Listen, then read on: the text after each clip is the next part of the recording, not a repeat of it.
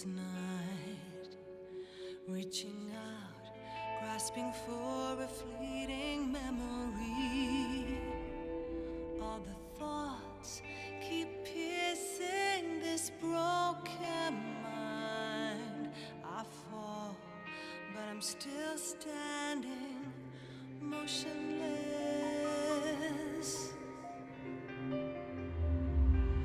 Far in the distance, there is light, a light that burns these scars of old. All this pain reminds me of what I am.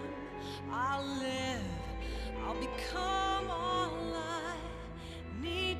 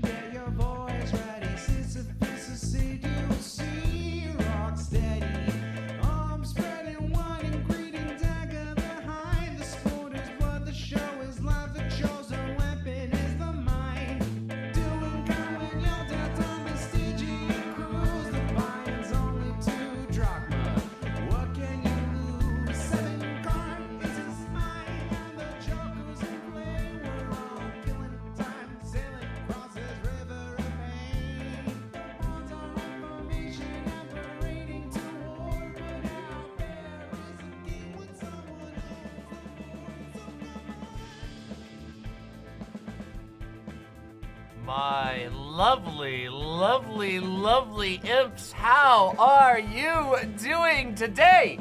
Polaire, Ada Stardust, Dank Catlord, Girl with a Guitar, Uchronian Page, Punk Corp, Straw Hat Monty 97, Baphomet, the Evie the Purple, Bill Portley, Somniostatic, Calliope, the one and only, Slender Analogy, Dank Catlord, Tearstar, Mycena, Nerodia. By the way, thank you very much for the unbelievably generous 6 gifted subs, Nerodia. Thank you so very much. Sentient Rat, Ether, Uncle Gumball, Joey Ravioli, Possum, Morthram, JS Masochist, Argo, Air, Zoomy the Dog, Little Morphine Annie,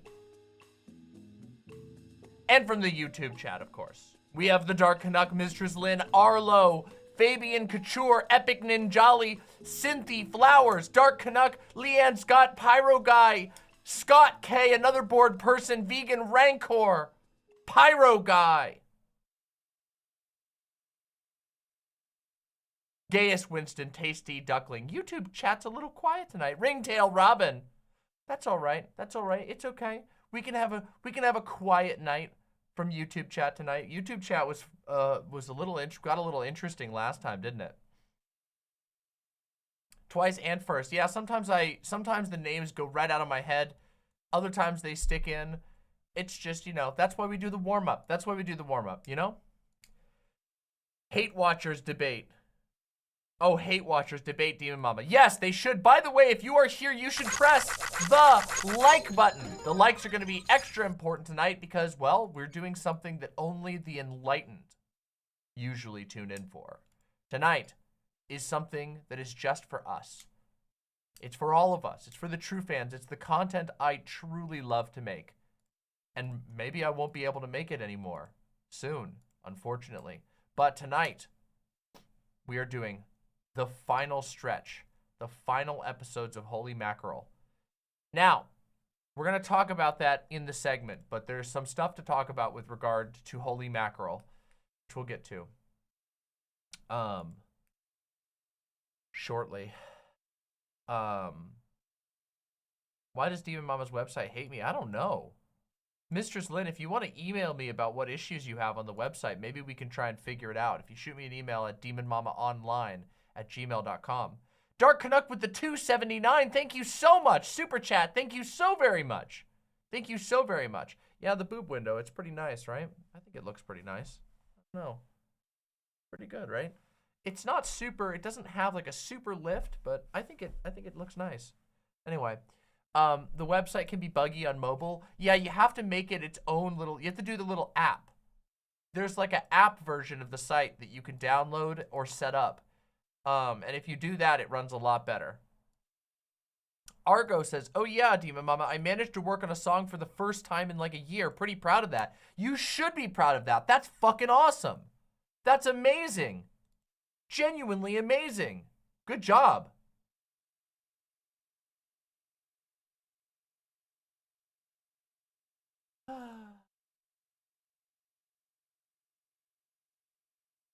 I have had a fairly, wait, what have I done for the last few days? Oh yeah, played Metal Gear Solid. I've been playing the shit out of Metal Gear Solid the last few days, which has been pretty goddamn amazing. I'm not gonna lie. I beat Metal Gear Solid 1 last night and then started Metal Gear Solid. And if I seem just a tiny bit tired right now, that's because I was up really late playing Metal Gear Solid 2. I'll completely own up to that. You know, you guys know I own up when I damage my sleep schedule by playing video games, but Metal Gear Solid 2 is fucking amazing. It's actually incredible. Have you seen the Egyptian pyramid sound levitation conspiracy? I recently saw this after seeing a 3 million sub channel pushing it on YouTube. No, I haven't seen that. You should probably send that to me. Demon Mama, what's your fursona? Wow, I've been getting that question a lot lately. My fursona is a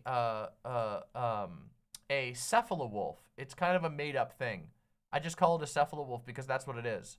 It's a wolf with a whole bunch of nautilus, octopus, cuttlefish and squid inspirations.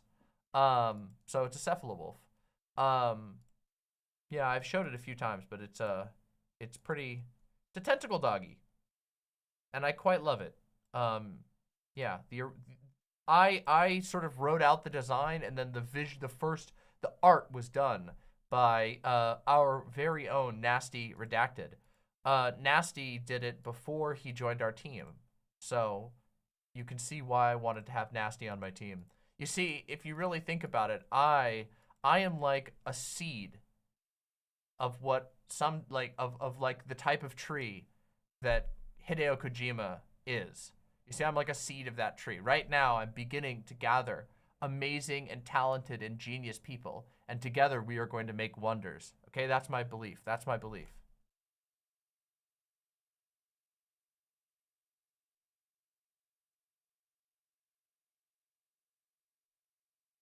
The Erd tree. No, Erd trees are too parasitic. I want to be non-parasitic.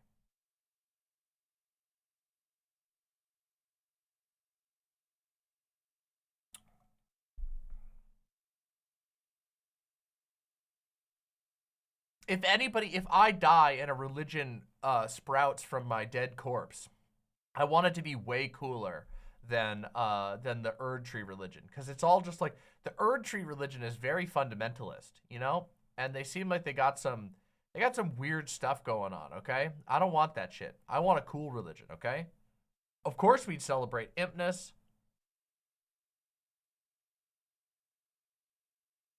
There are cool, like, I'm not trying to hate completely. There is some cool shit about the Erd tree, okay? But its religion, kind of uninspired, gotta say. Have you seen that Tarnished Archaeologist has done a couple of Dark Souls videos recently? Yes, and I'm really excited to watch them. I haven't had a chance to sit down and watch them yet, but I want to. Tarnished Archaeologist is amazing. Amazing, one of my favorites. Oh my God, I'm getting sushi! Oh! The Crucible is cooler because the Crucible is like the ancient version of the Erd tree. The Erd tree is something else entirely. And if you're deep in the lore, you'll know that there's like a distinction between the Crucible and the you know, final version of the Erd tree. Oh my God. Also yesterday, I think it was yesterday. Yeah, it was yesterday. Yesterday, I was arguing with Christians in the comments of my short. No, wait, maybe it was 2 days ago. When did that short go up? My editor, Danny, decided to put up my, that short, that very problematic short of me singing Gangnam Style Christian cover, but the 2024 edition, which, to be fair, was a great idea, apparently, because it got a lot of views, but oh my God, did it make a lot of people angry. There's like 100 comments on there, and half of them are seething, angry, fundamentalist Christians. It has been wild.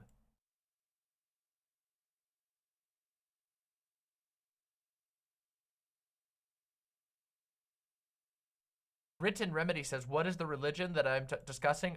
It's from Elden Ring. It is the central, like the dominant religion of the world setting in that current time.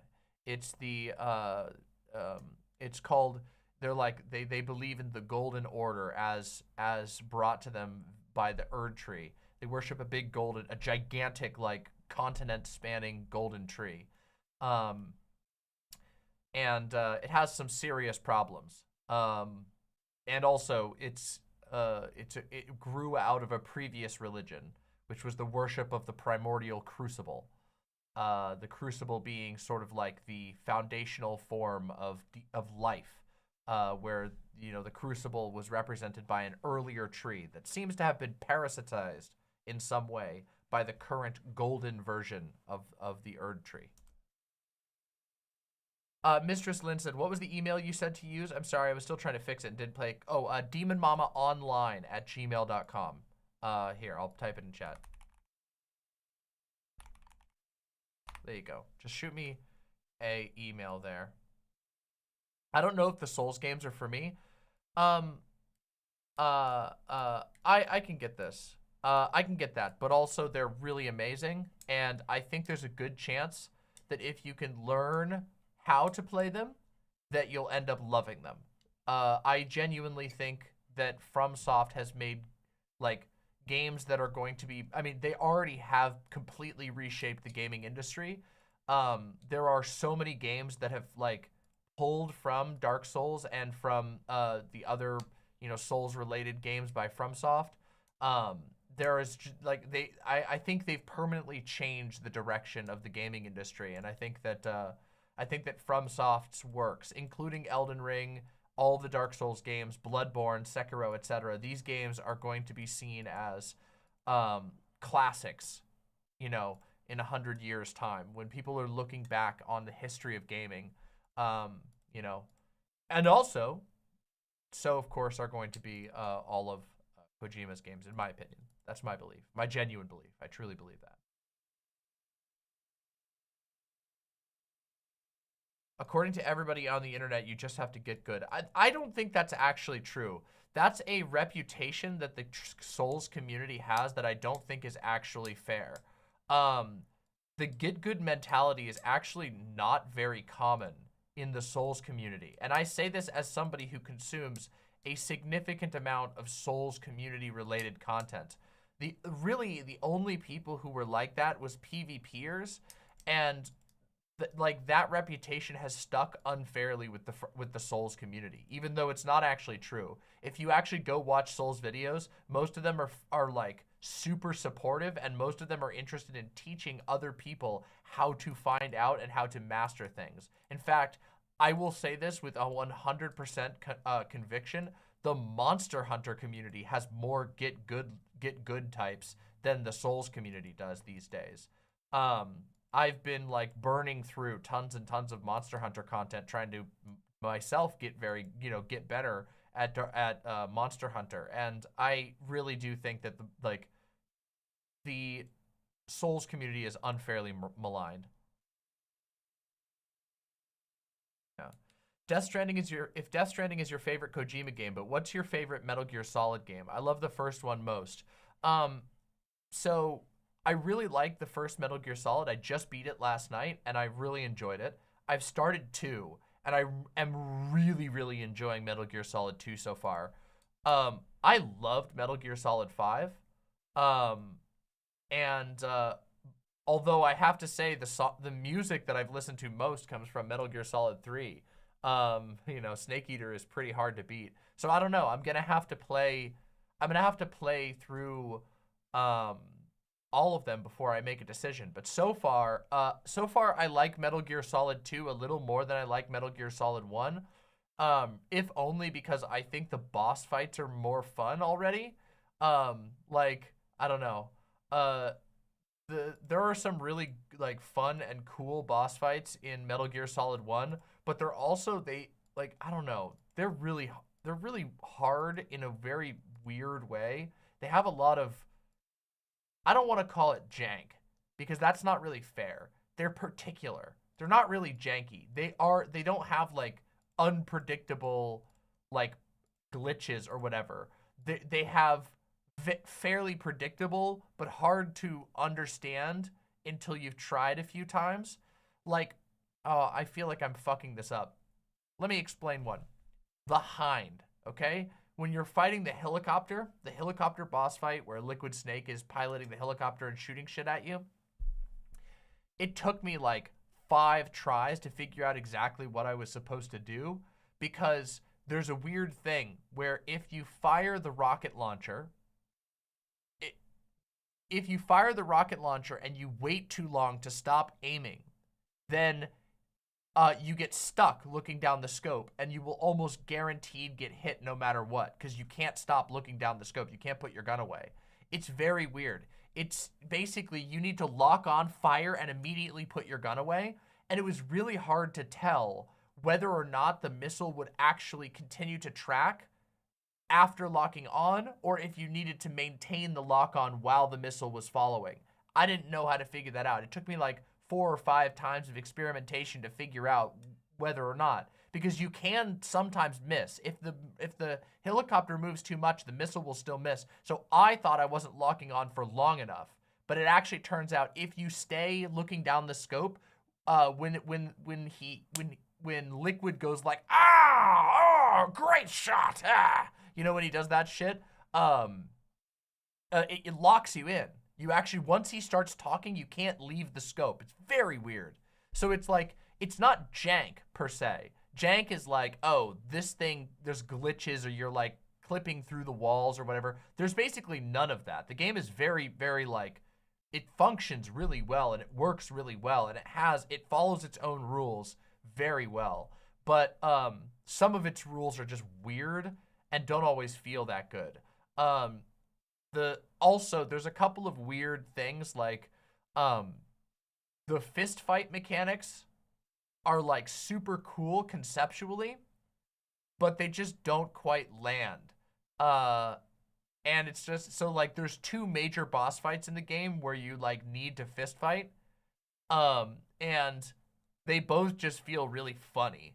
Like even for a PS1 game, it's just kind of like, oh, there's not really like you have one punch, two punches, or a punch kick, and that's it. That's all you've got. And there's no block or dodge whatsoever. You just kind of have to like walk away and loop back around. So the fist fights are these weird like, I don't even know how to describe it. You like run away and then run back and punch and then you run away again. It's very silly.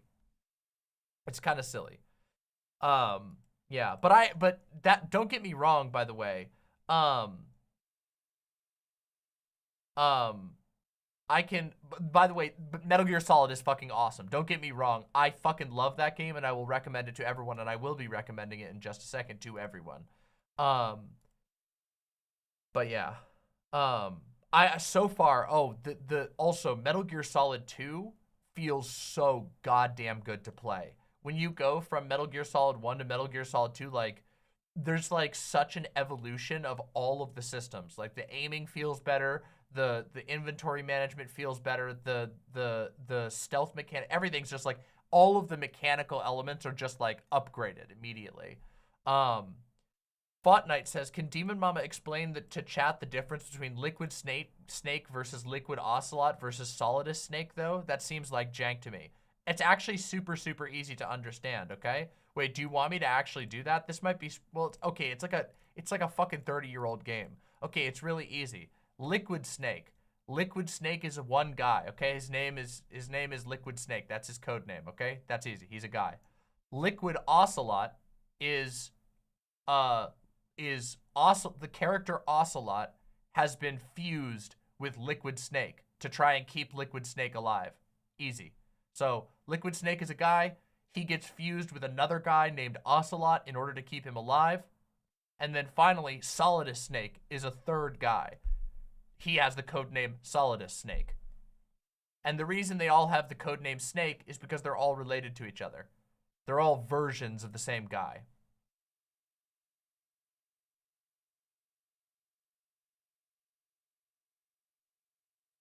Okay, yes, there might be story elements that I don't know yet, but whatever. It doesn't really fucking matter.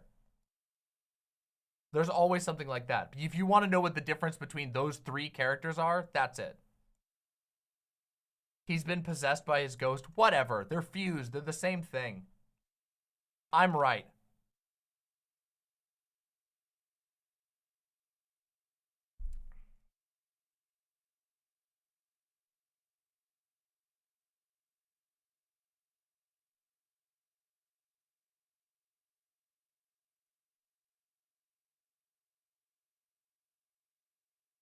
Like Steven Universe Fusion? Yes, basically.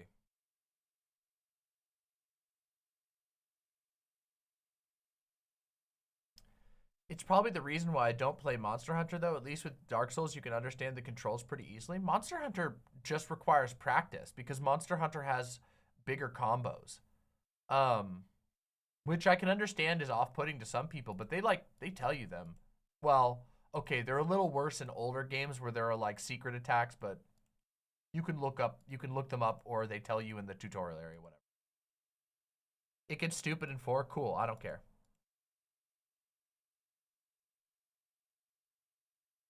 Sorry, that was mean. I'm just excited for all the games. I'm sure it's gonna get stupid.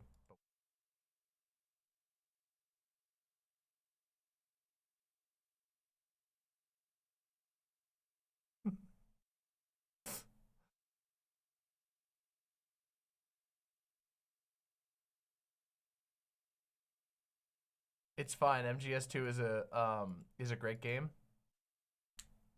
Yeah, it is. I'm loving it. Obviously, I don't know the full storyline of Metal Gear Solid 2. Mistress Lynn, did I miss a donut from you?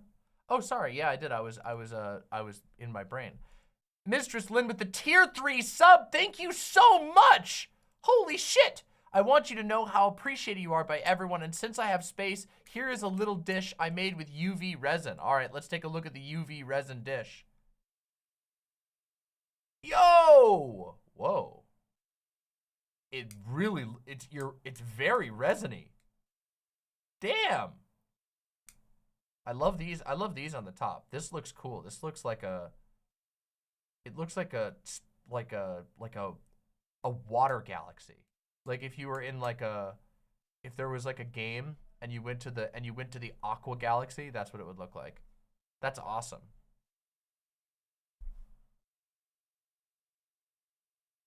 That's really cool. Thank you so much.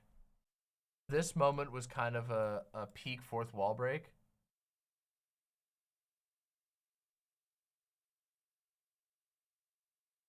Well, I guess we'll find out. He attaches Liquid's corpse to his arm. Yeah, exactly. That's what I'm saying. That's what I'm fucking saying. They fuse. They're fused together. That's what fusing is. Anyway.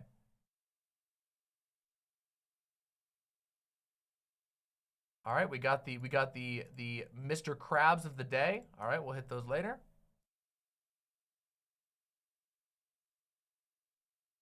Hold on, I got a question. Argo says, hey Demon Mama, I forgot, which MMOs have you played and do you recommend any? I got into Final Fantasy XIV recently and have been wondering about other games too. Okay, let me think. I have played EverQuest, City of Heroes, City of Villains. They're not exactly the same game, but they're kind of the same game. World of Warcraft, Guild Wars 2, RuneScape, what was it called? Jade Empire? I think it was called Jade Empire or something. Black Desert Online, Final Fantasy 14. Have I played any others? I think that's all of them. So I've played like, oh wait, sorry, I did forget. Final Fantasy 11. I played that one too. I played Final Fantasy 11. Have I played any others? Are there any other MMOs that I've played? I'm trying to remember if there's any others that I've played. I might have missed some. Oh, I played Lord of the Rings Online in the beta. So I never really fully did it. Taco Facefart, thank you very, very much for the boobs. Hell yeah. True. True. Jade Empire is a BioWare game. Maybe it's not Jade Empire. Maybe it's, hold on. Jade Dynasty. Jade Dynasty. That's the one. Jade Dynasty. Jade Dynasty. That was the one. Okay, so can I recommend MMOs?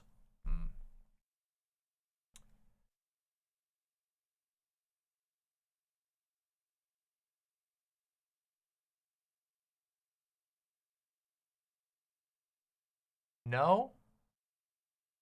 No, not really. Maybe. I don't know.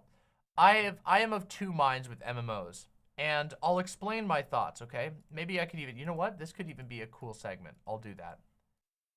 Let me explain my thoughts about MMOs. I've been asked by chat, I've played a lot of MMOs in my life, and I've been asked by chat if I recommend any of them. And I have a hard time saying yes. I have had a lot of fun with MMOs at various points in my life. World of Warcraft especially, because in World of Warcraft I got involved in very high level raiding, which I found really fun in a very unique way. There is something really cool about participating in an event that takes like dozens of people to accomplish and being able to accomplish it together through coordination. I genuinely think that's really cool. I think it's awesome to get to know and master like your role in something like that. and also to be able to understand other people's roles so you can synergize with them. There's something very cool about that. But it's also a fairly rare experience, even in the MMO world. If you are a serious MMO raider, most of your time is not going to be spent actually doing those raids or even practicing for those raids. A lot of your time, thank you very, very much, by the way. A lot of your time is going to be spent basically preparing for, grinding up, doing a bunch of other stuff. And as a result, you waste a lot of time. And most of that stuff is not very fun. In almost every MMO that I've played, that's the case. And there's a thin line that has to be walked by MMOs, because the opposite problem can happen where if they make the raids really hard, because it's an MMO that's like a subscription service that wants you to play a whole bunch, and it needs to have a lot of stuff for you to be willing to commit to spending a lot of time and expertise on it. If they're that level of difficulty, because it's an MMO, it's going to take a whole bunch of other time to even prep for it, and there's going to be a bunch of other extraneous stuff that you have to do that often is just terrible. And if it's too easy, then there's no point to coordinate, and it doesn't matter because you can face roll it with a bunch of random people. You just press a button, you go in, you automatically win, and treasure appears in your pocket, which is no fun. Or at least it's not fun for me. So, I've had a lot of fun with various MMOs, and I've played a lot of them, but I don't know if I think that they're like I don't know. There's something about the MMO format that just feels wrong. Every MMO that I've played becomes a gigantic time sink, which can lead to a lot of negative feelings. It can also just eat up a lot of your life, and it can also cost a lot of money. And while I do think there are good things that can come from it, most MMOs out there right now are not in particularly strong positions. And this is because as the product goes on, the gaming companies that run these products need to find more and more ways to squeeze the people for money so that they can continue to report profits, which means that all MMOs have a tendency towards becoming horrible and terrible and encouraging addictive behavior. Every single MMO I've ever played has been full of problems like this.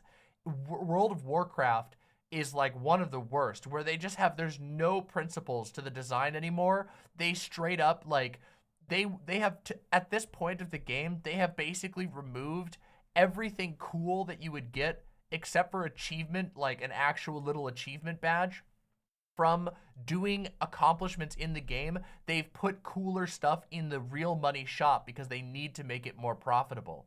The MMO as a format has this tendency towards addiction mechanics and toxicity that I don't know. I don't think that I can recommend most MMOs for that reason. There's so much magical moments that I've had in World of Warcraft that I look at and I go, wow, that was amazing.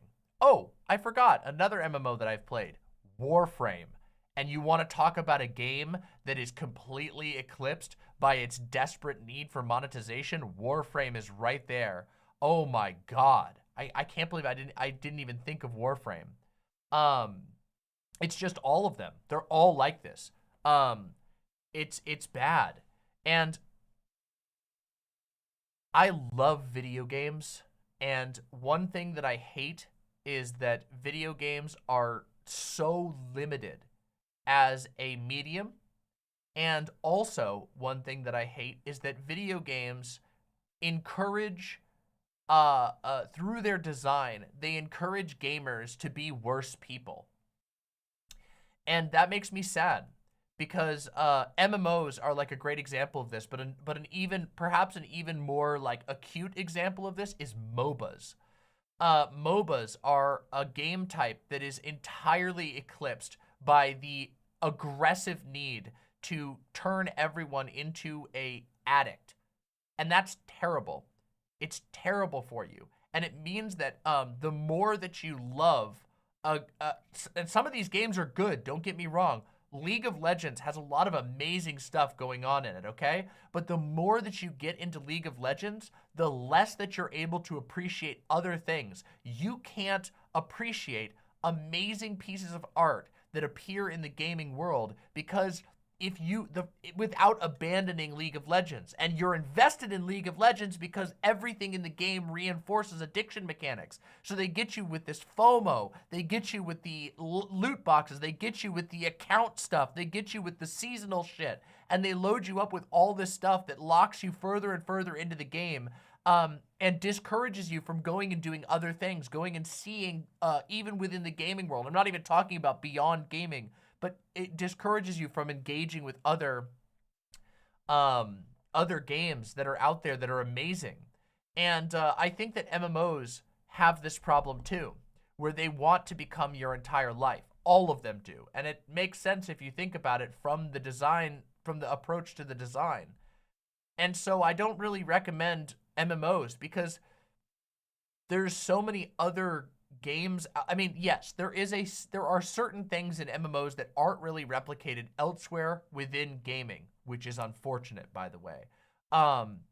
The raid feeling, like I said, that one at the beginning of like getting together with like 25 people or whatever, and all sitting down and coordinating and executing is an awesome feeling, and you don't really get that in many other places in gaming at all. You have to go outside of gaming to, you know, sports or, you know, real world endeavors of some sort in order to engage in that on a regular basis.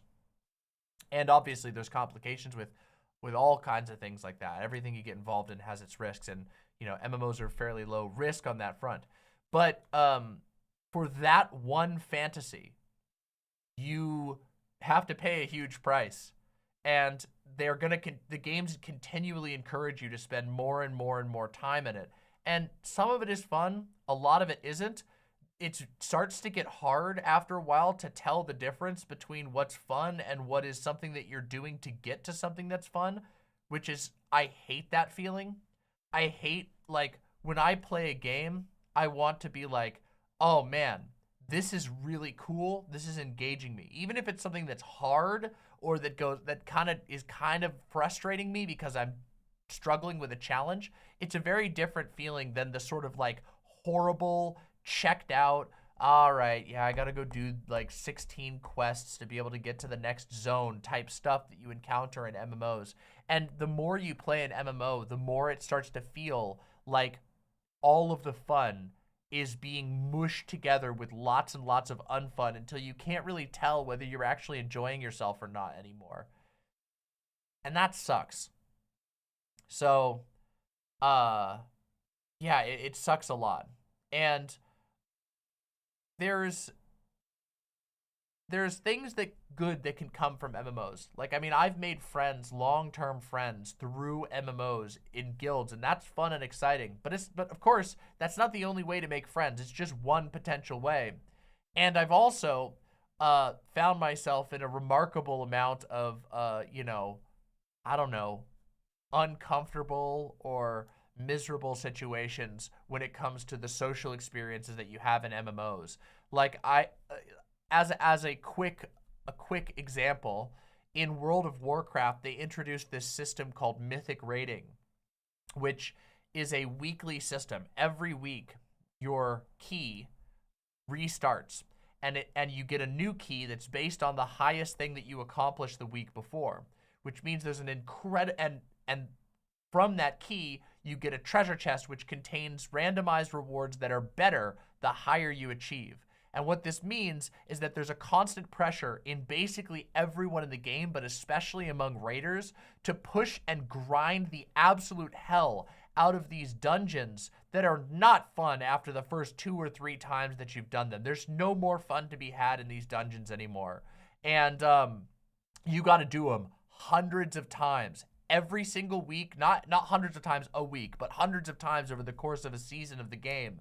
You're going to do them multiple times over and over again every week. There's lots of ways for it to go wrong. If anybody fucks up, it's like a huge time sink, and you know, you might not get that key that you want, which puts you back on everything else. It just, they're all designed in such terrible ways because the fundamental thing that they want you to do is spend as much money as possible for as long as possible on a game. The MMO format just trends towards toxic game design in a way that I can't recommend to people.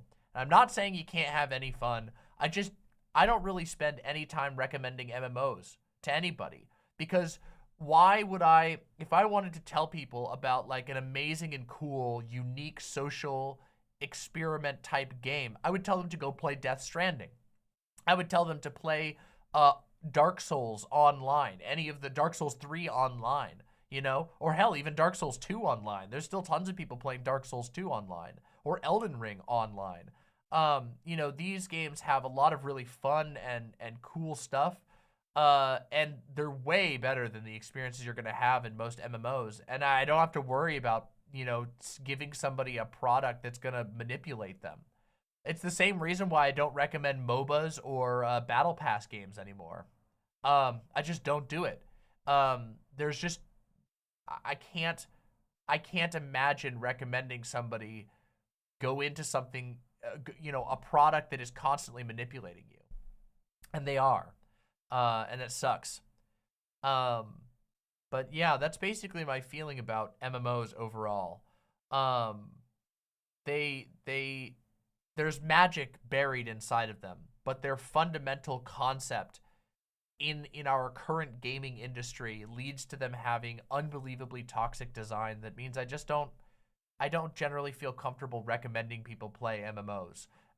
There's so many games I would love to tell you about, and I do. My channel, obviously. If you watch my channel, you know I'm constantly telling people about games that move me, games that I think are artistic experiences that you gotta go experience. And I know this from personal experience. Less with MMOs and more with MOBAs, that it's very, very easy to enjoy a lot, like the core gameplay of a game, and to slowly get sucked into the point where you default to playing that game instead of going and checking out other things, and then you are just living a worse life than you possibly could.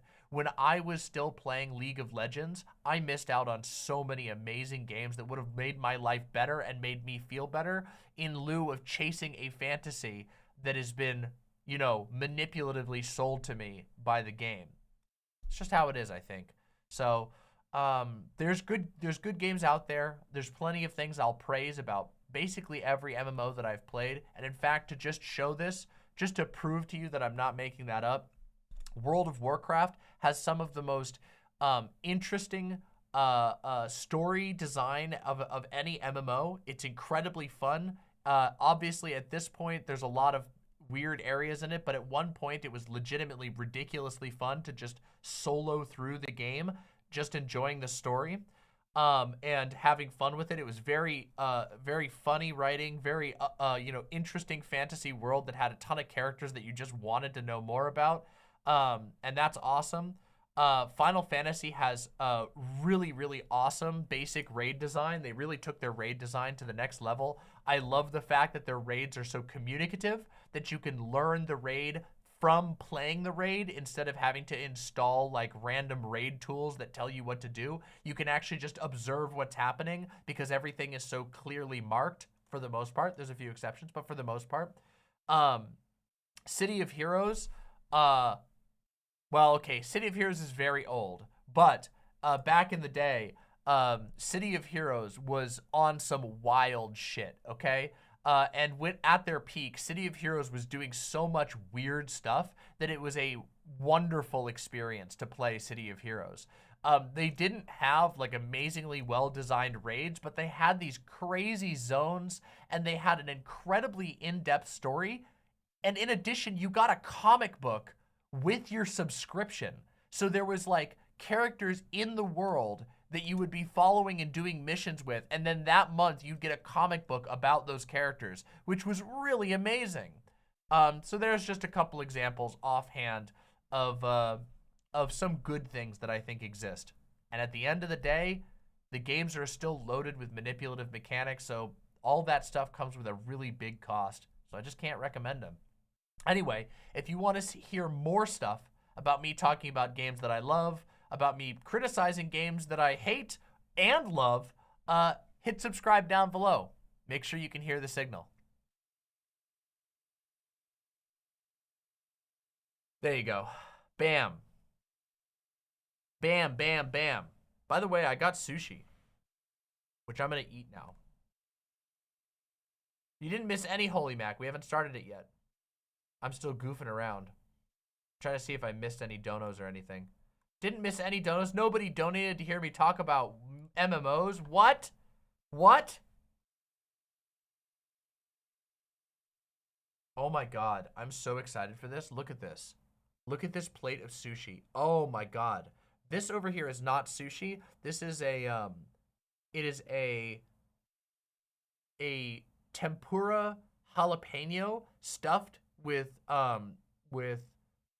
tuna and roe, which is fish eggs, and cream cheese. They are amazing. Absolutely amazing.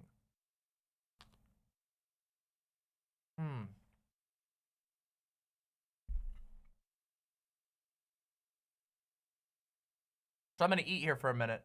Bear with me.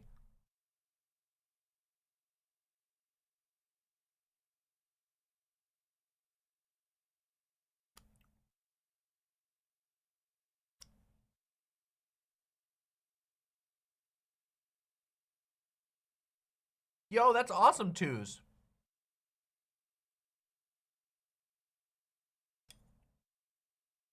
Hold on, I need a tissue. That sauce off my hand. Oh man, this is good. I was craving sushi the other day, and my partners were like, let's get sushi today. And we have a really good sushi place near us, so we got it. I am a lover of wasabi, so I always make wasabi soy sauce because I love wasabi. So I know that people are mixed. Some people hate wasabi, some people love it. I love it. For me, it's like truly delicious. And I love it when I mix it in with the soy sauce and it gets on all of the stuff that I eat. Because Seattle has tons of sushi. Like, it's like the fish around here is just amazing. Here we got an eel one.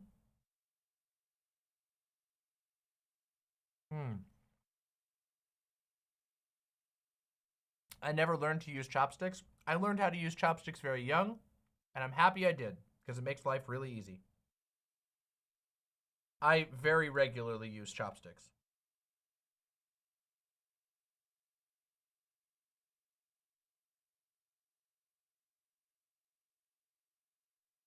Have you ever had a poke bowl?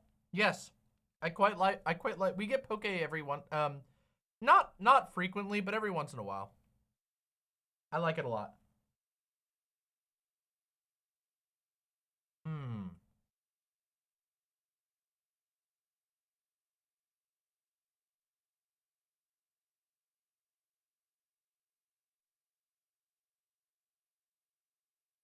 A little bit of ginger.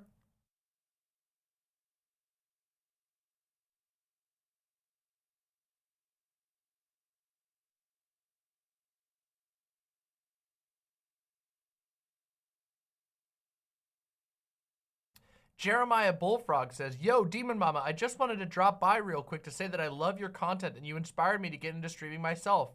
I can't figure out mic settings to save my life, but you made me want to learn. Keep working on it.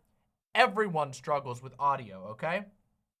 I promise you, keep working on it. And also, there are like so many audiophiles, that's the wrong word, audiophiles. There are so many audiophiles on YouTube that will help you out. Like, I learned so much from watching like great YouTube tutorials. There's actually a ton for audio. It's like one, for some reason they just love it. There's like YouTube tutorials are always like, it's like you never know what you're gonna get. But for some reason in the audio world, there's just a ton of really good tutorials that'll teach you a ton. I highly recommend learning how to use something like Voice Meter Potato as soon as possible. It will elevate your ability to do really cool things with audio.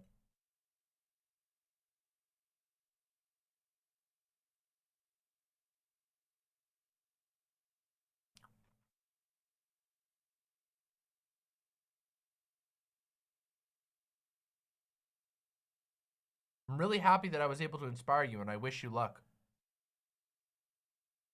I got it up on the bar, Fortnite.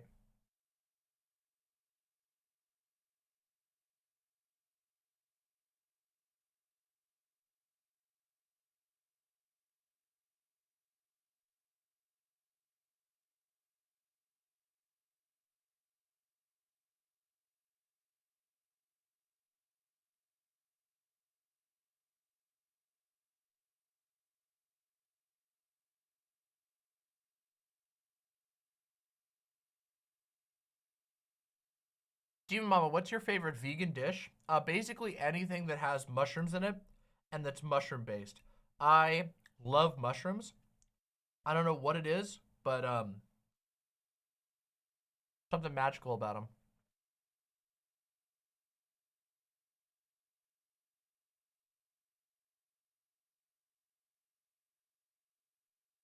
Like I just there's something like in the flavor of mushrooms that's like the umami of mushrooms makes me like I just love them.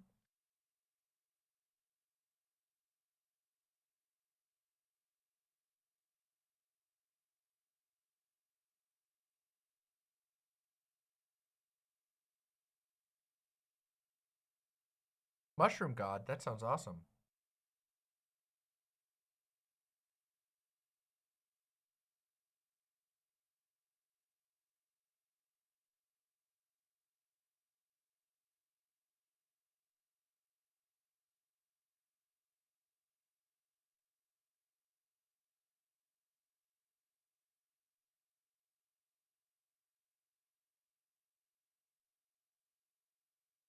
That sounds amazing, Twos.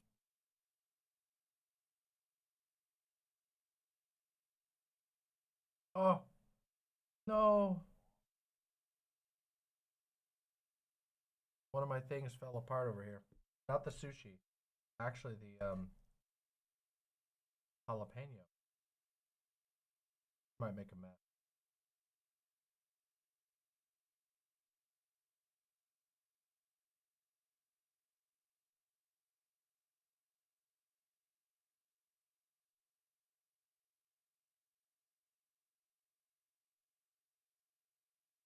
Jalapeno. Jalapeno.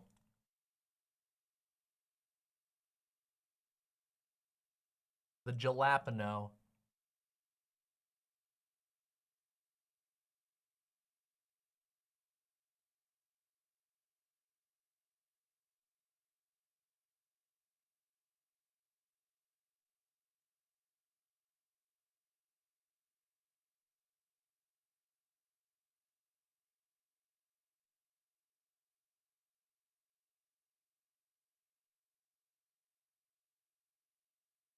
1 second. I'll answer that in a second, Somnius.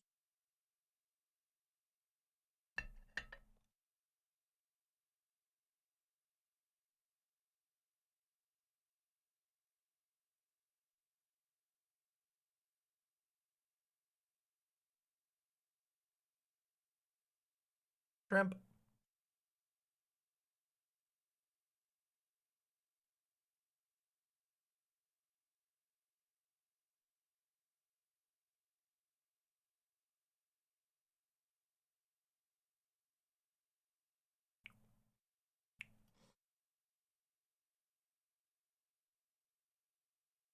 See if I can eat this without making a mess.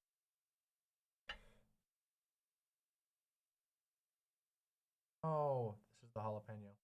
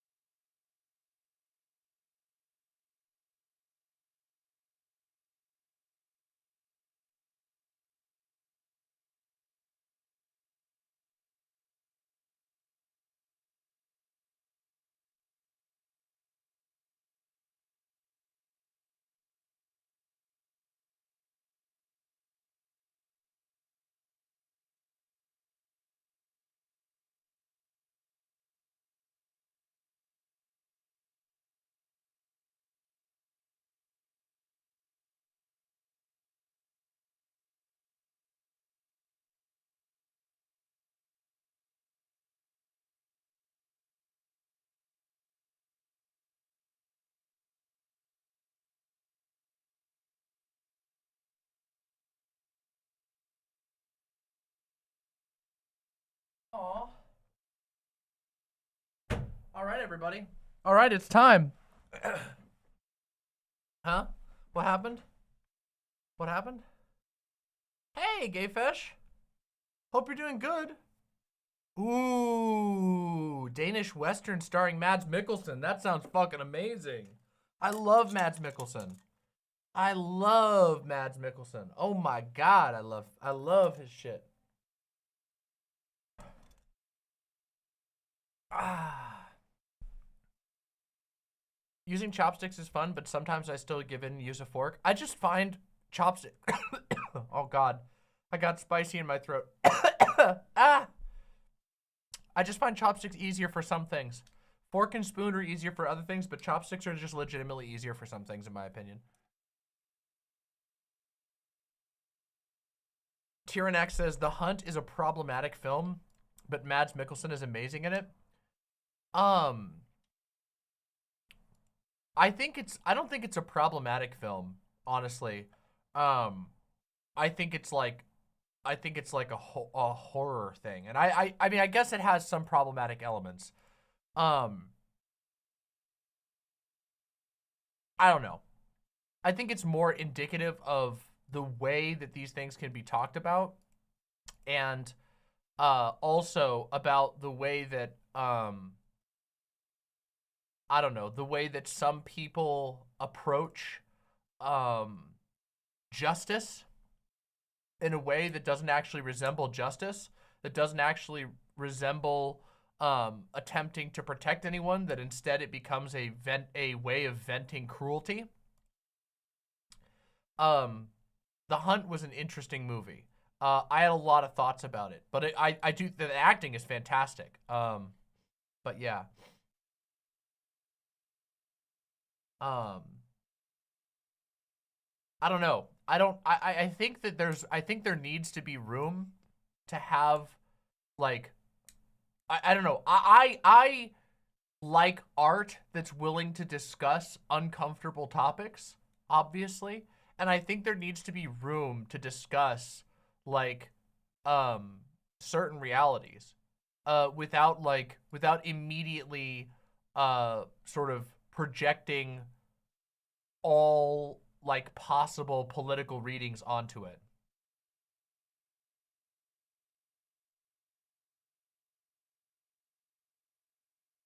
And I think that movie does a really good job of forcing people, I think that movie does a really good job of forcing people to reckon with, like very effectively to reckon with the difference between justice and retribution, the difference between protecting and like what's the right word that I'm coming up for? The difference between protection and looking for an excuse to hurt someone. Because one of the things that happens is, like, you see a bunch of different characters and how they react to things. That a lot of the characters are acting in very, very good faith. They are acting out of a genuine desire to protect people, to protect their kids, and but they get their good intentions sometimes become weaponized by people who are genuinely vicious and just looking for somebody who they can have a societally acceptable excuse to hurt, you know? Yeah.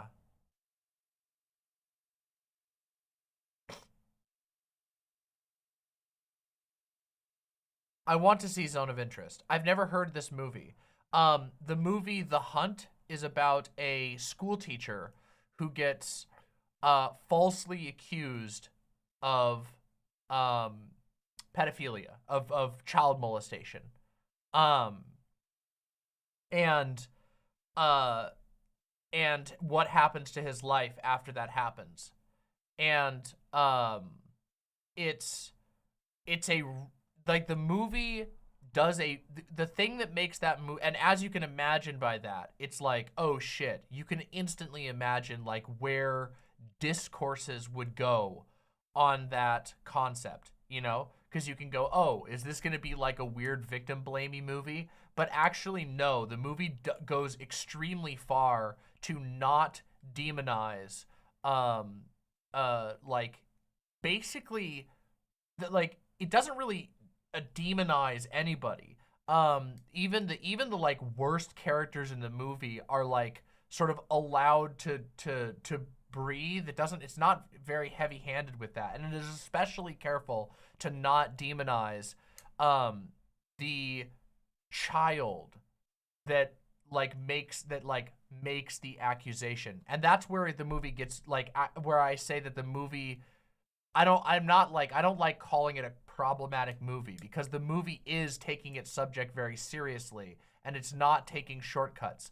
Like, there's a kid, basically, I don't want to spoil the entire movie, but there's a kid who gets mad and is dealing with some shit and in her home life, and she's a child, she doesn't know how to express any of this, and she gets mad at a teacher. And so she says something that she doesn't think is bad. Like, she doesn't understand even what she's really saying. She's just sort of mad, and she accuses him of one thing.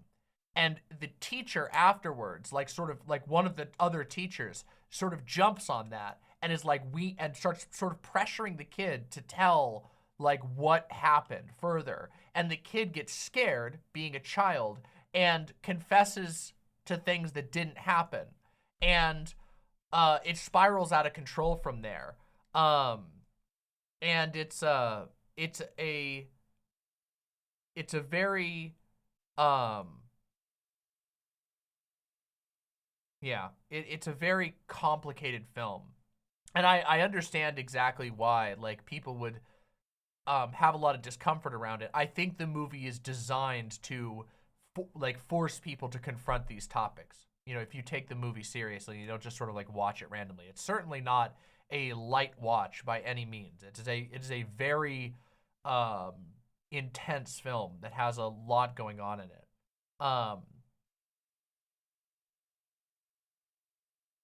And of course, like, I think it's kind of an important topic to talk about, right?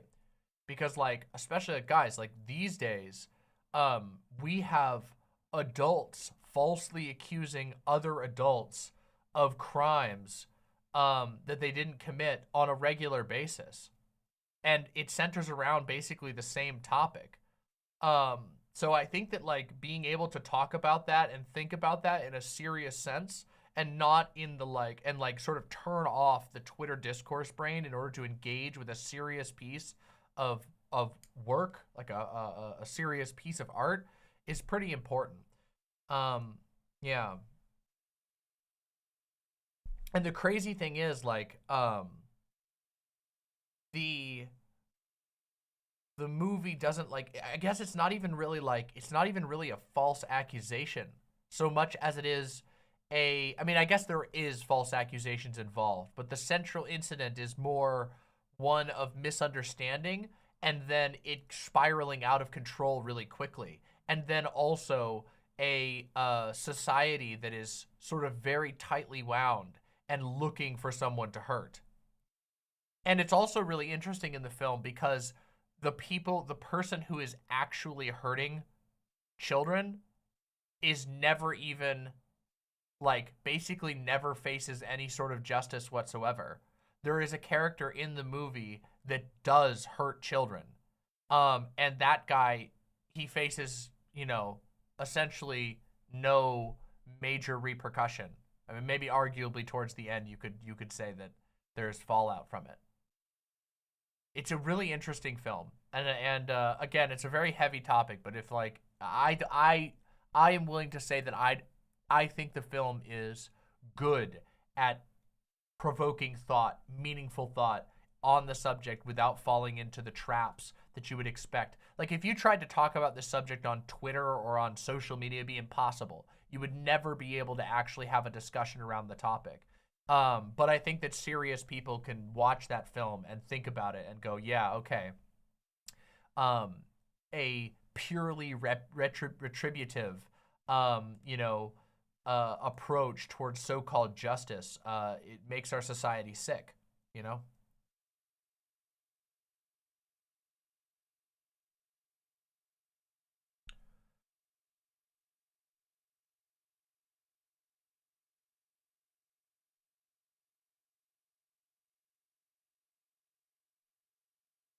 Indigo Zolo says, I have found my streamer. She loves Mads Mikkelsen and is willing to engage critically about the hunt. Yeah, I'm pretty willing to engage critically about anything. I'm happy you found your streamer. I'm happy to have you. Welcome. So-called justice makes you sound like, hey, well, I mean, it is, right? Like, everything is what is justice in the American justice system, right? Like, it's questionable. And obviously, this movie doesn't take place in America, but we're not the only country with a similar justice system, you know? By the way, if you're here and you haven't pressed like, make sure that you press like on the stream. Tyrannex says, I see what you mean. Thank you for the very oh, that's not for me. Okay, sorry. I thought that wasn't me. Make sure you press like on the stream. We always get more viewers, and I'd love to have more viewers tonight. I know tonight is one of those, you know, lately I've been doing a lot of streams that are for the core, you know? This is for you all. There's basically 230 people who will show up for basically anything that I'm doing. Any subject that I'm doing, there's about 230 people out there who will show up for it. And you all, you're the fucking real ones. And I've been feeding you all a lot lately because I appreciate you a lot.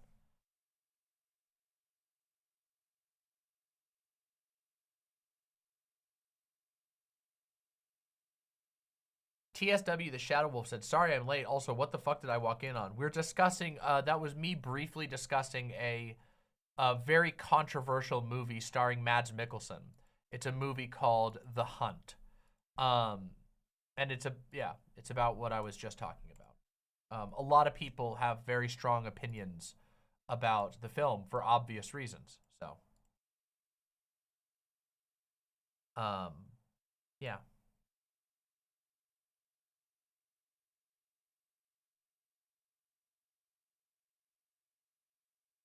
Based bird noise. Based.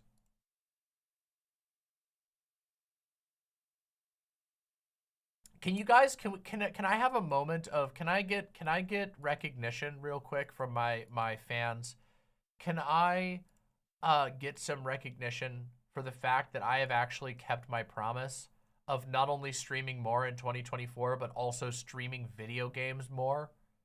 That like I said that I really want to get better and push through the fear. And by the way, just so that we're clear, it comes with a cost, you know. Defying the algorithm is very difficult, okay? It is really hard to do things that the algorithm doesn't like that I know are good for the health of my channel and for my own personal health, okay? It is very difficult. And I know that most of you guys out there aren't creators, so you don't know, but it's basically like intentionally letting your boss yell at you every single day. Because you know that what you're doing is the right choice, even though they don't think so. It sucks. It feels bad, okay? But I feel like I'm more powerful, all right? I feel like I'm more powerful for it. And also, it makes me want to stream more often, which means I kill two birds with one stone, so to say.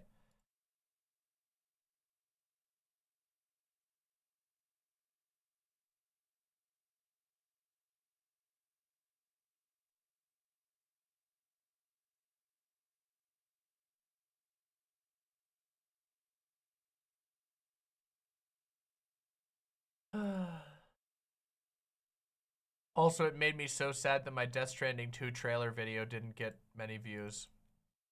It actually is the worst views that I've gotten in a very long time. Makes me so sad. But that's just how it is, I guess. Oof. Hurts. But it's worth it. I love it. And I'm proud of my video that I made.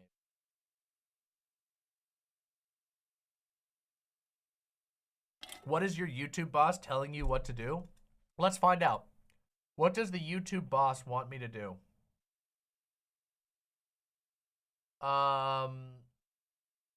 Reactions to other streamers. Debate reviews.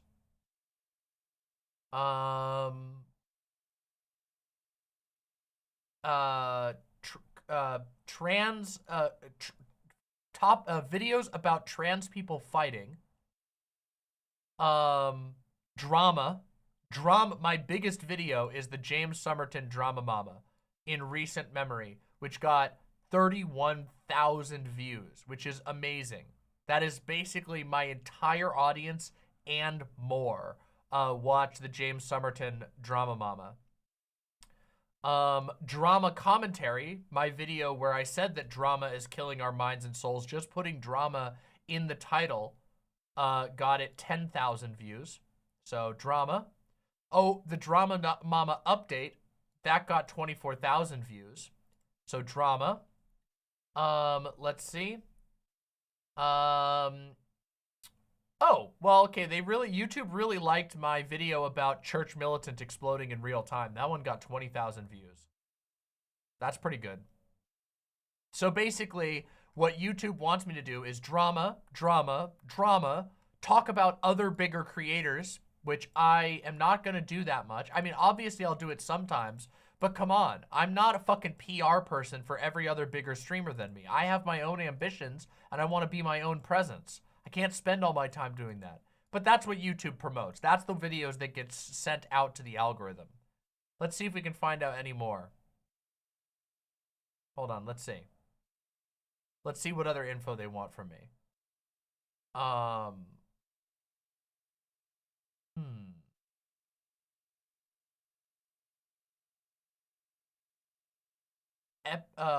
Epic debates. They say that there's that I could get more clicks if I did something that says epic debate. Birth of the Demon King. I don't know what the fuck that means. Let's see.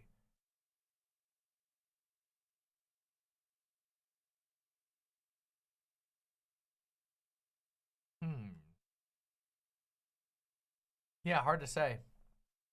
Seems like epic debates are what they want me to do. That's what they're pushing me to do.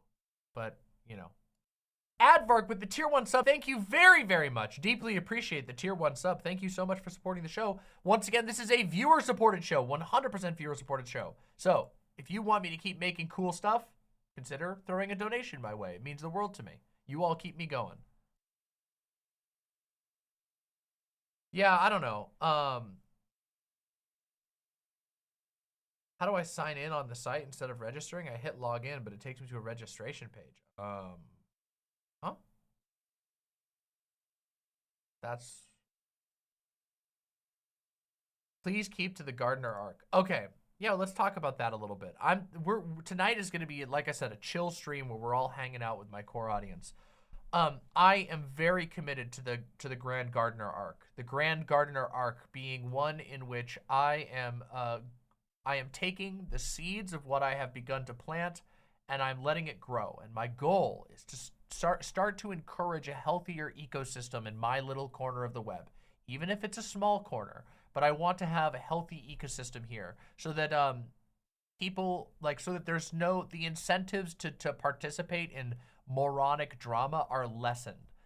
There will always be an incentive because that stuff sells very well on YouTube for obvious reasons. People love to talk about other people.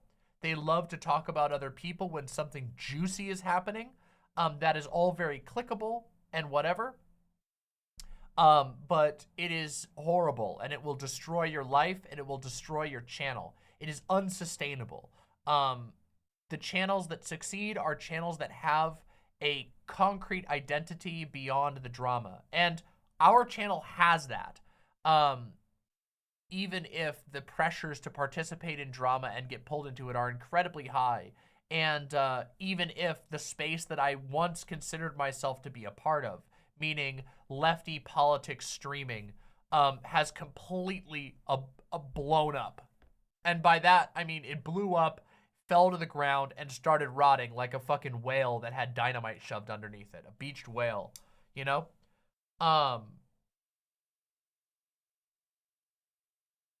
Yeah. You know, so there's been some struggles, you know? And, I've been intentionally doing a lot of content that is stuff that I really like. I did a whole video a couple of weeks ago talking about my approach to content and how I want to approach my channel going forward. That I have been on a like very, very strong anti-drama arc for a very long time.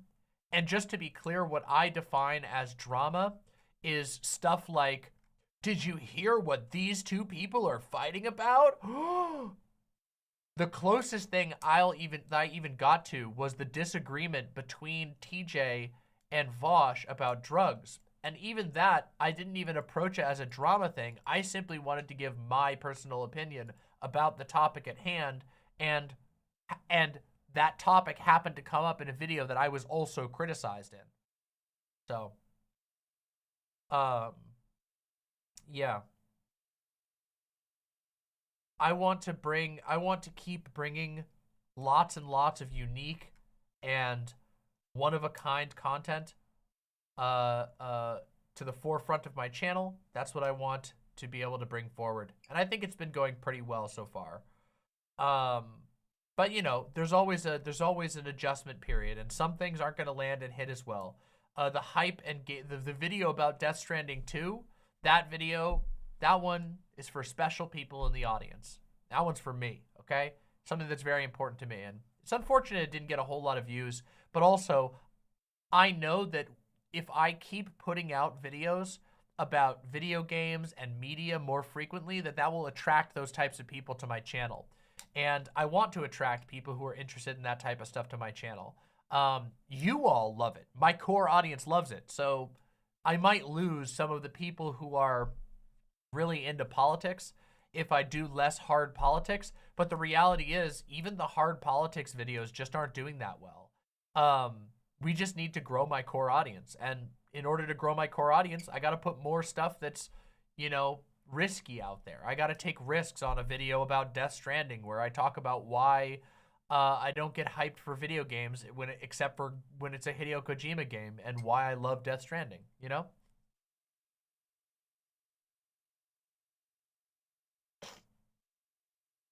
Yeah, so.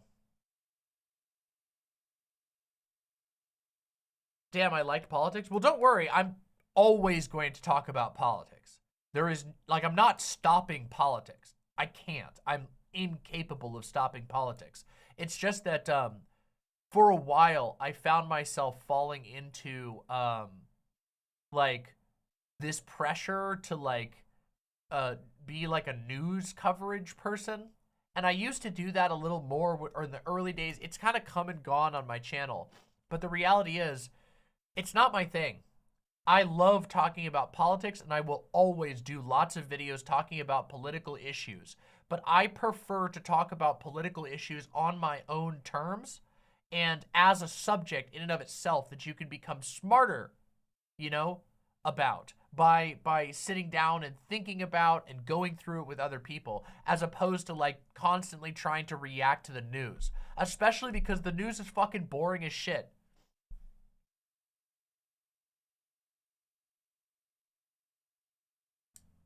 Yeah.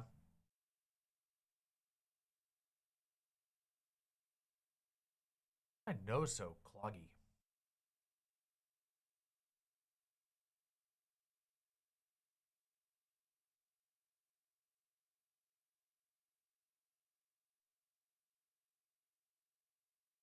Making fun of the right-wing bullshit is good for the soul and decent for the algo. Yeah, but it gets too much. Okay, so about that. So we do make fun of right-wing shit, obviously. We haven't really done a whole, well, I guess we did. We did the Meatball Ron DeSantis and the Greg Abbott video. But reacting to right-wing content right now is like, the chud dunking industrial complex has collapsed quite a bit. And part of the reason is because it's so repetitive. Every single video that's being put out by these right-wingers is the same fucking thing. All of them. They're all on the exact same message. They're all putting out the exact same stuff. It's just like one giant repeater. You can only do it so many times before it gets tiring, you know? It gets tired. I get bored of it, you know? But it still happens, and I'm still going to do it. There's still all kinds of stuff to dunk on, you know? But it's just like, there was a period of time on the internet where, like, you know, right-wingers aren't, you know, they haven't ever been any smarter than they are right now. But they were less concentrated. You know, it's like they've, like evaporation, you know? It's like salt water. The salty tears of the right wing have begun to evaporate, and now there's just sort of concentrated salt. And it's like, ugh. You know, you can only deal with so much concentrated salt before it's just like, this sucks.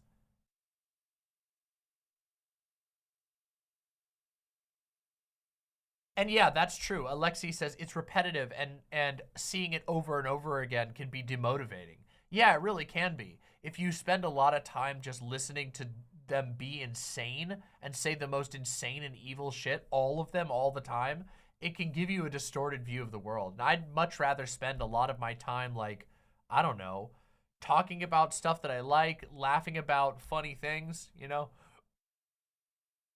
I don't know. Uh, Talking about my feelings on MMOs and whether or not you should play them or not. That's awesome, Snookin. That's absolutely amazing. I'm happy to hear you've been playing Death Stranding. It's incredible.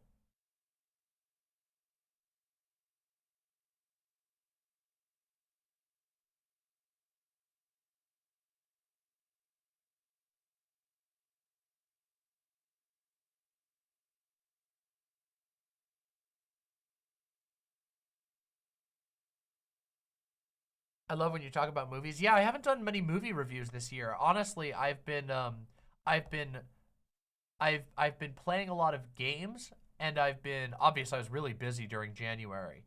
But I haven't watched a whole lot of movies. However, that's going to be changing coming up soon.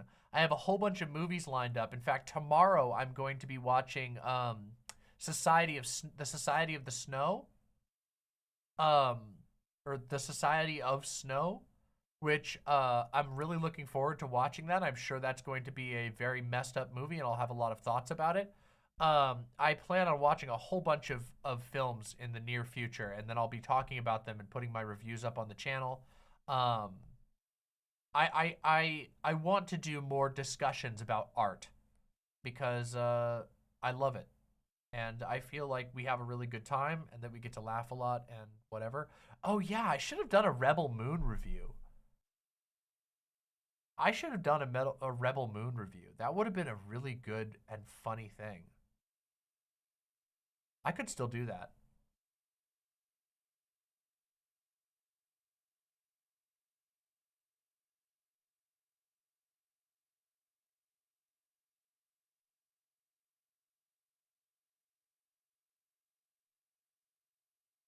God, Rebel Moon was such trash. I really liked it when came on to talk about that movie, a future thing. Me and Gayfesh will definitely be doing conversations about movies again in the future. Gayfesh and I watch a lot of movies together. The funny thing is, part of the reason why I haven't been watching all that many movies is because normally Gayfesh and I get together pretty frequently to watch movies. And recently we've been watching through a TV show called For All Mankind, which is great. I've really enjoyed it. But also, it's a big TV show, and so we've been binging that, and it means I just don't have as much time to watch movies.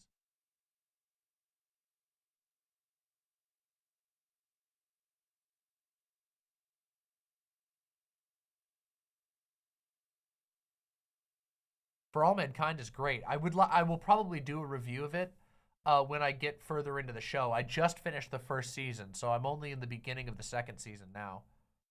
Um, yeah, I got to give a watch to Blue Eyed Samurai. I've heard it's good. Have you ever seen Battlestar Galactica? I'd love to see you talk about that. I've never seen Battlestar Galactica, if you can believe it, um, but I've heard really good things about it.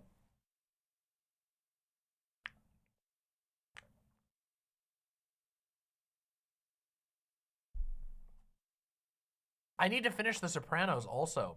I fell off my watch through of The Sopranos because of the road trip. How about Farscape? I haven't seen Farscape either. Um, so the sci-fi TV that like the sort of golden era of sci-fi television that shows that I've seen is Star Trek: The Next Generation, X-Files, Stargate, and I guess that's those are the ones I've seen. There's probably other ones, but I haven't thought of them now. The Sopranos is my comfort show. Comfort show? Comfort show? The Sopranos is so stressful. How is that a comfort show?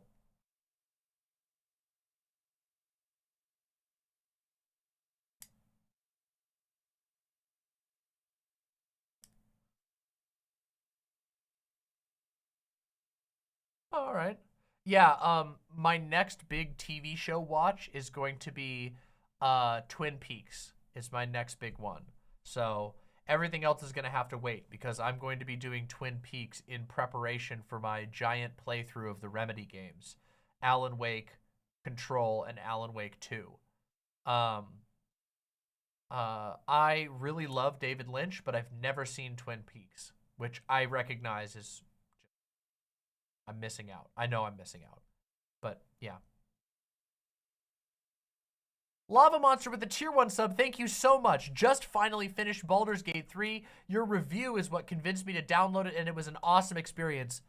That makes me feel absolutely amazing. Not only the donation, but the fact, more so than the donation, the fact that you played a game based on my recommendation, that is the greatest feeling, and liked it. That is the greatest feeling in the world. Thank you so much for telling me that, and I'm so happy that you enjoyed Baldur's Gate 3. It's a truly fantastic, truly homosexual game, and I really love it.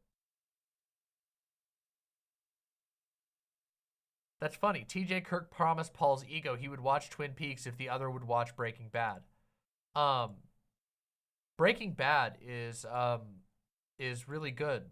I'm excited for Twin Peaks, and I've heard that Twin Peaks is magical. So. Yeah, I'm familiar with that. I know there was a production issue in the middle of season 2 of Twin Peaks. There was like, I think because David Lynch left the project for a while. Yeah.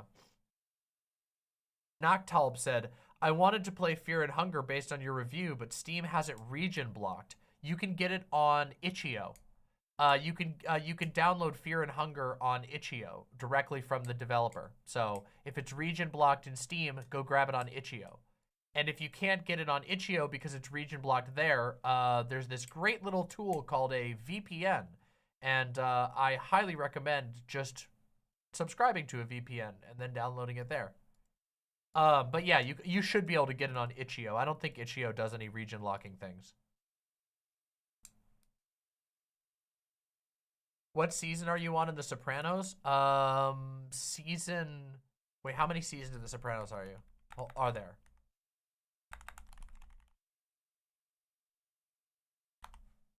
There's 6. I think I'm on the beginning of the 6th season.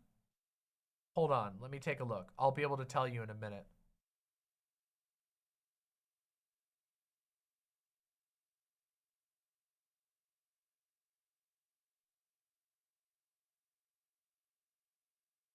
Okay, no, I'm in season 5. I'm in like the middle of season 5.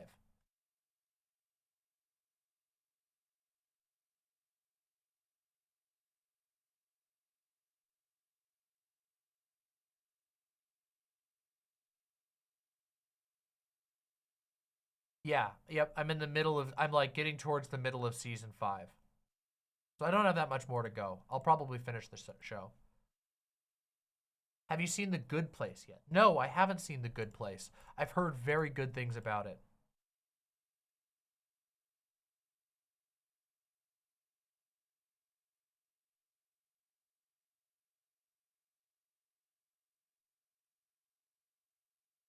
I've heard really good things about The Good. I'll have to check it out at some point. It's been recommended to me a lot. My media list is absolutely enormous. Enormous, okay? My goddamn media list is huge. It's titanic, okay? But that's okay. Yeah.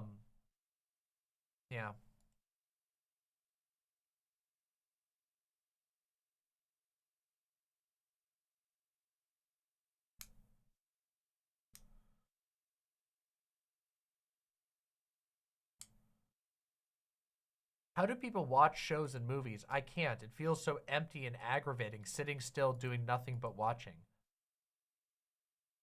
That's very interesting. Do you by chance have ADHD?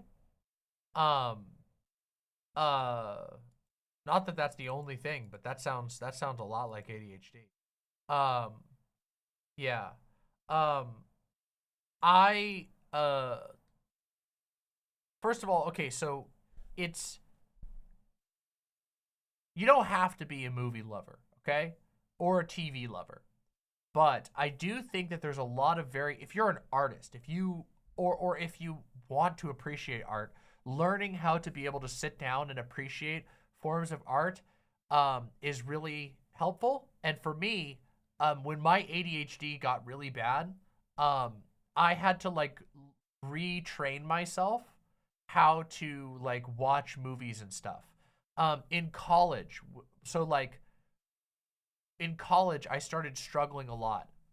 When I was younger, it wasn't a big deal because I would get so excited by the movies that it wouldn't matter. I would be glued to the movie just out of pure excitement. But as I got older, I started to struggle more and more with my focus. And in college, I started to really struggle.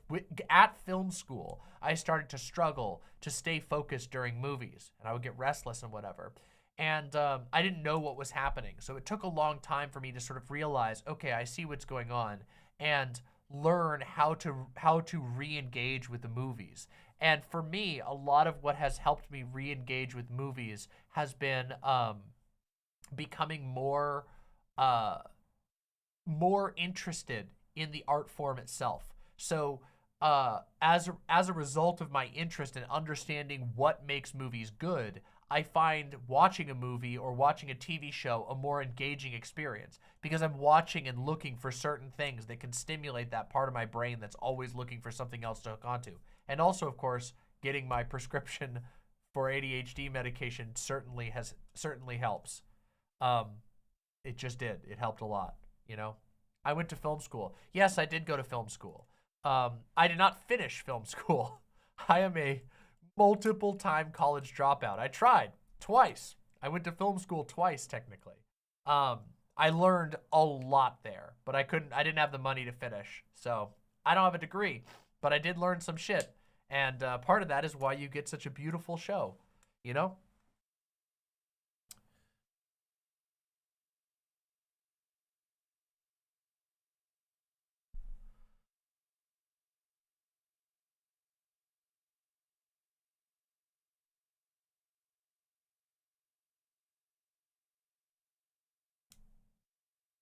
Show looks great. Shame YouTube keeps freezing.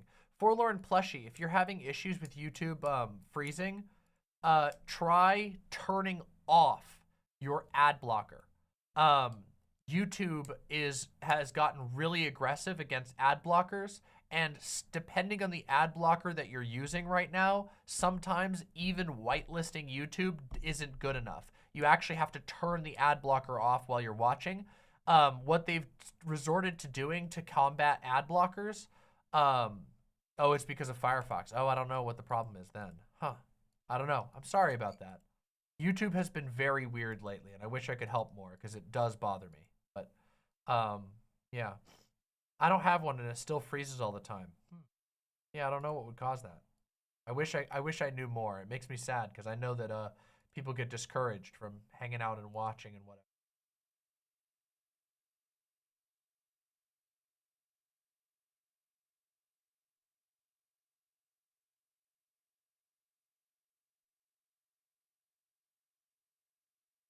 I agree, Gaming Blows. Gaming Blows says, get YouTube Premium, best monthly media payment I make.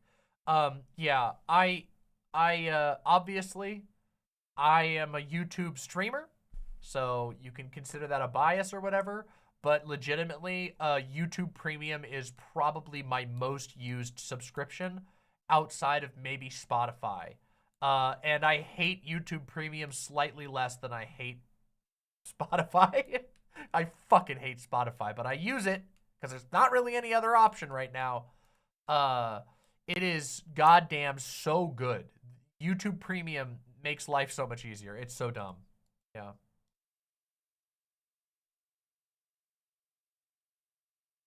YouTube Music is better? I don't know about that. Does premium pay creators? Yes. We get paid for premium views really, really well, as in better than ad revenue. We make more money each month by just a tiny bit, but still, notably, we make more money each month from premium views than we do from ad revenue. And we still get premium view money even when we're limited. Which means that, like, if I'm talking about a topic that's heavy and that advertisers don't like, we still make money. Obviously, if we get copyright striked or whatever, or copyright claimed, we still lose the premium stuff, but whatever. If I talk about, you know, drug discourse or whatever, I still get money from premium. If you're premium and watch on my website, well, the website is just a YouTube embed, so as long as you're signed in on YouTube, it should count just fine. Yep. Yeah.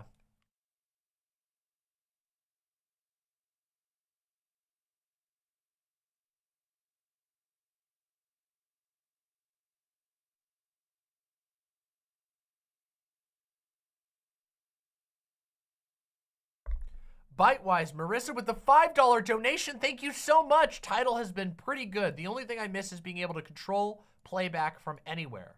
Title. What's Title? Is that a new music thing? Oh, interesting. It's a streaming service. Uh-oh. It just got bought. It just got bought by Jack Dorsey. Uh-oh. Uh-oh.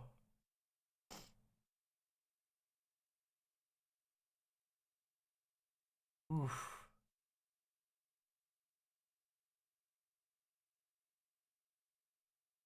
My audio nerd friends are all about Kobas. I've never heard about that. High res quality. Huh. Interesting.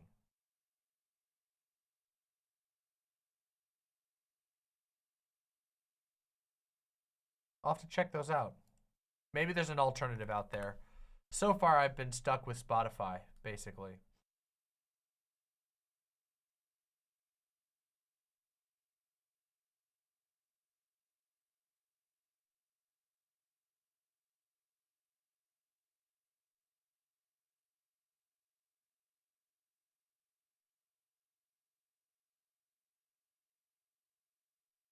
They have 9 pieces of gear to properly decode the magical Koba's signal.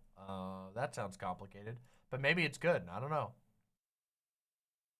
I'm on the Bandcamp or Die train. Yeah, unfortunately, Bandcamp also just got bought out. Bandcamp got bought out by a venture capitalist firm.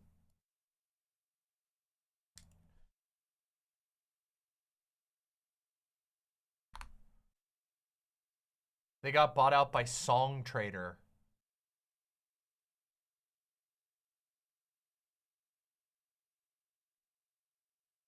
Song Trader. Like, with no E. Trader.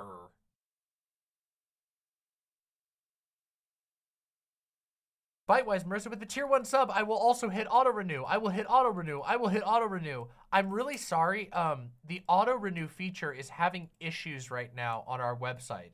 And I'm really sorry. I know that some people have their auto renew turned on and it isn't auto renewing. I'm really sorry about that. We don't know exactly what's going on. It seems to be something with the PayPal API that's changed. From what I understand, White Nervosa and White Forest are working on it. So hopefully it'll be fixed and people will begin to auto renew normally. But unfortunately, some people might have to renew manually for now.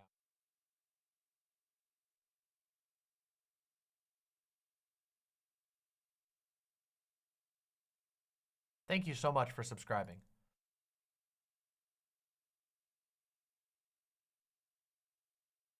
You know what I've been watching recently also? I've been watching Jerma's Dollhouse stream.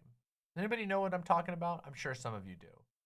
Anybody seen the Jerma Dollhouse stream? If you've seen the Jerma Dollhouse stream, put an emote in chat if you've seen the Jerma Dollhouse stream. Come on, let's see it.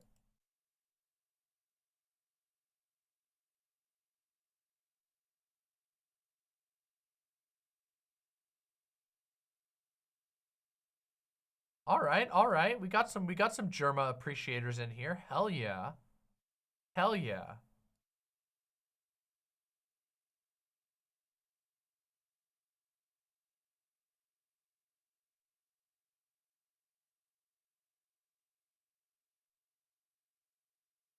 The Jerma Dollhouse stream is really cool. So for those who haven't heard about what the Dollhouse is, famous live streamer Jerma did a legally distinct version of The Sims. They built a fake house, like a cutout house, on a soundstage, like a set, and then for 3 days, he lived in the house while being controlled by chat. And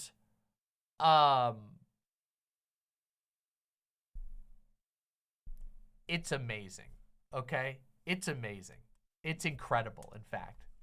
It's beyond inspiring. Now, I've seen tons of the Dollhouse stream at various bits, but I've never done the full watch through. And I'm like 4 hours into an 8-hour edited version where they cut out the breaks. It's amazing. It's genuinely incredible. You've never heard of Jerma? Wow. Oh my God. That's surprising. Jerma's like super famous at this point. Jerma 985. Yep. That's amazing. Did he die in a pool with no ladder? No, but they did lots of other things. Like, so the basic premise was that that chat votes on his actions in the house, and he has to do the actions when chat tells him to do one, okay? And he has little bars on the bottom of the screen that fill up and empty. He's got like a bathroom bar, he's got a hygiene bar, he has a food bar, a fun bar, and an energy bar. And one of the rules is when the energy bar gets to 0, he has to lay down and go to sleep right then, wherever he is. He just lays down. Doesn't matter where he is. Bam, passes out. And that's the end of the day in the game. And in the game, every day starts, he has to get up and get ready for work and then go to work. And then he makes money based on some rules that they have in place. And then the chat gets to spend the money on buying him things to put in his house. And of course, chat, being incredibly, incredibly chaotic, never bought him anything useful, basically ever. The one time they bought him something useful, they bought him a mattress, and then they never let him sleep on the mattress. So far, he has never been able to actually go to sleep on the mattress. He just keeps passing out on the floor, which is really funny. They bought him a popcorn popper with no popcorn. They bought him the only chair that they bought him was a stool. And yeah, it's great. It's horrible and nightmarish and great. And obviously, like, it's not like a survival reality show. It's for fun. But like, one such example is they wouldn't let him do anything fun. So his fun bar was like draining rapidly, and he was like, he had to be like pissed off because he's pretending to be a sim, you know? And but so they finally gave him something fun to do, and the fun thing was that they hired clowns to come mess with his house, which refilled his fun bar. But then the clowns like were messing everything up. Like the clowns came in and put like peanut butter on all the door handles and all this kind of stuff. It was amazing. They would never let him do anything fun except have clowns come in and mess with him. And there's all kinds of stuff that happens throughout it. Like, I've seen bits that were like the highlights, you know, but it's been really great watching the whole thing. And what I wanted to say about this in the big picture is that it's genuinely unbelievably inspiring. I think that Jerma is one of the most realist streamers that we've ever seen. And by that, I mean that he's actually taken streaming seriously as a medium and figured out how to use streaming in a way that is unique to streaming. Like, when you guys come and watch a stream, there are things that make you want to watch a stream over other activities. And Jerma is the guy who said, what are the things that we can refine, the unique experiences that you can only get from streaming? And he turned them into something magical. And the Dollhouse is one such example of this, where there's just chat interactability, live format, the ability to modify the performance in response to previous aspects of the performance in a very sort of many branching path. I'm stumbling over my words, but you get what I'm saying. I really do think that the Dollhouse stream is taking a step forward for the streaming world, and it's something that inspires me greatly personally. Yeah, it's amazing. Doug and Point Crow has been doing interesting things with streams. I'm really interested. If you have specific recommendations, you should email them to me. I'm always looking for more inspiration from streamers who are pushing the medium to its maximum.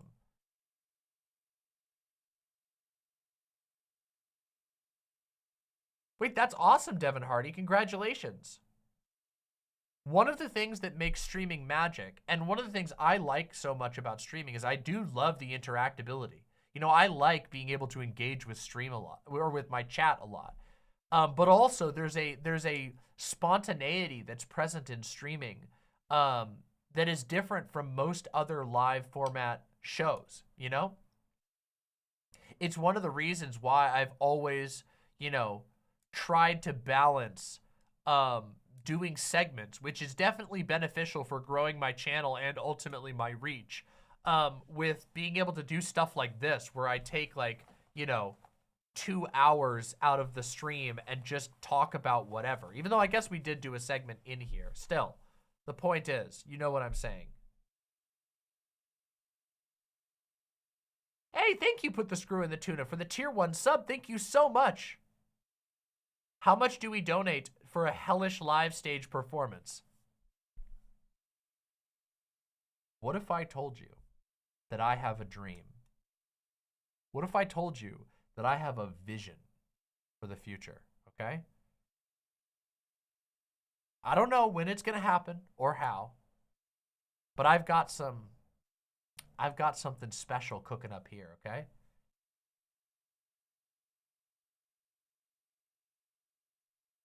Can you imagine? What would it, I want you all to imagine.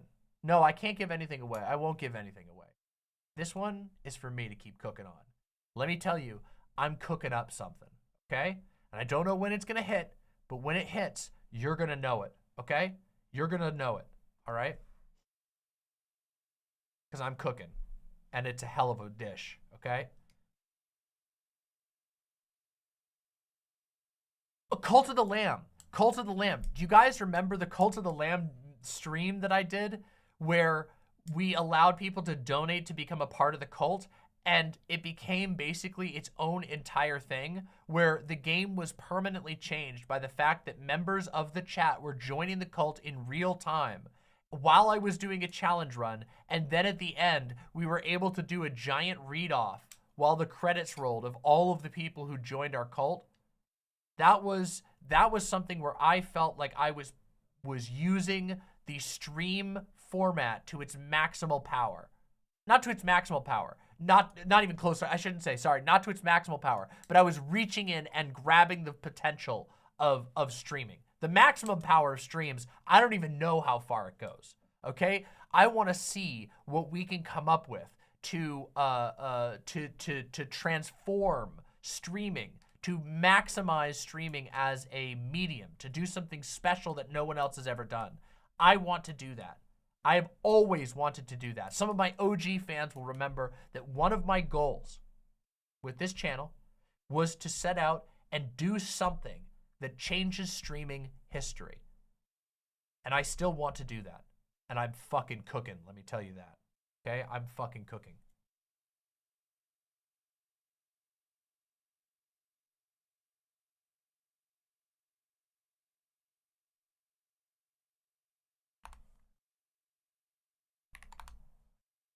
I'm fucking cooking.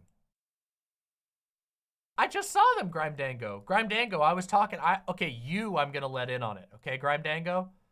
Later, I'm gonna tell you what I'm cooking, okay?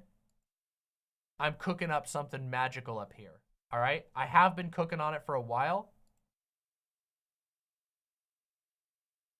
Oh, it's okay, Ada Stardust. You'll catch the VOD and it'll be awesome anyway. I hope you have a great night. I'm sorry you're not feeling well.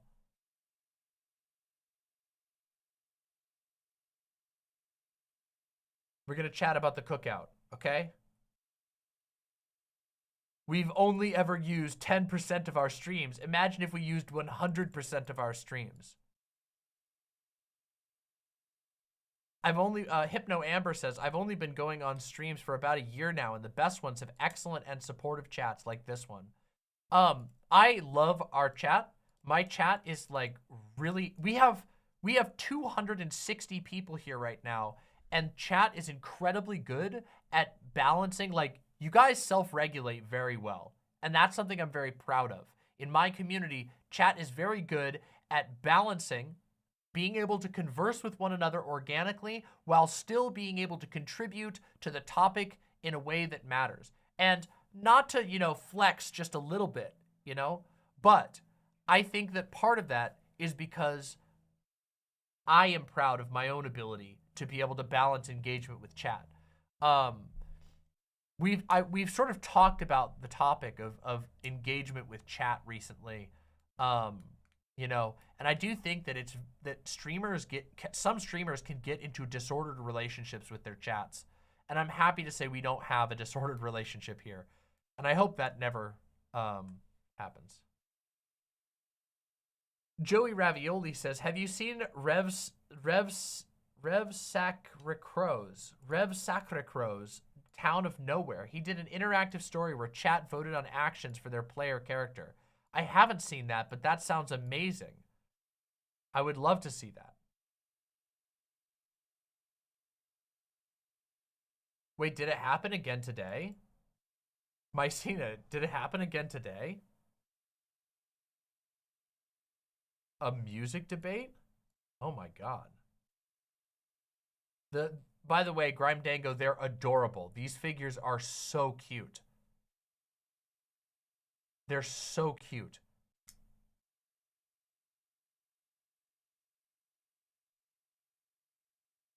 Oh, you don't know? I don't know. I don't know anything about what happened.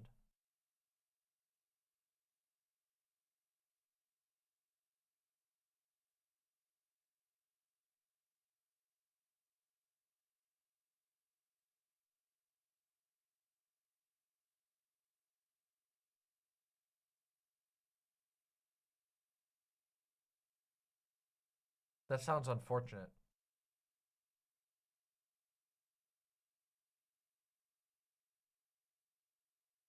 Tyrannax says, VGG has been brain dead all year. I don't know what's going on. It's like they're spooling for a fight constantly.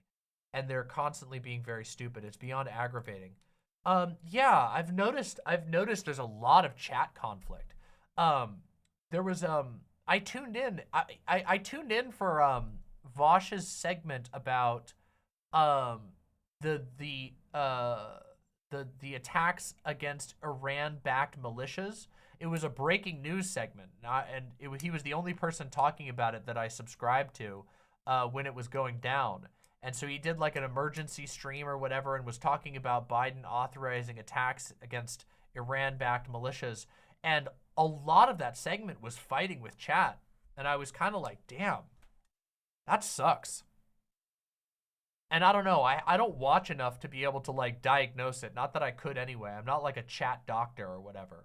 But it was wild. It seemed like it was like almost the entire time was fighting with chat, which is I can't imagine that. I would lose my fucking mind if I was fighting with my chat that much.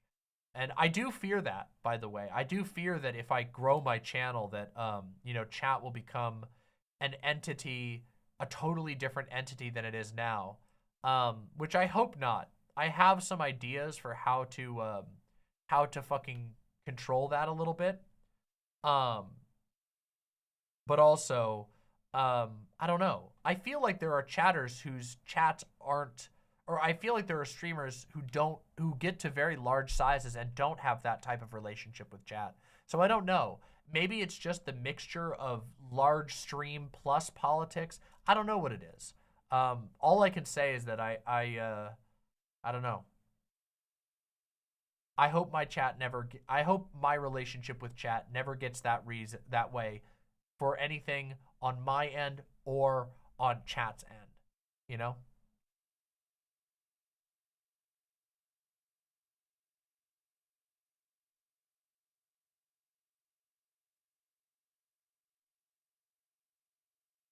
Naktalb says his chat does try to bait him. That's why he had to stop call-ins. Oh, yeah. I didn't know he stopped call-ins. Dr. Harley Quinzel, I love your top. Thank you so much. Thank you so much. I love it too. This is one of my favorites. This is probably my, well, this one, I love the skull one, but I really like this one too. This one and the skull one are like my two favorites from this latest one. My latest haul of clothing.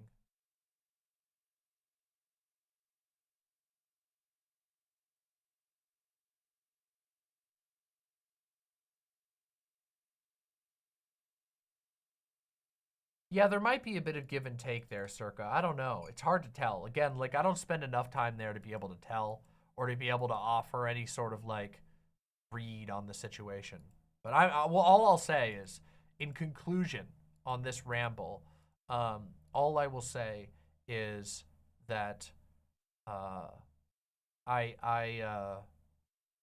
thankful for my chat in its current state, and I hope that we can continue to grow chat while carrying forward a healthy and good culture.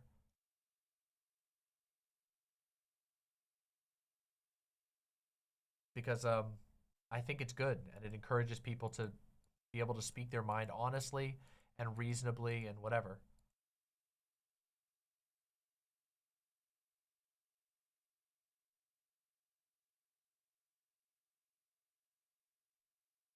Hypno Amber, it's so difficult. I like smaller chats, but I want my faves to be successful. It's too bad YouTube doesn't reward that. Well, I don't know. I'm certainly, it's something I've been thinking about for a very long time, about how to maintain, how to guide the growth of a stream chat culture or a community culture, while despite growing the show. And so far, our show has grown a lot, and the culture is still very good around here. Our chat community culture is great, both on the Discord and here. It's actually very different. The website chat culture is different from the Discord chat culture, but there's still overlaps. Some of you guys are in both places, and I think you'll agree with me that there's a little difference. And also it depends on which channel you hang out in on the Discord. But regardless, the culture has been growing healthily, and I like to think that we'll be able to keep doing that for a long time. Yeah. So we'll see.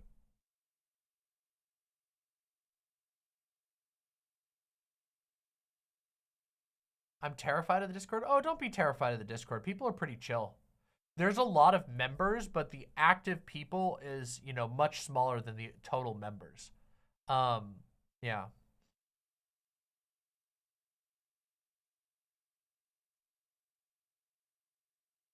I ought to hang in Discord more. I just worry about being annoying with my niche interests. Well, the good news is we have channels specifically for niche interests.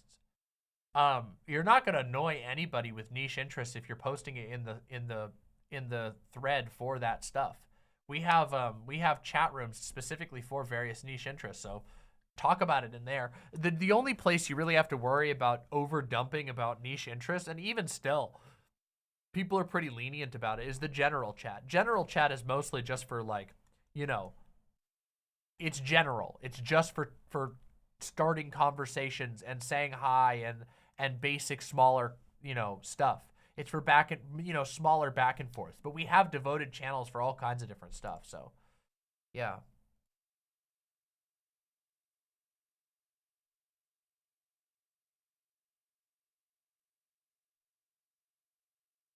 Gaming Blows says, I just joined the Discord this week, and they were very welcoming of me complaining about disliking my video game I bought.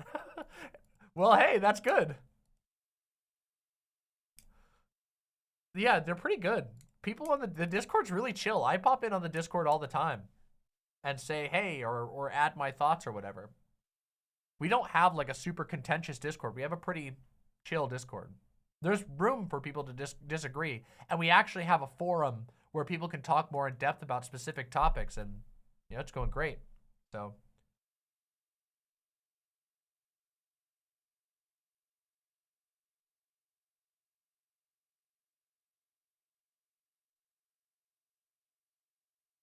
Wait.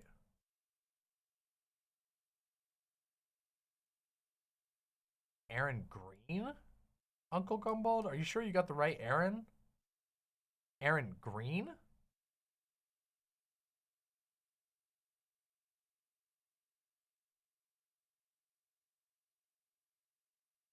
You mean Aaron Reed, right?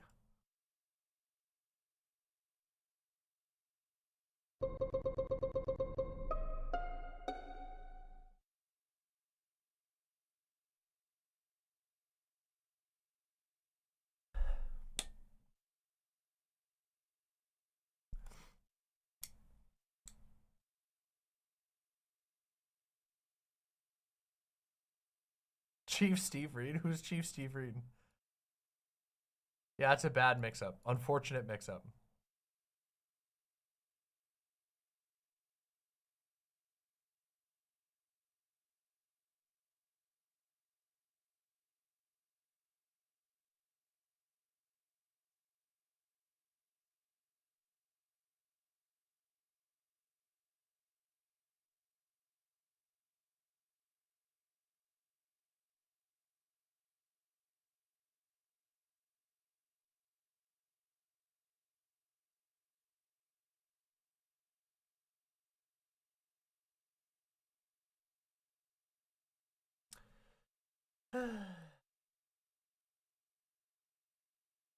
Hold on, let me think. Do I want to do one more? I got it. We're going to do one quick segment. We're going to do a quick one because I'm trying to do more short segments. So this is one. My lovely imps, I want to talk about something a little bit weird. And maybe this is better framed as a general criticism of the streaming world. And when I say the streaming world, I don't mean like Netflix and all that kind of stuff. I mean like the type of streaming I'm doing. Or if you're watching this as a video, the type of stream that I was doing. Go check out my live streams over on the live tab. But for real, the streaming world has a bit of a problem. And this might come off as a little bit cruel, but I think that the streaming world right now is artistically bankrupt. I'm not saying that there's nobody doing anything artistic, but the world as a whole is impoverished on an artistic level. And some of this is even criticism that I would point at myself. I try to make my show very unique. I try to make my show artistically unique. You know, whether it's my frame, whether it's my set, whether it's the fact that I constantly am changing things up in my set and changing things about my design. You know, I put a lot of thought into the outfits that I wear on stream. You know, I got all my little horns and my things that I dress up with to add a lot of artistic flair to what you see when you come and watch my show. And of course, there's the harder to quantify type stuff, like how I choose to present things, the type of jokes that I tell, stuff like that. I try to put a lot of effort into that, but even I have fallen victim in a certain way to a lack of artistic ambition that I think pervades the entire streaming space. And it's unfortunate. I think it's really, really bad and depressing, actually, that in the current world of streaming, content is the ultimate central thing. It is more important than anything else. It's just, you just need to put anything out, and it doesn't matter what it is, just churn, churn, churn. Content, content, content, content in every direction. You gotta be streaming a ton, you gotta be streaming all the time, you gotta be putting it out, you gotta be whatever, anything that you can do to get the content out. And there's a whole bunch of reasons why I think that's the case. I don't want to spend too much time going into the reasons why, you know, the content is the central focus, but it is the focus. And it has downstream effects, which is that as a industry, the streaming industry has a tendency to value extremely shallow subjects, extremely shallow content, because content is all that matters. Just filling up space and time, having something on the screen as much as possible, because that's the thing. There is a tendency towards streaming to basically always fall into the lowest common denominator, presentations that you can come up with. Everything from just endless drama baiting to the most questionably ethical React content you could possibly imagine. You know, there's the sort of famous conflict with React streamers who will literally leave their empty chair, you know? Like if I was to get up right now and just be like, all right, guys, here's Star Wars, the original trilogy. See you guys in a minute.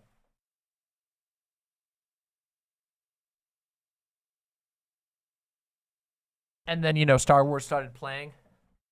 And then I just was like, yeah, I've been really hustling and grinding this month, I've been like, I've been really on my grind. And my grind means like leaving my empty chair with people watching like something that somebody else made. I don't think that, by the way, I should be clear, I don't think that React in and of itself is a bad thing. There's lots of really great React content out there where people add a lot. I do React content, and I have a policy of always making sure that when I'm doing React content that I'm adding a lot of my own touch, because that's just how I like to do things. But this like content is supreme, like the amorphous content pursuit, is, I think, really bad for the streaming world. And I think that it results in people who enjoy streaming being given a worse experience. People being incentivized to make something worse than what they could make.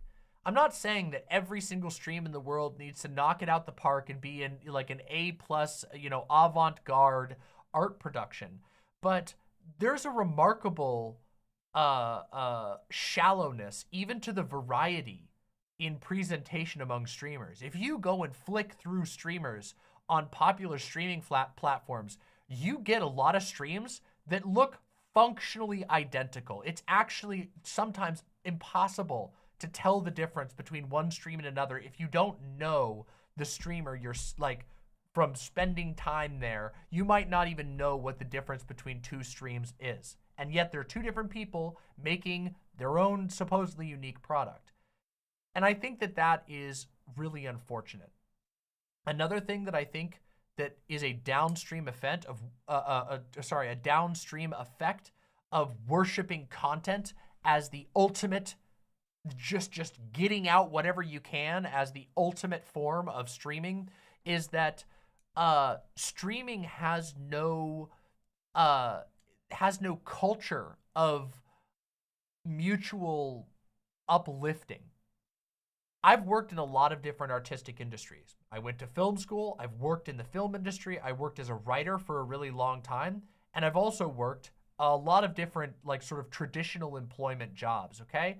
And I swear to God, even in the world of sales, okay? Even when I was working in sales, okay? The most, like, what you imagine would be the most, like, soulless enterprise you could possibly imagine.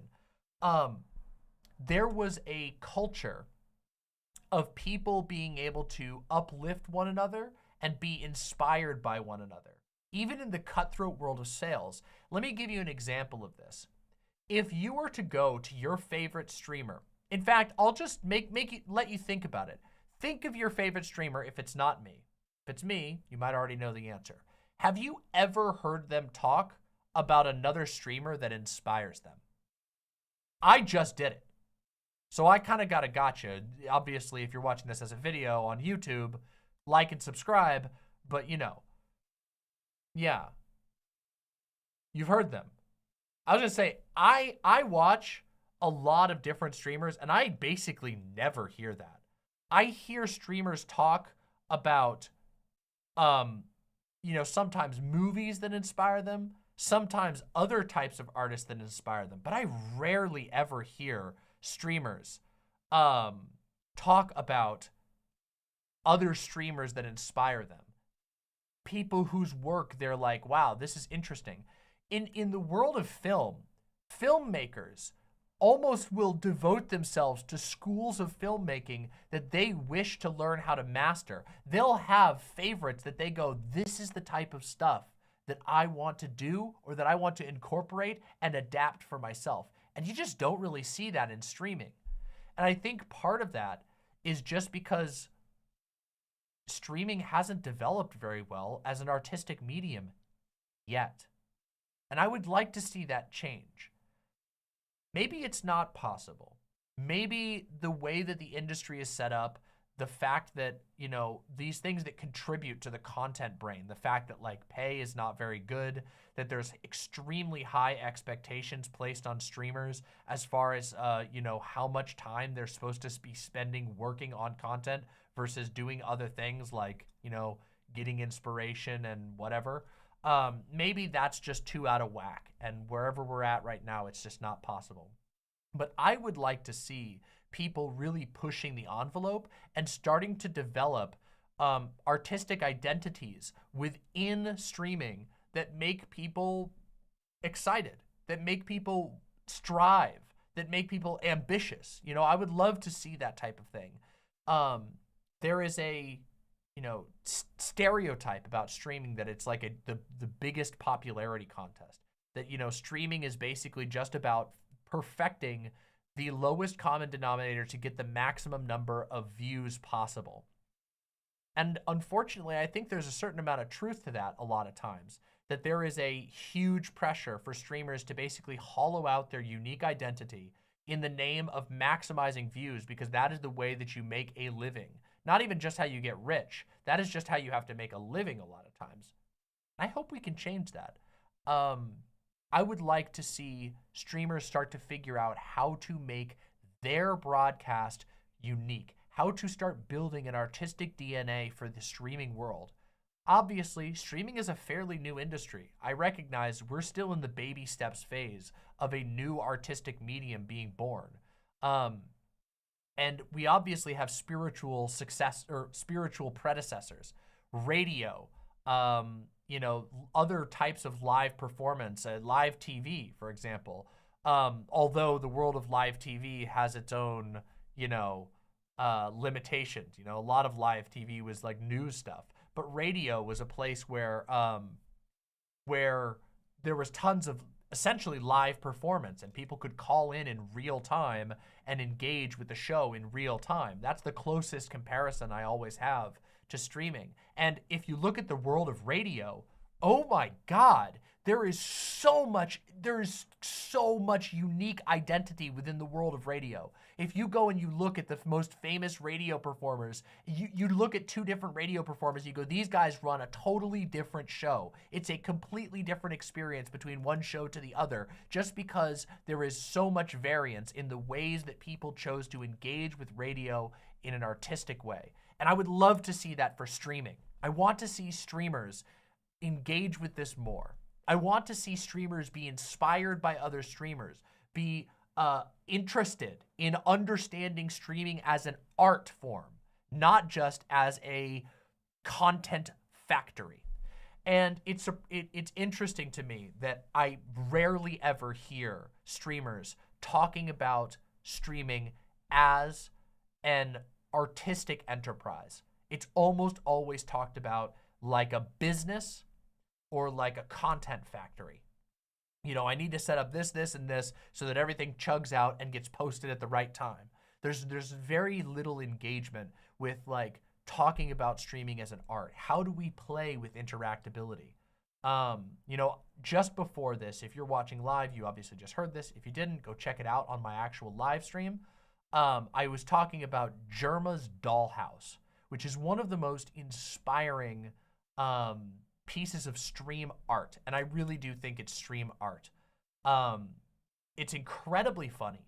It's unbelievably creative. It's doing a ton of different things that nobody had ever done before. Or at least certainly not on that scale and all at once. And it makes for an incredibly inspiring show. It makes you go, wow, what other cool things could we do taking this format and going further, or taking or building off ideas that were used here. I love seeing stuff like that. I really love seeing things like Jerma's Dollhouse, where it's like a performance art stream experience, and it is a piece of art, and I love that. I want to see more of it, is what I'm trying to say. And I'm happy to hear that a couple of people in my audience do have favorite streamers who talk about who they're inspired by. I personally, I watch a lot of streams and I don't hear it almost ever. What I tend to hear is people talking about streaming like a factory, like they're setting up a assembly line in Factorio. And I think that is it's sad to a certain degree. Maybe it's inevitable, but I would like to think, and I'm going to certainly be continuing to put my mind to how we can make streaming more of an art form and less of a factory. Anyway, if that's interesting to you, first of all, go check out my live streams. They're amazing. And secondly, make sure that you hit subscribe below, because I'm constantly doing new stuff on my show, and I bet you're going to love it. Thank you.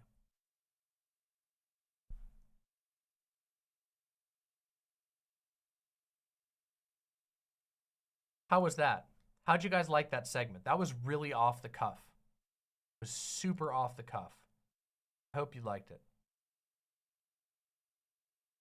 What is this? I hate the trannies. I hate the gays. No! I didn't know it was going to be my own meme. No!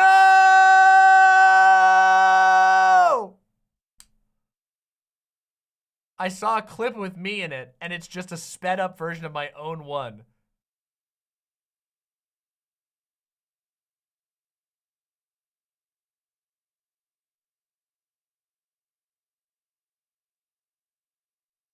God damn it, I got rolled by my own meme.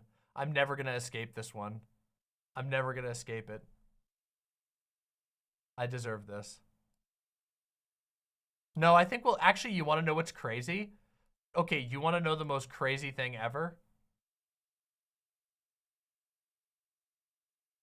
That clip didn't get demonetized. We didn't censor the clip, and it didn't get demonetized. It's actually fully monetized. That is gonna make me Jokerfy. Doesn't that just, no, that's not hell yeah, that's depressing. I get demonetized for talking very carefully about a serious subject, but literally dropping the T slur and making a joke about about fucking racists saying the N-word doesn't get demonetized at all. Actually deranged.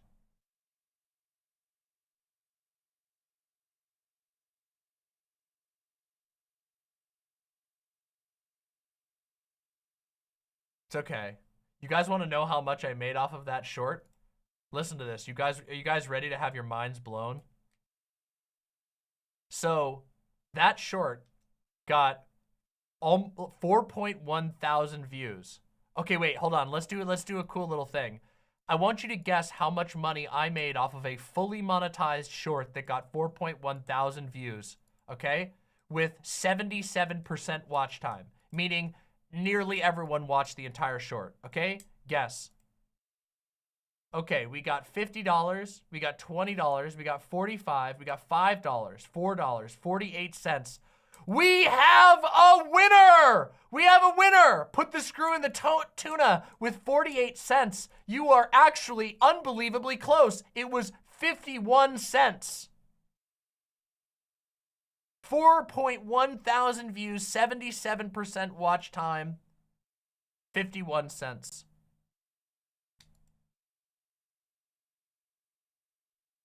Streaming, everybody.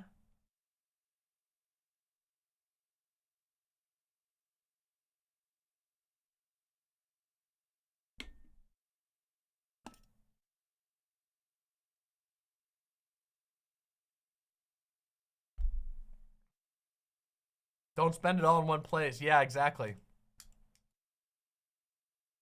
It actually cost me more. I bet the electricity to produce that episode cost more. Well, yeah, of course it did, I guess. But still. 4,000 views. Just crazy, okay? Just pathetic, all right? I was going to try and say something sly, but the reality is it's just pathetic.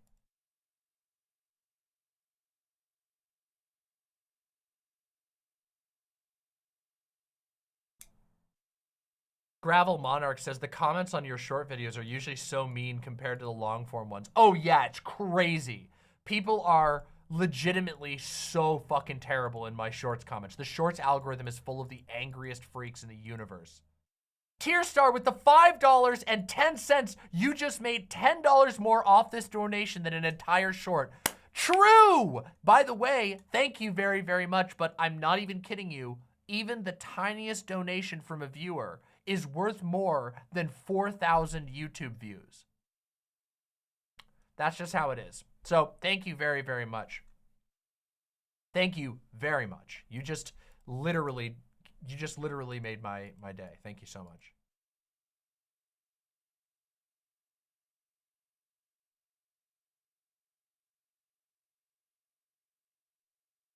Yeah, the shorts algorithm leads to some really bad comments. Remember when I made that one joke about British people, about arrogant British people who think they're better than everybody else? That one got like 4,000 views and it got so many negative comments, it's actually crazy. And all I said was, here, I'll even just play it. I'll just play you the short. Here we go. Let's listen to the short. Here's what I said. Ready? Here we go. Here's me. Want to know what's really offensive about the Brits? Here, I'm gonna hit you with a real fucking shocker. Okay? British people are convinced that they're better than Americans. They're convinced that their country is like more civilized than the rest of the world, and especially than Americans, while they sit in the seat of the most debauched and disgusting empire that's ever existed. It's that image from Seinfeld where it's like, I'm not ashamed of my heritage, and then it flips over and it says, that's the problem, you should be. It's that. That is like one of the biggest problems I have with British people. And it even creeps into British lefties, where they're like, thank God we're not America. And then you're like, you're Britain. Do you not remember what you were? That you are like the reason that America even was able to exist? That like the oppression and starvation and mass murder that your people carried across the globe? You should be the least patriotic person ever. You should be ashamed to call yourself British. Want to know what's really offensive? That one ruffled so many feathers, okay? The comments were insane, okay? They were like, fuck you, American scum, fuck you!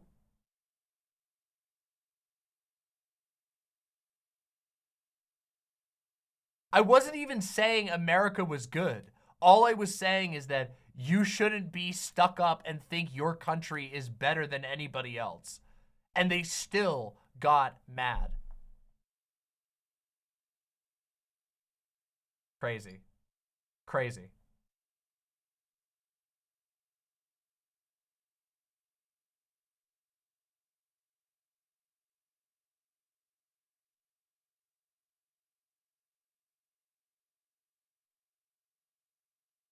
What the hell? Hold on a second. I gotta send a DM real quick. Hold on a second.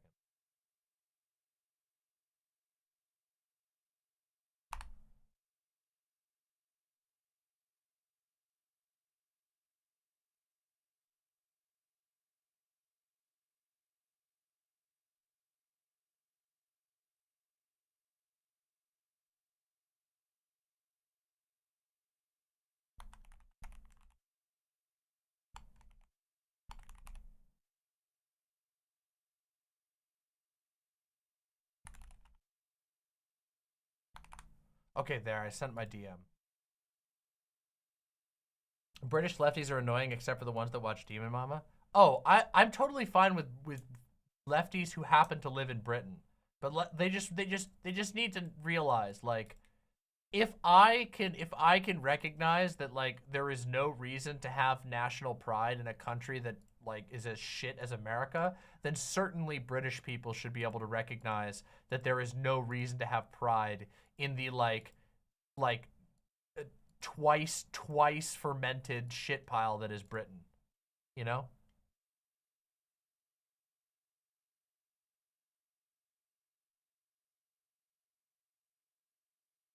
Are we ready? Are we ready to do what we came here to do, everybody? Are we ready? Are we fucking ready? Are we ready? Because it's time, I think. We've been having a lot of fun, but I think it's time. I think it's time, everybody. Let me get everything ready so we can hop right into it.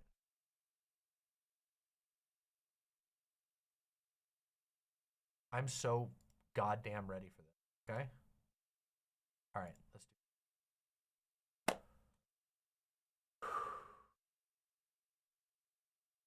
My lovely, lovely imps. Today, we are doing something very, very special together. Now, if you have never seen any of my holy mackerel content, if I say the word holy mackerel and you go, holy cow. Actually, that's a really good response for that. You should go right now to my channel and search on my channel, Holy Mackerel. There's a playlist. Watch it, okay? I promise you, you are going to love this, okay? Holy Mackerel is a Christian, extremely niche comedy show that we discovered together. And to my knowledge, basically, as far as I can tell, our channel and people associated or friends of my channel are basically the only people who have ever publicly reacted to or watched or talked about this show in any way. And it is a work of art, okay? It is amazing. It is so bad it's good, so good it's bad again, and then so bad again that it's so good again. It is one of the most wonderful things that we've ever discovered in the entire history of this channel. We unironically love and hate, and also love, hate, and also just love, but no just hate. Well, I did say just hate. We don't really hate it. We just like love hate sometimes because sometimes it gets a little funny. But regardless, the point is, it doesn't matter. The point is that we all believe in the way of the mackerel, okay? Through this long journey, 9 seasons of Holy Mackerel we have followed together. Over the course of years, in real time, we have watched artistic history unfold. We've watched hilarious Christian jokes. We've watched offensive Christian jokes. We've watched strange and imperceptible, impossible to unpuzzle Christian jokes, and we've done it together. We've made our own jokes. I've dressed up as Holy Mackerel. I've dressed up as Holy Cow. I don't have the loan shark, but I've done the loan shark voice. We have added our own magic to the Holy Mackerel world. And tonight, we are going to watch what might be the last 4 episodes of Holy Mackerel ever made. Okay? And we are going to laugh. We are going to cry. We are going to tear our clothes and smear ash on our faces and wail to the skies and pray to all of our gods and anti-gods and no gods and whatever else. We're going to do all of it because life is fleeting. And even more so is the life of a mackerel. You see, we don't actually know if there's going to be Holy Mackerel this year. Every year during Lent, a new pack of Holy Mackerel videos is released. But the extremely questionable organization that employs the people who make Holy Mackerel, I don't want to even say that they make Holy Mackerel because Holy Mackerel is a side project that is hosted by a Catholic cult, but that isn't like, it isn't like made an official product of them. They don't like fund it as far as I can tell. It's just like the production team that makes videos for this Catholic cult also does Holy Mackerel and they host it on the website. But the point is, they're going under. Like, bad. The group is known as Church Militant. And as is to be expected, they have had a massive internal controversy. The founder and leader of the cult, and also the second in hand of their like main production line, all of their shows, they both have left the cult. One in disgrace after being exposed for complete and utter hypocrisy in his views. He's a anti-homosexualist, is what he calls himself. A former homosexualist, but he's not former anymore because he's an active homosexualist now. And anyway, it's blown up. And from what I can tell, it's not coming back. Like, they're still posting articles on the website, but their shows are not, like, we can just go to their YouTube channel right now, and in fact, we will. Let's just go check their YouTube channel, and let's see how their videos are doing. I want to see how well they've been doing lately, okay? Yikes. So they have 319,000 subscribers, okay? That's a lot of subscribers. 2.5 thousand views, 3.4 thousand views, 1.9 thousand views, 1.4 thousand views, 872 views. Their highest, 828 views. Their highest in the last week is a video that got 7,000 views, okay? Now, I have 1/10 of their subscribers, and that is like 2.3 thousand views is like what one of my videos will do with 1/10 of their subscribers, okay? And none of these, of course, are featuring any of the people that that used to lead their show. And as you can see, some of them, decoding the gender debate, leftist myths and confusion, the download. This used to be one of their primary shows, and it's got 700 views in 11 days. They're struggling, okay? They're struggling, like a lot. They're really struggling. And also, I want to just show you, by the way, they cap out.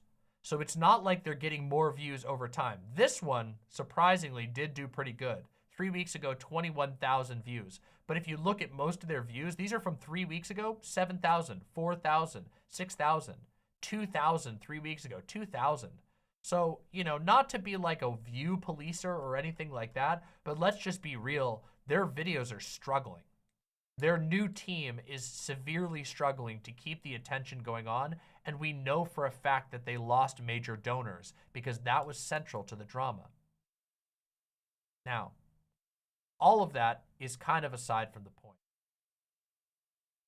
The real point is the Holy Mackerel, our beloved boy, who we are going to laugh with and have a wonderful time with, okay? We're going to have a great time with this.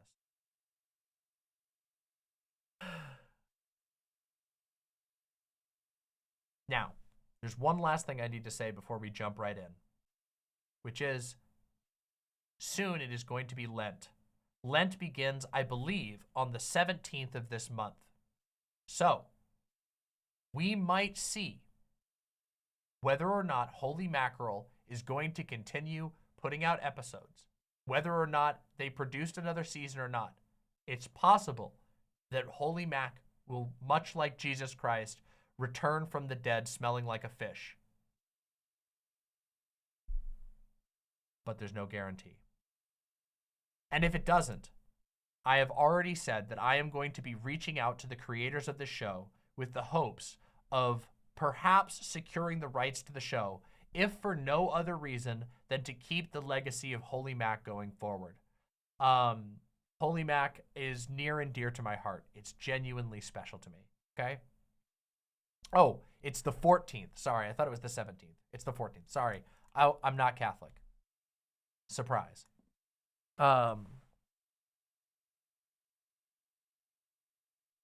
Did their followers jump ship, or are they being suppressed? No, they jumped ship. They lost an incredible amount of support because the cult leader was exposed as still gay, and also was exposed for sending sexts to donors. So, like, large money donors got offended and left the organization because they were receiving gay sexts from the leader of the cult. Yeah. So, you know. Anyway, that's the backstory, okay? That's the backstory. And all of the reasons why we're going to be sitting down and enjoying ourselves tonight. And we have something very, very special, okay? Because the first episode of tonight is Luck o' the Mackerel. Apparently, a version of the hit Nickelodeon late 90s, early 2000s movie Luck of the Irish. Weird choice, but let's do it, shall we? Shall we do it? Shall we do it?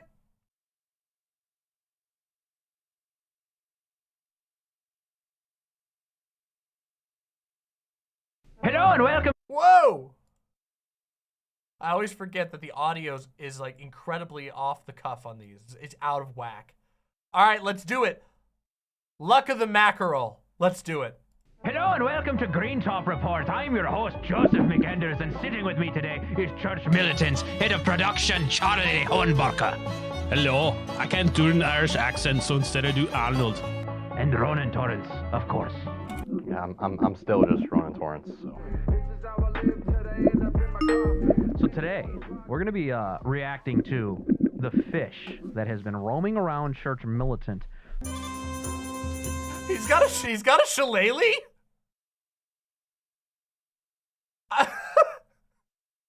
All right.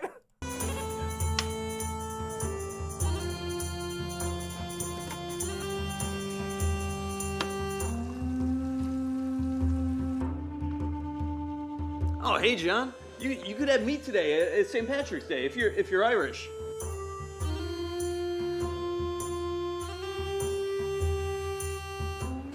Oh, hey, holy mackerel. I got some green broccoli in my meat here. It's St. Patrick's Day. I kind of do that every day of the year, you know? It's,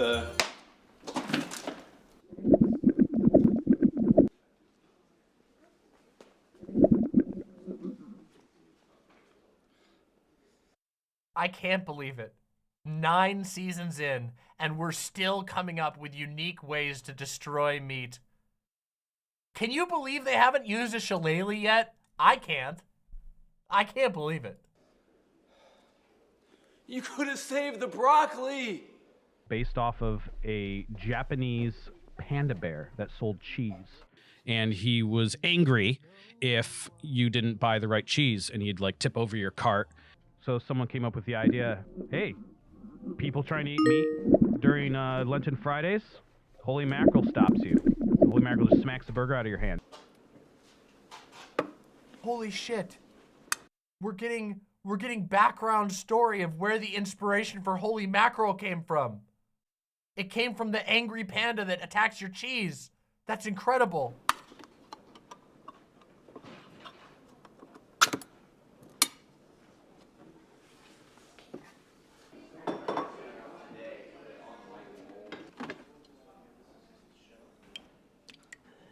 You know, you can't have meat on Friday unless the Archdiocese gives you a dispensation. Brad, I'm Irish, okay? I don't need any sort of dispensation. Okay, you suit yourself. But thanks anyway.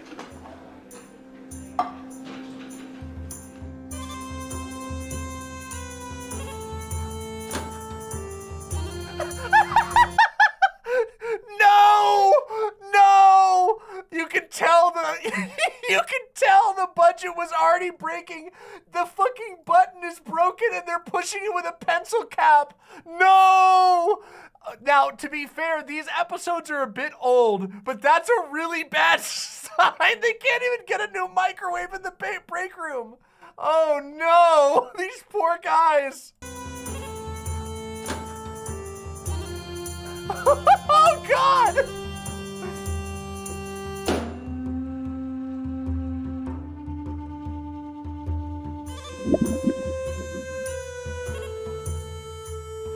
Aww. I can't believe they missed the opportunity to smash the bowl with the shillelagh. That would have been amazing. This is a return to classics though, I will say. This is like old, this episode's a throwback.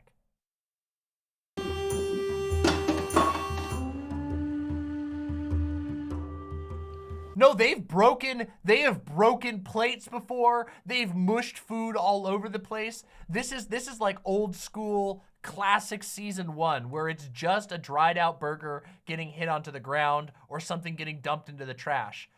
You know? For the last few seasons, they're willing to make a mess.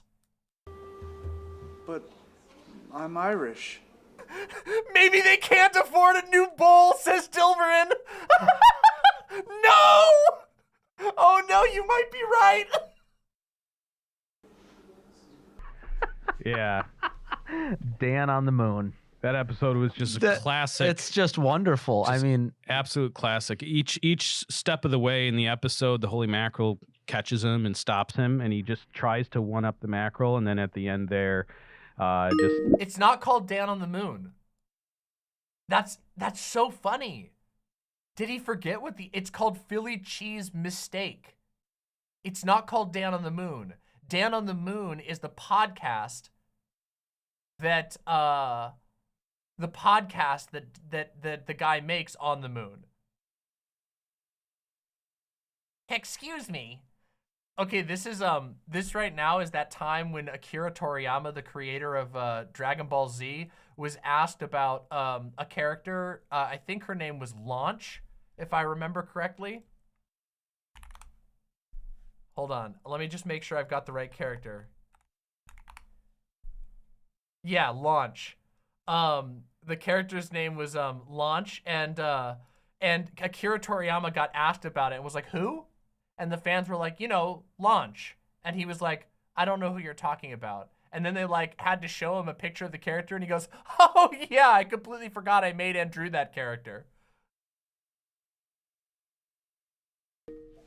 he fooled himself. He can't eat a sandwich through a one giant helmet. slap. Whoa! Oh shit! Michael Voris in violation. Damn, this was telling the future. A Crave case. Oh God! They were trying to tell us in advance. They were trying to tell us. For mankind during Lent. Exactly. All right, everybody, if you're Irish, here you go. You can have some lovely White Castle here for St. Patrick's Day. Or should we...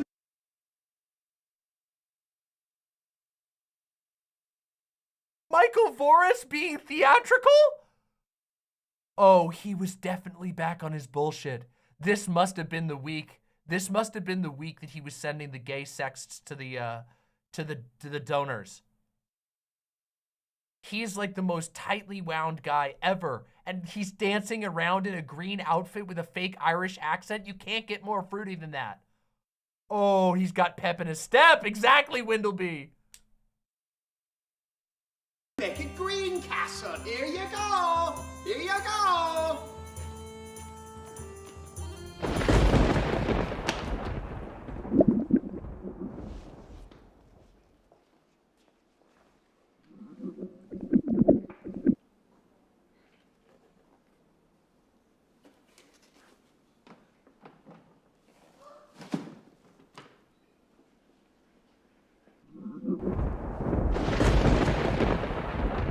Thanks so much for coming on, Charlie. Now, before you go, we have something very, very special. Isn't that right, Wow. Ronan? Oh, we do. Oh, we do.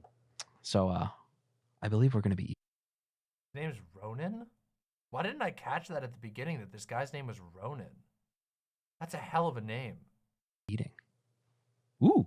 Yes. Wow. Okay. We have, wings. Wings. Chicken wings. Anders, today's Friday, though. But it's St. Patrick's Day. St. Sorry. Patrick's Yeah. Day. So what does that mean? Like, do you not see this? We're Irish. Do you not see this? I'm wearing the green, so I can eat Oh. the meat. Oh, I'm a quarter Irish. That's right. If you're believe Irish, you. I'm 25%. How much are you? I don't know. I'm American, but No, that boy's Irish too. We're all That Irish boy's on Irish St. too. Patty's Day, Everybody's right? Irish on St. Patrick's Day. There Come you go. on, guys, let's do that. All right, let's do it. Let's eat some wings. Okay, awesome. All right, very cool. Let's do it. All right. Oh, Look yeah. at that. Oh, Mm. yeah. Oh, wow. Maybe I should Just grab one of those. grab one of these. Yeah. Oh, this is excellent. Ronan. yeah, let me get one of those. Grab one of those wings. Yeah, yeah. Yeah, all right. Oh, we should do a cheers. We should do an Irish cheers. I can't do an Irish accent, but an Irish cheer. To the entirety of the Can't do an Arnold either. Emerald Isle and the goodness of the Catholic faith. Let's eat. Oh no.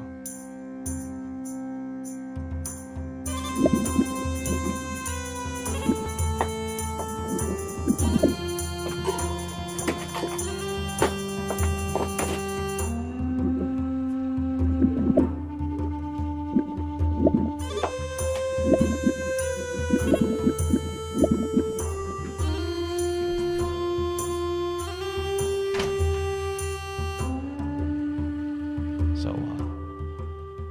is he gone? Yeah.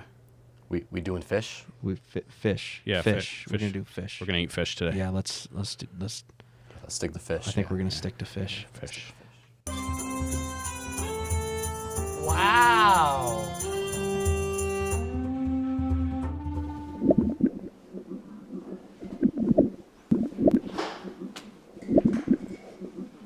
But come on, holy mackerel. Look at me, I'm Irish. You're saying I can't have meat on St. Patrick's Day? So we're orange. That means we can't have meat. But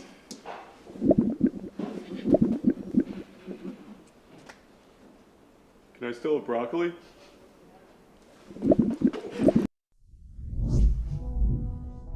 Damn, I can't believe we got a classic episode.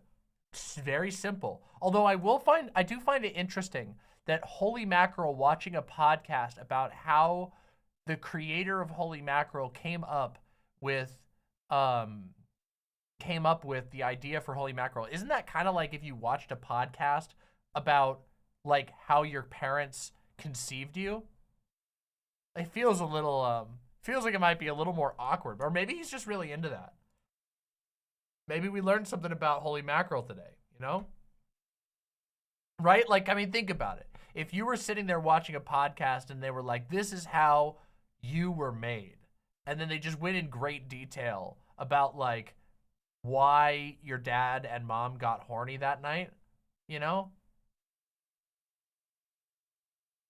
Kind of weird. But hey, I liked that episode. It was a classic. He slapped some stuff. Nothing super fancy.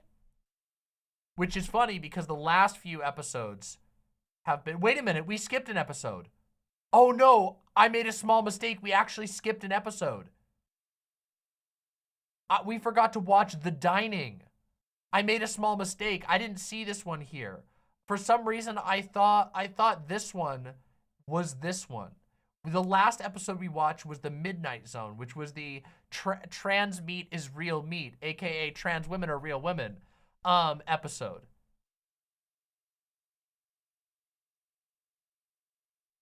And we missed The Dining. All right, let's do The Dining. That's our next episode. We made a small mistake. Let's do it. I just think sci-fi is overrated as a genre. Yeah, I would agree. I think sci-fi is so geeky. And besides, I prefer fantasy anyway. Sci-fi is just not my thing. Whoa. Oh no. Oh man. I hope this isn't another supervillain. Oh, if it is, can I fight him? I haven't had a battle sequence yet. Oh! He's back from the moon! He's back from the fucking moon! I'm so happy we didn't skip this episode! Everybody, we need the KKosmonauts in chat! KKosmonauts now! Oh. It was just Dan. Back from the moon. How are ya? How are ya? How are ya? How are ya? How are ya? I'm so hungry. It's been 3 years since I had a Philly cheesesteak with mustard.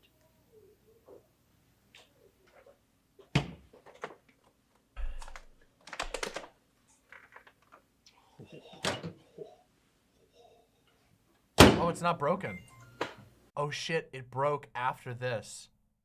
This episode, so we know that because the next episode is broken in the next episode, that means they broke it then. Do they break it in this episode? Like I said, it's been 3 years since I had a Philly cheesesteak while I was at the moon. No Philly cheesesteaks on the moon, you know. As soon as I got back, figured out a way to come back here with those moon rocks, I ran right over to Vega Market, got myself a Philly cheesesteak. He looks way different.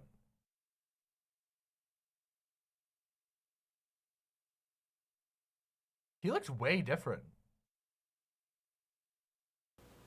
And that's what I'm gonna have. Cool story, bro. Yeah, cool story. You know, it's a really cool story how I convert those moon rocks to jet fuel power in order to get...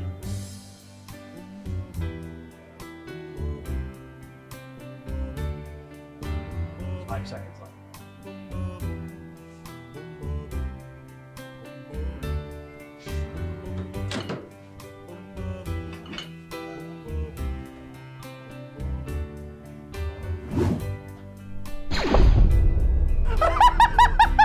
Wow! They really upgraded their laser effect! Damn, that's an advanced laser effect! The old one looked like hell! That's great!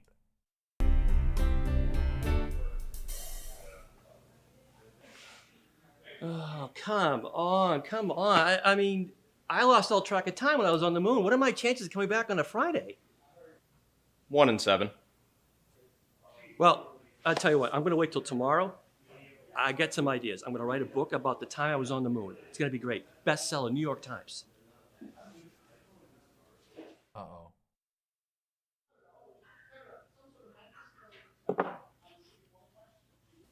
You know how I can get this portobello mushroom to taste like steak? Red rub. Get it? Red rub. Oh, it's the dining. I can remember when I was a little boy.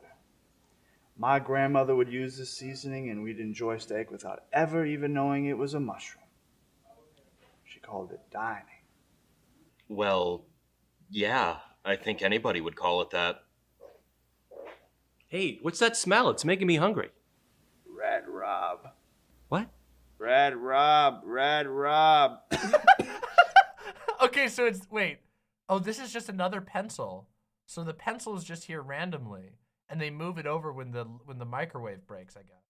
But this is the same pencil that they used to open the microwave. Also, this is a good bit. Red rub. I use it on my mushrooms to make it taste like steak. Ooh, mushrooms. Ugh, I hate mushrooms. I'd rather starve than eat mushrooms. You know, that red Hey, they caught the end of the line there. That's great. rub does smell really good. How much does it cost? $2.37.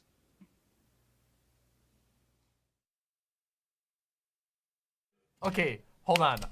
We're not even halfway through the episode. Okay, never mind. All right, they immediately started another one. It would have been a power move to just have the episode called The Dining, and just the red rub joke is the only thing that has anything to do whatsoever with The Shining. But he's on the typewriter now, so. Hey, Dan. Hey, Dan. Get a lot written? Yes. Hey, if you don't want mushrooms, I have other veggies to hold you over. You want me to think about... Oh, there's a lot of... They're picking up the previous line a lot in this episode. That's the second time. Listen to that again.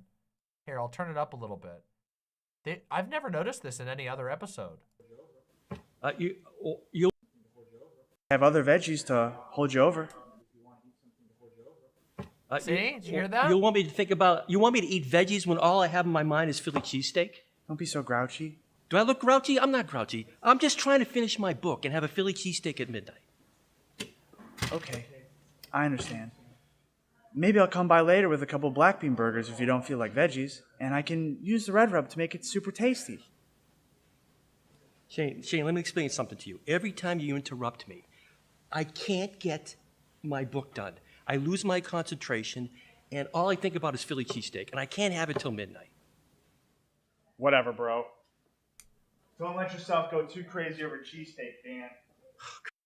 Calliope says, wait, is that how scenes are filmed? They just react to recording from the previous scene? No, not usually. But I mean, it's not unheard of, but not usually, no. I mean, it depends a lot on the performance, but and like on the production, I guess. Cause like if you have a multi-camera production, you know, you're gonna get different angles of the same scene with multiple cameras, you know? But sometimes in these cases, especially if you don't have anybody actually memorizing the script, they might do something like that. In this case, they just keep catching the audio, which is a little bit funny. Crazy. You know what's crazy? Going crazy over mushrooms. That's what's crazy.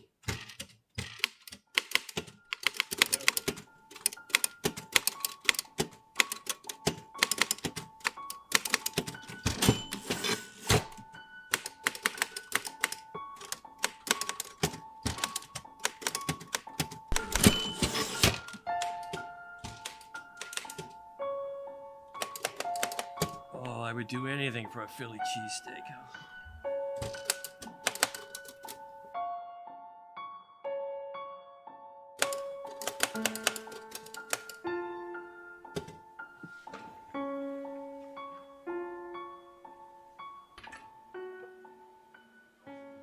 Hey, holy cow! It's a slow news day today, huh? It's been so long since we've seen Holy Cow! Well, to be fair, he was in the Star Wars episode, and he was also in the Trans Meat episode, but... Hey, holy cow, has anyone ever told you that you're utterly impossible? Wait, I got this one. He offended Holy Cow! That never happens. Holy Cow is like he's the most even-keeled, chill guy. You gotta be really rude to offend Holy Cow. Holy shit, stop being cow racist. What do you call a two-legged cow? Lean beef. I got more. What do you call a cow with no legs? Ground beef. What did the mama cow say to baby cow? It's past your bedtime. Oh. You know what? I'm stopping though. I'm stopping.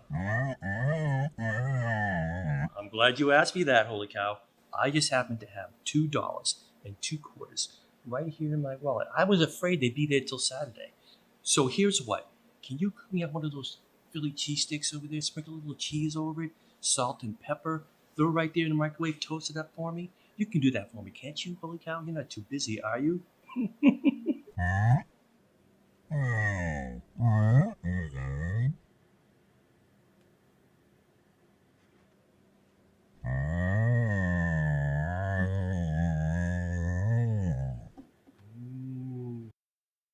Oh, you can hear them saying moo in the background. Oh, that's upsetting. This is so weird.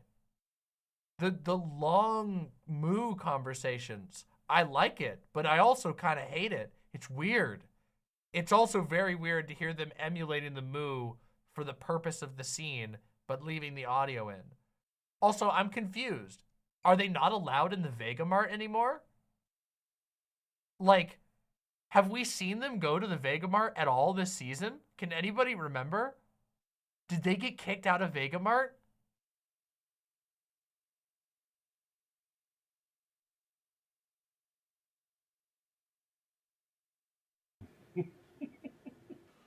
Oh, it's perfect. It's perfect.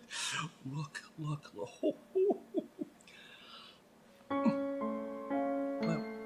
Where's my steak? Where's my Philly cheesesteak?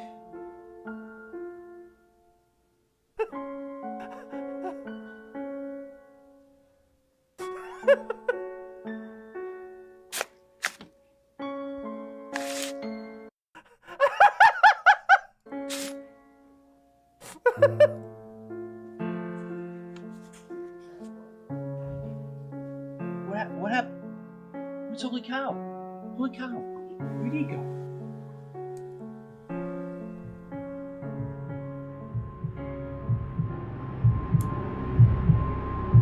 Burger. No. It's not.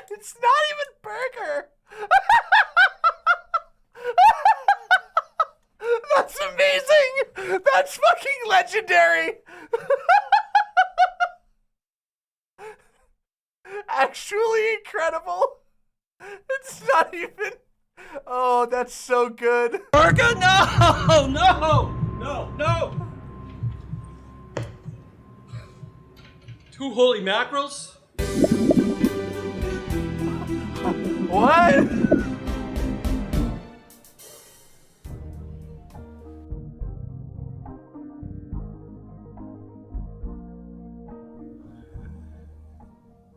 Oh, dear God. What has happened to this couch? This is the type of couch that you get scabies on, okay? Right now, this guy has got mites tunneling into his skin. Hey, Dan. What? I'm awake. Oh, I'm starving. It must be Saturday. Right? Dan, you've been out for quite a while. Saturday's come and gone. Yeah, well, no matter. It doesn't matter. Sunday, Monday, Tuesday, that's just fine. I can finally have my Philly cheesesteak. Dan, What? it's been a week. What? It's been a week. What do you mean it's been a week? What day is it?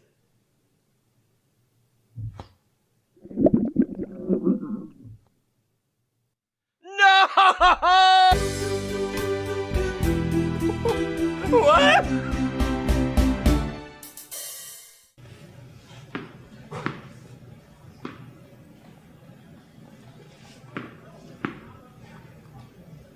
Dan, what are you doing? I'm waiting till Saturday.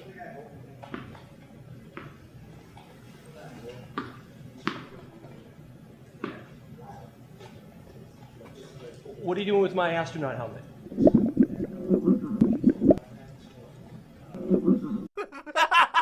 This should be $5K a month in New York City.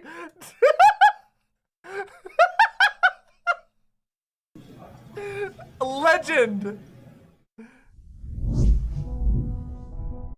All right, that was an amazing episode. I'm so happy we went back to watch that one. I don't know how I could have ever lived without having somebody go, no, because that's how people say no. I know every time I don't get to eat what I want, I look directly at the camera and go, no. All right, that was great. That was legendary, okay? I'm so ready. Are you all ready for the next episode? Are you ready for one rule for Lent? Okay, you guys are going to have to help me. What is this a reference to? All of their episodes this season have been a reference to something else, but what is this a reference to? One rule for... Is there a movie that's called One Rule for something? 12 rules... It can't be 12 Rules for Life, right? Oh, is it a Jordan Peterson reference? Is it? Oh, you might be right. That's weird. It's been all film references. It's got to be. You're probably right. It probably is 12 Rules for Life. All right, let's do it. Let's do it. All right, you guys ready for the retreat at sea? Yes. I hope the Holy Man.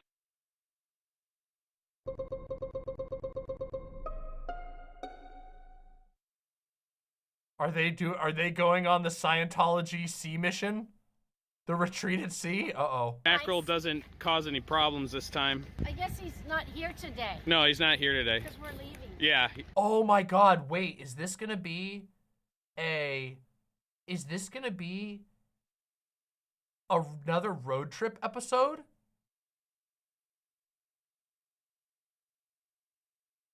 All right, let's find out. It is. No, I ain't sitting in that baby seat.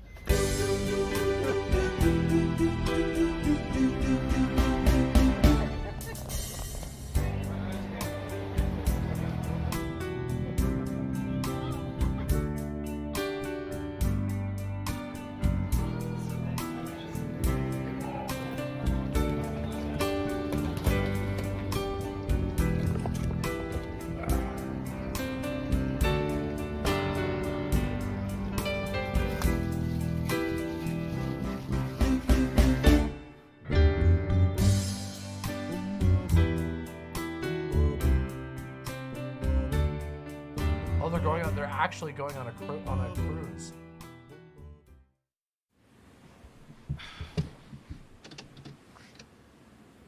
Ryan. Yeah, we don't have work for several hours. Come down to my room. I got the Nintendo hooked up. Yeah, got it. Yeah, okay, yeah. 626, come on down. Alrighty. Final destination. It's the only level to play. You know what that means. I'm going to have to be Fox. There's going to be wave dashing. There's going to be L canceling. I hope you're ready. I'll be ready, because you know what? I got Kirby. He has the best specials in the game. Top tier. Yeah, you know what? You should use only specials. They're his strongest moves. I pretty much do anyway. I'm actually impressed. Now, I'm not going to lie. This cruise looks like a cheap motel.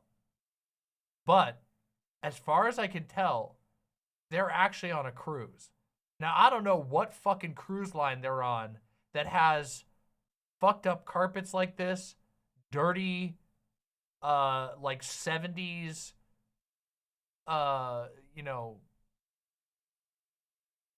decor. Why can't I find the word? I'm transfixed right now. Weird, ancient lawn chairs. All right, let's find out. Also, I can steal your abilities. My pointless laser gun. Whatever.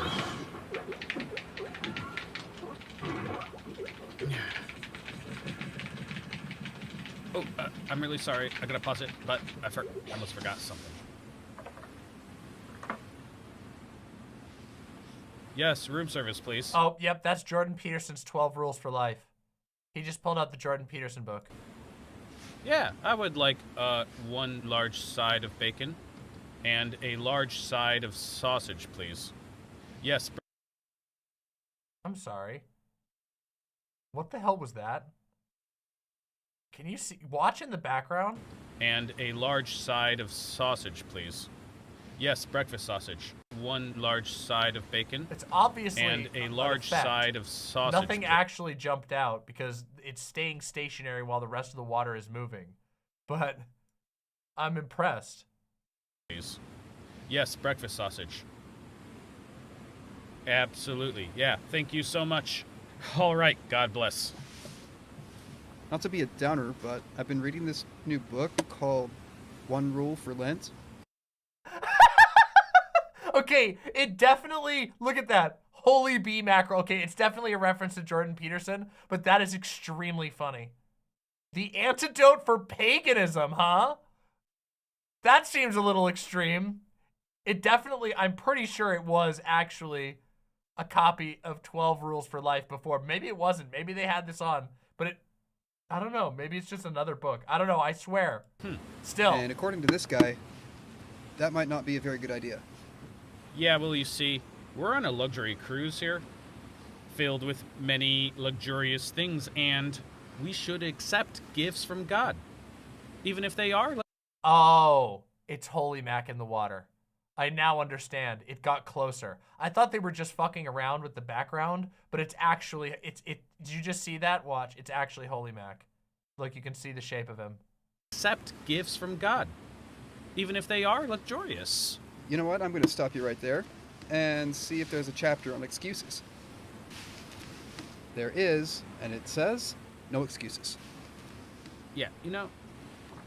Oh, wait, it also says blub, blub, blub, blub, blub, but I can't translate. You know, this guy writes something, not even in English. It's just one guy with one rule. I mean, it's just... Hold on. Did you hear that? Yeah. It sounded like a whale. Is there a whale sighting? There's no whales out here. It sounded like a mackerel. Mackerel? Huh. Yeah, my grandpa Earl had a mackerel farm.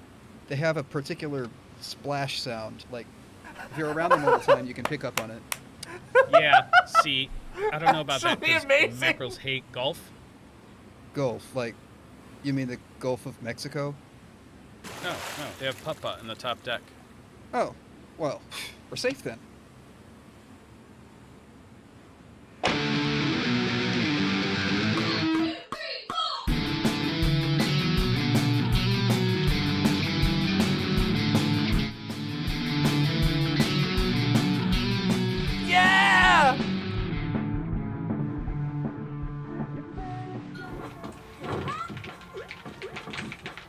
my wiener. Your favorite cheesesteak. Oscar Mayer wiener. Bacon flavor.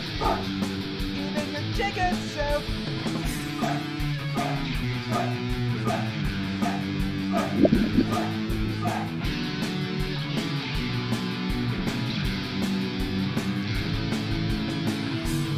He's got the sympathy for your pathetic meeting. Ah, he hates the putt-putt golf, see?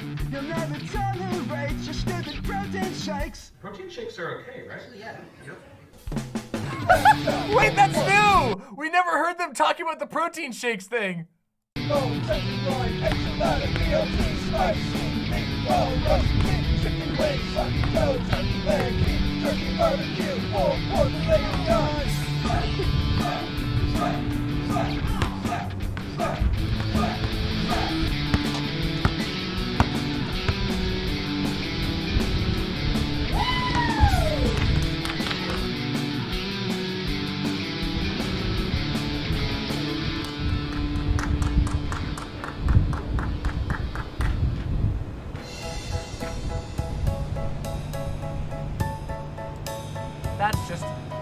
That's just wholesome.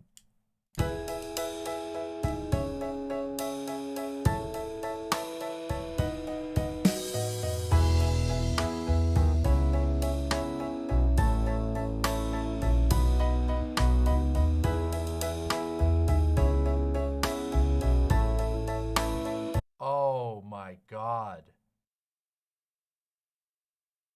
It's a senior cruise. That's why. They went on a senior cruise.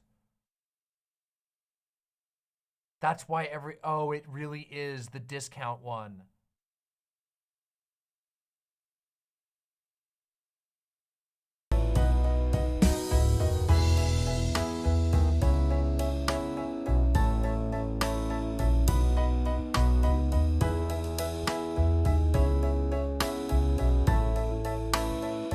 All cruises are senior cruises? That's not true. All cruises are not all senior cruises. There are, like, seniors do tend to favor cruises. It's true.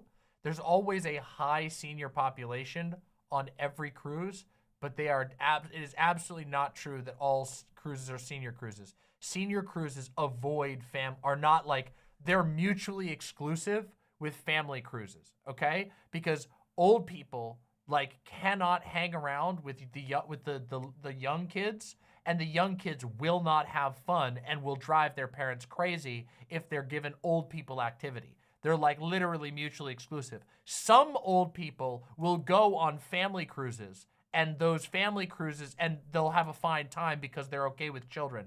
But children cannot go on a senior cruise without losing their minds, and also will drive their parents crazy.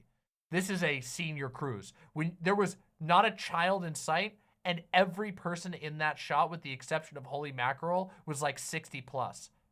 Some of the people in that shot looked like they were in their like 80s.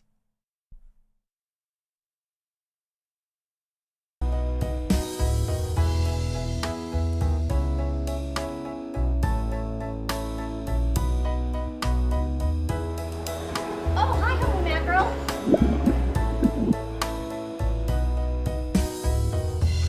Oh, this guy was not having it. This guy is done with their shit, okay? Oh, hi, Holy Mackerel. Look at this guy. He looks like he's about to fucking kill this guy. He looks like he's about to try and kill Holy Mac. Looks directly at the camera with extreme anger.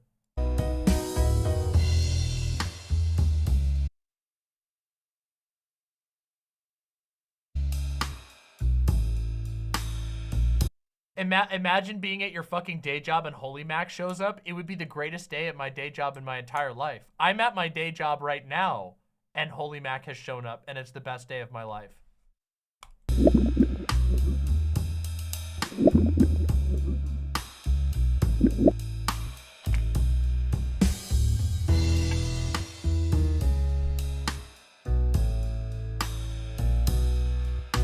Okay, we're gonna play a game.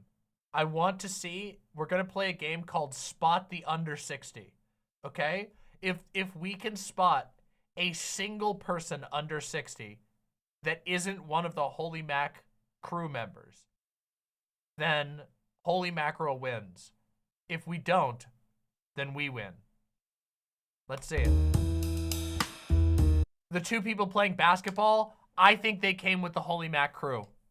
I'm just going to make a prediction. I think those people came with the Holy Mack crew. That's why they were playing basketball with them. That's all I'm going to say. We can give them that if we want to assume that, but I think those are church militant people with the Holy Mack crew. It's a pleasure to meet you. Not under 60. I haven't seen you in a long time. You're not looking too good today, though. What's up? It's so I don't read loud. sign language.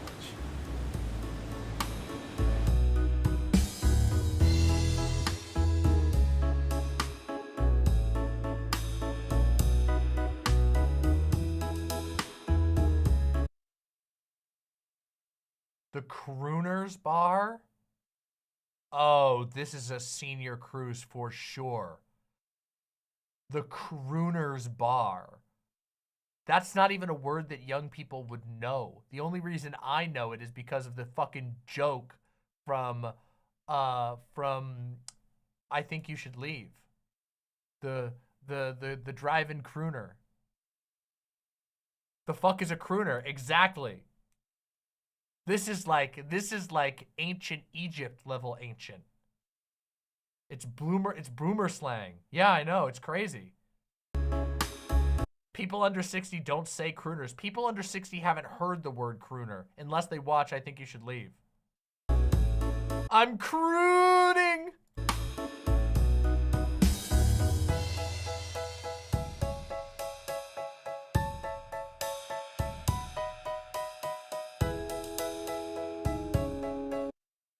Over 60, over 60.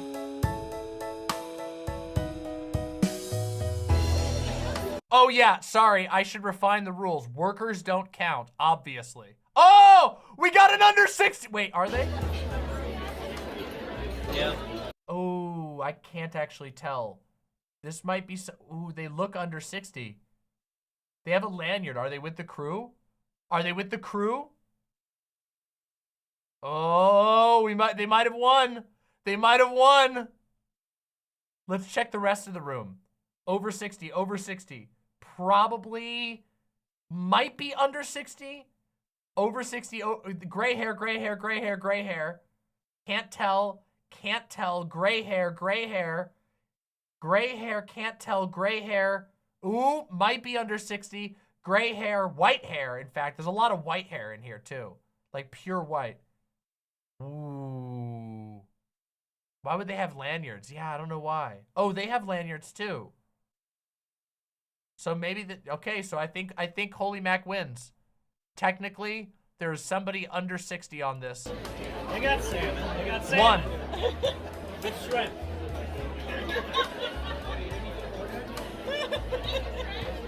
Oh, wait, but he's heckling this person about eating meat, which means they're probably with the church militant people. Because otherwise, how would they know? Right? Still, we'll give them the point because we're nice and we're charitable. Holy Mack is winning. Whoa! An under 60! An under 60! Wait, this is Christine. Wait, is that Niles? Oh, don't worry. It is, never mind. Nope, these people don't count. This is Niles. This is Niles and her family. Nope, don't count. They only have 1 point. That means the last table was almost assuredly also church militant members. The lanyards identify them. Point removed. We've officially confirmed those are church militant people. This is still a senior cruise. We have not seen a single non-church militant person under the age of 60. Point deducted.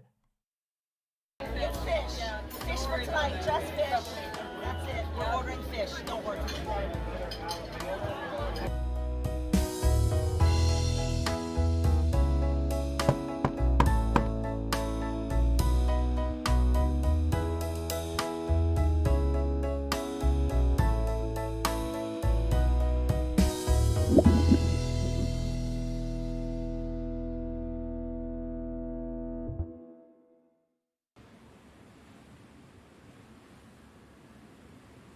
We're getting close to the end of the episode. Do you think we're gonna see anybody who's not an employee of Church Militant or an employee of the cruise who's under 60 yet? Ryan, the bacon and breakfast sausage arrived. Nope. Come on. Doesn't it smell good? Don't want any. But, you know, it's luxurious, isn't it? Luxurious, delicious bacon. Yeah. Don't want it. Fine. Guess I'll just have more for myself. Knock yourself out.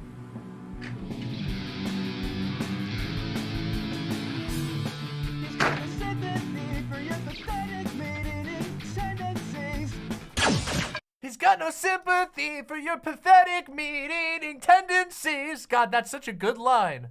That's such a sick line.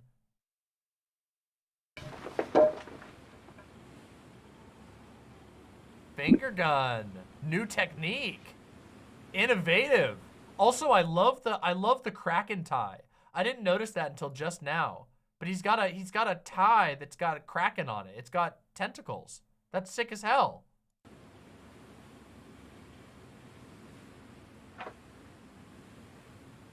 Hey, wait! Sign my book!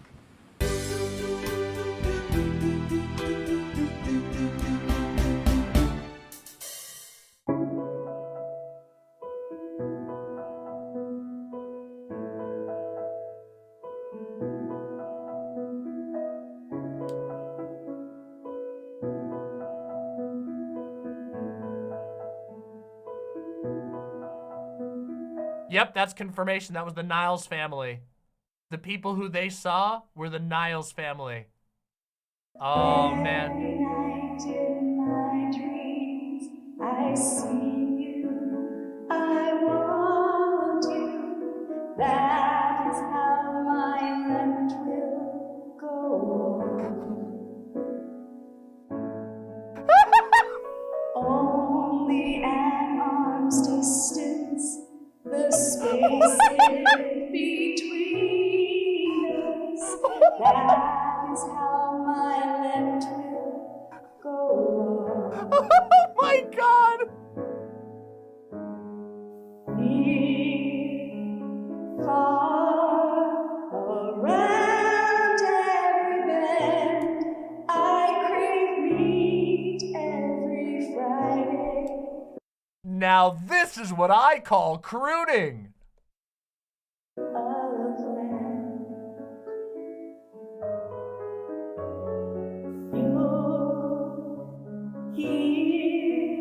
There's part of a steer.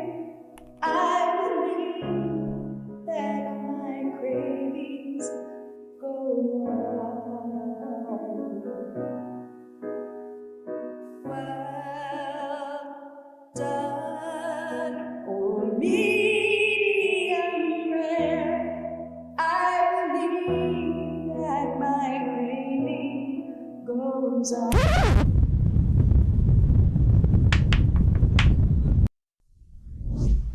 Okay, excellent ending. Pitching a burger into the sea. Perfect ending to an episode.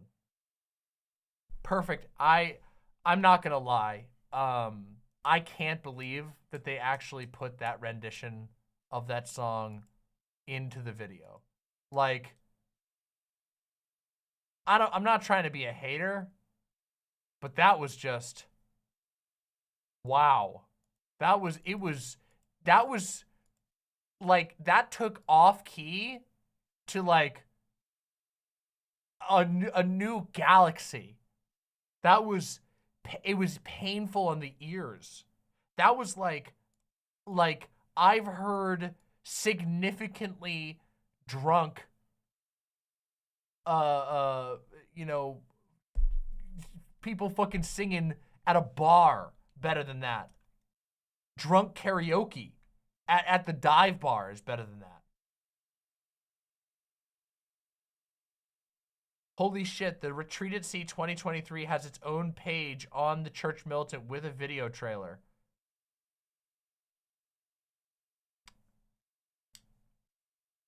Should we watch it? Should we watch it? I kind of should we watch? But I don't want it to be. Okay, let's look at it. Let's look at it. Let's just see. I don't know if we'll watch the trailer, but we'll look at the ad at least. Retreat at Sea is back. Additional space now available. Retreat at Sea for our 9th year. Starts in Galveston, Texas. Goes to Mexico, then Honduras, then Mexico again, then back to Galveston. Wait, so it's an 8-day cruise? Oh, it's technically a 7-day cruise because you leave late on the first day. Ooh, that's brutal. 7 days at sea?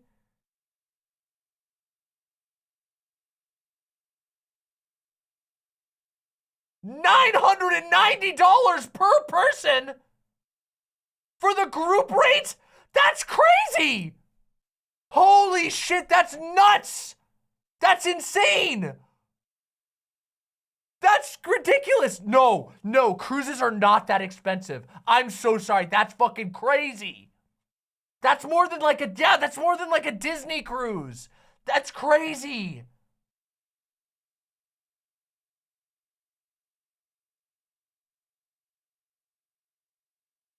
Wow, that's fucking terrible.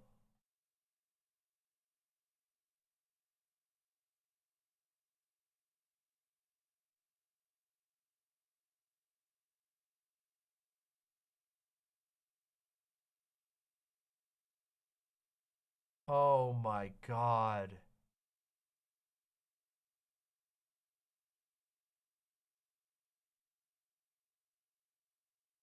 St. Michael's Media charges an additional $300 overhead.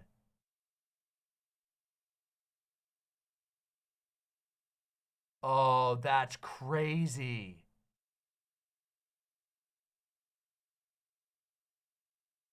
That's absurd. Look at this shit. The full payment to Princess Cruises plus St. Michael's Media.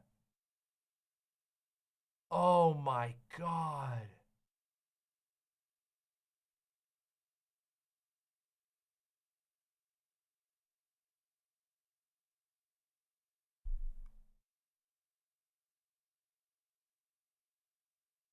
That's insane. Ocean view is $1,200. Standard balcony, $1,400. $1,600 per person.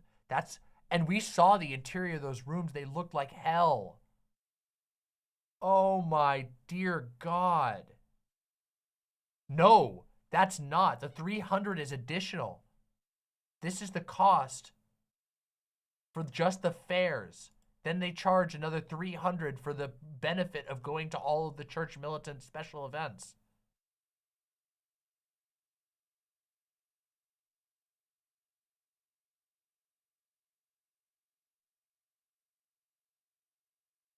Also, they killed every person on there. There are no requirements for masks, jabs, or pre-cruise testing.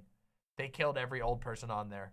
All of those old people that we witnessed in that video are now dead.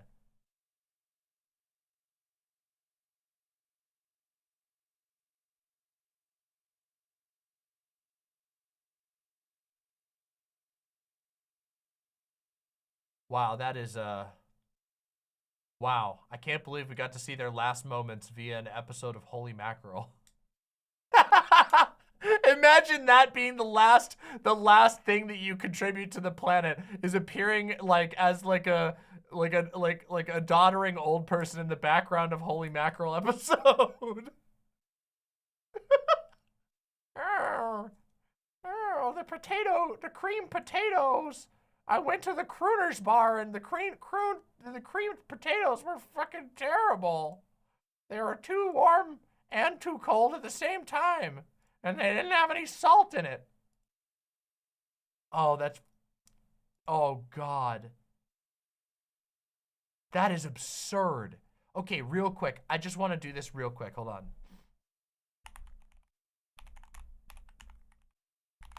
Hold on, let's take a look. I just want to look just to see what like a similar mid-range, let's see. From, where do we want to go from? Let's say we'll go from somewhere popular, okay? No, you know what? We'll go from the same place. We'll go from Galveston, Texas, okay? Okay, right now, hold on, let's look at a 7-day cruise, okay? 6-day cruise. Currently, right now, on Carnival, which is a comparable cruise line to the one that they're on, okay? From Galveston, Texas, okay? $459 per person for a 6-day cruise to the same locations. Actually, literally the exact same locations. Costa Maya, Mahogany Bay, and Cozumel. $459. They charged $990 for that cruise plus the fees to Church Militant. I told you that's ridiculous. That's cheaper than a hotel stay? Yeah. The cruises are like fairly cheap now because the cruise industry has like crashed ridiculously. But also they're never really that expensive for a mid-range cruise. But cruises are listen. Going on a cruise ships are a weird experience, okay? It's a very strange experience, okay?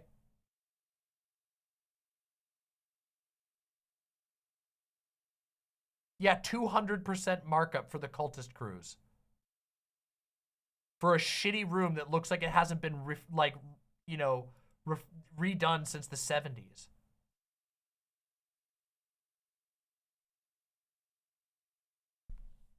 I went on a cruise. My parents took me on a cruise when I was, how old was I? Maybe 15? And I don't think I ever want to go on another cruise again. Like, I didn't have a bad time. I actually had a pretty decent time overall. But like looking back on it, I'm like, I would have been going crazy by the end of it. Especially in like a post-COVID world, you know? Where it's just like, there's still so much COVID going around. Like, you're in tight quarters. Like, the entire thing is crammed with people, okay? Most of the activities involve sitting in a restaurant. That is what you are going to do, like, a solid 60% of the time that you're on a cruise. You'll be sitting in a restaurant for breakfast, you'll be sitting in a restaurant for lunch, you'll be sitting in a restaurant for dinner, and you'll be sitting in a bar and or restaurant for most of the time in between, listening to a show or drinking, okay? Most of what people do on cruises is just drink the entire time. They just drink fuckloads of alcohol. And then there's like extremely boring mini golf, extremely boring basic sports activities, and a bunch of shops that sell garbage. That's basically the cruise experience. The most fun is the excursions, but the excursions are giga tourist, okay? I mean, like, your hand is held, your schedule is made 100%, and you are brought to locations that are usually completely subsidized by cruise ship companies. So, like, you will go to a country and you'll go to the company town equivalent. Like, if you go to Jamaica, like, they take you to the like, cruise town where all the cruises go and all the businesses are like connected to the cruises. You don't actually see like the real Jamaica.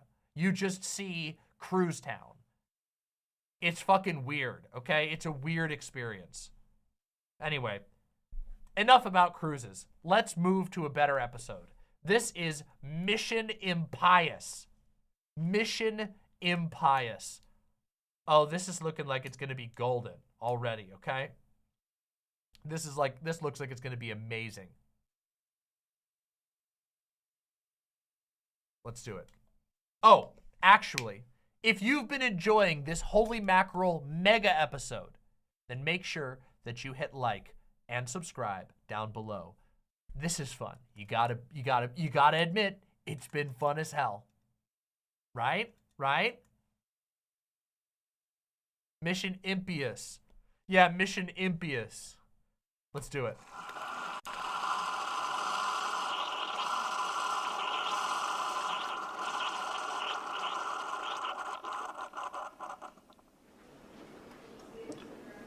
They got a Keurig. Oh, hey, Adrian.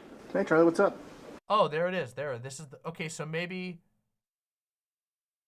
this has always been busted, or maybe it's been busted for more than a couple episodes. I just couldn't see there was a second microwave here. Whatever. Let's Not much. How's it going? Good. So last night, went on a date. Ooh. Steakhouse downtown. Yeah. Fantastic place. This is what's in here.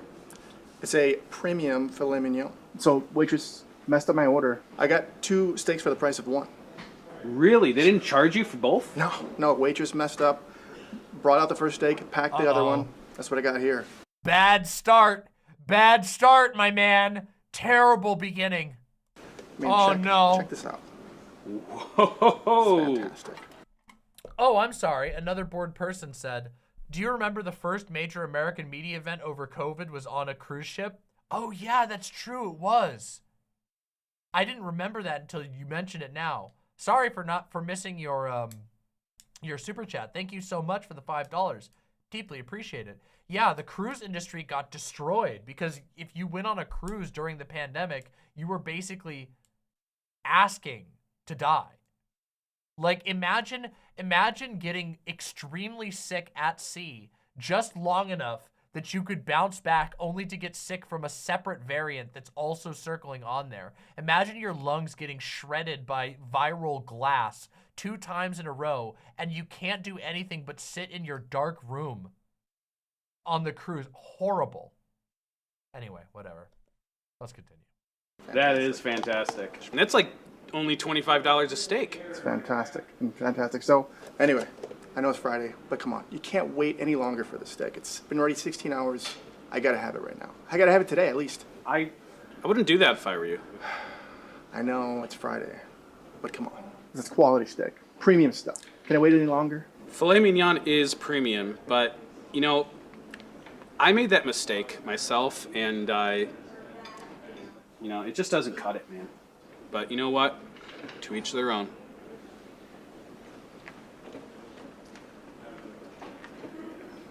It's crazy. Usually Charlie learned his lesson on the cruise, right? Whoa! Holy mackerel! How's it going? Totally kidding all about that. That was just a joke. Charlie and I just mess around a little bit. I know it's Friday. I know I can't eat any meat on Friday, but it was a premium steak. I'm gonna put it away for later. This filet mignon. It was, I got it yesterday. It's very, it's still fresh. I was gonna wait till tomorrow, to eat this. The note saying Friday's lunch is awesome. This note here is nothing. It's nothing. Just says Friday, but nothing. Doesn't matter. Doesn't matter. Just a doodle. All right. Anyway, please, let me just put this in the fridge. It's very expensive because obviously tomorrow is. Okay. Please be very careful with that steak. Filet mignon, fantastic cut of meat. I would really love to enjoy it later. Obviously not today, maybe tomorrow. Please let me just put it away in the refrigerator because you're taking it with you. And come on.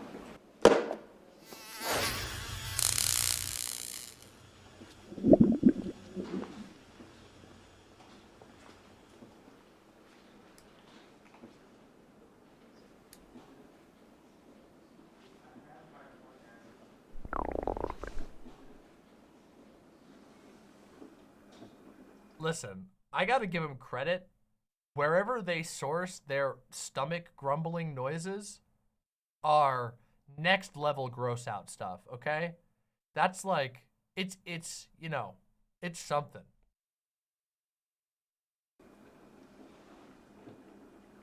It doesn't sound like a wet fart. It sounds like an internal wound. It sounds like they they got like a diverticulitis that popped.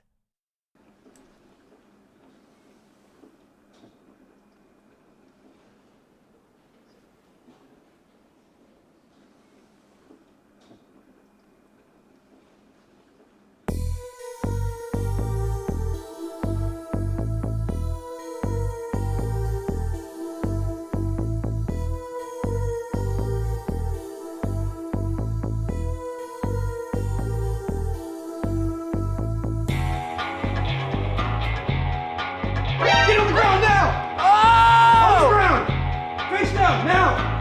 Oh! I thought this was gonna be Mission Impossible, not Metal Gear Solid! Yes! This was me last night completely bungling the first mission of Metal Gear Solid 2 over and over and over again.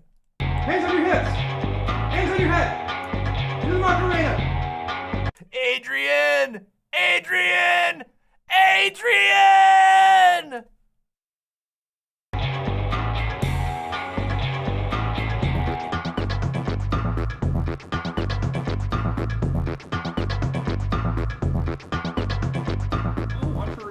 Pointing your muzzle there.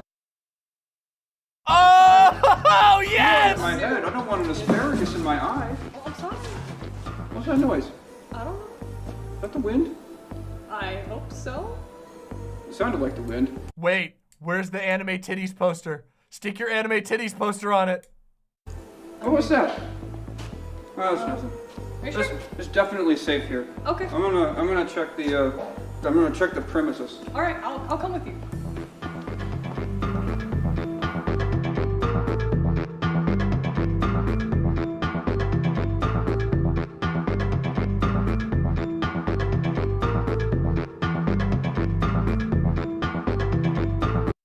Adrian, they've upgraded. Adrian, they've upgraded the security. Those, what you see over there, are infrared sensors. If you trigger them, they'll detonate, blowing up the entirety of St. Michael's media and causing you to sin on about 1,000 different counts. What do you mean? You mean if I want to get my burger, I'm gonna have to find a way to disable infrared? I wonder if there's any fire extinguishers I can shoot to see where the lasers are.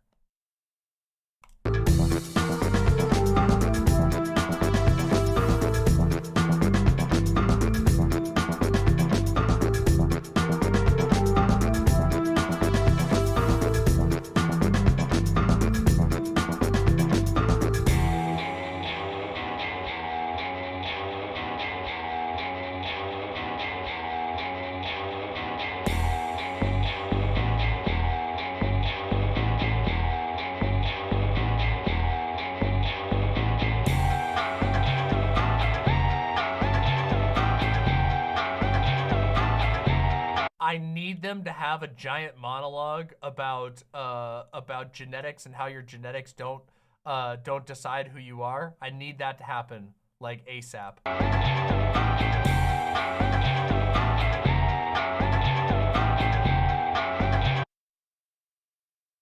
Naomi calls in.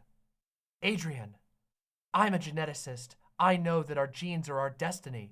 It's in your genes that you wish to consume a burger, a filet mignon, even on Lent, or on Friday during Lent. You're saying that it's written into my genes that I have to eat this steak? I guess I have no choice then. Campbell calls in. I've never been much of a proponent of gene theory myself. I tend to think that a true warrior is able to choose for the future. Yeah, maybe you're right. Maybe I don't have to eat the steak. Maybe I can choose piousness instead.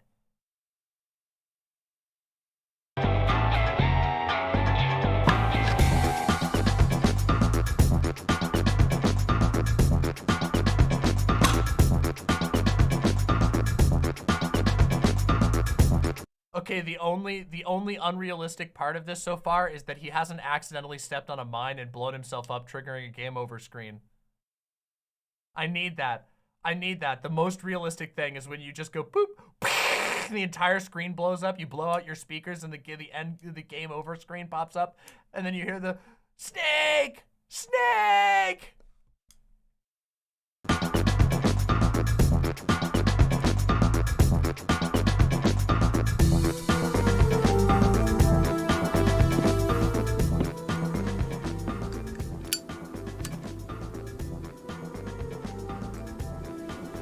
Come out to the steakhouse. Order filet.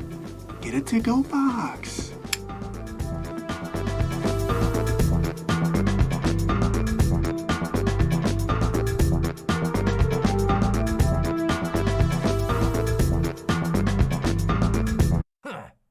That's the last time I'll be trusting you about getting steak on Thursday. Otakon calls in. Well, Snake, I didn't know that they were gonna give you 2. You don't gotta be so hard. Why do you gotta bust my chops so hard? I'm not busting your chops. This is nothing. In the real military, they'd never stop giving you an end of your troubles.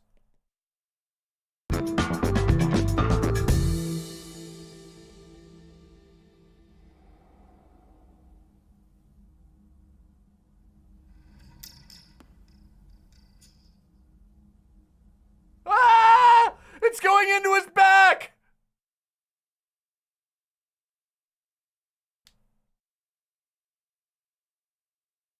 Natasha calls in, Snake, this is a bungee cord. This will allow you to bungee down from the ceiling. Press the action button to bounce off the wall and use your control stick to swing from left to right. It's fairly simple and should keep you safe. Advanced technology reinforces your spine, so you have little worry for injury. However, as a side effect, the rope is now a part of your spine.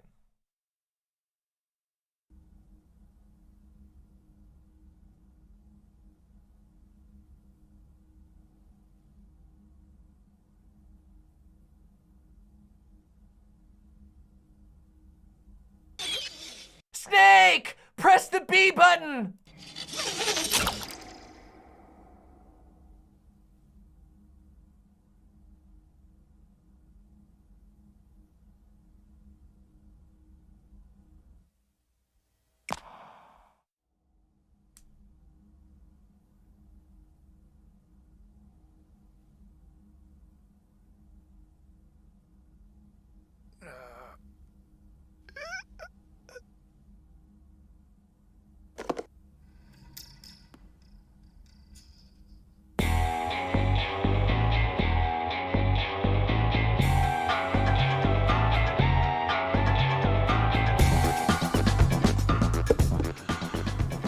Now I know what canned fish feels like.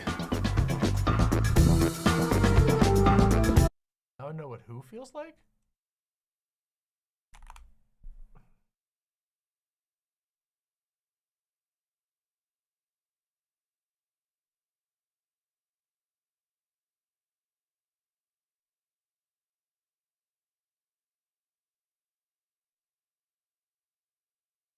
Canned fish. I thought he said Ken Fish, and when I searched Ken Fish, it came up as a Christian guy.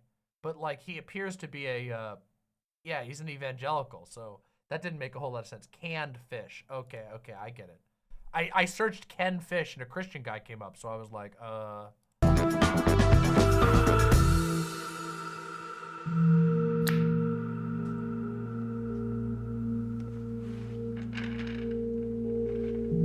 Dude, eat in a locker.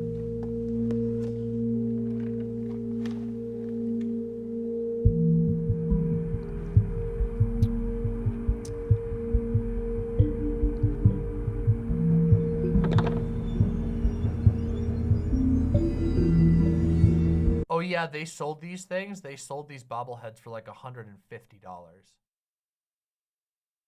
When they announced that there was gonna be a Holy Mackerel bobblehead line, I was like, oh, that sounds awesome.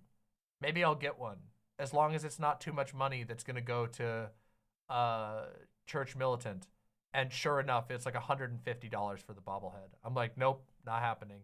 There's no way. I know that means that Church Militant must be taking a gigantic cut.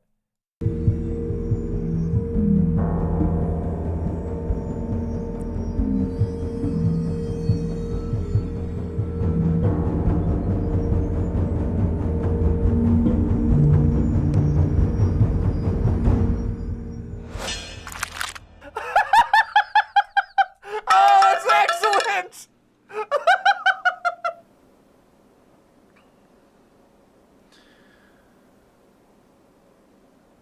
Ew.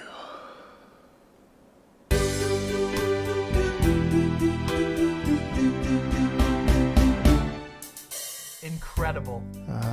Hey everyone, it's Adrian here. Just wanted to kind of brief on the episode. I thought it was all gonna be worth it at the end, and honestly, it wasn't. Totally not worth all the effort. Clams in the face and all that. outside of that, I should have never made the effort to try to get the thing. Holy Mackerel was right. And honestly, if I would have had, I wish I would have had their bobblehead. I wish I had a bobblehead before all that effort. So yeah, you know, it'll be helpful, like if I would have taken the bobblehead with me on the date, you know, it'd be really helpful. And honestly, you know, if it would have helped me, realize that, you know, what is this? I could have either saved it or just I could have eaten both of those steaks on Thursday. Went to bed happy and full of steak. Anyway, so yeah, you know, if you ever like wanting to, you know, break the fast, you know, get yourself a bobblehead. It is like limited edition. Holy Mackerel will. Why did they use this read? What is this line read? This is bad. This is bad. This is like bad even for them. Sign it. You know, it's a nice reminder that, you know, we need to fast, and no matter how premium or prime that, you know, filet is, it's, you know, just fast, not worth it. Anyway, again, limited edition, get yourself some. They're going fast. Really, they're really going fast. So don't waste any time. Get one, get two, get 4 of them. Get one for your friends and neighbors and your mom. All right. You don't need to climb through a vent. You don't need to, you know, hang from wires and, you know, try to outsmart the mackerel. You can't outsmart the mackerel.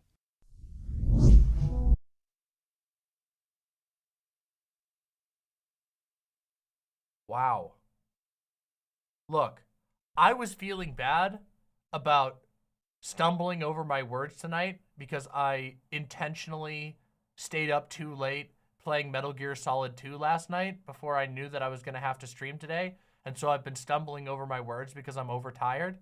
But that was something else. At least I have the live streamer and the Metal Gear Solid 2 playing excuse. That was a choice. That was definitely a choice. But now everybody.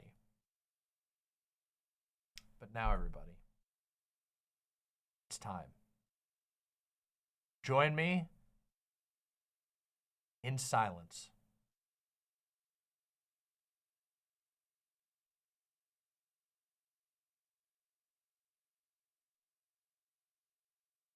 And stop the silence! That's right. This moment of time frozen forever. And by that I mean for approximately 10 seconds more while I announce the next and final currently existing episode of Holy Mackerel, which may prove to be the last episode of Holy Mackerel ever made. And we are about to enjoy it together. The Studio. A riff off The Office, but Holy Mackerel style. Are we ready? Are we fucking ready? I'm ready. Let's do it. It's a 20-minute Holy Mackerel episode. Everybody, this could either be the worst episode of the season or the best episode that's ever been made. 20-minute Holy Mackerel episodes are always a massive, massive grab bag.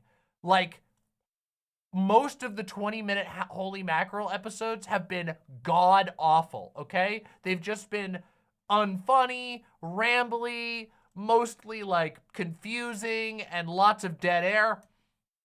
But every once in a while, you get a quality cooking, or you get a, what's the one where they argue about writing? That I always forget the title of that episode. The one where the meta episode where they were roasting us for being critics of the show and they totally got us.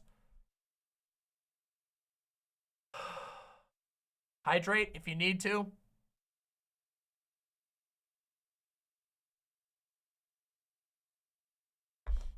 After multiple years of watching it together, we wrap, maybe forever, maybe not, with a nearly 20-minute episode of Holy Mackerel. Let's do it! Thing on? Yeah? Okay. All right, here we go. Hi, Welcome to the brand new Holy Mackerel documentary, where we're going to have a whole lot of fun. Hello, and welcome to 2023, where everything's made up and the points don't matter. Just use one of those two, okay? Yeah, both are good.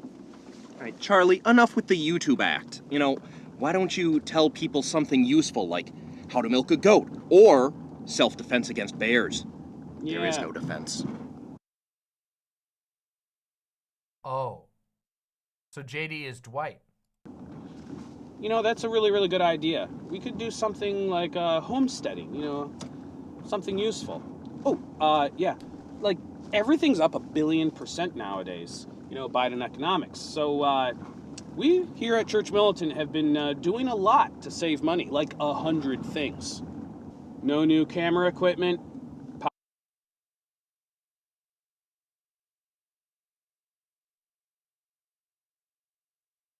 Oh no. Oh no! Yeah, you sure it was the Bidenomics and not the Vorisnomics? You sure it was the Bidenomics and not the bouncing on your boy's dickonomics? Power saving lights, 98 other things. You know what? It's about time. We have been too... Of course I watch Eric. Of course I fucking watch Eric, but it just fit too perfectly. That's literally, at this point, we know, at this point in time, when they're complaining about Bidenomics and having to cut costs, we know that or somewhere around this point, Michael Voris was sending dick pics to his own donors, who then complained and stopped donating to Church Militant.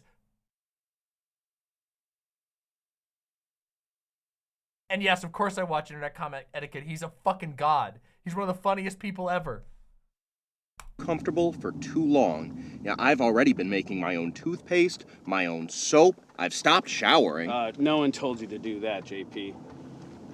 Well, these cuts we're making, unfortunately, they're not enough. So, I need to be the bearer of bad news. We have to cut our Adobe software, editing software. Uh-oh. Oh, is this gonna... No, okay. They can't do this episode. No, they've already done a cut. Are they just saying they're barely gonna edit this episode? Okay. It's just too expensive, so... I just wish there was a way to talk about this bad news in a good way. Like, something like, yeah, that's not good, but I feel good about it. You know, it might be difficult to not use our editing software, but I don't feel like yelling at Charlie over this, and he made the right decision. What? Oh, who's that? He made the right decision. What? New character? New character?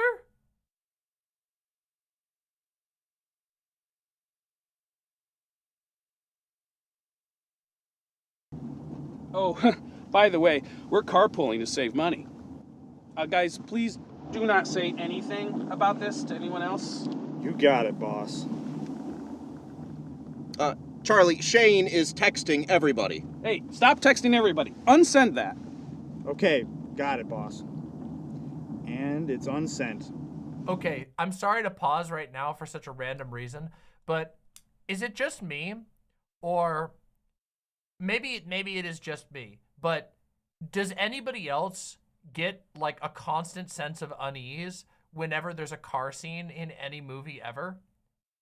Like, it can even be in a movie that I know. It can be in a thing where I know that I know for a fact they're not going to do a car crash scene in Holy Mackerel, but I swear to God, every single time there's a camera in the car in a movie, I'm literally on edge because I like anticipate another car smashing into it.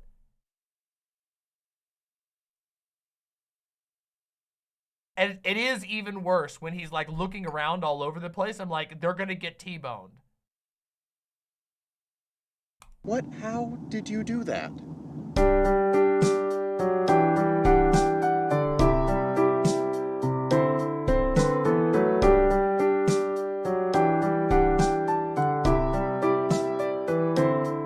Wait, this tune is great!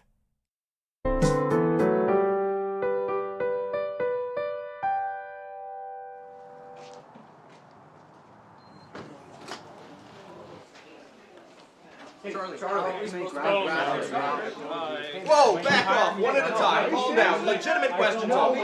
Charlie, how are we supposed to make graphics without Adobe? Practical effects. I have a question. It sounds like it's going to be really, really bad. Not a legitimate question. Low budget aesthetic is trending. It's posh. It doesn't make any sense. Posh. I think that's the wrong word there.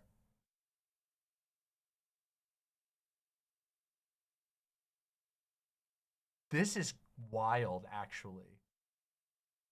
This being the storyline is really funny, given that what we've been talking about leading up to this. Oh. Is that correct? Where are you going? Where are you going? That went not how I wanted it to go.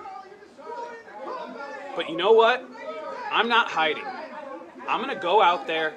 I'm gonna face the angry mob. And at the end of the day, we're gonna get all of our work done. And we'll all be friends.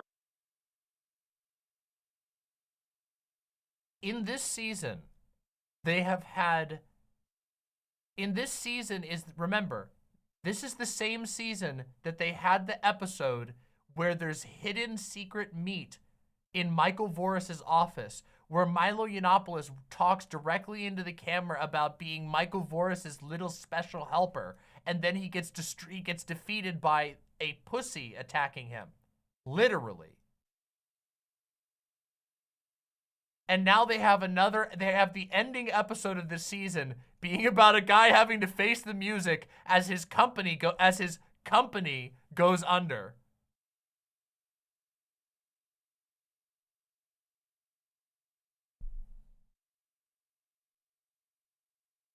Friends again.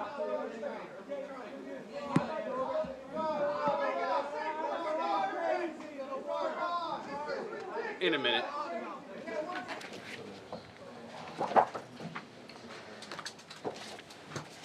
Did you try turning it on and off again? You know, I didn't. Maybe I should. Hayes is gonna probably try to incense it. Yeah, he probably will. But I don't know that's gonna help because it's saying the ink drum is broken and I just replaced it yesterday. Well, I'm gonna get some coffee. Wanna take a break? Sure. Probably need it. Where's IT when you need them anyway?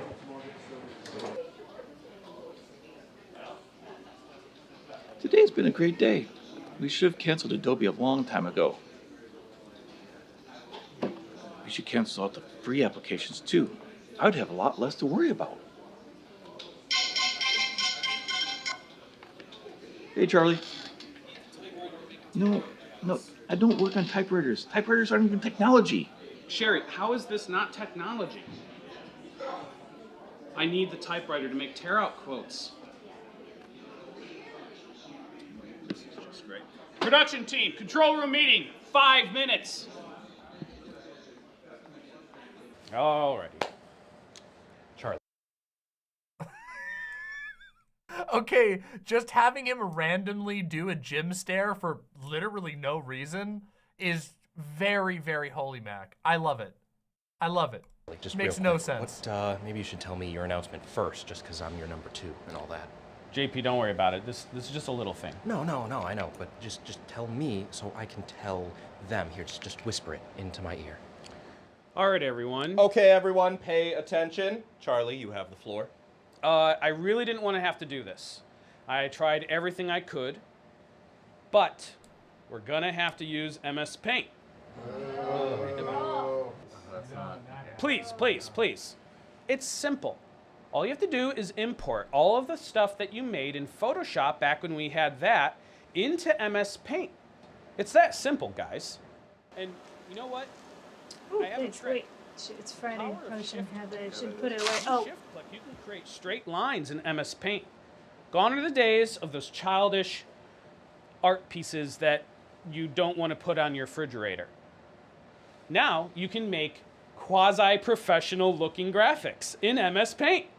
So, look, if those Australians can do it for their cartoon show, I think that Church Militant employees, we should be able and proud to use Microsoft Paint. Good job, Charlie. Yeah. I like that attitude. I like that attitude right there. And so, you're going to need to get these programs. You're going to need Movie Maker because you're going to need to import frame-by-frame graphics into Movie Maker if you want to do motion graphics. It's really simple, guys, okay? So I think we're ready to tackle the day. I think we're going to have a great show tonight. All right, guys? Yeah. Let's go. Let's do it.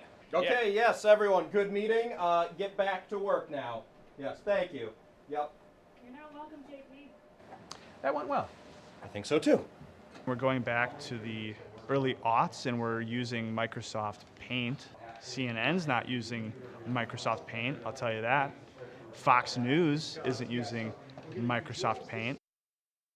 This is a self-parody.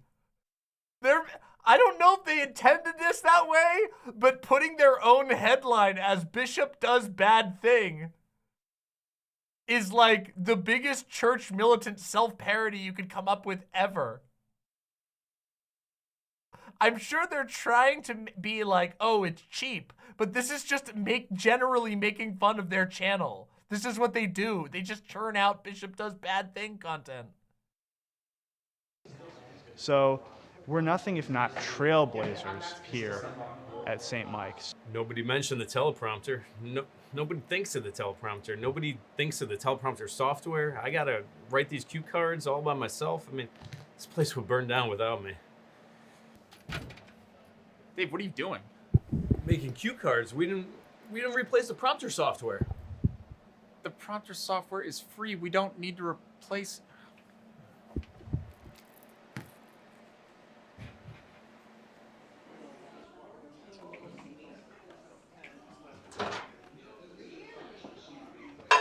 What you made? Leftover pizza. Pepperoni pizza. Hey, put in 1337. These guys are such nerds. It's kind of sad. This season has been kind of sad watching like everything slowly break down and not work. And now they're having an episode where they're like having to close down everything in the office because of Bidenomics. No, Shane, because I'm not an idiot. It's Friday and it's Lent. We all know what would happen.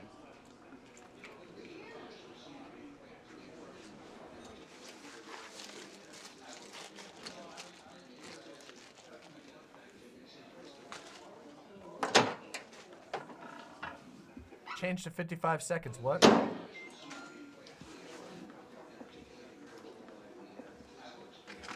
Hey Shane, did you move my bacon? Nope.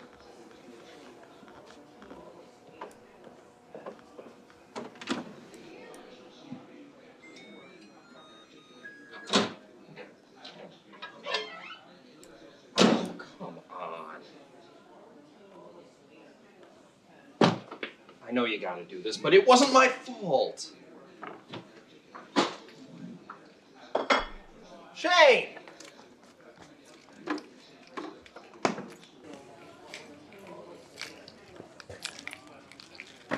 Oh, come on, that's not even creative. Okay, fine, you got me. Can we call a truce, please? Oh, Shane, I would...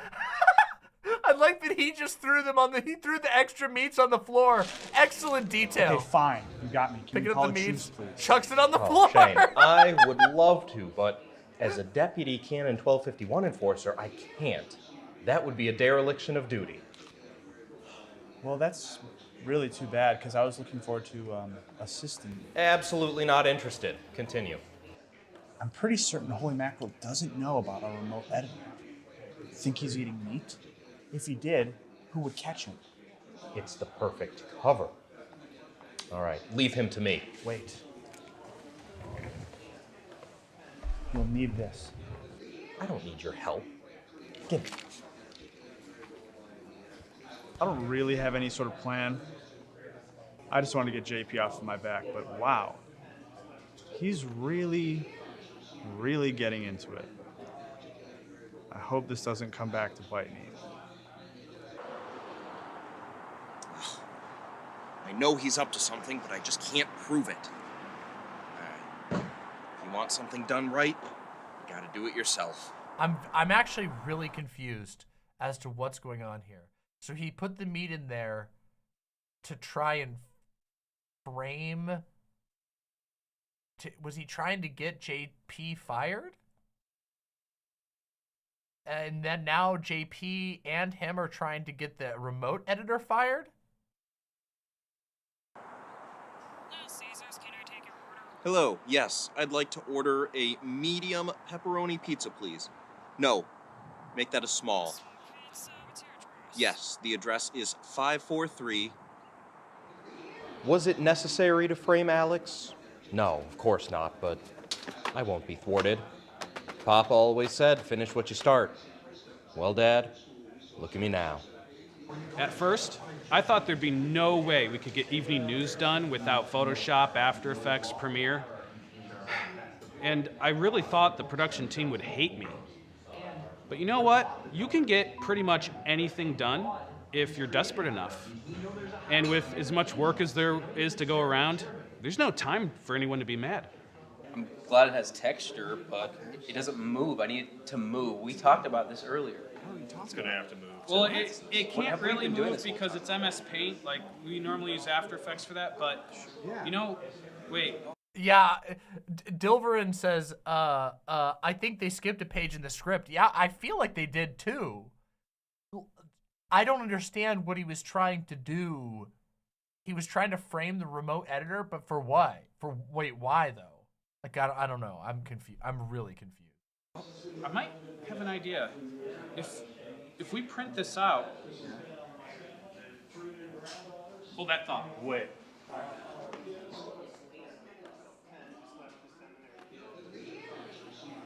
Normally I would use After Effects to do these quote graphics. I'd screenshot the web page, highlight the text, but this is kind of the same. I've actually made graphics like this before and nobody noticed. Excuse me. Oh man, this episode is making fun of church militants a lot. Oh, Jesus. Emily, please tell me you got that printer working. Not yet, why? Because I have an idea that's gonna get the show to work. We're gonna have a show. How? This isn't even my job. I just wanted to print out my Holy Mackerel movie script. It's called Infinity War. Oh. Stop incenting it. You're making it worse. It worked. Oh, ye of little faith. Well, I guess my work is done here. Of course, now you work.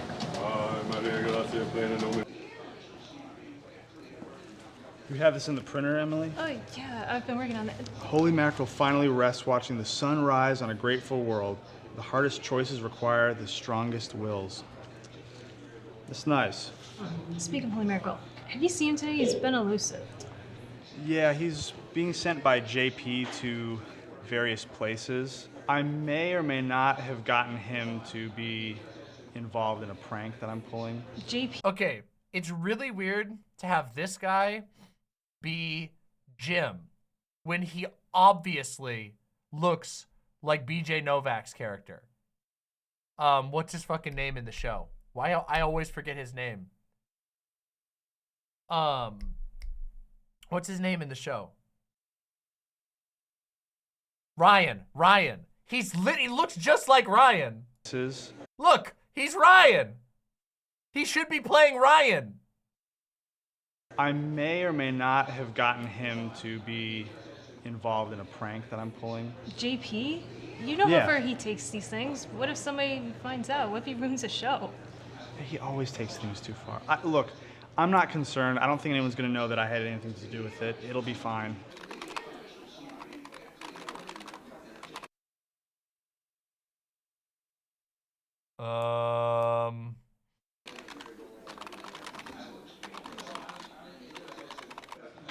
What are you doing?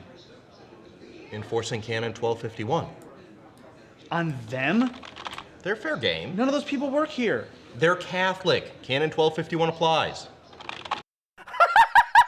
Okay, that's actually amazing. Yes! Yes! I take it back. Do send the Holy Mackerel after them. I would love to see how Catholic the people at Daily Wire totally are. Oh, I bet Matt Walsh and you know, chamber pot fucking Michael Knowles over there I bet they're so devout.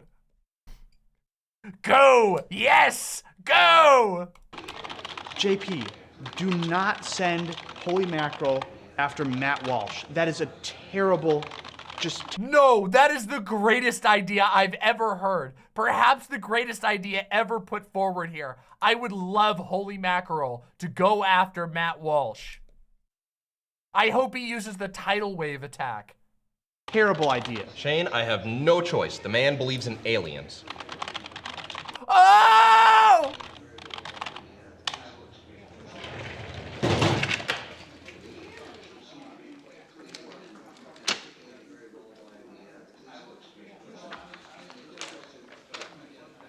What have I done? I never should have pranked JP. He's unstoppable.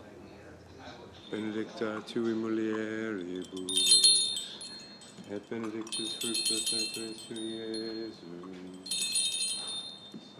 All right, Hunter. 5, 4, 3. Hello, and thank you for joining us this Friday, April 7th. I'm Hunter Bradford. In the Diocese of Scranton, church officials say they are shocked and Absolutely amazing, absolutely incredible graphic.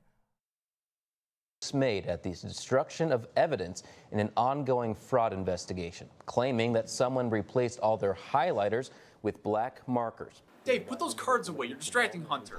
It's just in case you never know. And only Michael Voris. Mike? Thanks, Hunter. This absolutely smells rotten, as you might imagine, and it happened right after the bishop called an area FedEx store asking if they had paper shredders that work on magazines.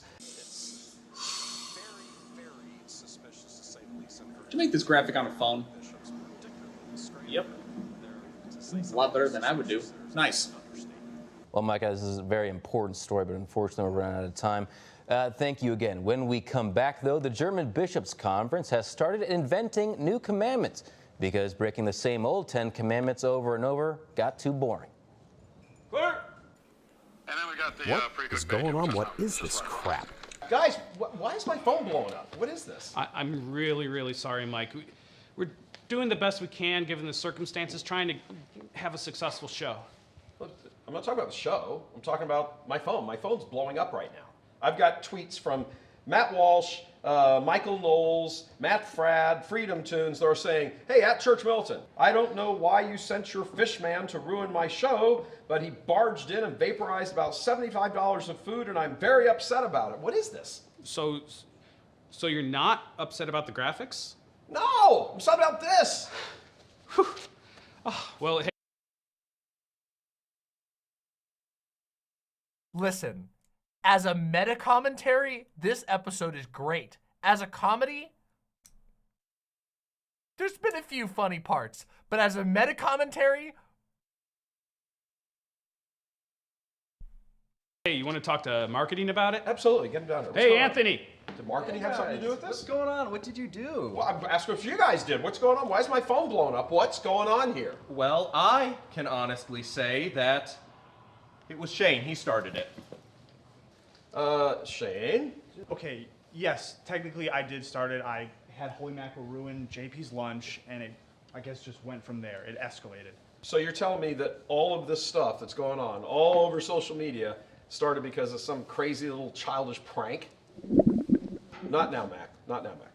Anthony, We better not have lost subscribers over this. I mean, it seems we've already ticked off a bunch of big people. So what's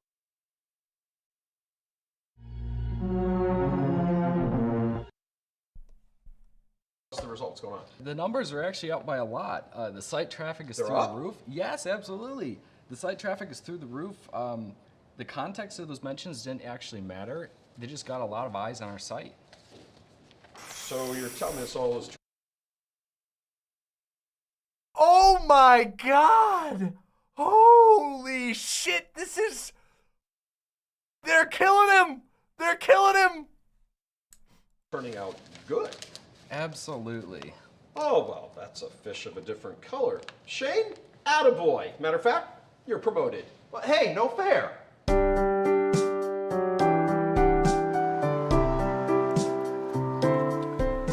Looks like Holy Mackerel saved the day. I love the... Yes! Committing to the bid for the credits! Excellent! Once again. He's an incredible guy. And by the way, turns out we're going to get all of our programs back. You know, Premiere, After Effects, it's really, you know, best. It's best for us that we're going to be able to do the work the way we're used to. And speaking of the work we do, today was so busy, I didn't even have a chance to eat lunch. Looks like JP got this for me. I don't even know what it is, really. Some kind of a burrito.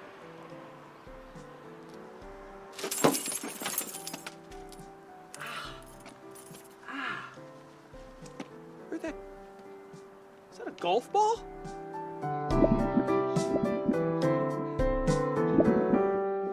Oh, from the previous episode. It was the golf ball that he threw all the way back off of the cruise ship. He timed it so that it would hit Charlie's fucking sandwich out of his hand all the way from the cruise episode.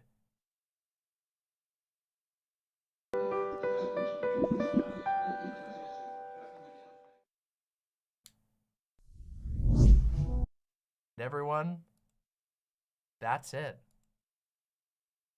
That's the last episode of Holy Mackerel.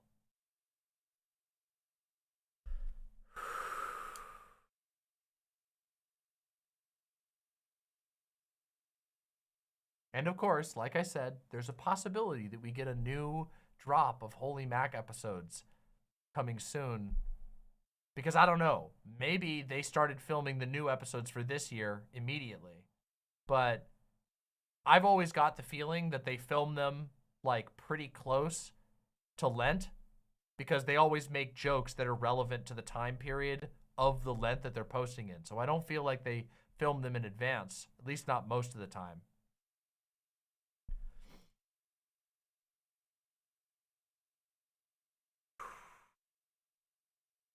Westside Tyler, thank you so much for the raid. Everybody come on in and get comfortable. What you have just witnessed is the end of an era. I want to say thank you for the raid. Thank you all for coming in. Please come in and get comfortable.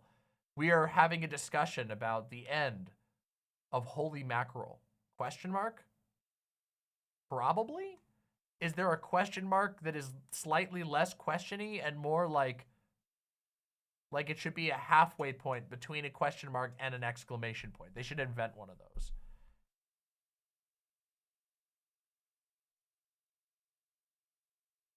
Westside Tyler, thank you so much. Thank you so much. No, the interrobang is like a question mark and an exclamation point. I need a halfway point between them where you're like maybe declaring something, but also maybe asking a question. Like, could this be the end? Something like that, you know? Because it could be the end.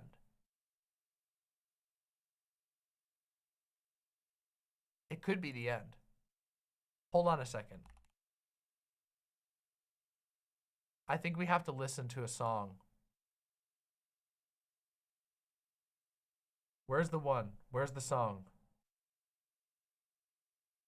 I want to find the one. I know we have it on the archive. Somewhere here we have the song. I know it's here. Oh no, maybe it isn't. I thought it was in here, but I actually don't think it is.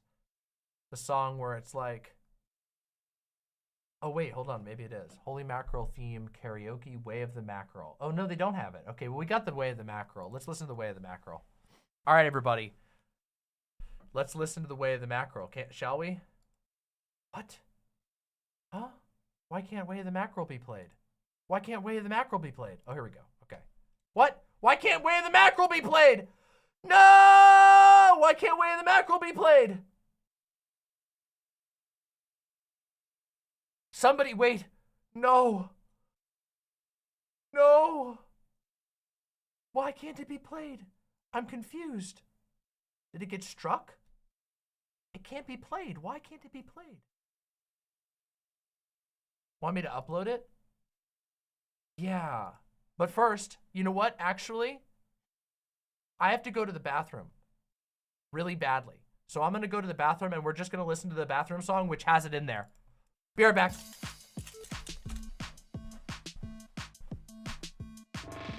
Hey, chat, Demon Mama has to go to the bathroom to listen to the Demon Mama bathroom song. She streams 20-hour days and 9 days a week, so let's give her and her bladder a little fucking break.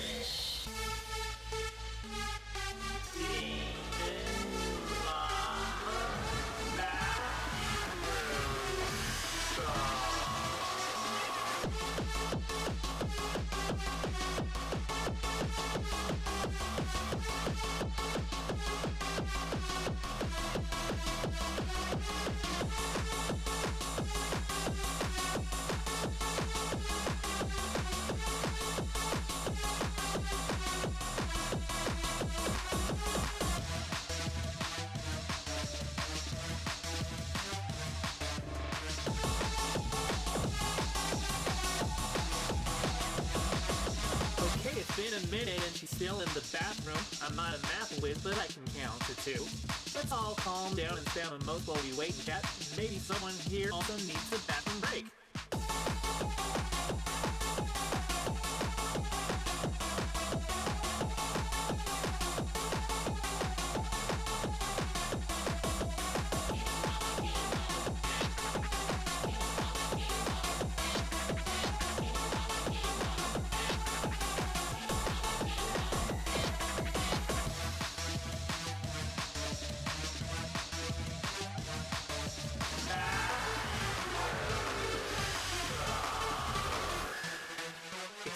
Since Demon Mama went to the bathroom. Not like I'm counting, but distracted.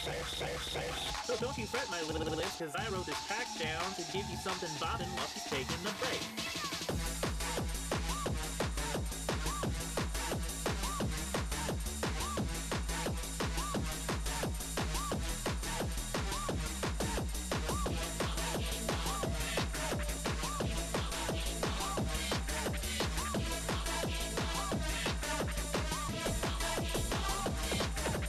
Jesus fucking Christ, can someone go check in the bathroom? Isn't it amazing? I hope she doesn't lock the door. Lock the door. She doesn't lock the door. She locks the door. A little... Perfect timing!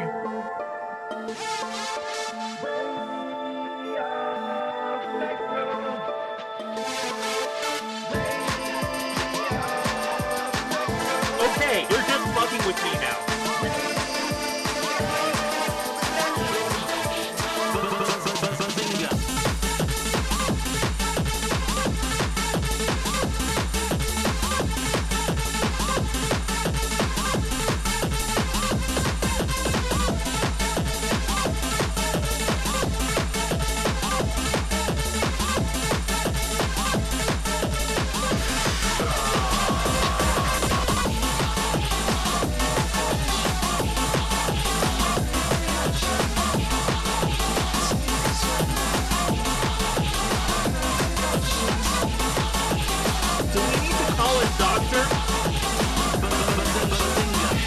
Within your phone, the stream's still running. Song's over. Stop. Somebody like and subscribe. True. Here we go. Oh, yes. The OG way of the mackerel. Thank you. I'm so happy. It was not, for some reason, the archive.org archive wasn't working. Thank you, Calliope. Here we go. Let's listen to it. All right, everybody. We're back now, okay? It's time. In honor of the final episode of Holy Mackerel, okay? In honor. The way of the mackerel.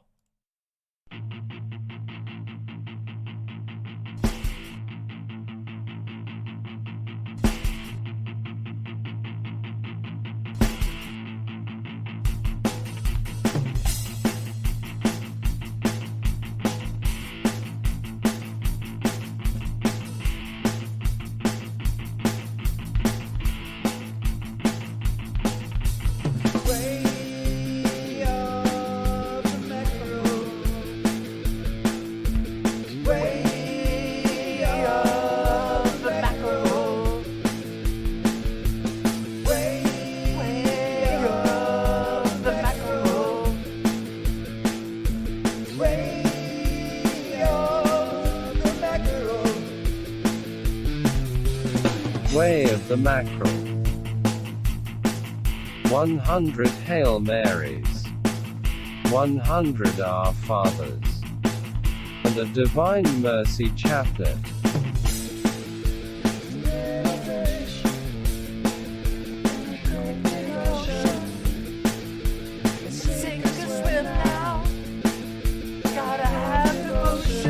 Take cold showers. And don't eat sweets. When kneeling in prayer, don't use a cushion for your knees. Way of the mackerel. Way of the mackerel. Try to go to daily mass. And definitely do a holy hour. Don't listen to music when driving in your car.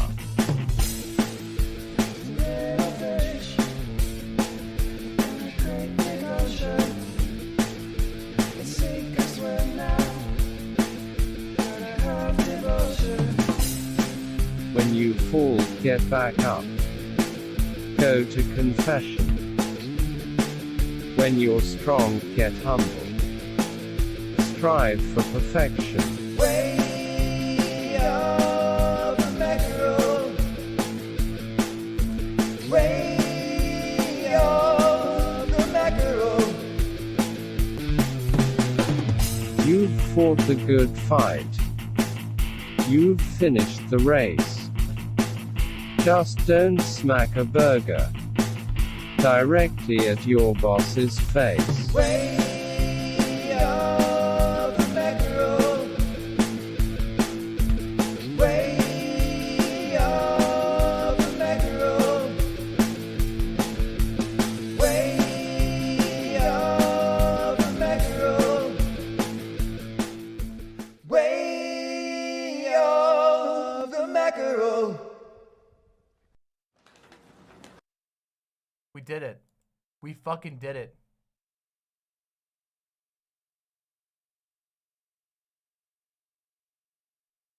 We made it all the way to the end. We have seen together on this show every single episode of Holy Mackerel. And I'll be keeping a watch, okay? I have an alarm, a timer set on my phone for when Lent happens this year. We'll be watching to see if there is another season. If there is, we will watch it together. We will. It really is sink or swim now. What a wild ride it's been. It's bittersweet, isn't it? On one hand, it's amazing that we got to see the studio, an episode where they ruthlessly self-parodied Church Militant while also making fun of Matt Walsh and Michael Knowles. and a bunch of other weird conservative figures. That was pretty impressive. But it's been with us for so long. Our first episode of Holy Mackerel. Let's go see. Let's remember the date of the first episode of Holy Mackerel we ever did on this show. Let's see. Would have been under the lives.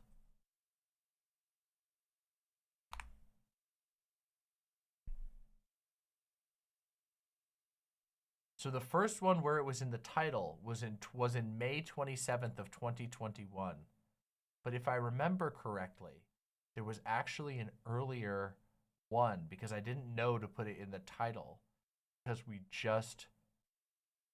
had just figured it out. So it must have been somewhere around there. Let's see. Sort backwards. 2021, that would have been pretty goddamn early. Let's see if we can go. I'm gonna try and find the first one.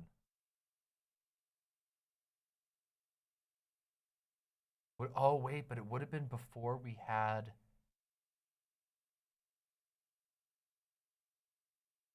Interesting. Wait, it would have been before we even had timestamping.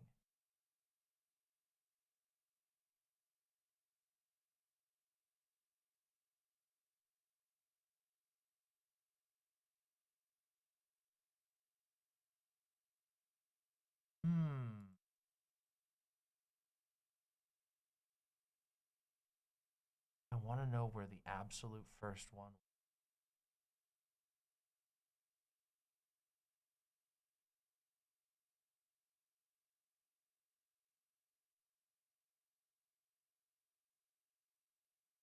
Wait, no, we did have timestamp.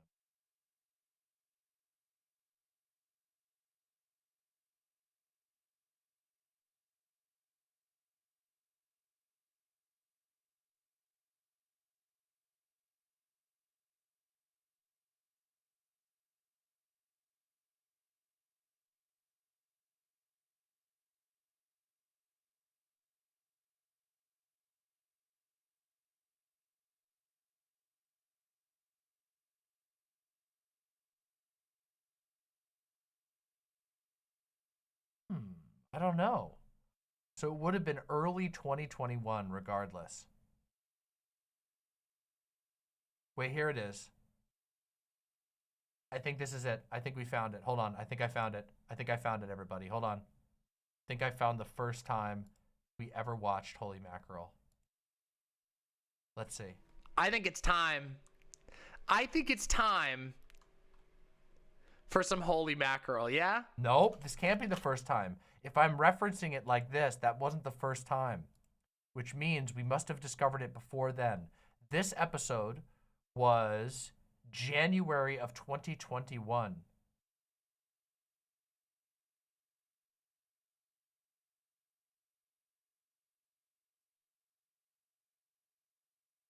Wow, we've been on this for so long.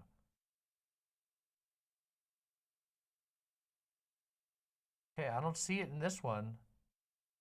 I'm trying to find where the first one ever was.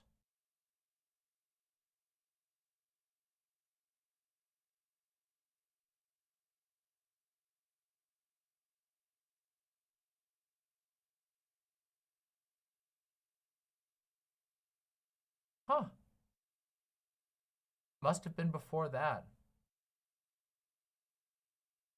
Wait, maybe we can search in the description. Yeah, here we go. Hold on.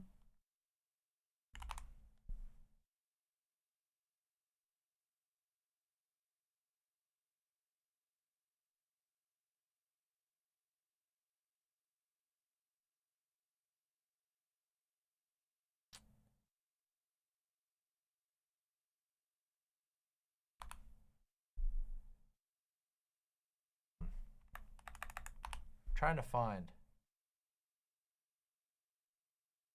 Why doesn't it? That's so weird. It's not okay. So when I search Holy Mack in the description, it's not coming up. Snips, Snips, Snips. Do you remember Snips! Oh my god, long time no see!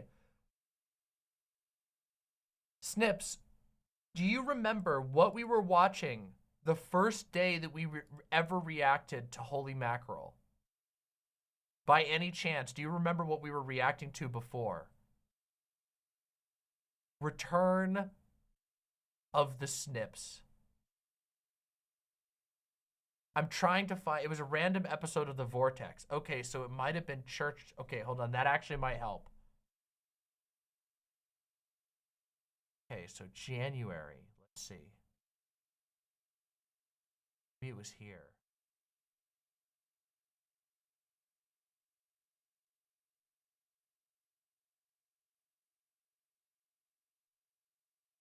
Okay. Oh yeah, Snips might actually, we might be able to do it by, yes! Wait, we might actually be able to do it by checking Snips logs. Oh, that's genius. Wait, they only go back to April of 2021. Hold on, there must be more.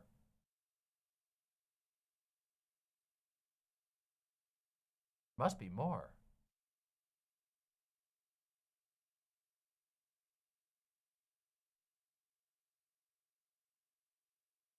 Why is it only showing back to oh, was that before the logs were introduced?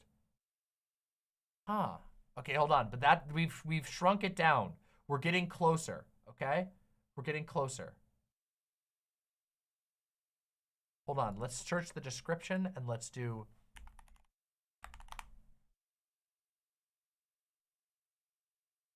hold on, this might be the one. Let's check.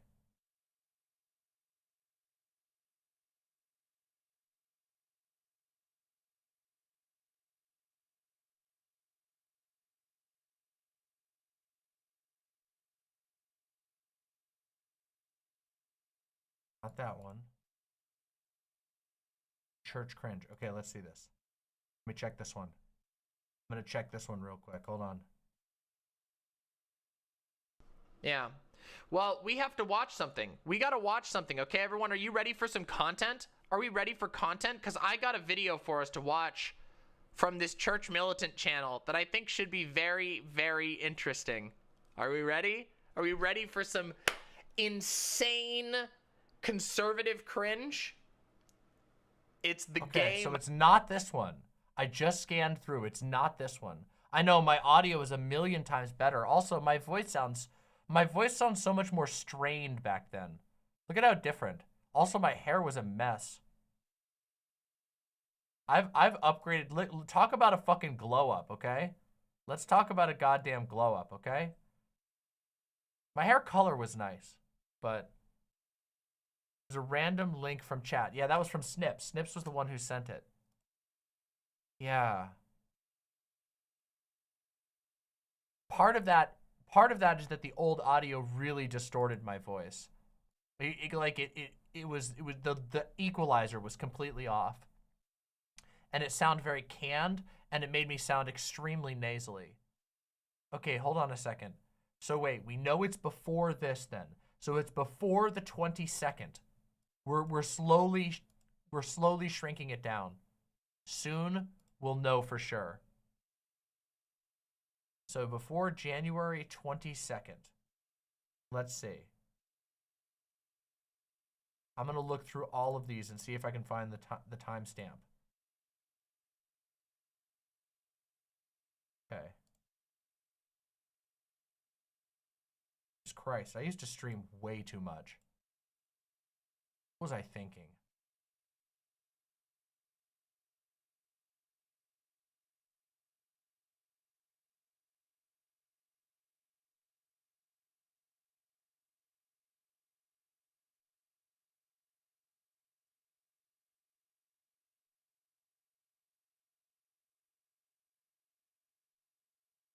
Oh man, some of these are classics.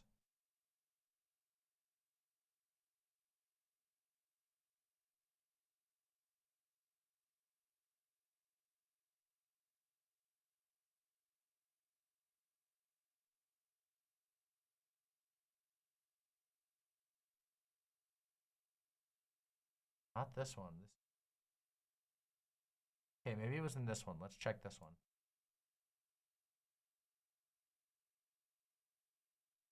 Maybe it could have been in December.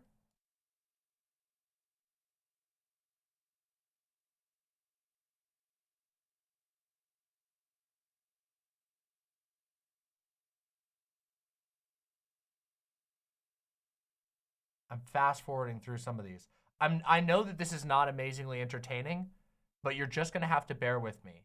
It's for the greater good, okay? This is like, you know, this is like listening right now. This is like listening to your like one of your relatives give a really boring speech at a funeral, okay? So you just have to be respectful, okay? That's all. You just have to be respectful. Okay. I need to find the first time we ever did it.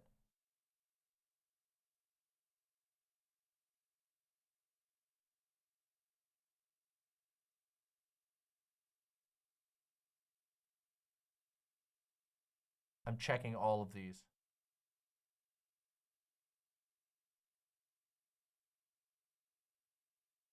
Damn, there's one of the early drama mamas where it didn't even make any sense. Q&A and debates. That's probably not there. Let's see here. Bean Dad. Was it before or after Bean Dad? Don't look at the viewer count. The viewer count's doing great right now. We have 260 people here, which is amazing. This was the criticism stream. What the fuck? Do you guys remember when anytime I tried to do call-ins that tons of people would come in and try to argue with me and be fucking weird? And because that happened so much, I did an entire day of self-criticism where I just let other people come on and criticize me. Remember that? That was fucking terrible. What a terrible idea. Genuinely unfun. Genuinely way too charitable. Would never do that again. I will never, ever give people who don't deserve it that much time.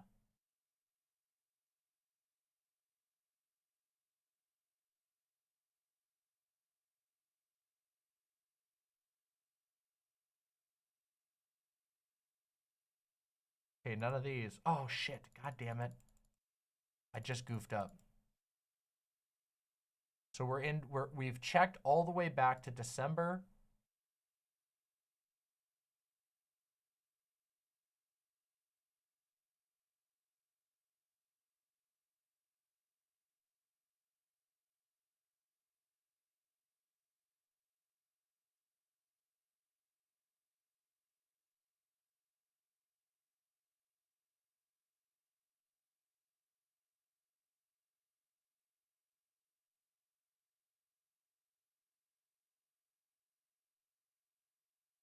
Wow, I used to do so many goddamn long streams.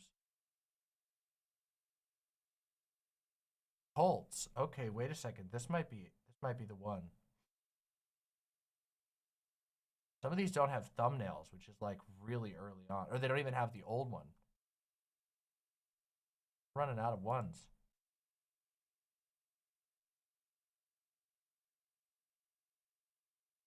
I forget what his name was, but Demon Mama thought they were someone else and they joined using that name. Apparently some kind of well-known troll. Oh.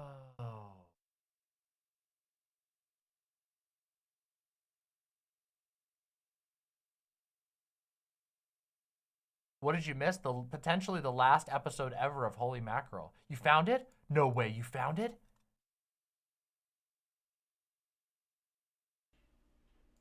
Yeah, that guy was so fucking annoying, though. That church militant? Yeah, let's watch it. Oh my god! This is it! This is it! You did it! You did it! You did it, Somniostatic! By the way, I'm editing this so we can find this in the future. Hold on, I'm editing the name of this stream. Specifically so that we can find this again in the future. It's the only thing that matters. First Holy Mac ever. There we go. Bam. Permanently saved. You did. Okay, everybody. Are we ready? I already have a playlist. I already have a playlist of all of the edited ones. What we wanted to find was the first date that I ever did it. And that date was January 20th, 2021, the first day we ever discovered holy mackerel. Here we go. Here it is right here. Oh, retreat on land? What does this mean?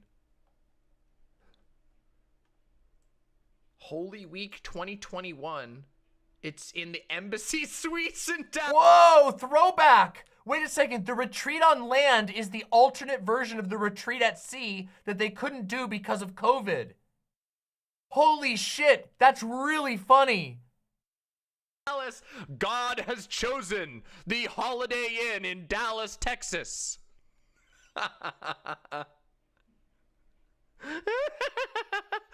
We will be convening in God's chosen Motel 8. Oh my, God has reserved us an extra large conference hall, and he will be bringing us blanched chicken and vegetables for lunch.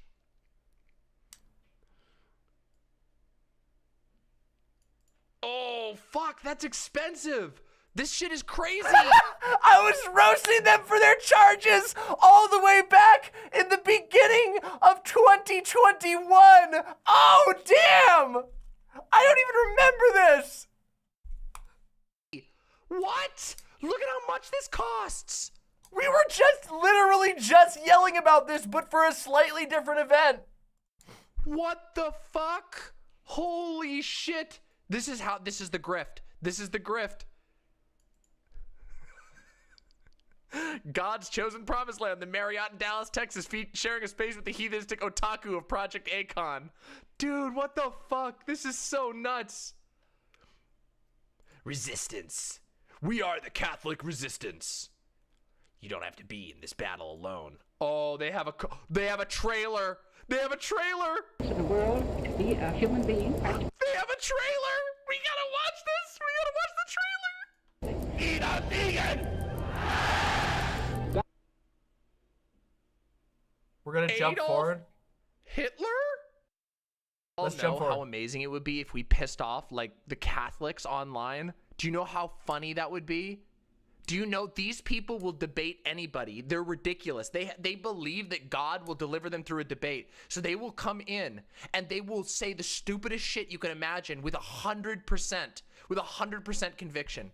Oh, damn. Those are some names. Somniostatic. Nuts. Copioid crisis. It's amazing. Oh. To those still with us, to those who've fallen away.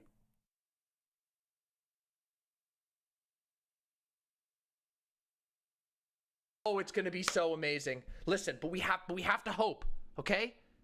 Hey, Laura's in chat. This part doesn't get in the video. Don't put this part in the video, okay? You gotta cut this part out, okay? At 7:50, you gotta cut this part out.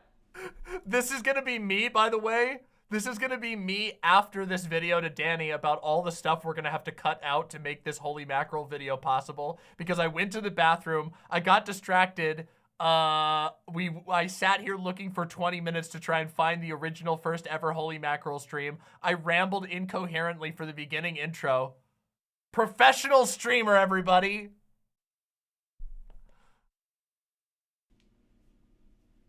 So we want the Catholic.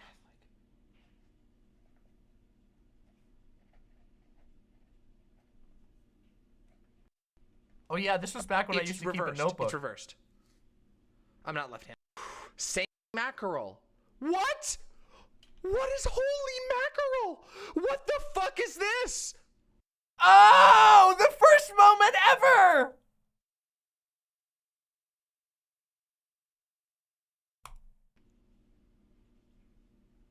Join the holy mackerel mercenary canon lawgiver on his self-appointed quest to ensure compliance with Canon 1251. What the fuck? How do I even know which video is the right one? Is this them? Random Friday during Lent. Oh boy.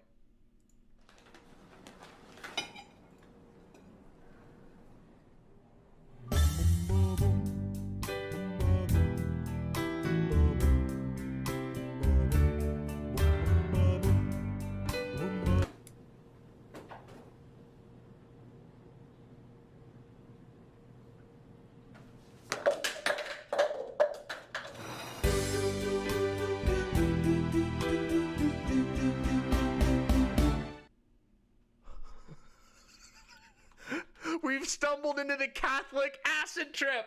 Have you ever wondered what it would be like to trip balls with Jesus? With the popes? That's what we're on to now. Holy shit.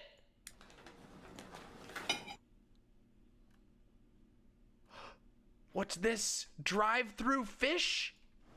Welcome out to the burger. Can I take your order? Hey, could I get a double bacon cheeseburger and a large fry?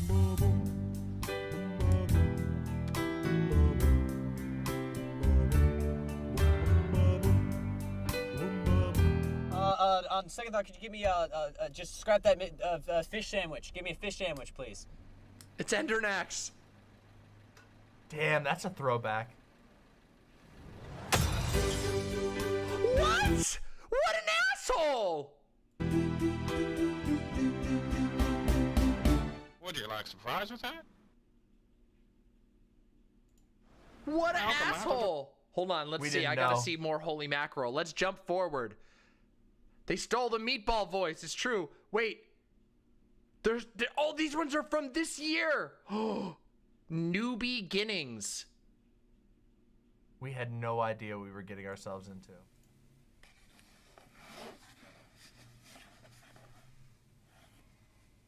Old book. Children. You boys ready for another?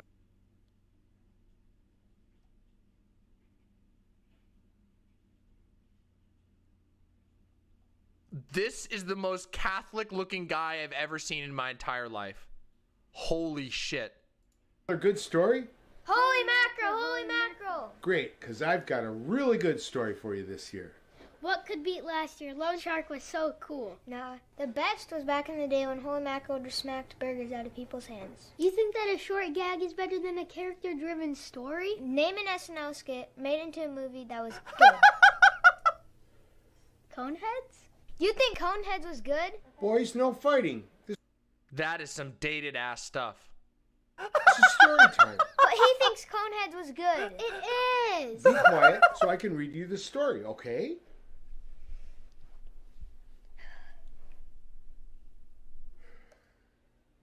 This story is about Holy Mackerel and his new beginnings. Ah, the interlacing. Oh. Over the last year, they've hired a lot of new You can see me jamming already to the theme song. Staff members at the studio. And you know what you get when you cross Lenten Fridays and new employees. Holy Mackerel's gonna stop some newbies from eating meat. Damn, this is a hell of a throwback.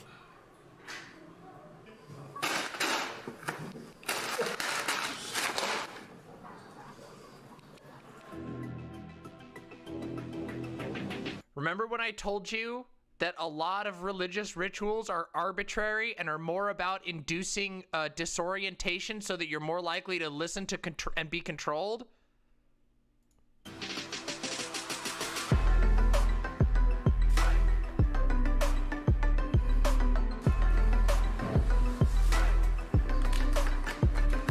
Audio jungle. By the way, this is great going back and watching this, but these days this is gonna get copyright slammed to hell. So ad revenue for this video gone.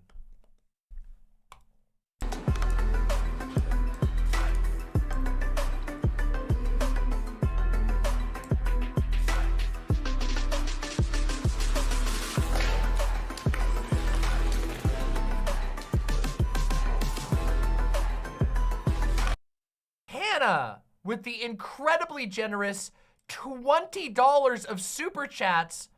Missed you live for ages, but just set an alarm to wake up just for Holy Mac. Solidarity, mama. And a second super chat to say, I now realize I have been watching you for 4 years now. Hannah, oh my God. Thank you. First of all, thank you for supporting the show and helping me make some money since this is absolutely getting demonetized.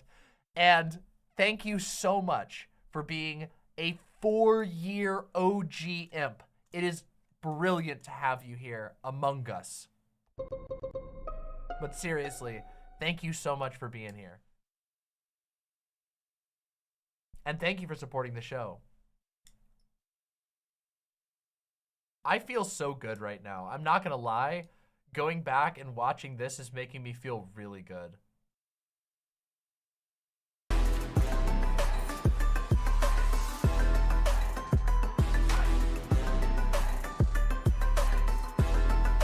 Wasting good food. Wasting good food. I was so wrong. There was nothing wasted. This food was not wasted. In fact, it would have been wasted if they ate it. It was better used to make this art. Unironically. I was so wrong. Poor young me had no idea what I was doing. I just thought I was reacting to some dumb show. But in reality, I was reacting to the dumb show. Oh, you want to know what else wasn't a fucking food? Do you want to know what else wasn't a fucking food? No joke. Beavers. Did you know that they convinced the Catholic Church to determine that beavers are not meat?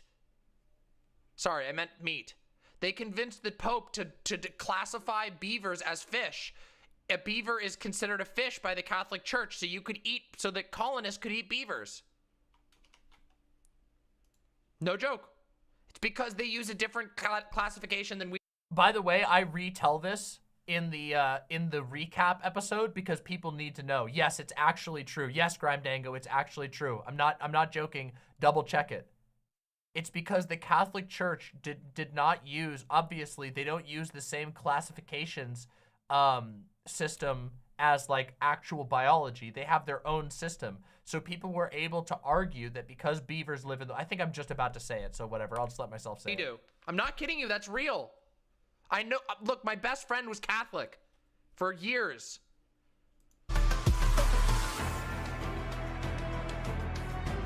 Okay, don't explain it. They were able to argue because beavers live under the water, because they spend a lot of their life under the water, that they weren't creatures of the land, which is what you're not supposed to eat. You're not, according to Catholic canon, you're not supposed to eat creatures of the land during Lent. So they were able to argue, well, beavers live in the water, and the Catholic Church doesn't like talk about like breathing water or having gills. It's just where they live. So they argued, and also, you know, beavers were very plentiful in early America. So for American Catholics, there was a genuine reason to be like, hey, if you live in like the middle of America or like on the frontier at those times, you know, which was the Midwest, in early American times, if you're a Catholic and you live out on the frontier of America, you might not have access to seafood, and you might not have all that much, you know, access to nutrition other than the meat that you can hunt. So you have a real reason to argue, hey, can I eat beaver? They live in the water anyway. It's wild. How are ducks not fish? Because they don't live under the water. And I think that's why. But you know what? Maybe somebody should have argued that ducks were. I guess technically beavers don't live under the water either, but they look like they do. They seem like they do. Jason Kelly with the $2. Just want to help out. Love your streams. Thank you so much, Jason Kelly. Oh my God, thank you so much. Your first super chat ever. Thank you. Thank you so much. It's so dumb. Yeah, it's really dumb. But, you know, it's also one of those things where it's like they found a hella loophole and, you know, congratulations to them. Basically, whoever got the beavers classified not as meat was like the Catholic Saul Goodman. So... frogs? I think you can literally eat frogs. Gay fish.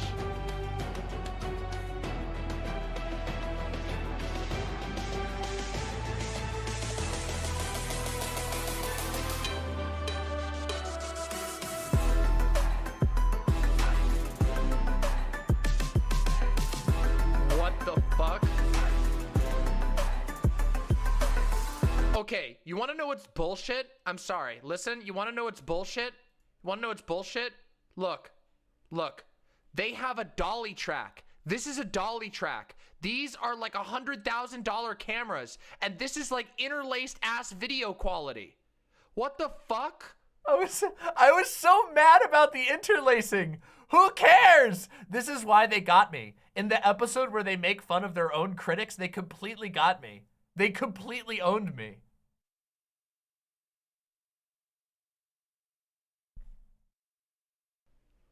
They have a dolly track set up here. This shit costs like $7,000 just for the track, and it costs like $20,000 to get a fucking quality dolly. And they got interlaced ass video here? What the fuck? What the fuck?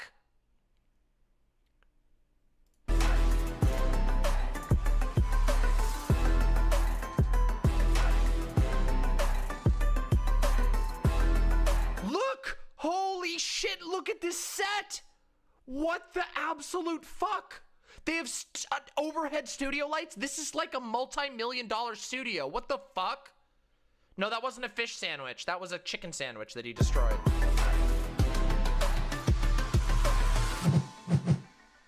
It's Friday, no meat.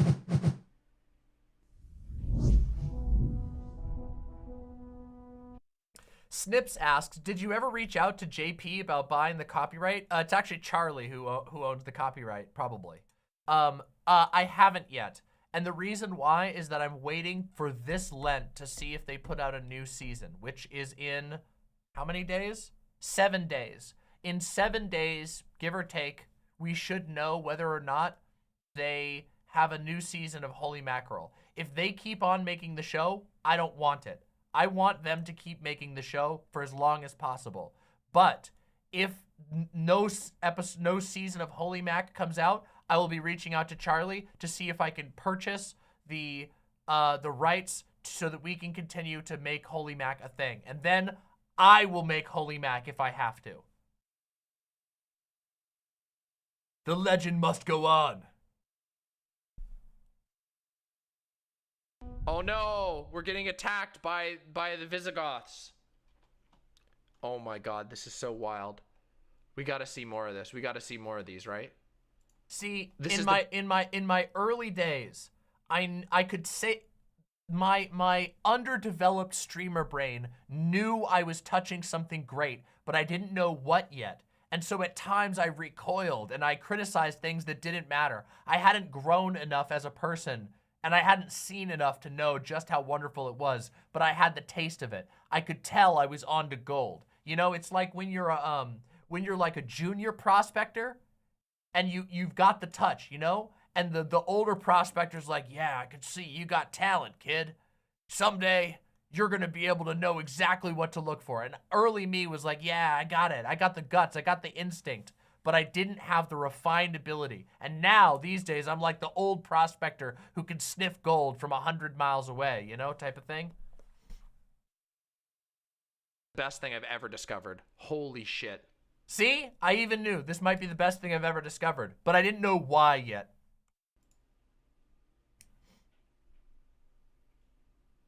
Lone shark? Meat alert? Philly cheese mistake? There. You see? The Philly cheese mistake called to me. Did you see that? Did you see what happened there? That was it. That was the spark that was going, yeah, I sensed something. Something about Philly cheese mistake sounds great. Philly cheese mistake?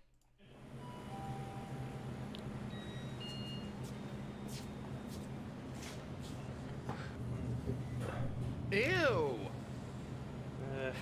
Well.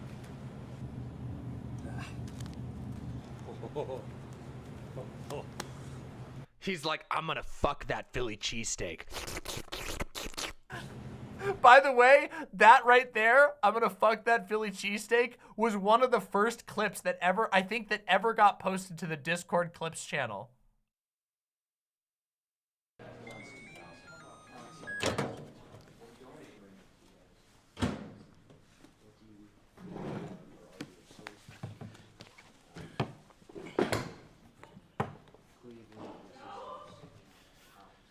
Steak? It's not too smart. Well, what are you talking about? It's wicked smart. Philly cheesesteak wicked smart.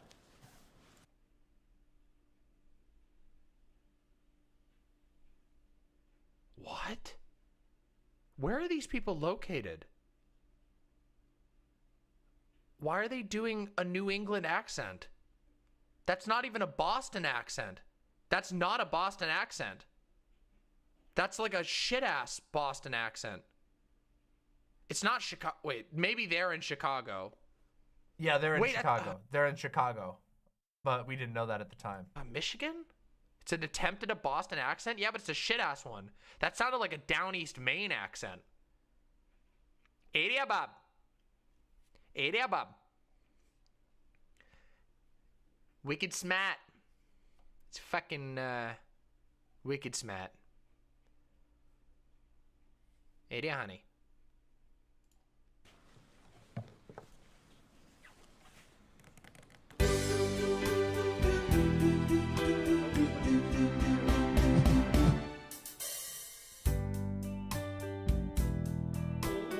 What? No.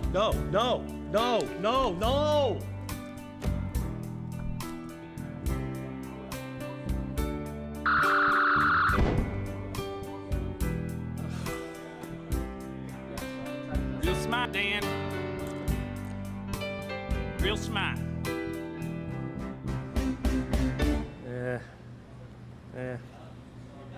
Oh, I got an idea. I'm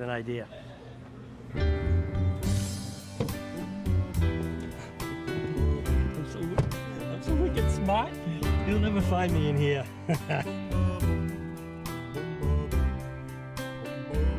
Now you can observe, I'm starting to really like this. You can see from the smile that I have an intrigued smile. I'm starting to like this. I'm like, wait a minute, this might actually be incredible. This might actually be magical.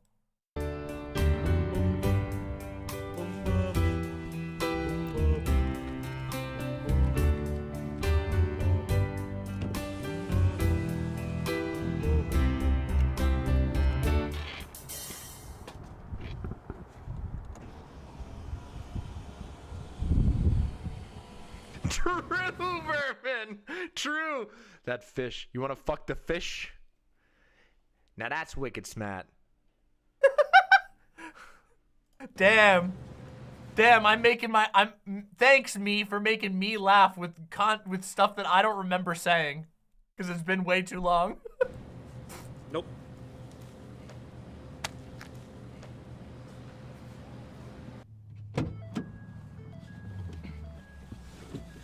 Give me directions to New Hampshire. Getting directions to New... I knew it! They were trying to do a New Hampshire accent. That's so close to the down east Maine accent. I called it! I fucking called it! I called it! I never miss! Never miss! Literally, New Hampshire and down east Maine are like literally next to each other.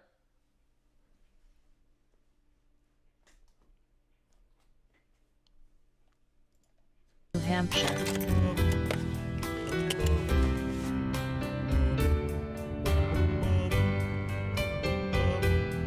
No, he's going back home to New Hampshire. The joke is that this guy's from New Hampshire. That's the joke.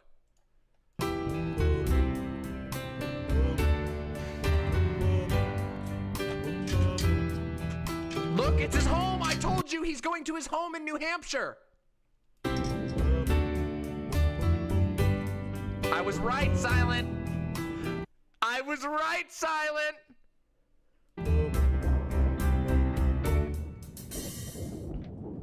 Hey, Auntie, I came over for lunch. All the way from Detroit? Yeah. Yeah, okay, so they were in Detroit, and he went to his auntie. Oh, wait, why did I think they were in Chicago? That's right, they're in Detroit, not Chicago. Back home. See? All the way to New I don't know, Vermin. Hampshire. Must have been driving I am sarcomatose. Of course I am. fast in your car. Yeah, I guess so. Whoa, that wasn't right. Sorry, can we hear that again? Auntie, I came over for lunch. All the way from Detroit? Yeah. All the way to New Hampshire. Must have been driving fast in your car. In your car? That's not correct. That is wrong. It's car, not care. It's car. Yeah, car, not care. She tried. Yeah, I guess so. Oh, can't forget my car keys. See, he said it right. Okay, so this guy, here's the secret. This guy is actually from New Hampshire. And he's hyping up the accent for show, but this guy's probably actually, I got it figured out. This guy is the New Englander on the stream. If we buy you the fish mask, will I wear it on stream? Yes. We still have the fish mask. It's down in the basement. Unfortunately, our basement is in, I really should have gotten the fish mask out for this stream. Oh, that was a mess up. The problem is that, our basement is in like complete disarray.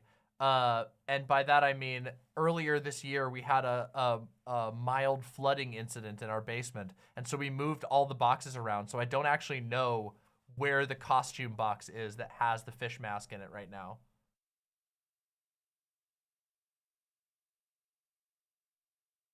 Yes, unironically.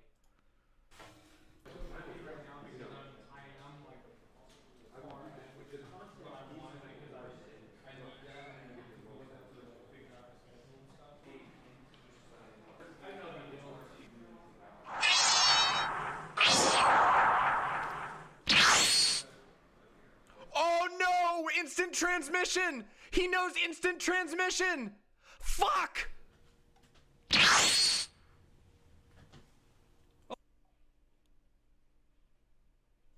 Oh, come on.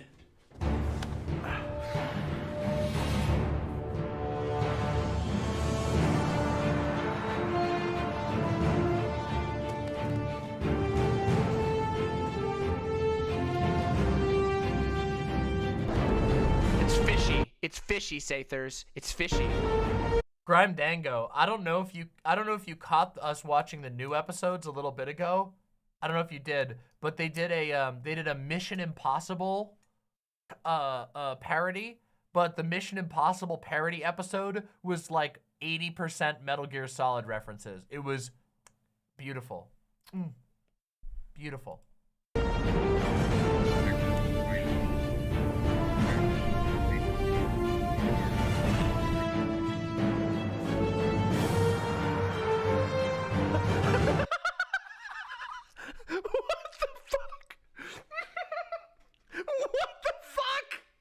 Okay, listen, this guy, new hero, fucking space guy is the best. Space weirdo who's obsessed with eating a Philly cheesesteak from Detroit. Don't know why. From the gas station in Detroit. Oh, wicked smart. Okay, somewhere in this video is the perfect emote for space guy. Now, there's no way you're gonna be able to get it from mine, but if you go to this video, I'm gonna give you all the video, and one of you can definitely make this into an emote. I know it. I know you can. There it is. Look at it. What? and years later, what? 3 years later, give or take a few days, and there it is in the chat. Look at it flying. Still in the chat. 3 years later, one of the best emotes we've ever had.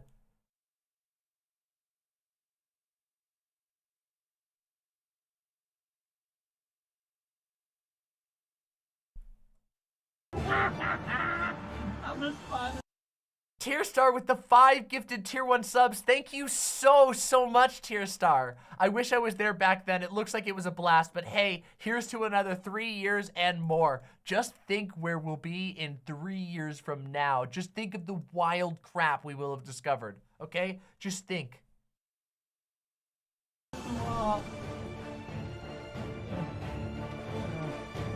Mama was way spicier back then? I don't think so. I don't think so. No, I don't think I was. I don't think I was. I think the best one would be like a laugh. If you can get the laugh, it would be like the new lull. You know the lull emote? This one. You know the lull emote? It would be like that, but with or KKosmonaut. Oh my god, KKosmonaut would be so good. KKosmonaut would be so fucking good. See right there what I was doing right there? That's called direction, okay? That's called direction. Me going, yes, I'm streaming right now, but if we could get a clip of it like this, that's called direction. And 3 years later, my vision was made real. Now it's funny because here, actually, let me get it. It's funny because we had 2 versions of that. We had a screenshotted version, and now we have the art version, which I have. Hold on, let me remember who made the art version, the drawn art version. I feel like I remember. Hold on, let me double check.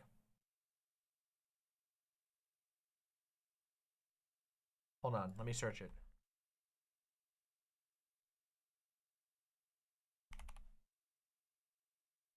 I think it's actually in. Here, let me double check.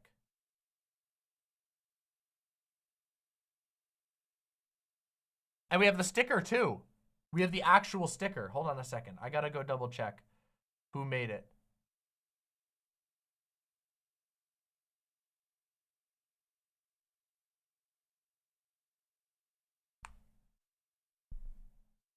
Why is it not showing up?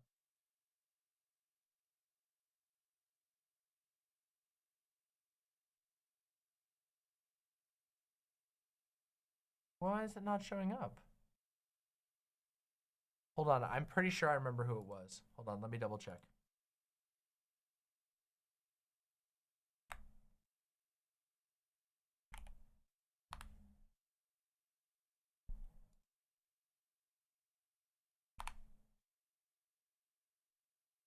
Hold on.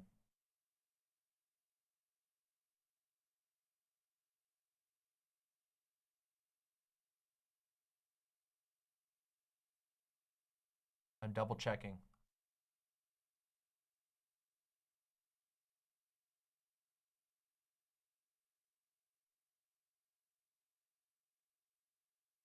Double checking.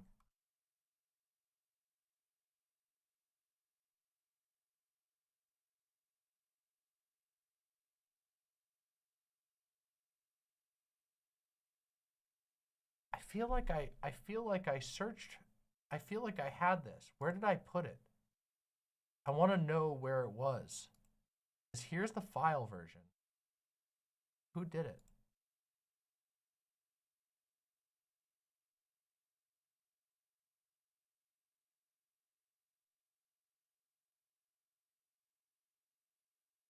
Early January 2021.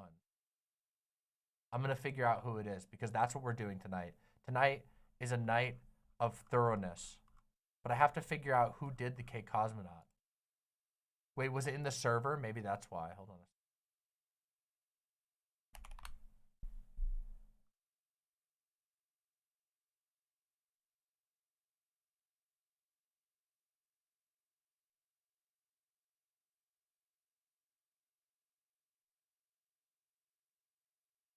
Here's when the emoji was created.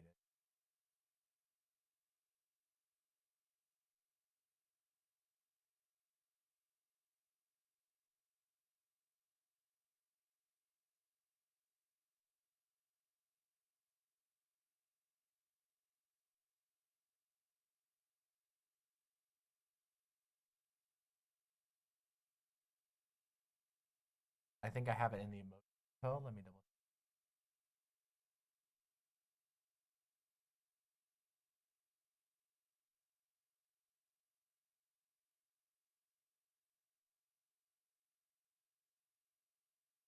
Why?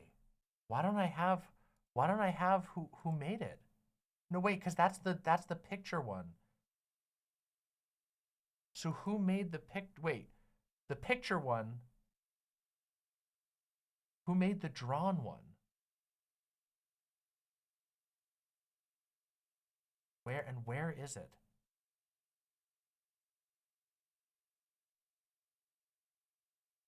Wait, is it a picture one on the site or is it the drawn one?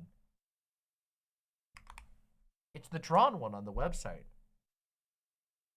Oh man. I swear I did this once before already. Did I fuck something up? Did I lose a file?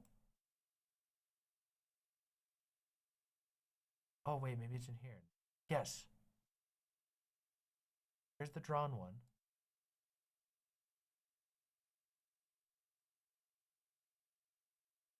I wish it was easier to search on Discord.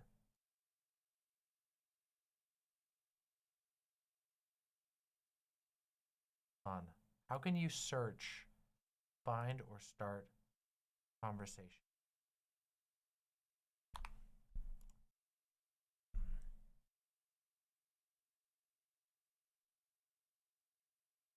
I'm trying to remember who sent it to me.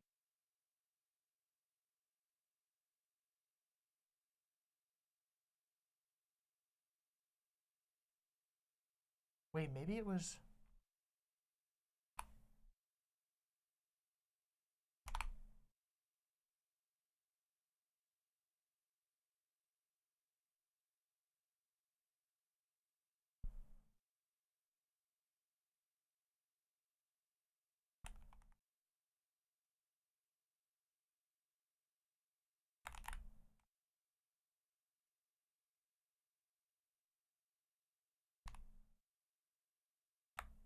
Sorry for this. I'm just trying to figure out where...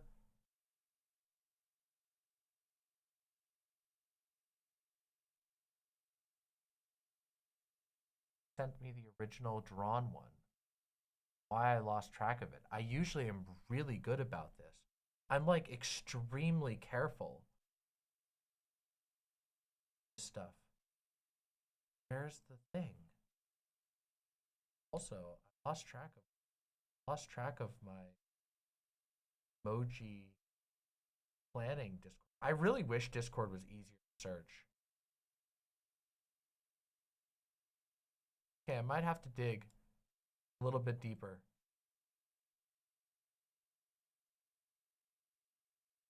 Written Remedy, thank you very, very much for the $5 for Demon Mama's Save the Holy Mackerel Fund for a great stream, including aimless rambling about the artistic potential of streaming. You know I love a ramble about artistic potential. Thank you. Thank you so much.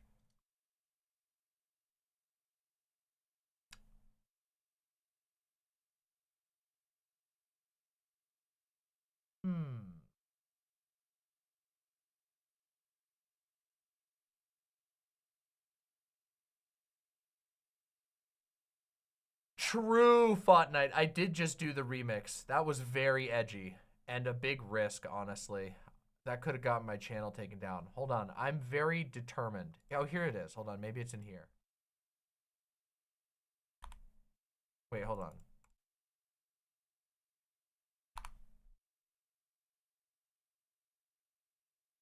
Huh. I can't find it. I can't find who did it.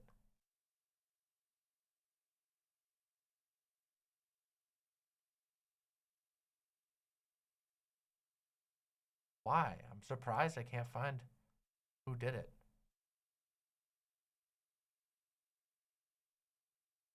I'm bummed. All right, I'm going to work on this. I'm going to try and figure out what the fuck, who made it, and why I lost track of who made it.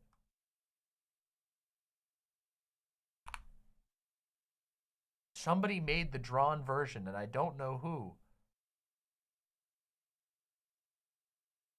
And that makes me mad, because I'm usually really good about it.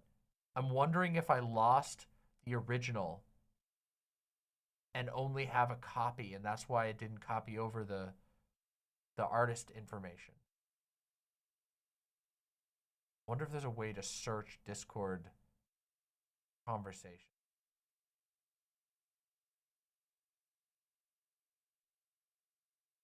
Oh, Grime Dango, no! They're gonna eat you alive! They're gonna eat you alive!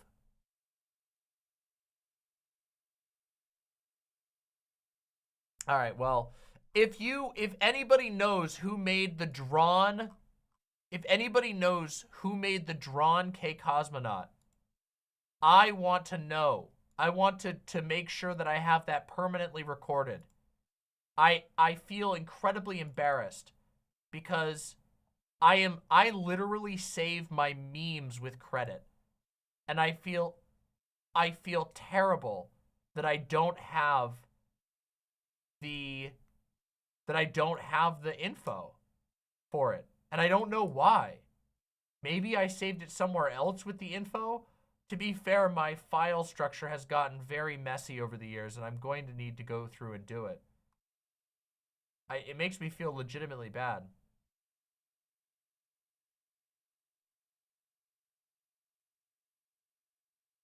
I do type on a cloud from heaven. It's my absolute favorite. Well, anyway, everyone, I think we've had enough. Okay, I think we've had enough of Holy Mackerel for now. Okay, what's the date on the VOD? The date on this VOD is January 20th, 2021. And we added the drawn emote. The drawn emote was made. Hold on a second. I can tell you when the drawn emote was made. Hold on. The file for the drawn emote was made, at least the one that I have here. No, not that one. Hold on.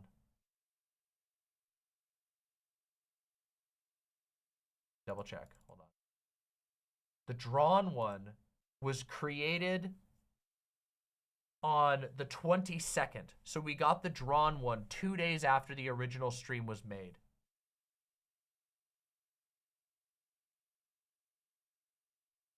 Oh yeah, I probably said it live. You're right. Oh my God, I probably did. Good call. Good call. Oh my God, that's fucking wise. Let me go double check. But I might not have. Wait, oh, hold on a second. The one on the Discord, the drawn one. No, it isn't. The one on the Discord isn't the drawn one. We don't use the drawn one on the Discord. It was made for the site that we had the drawn version. Which is funny. That's the case. Hold on, let me double check. Maybe I did.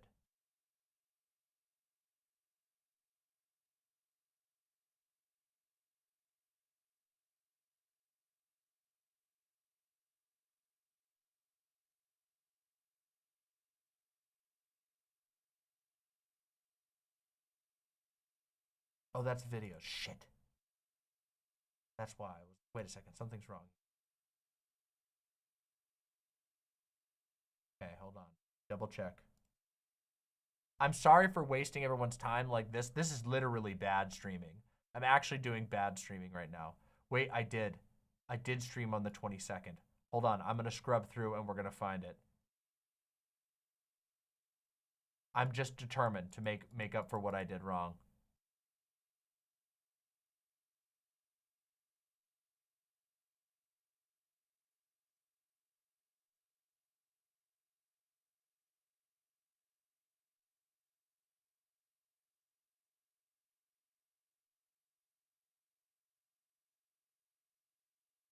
Check in.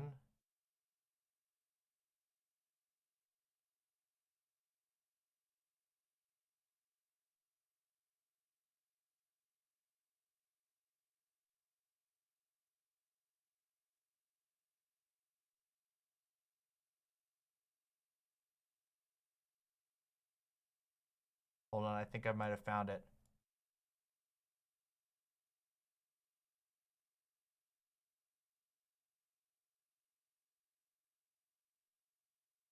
Here's me talking about.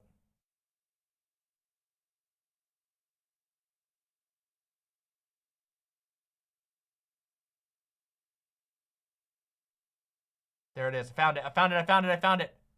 I fucking found it. Here we go. I got it. I got it, everybody. You're supposed to be a steward. IVF. These two sodomites. I found it. I'm doing justice now, okay, everybody? This is me doing justice. Here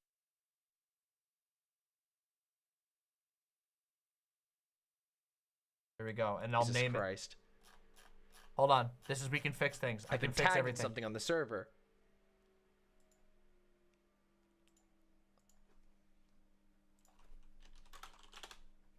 That's why, because I got tagged in the server over it. It wasn't a DM. Ah, I found out why I fucked up.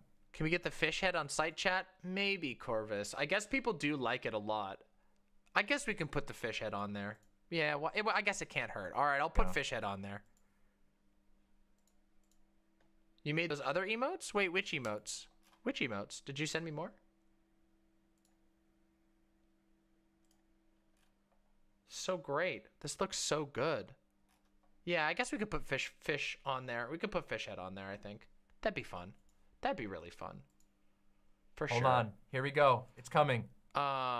Sick. Okay, so there's one other thing I wanted to talk about before we do our interview. Okay, everybody? We got to take a look.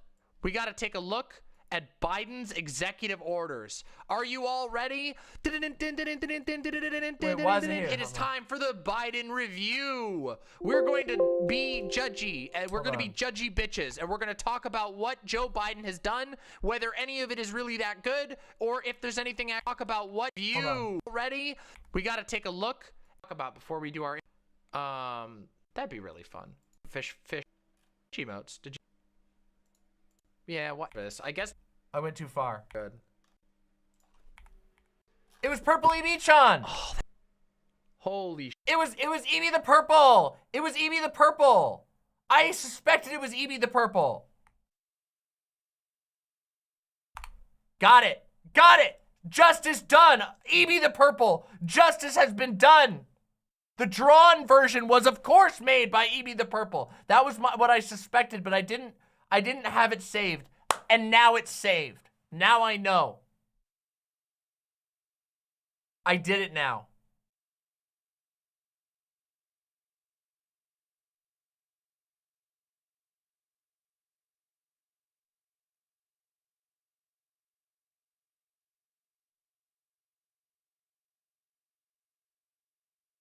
Beautiful, wonderful, amazing. And guess what? I only drove away 50 viewers in the time that it took, but I don't care. Okay, everyone, the final send-off. Okay, this is it, everybody. All right, everybody? Hold on, we're going to play a song.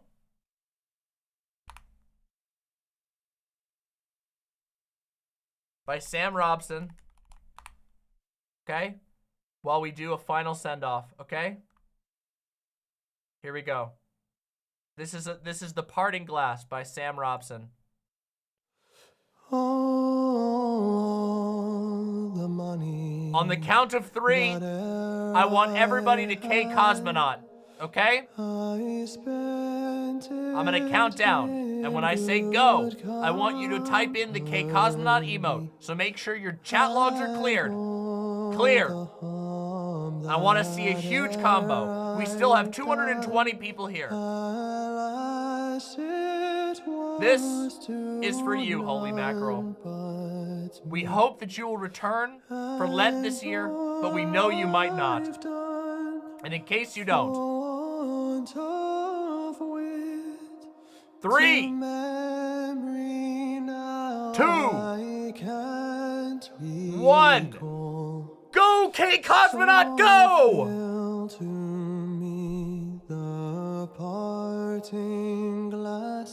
Yes! If you love Holy Mackerel, KKosmonaut in chat now!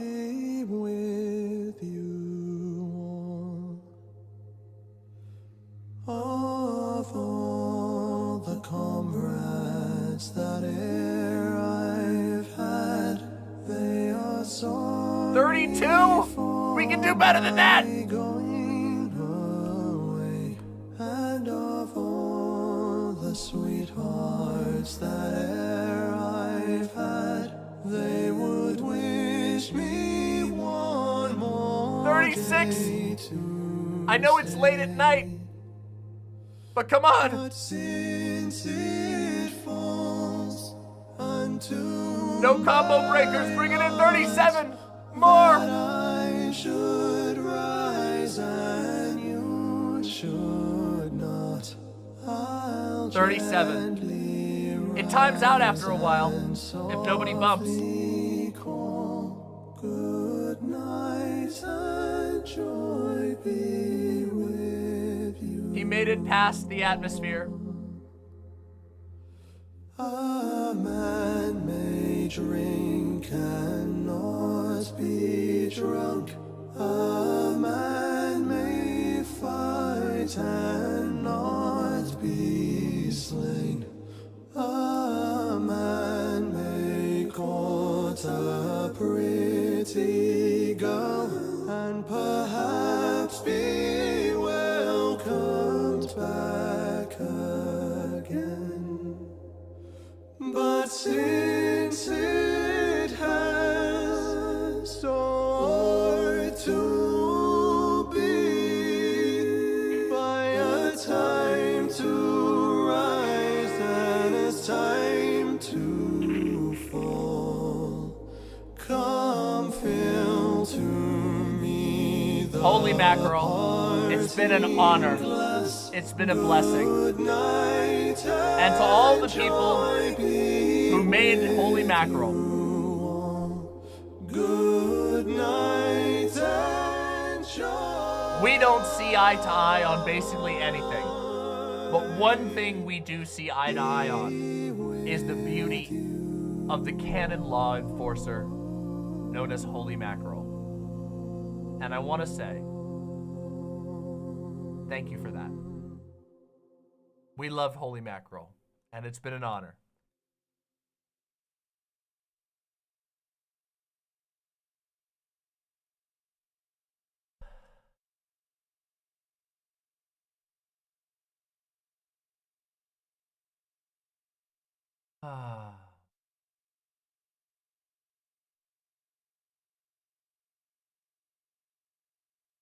Once again, that was The Parting Glass, covered by Sam Robson, the legend Sam Robson.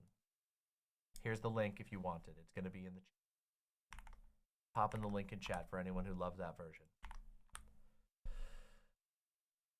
Well, everyone, what a wondrous journey it's been. We discovered who made the original KKosmonaut because I goofed up and didn't save that in the original. We discovered when the first time we ever watched Holy Mackerel was, and we watched the final episodes of Holy Mackerel in this very special stream.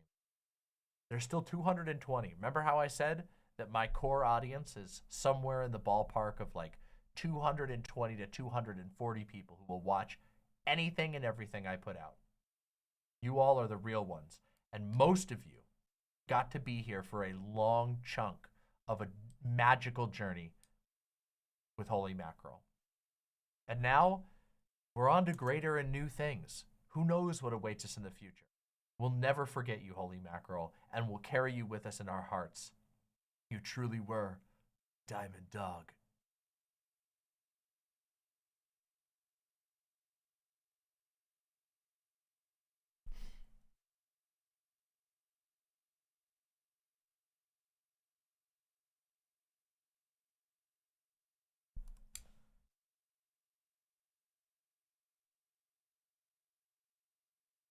Make sure to hit subscribe if you want to see more magic like this in the future.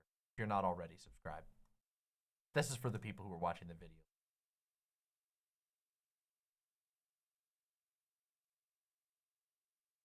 Okay, I'm going to have to apologize in advance to Danny. I don't know if Danny's here watching right now. Danny, if you're here, I'm so sorry. That is going to require a brutal editing pass.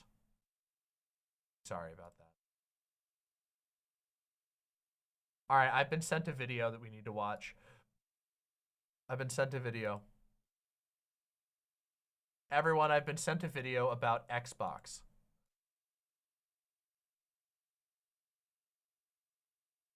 I don't know if you guys know what's been going on with Xbox, but Xbox is having a rough time. A strange time, if you might say. For those who don't know, Xbox Game Pass is being rebranded to Microsoft Game Pass, and Microsoft announced that they're releasing a whole bunch of like exclusivity deals so that games from Xbox can be multi-platformed. And they've basically just been like sort of blindsiding the entire gaming industry and possibly some of their employees about how much they're just completely dropping Xbox exclusivity, which on one hand is kind of cool. it's kind of awesome to be able to play games without having to own a single console. But also, it's kind of weird. It's kind of a weird thing for them to do in a lot of cases. It's kind of weird for a game company to give up exclusive deals for desirable games. So, I don't know where it's going to go, but it's pretty shocking that they're renaming Xbox Game Pass to the Microsoft Game Pass to reflect that. It seems like these changes are going to be pretty widespread, and some people are having a strange time. And I've been told that this video, which I've never seen before, is emblematic of that. So let's watch and see how the Xbox community is doing right now. Okay, let's check out. Just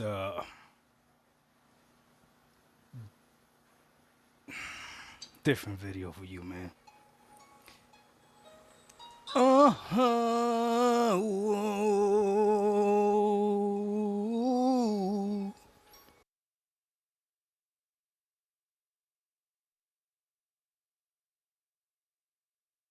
The vibes are weird.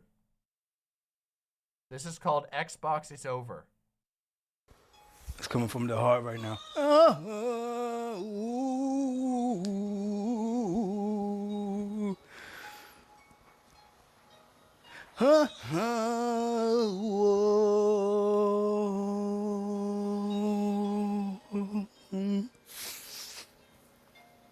Pray to God that you remember the beginning of this generation when we had a chance. We had a chance. Oh, everything was lined up. But now it looks like it's over. You gave up on us, and now it hurts.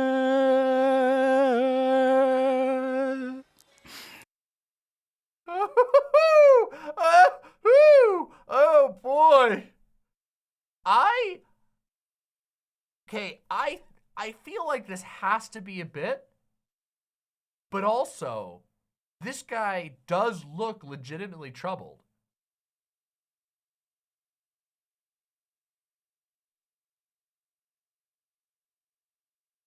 I can't tell if it's legitimately like a beautiful level of commitment to the bit. I mean, having the Xbox there to pull forward does really seem like commitment to a bit. Like, that's too good to be true. But also, we've seen a lot of stuff lately. I know you got a little life and you left. I know you got a lot of strength left. I know you got a little life in you. Okay, it's definitely a bit. All right, I'm convinced now. This is a very well-committed bit. This man is a genius. Excellent bit. Okay, at the beginning, I was like, okay, this could be a guy just legitimately bothered and he's just deciding to take it out by singing cringily onto the internet. Then when the Xbox came in, I was like, okay, it's gotta be a bit, right? Now I know it's a bit. Now I know it's a bit. I know you got a lot of strength left. I should be crying, but I just can't let it go. I should be hoping, but I can't stop thinking. All the games we could have played that we never played. All the trash talking we could have done that we never did. And now them ponies gonna get to laugh at us. Wait, what's a pony? Is that like a Sony pony? Is that what they mean? Make it go. Make it go away.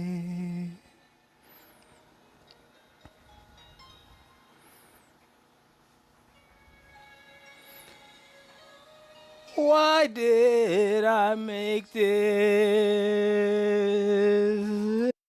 Okay, this is definitely like a child's Xbox controller. So this is 100% a bit. This is like his 2-year-old son's Xbox controller. 100%. That's his. No, it can't be. No, come on. Why did I make this? Oh my God! Wait, they're custom. They have little custom markers on the bottom. Oh Why no! Why did I make? Look. Dark 1985. Is that him? Oh my God, that's him. Uh-oh. Uh-oh. Uh-oh. This. Why did I buy this? Ooh. Why did I buy this? I know you got a little life and you left. Okay, but dude, hold on a second. Don't get too sad because you can use all of those controllers with literally everything else. The Xbox controllers are actually, okay, I wouldn't say they're good, but they're all right. They're functional and you can plug them into your computer and use it just fine, right? It's like totally fine, dude. I know you got a lot of strength left. I know you got a little life and you left. I know you got a whatever you need, just tell me. I know you got a little life and you left. I know you got a lot of strength left. Be crying, but I just can't let it show. I should be gaming, but I can't stop thinking. All the games we should have played that we never played. All the exclusives we should have had that we never did. It hurts too much. Dark Dog 985. The levels are over. Peace. He's committed. That was committed. Okay, I gotta double check though. I gotta double check though.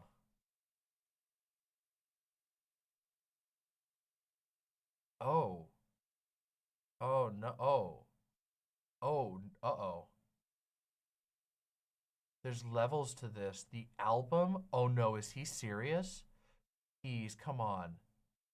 Oh my God, all he talks about is Xbox news.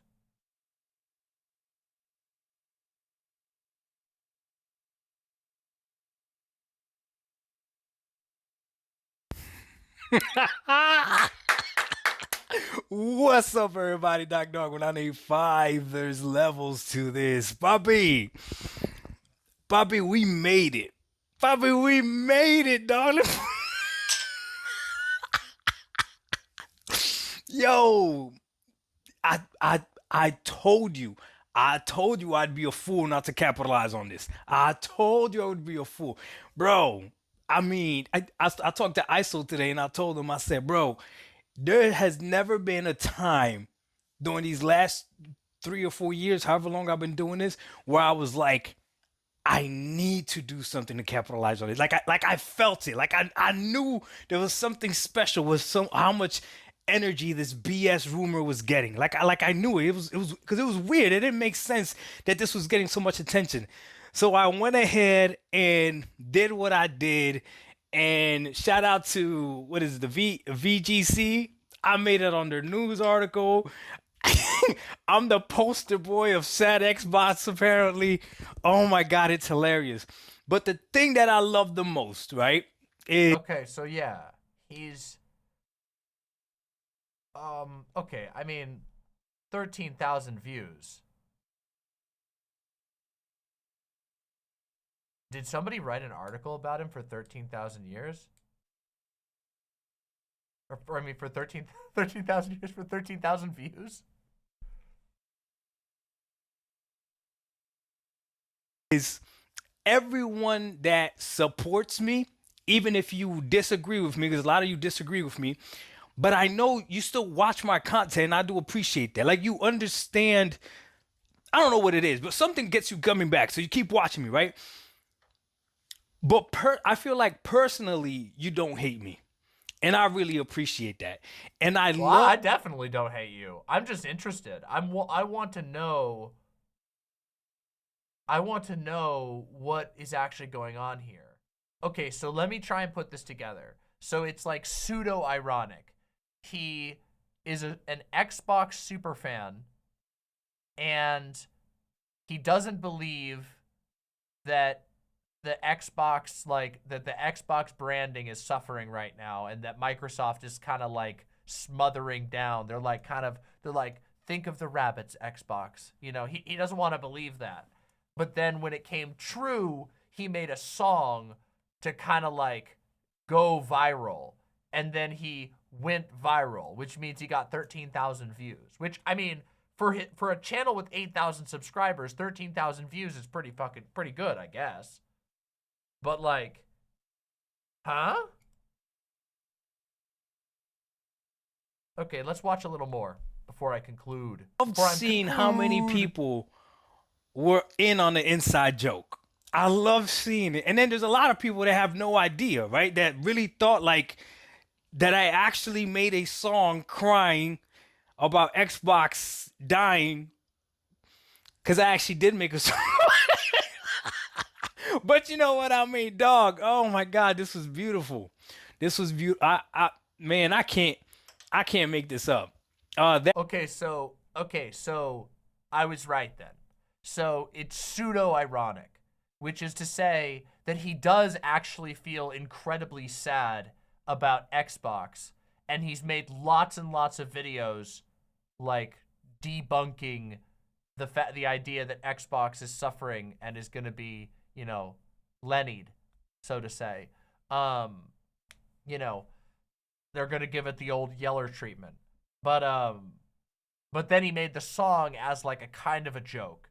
And now he's just like, I can't believe people believed me. Okay. All right. Okay. All right. I get it. I got it figured out. I got this guy figured out. Let's give him a few more seconds to see what he has to say. And then that video, by the way, as of right now, as of me recording this, has over 8,000 views.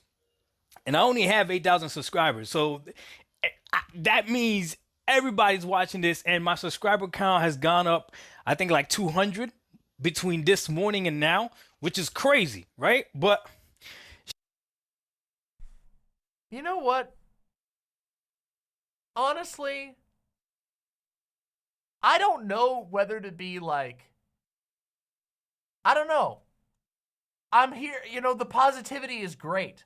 On one hand, it does kind of feel like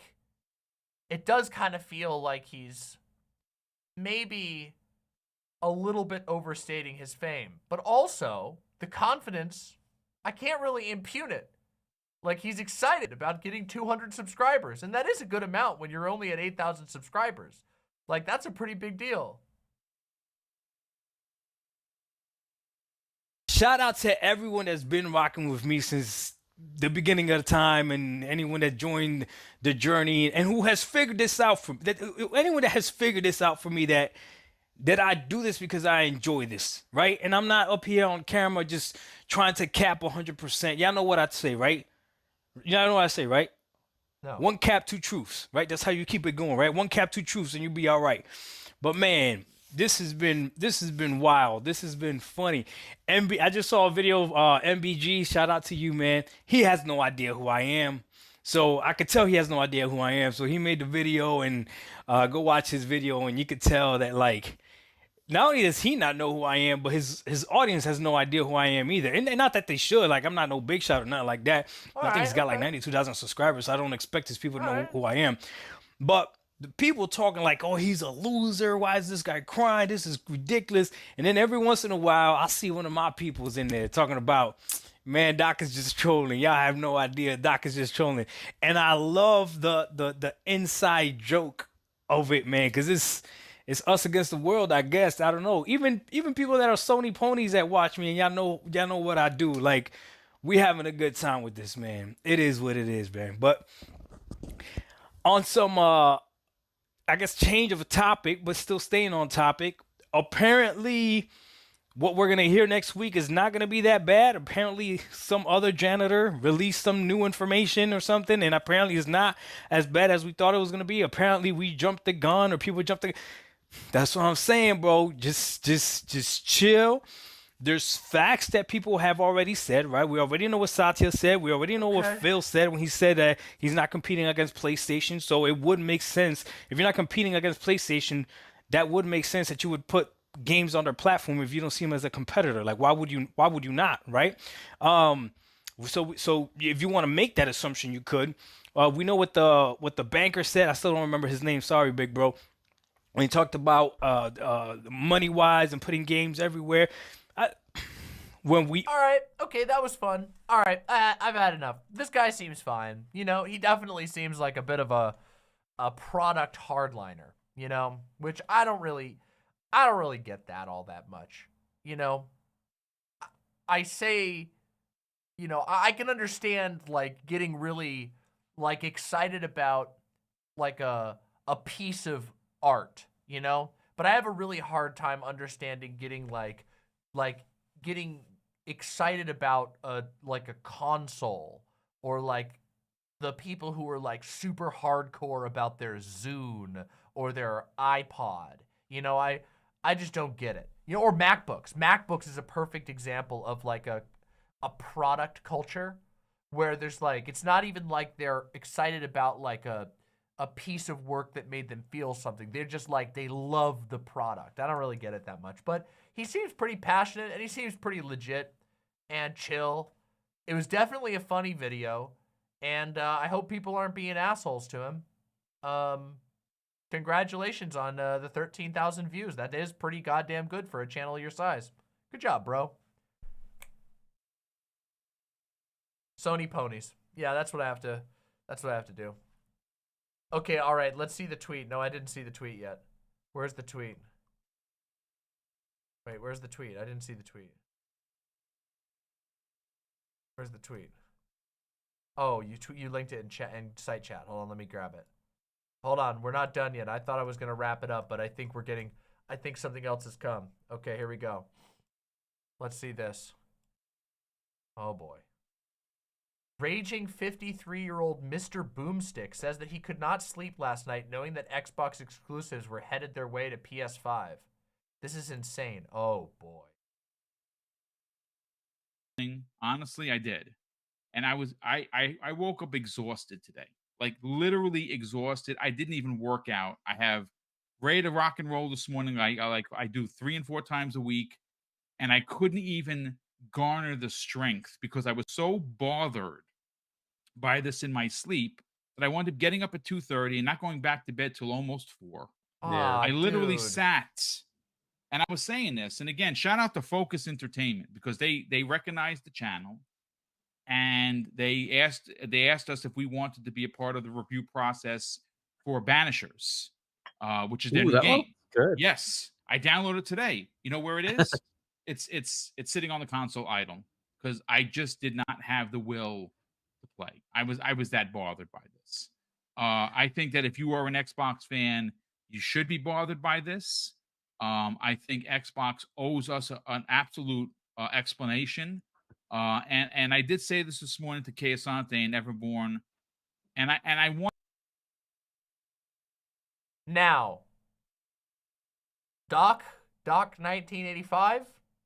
I like him a lot more than I like this. I don't like this. Okay, I don't like this at all. I don't like this at all. Yeah, I don't like that at all. Okay? Okay, but I have to wonder if he has like a ton of money invested in Microsoft or something and he's afraid he's gonna lose it.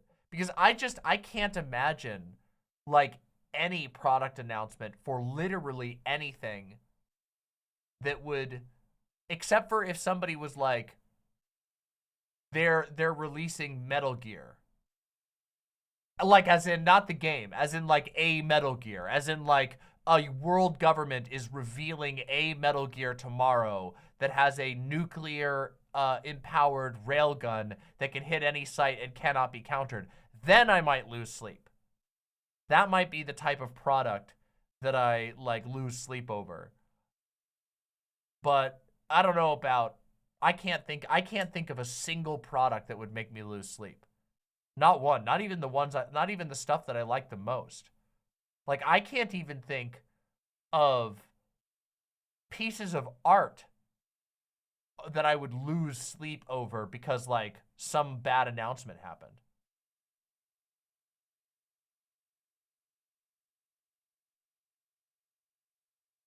Like, being like, I was so devastated, I couldn't eat or play anything because I was so bothered by the fact that Xbox is sending their games multi-platform.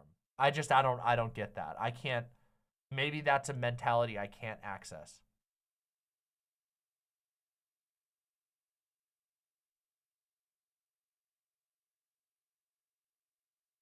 Well, yeah, of course. As Grime Dango points out, they're all already on PC because of Xbox Game Pass. So, what's even the big deal?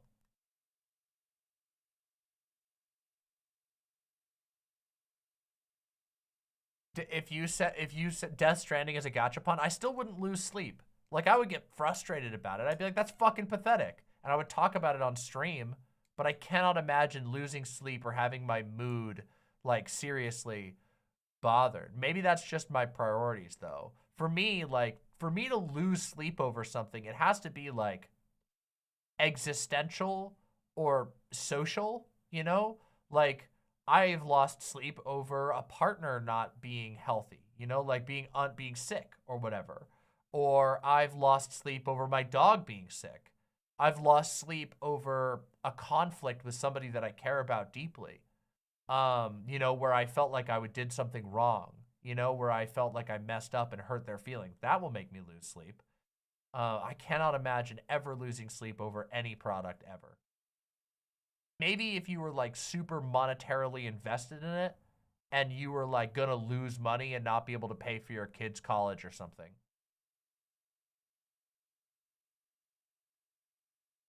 They just care about Sony having it? Really?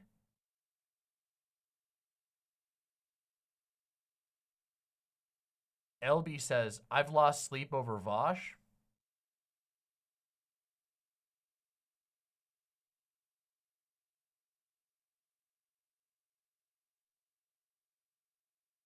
Oh, that was a joke. Okay, thank God. Thank God.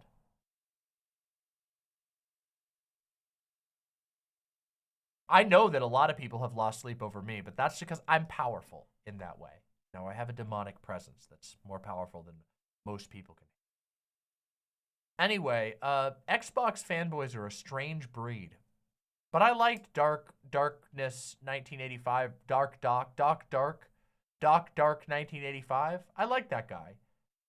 It was goofy and funny, and he had me for a second, but, you know, whatever.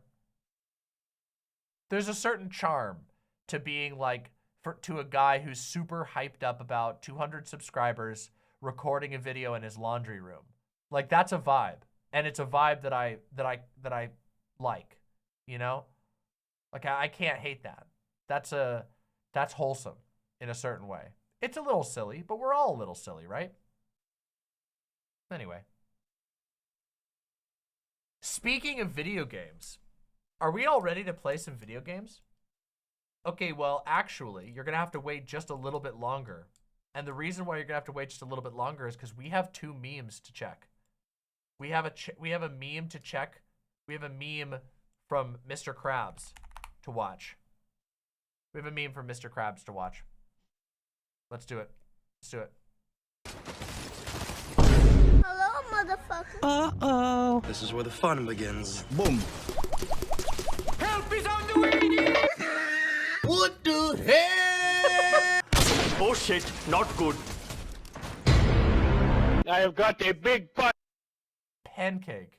Pancake right here for you, my friend. No. Kill him. Oh, great heavens! Get your fat ass back here. I'm so fucking scared right now. We got him. Oh, look, he's flying.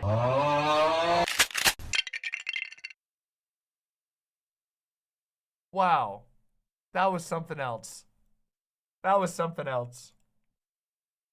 Hey, I think that editing was great. That was a meme by Scampy. Scampy. That was good. The editing was good. That was well done. I liked it, okay? It wasn't like belly laugh, but it was good. It was respectable. A respectable meme.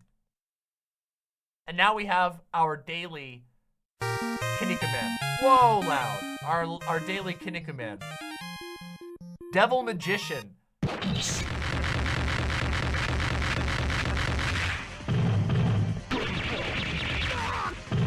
Oh, hell yeah. It's the Marble Madman.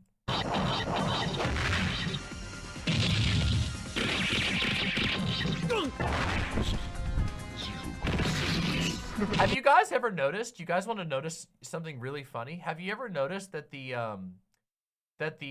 resident sleeper, he's dreaming a dream that has this thing. It has this in it.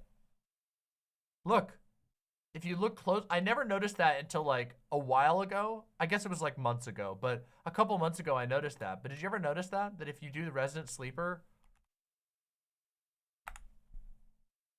which is it called resident sleeper? No, it's called sleepy in our chat. Sorry.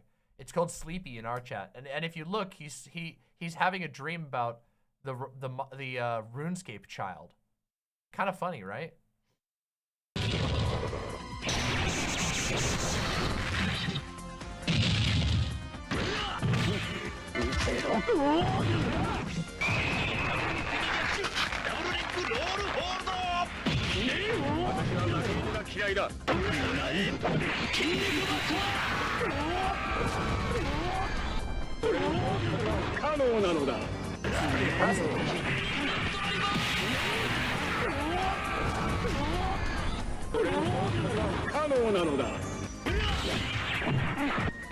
Can we just acknowledge, like, I know that Mr. Krabs subjects us to a lot of Kinnikuman stuff, but let's be real. Kinnikuman muscle fight goes so hard. Like, I don't even like fighting games, but this game has so much detail and so many cool moves, it's actually unbelievable.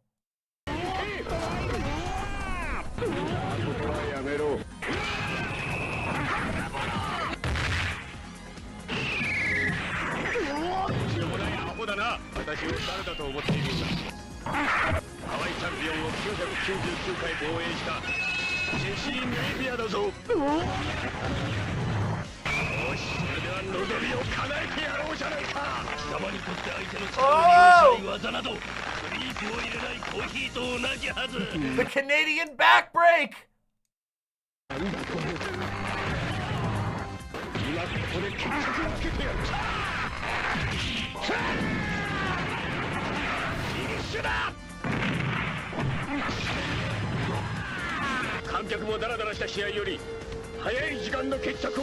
Incredible.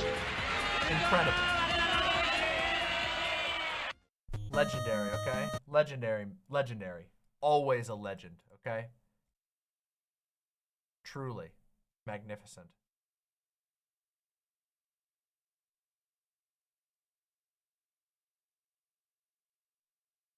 Sorry to hear that, Punkarella.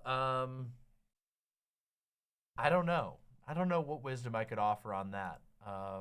That kind of sucks, but I mean, it's not the end of the world. It's not the end of your life or anything like that. Just got to take care of yourself and talk to your doctor. Get as much information as you can and have it on hand. Dealing with like a chronic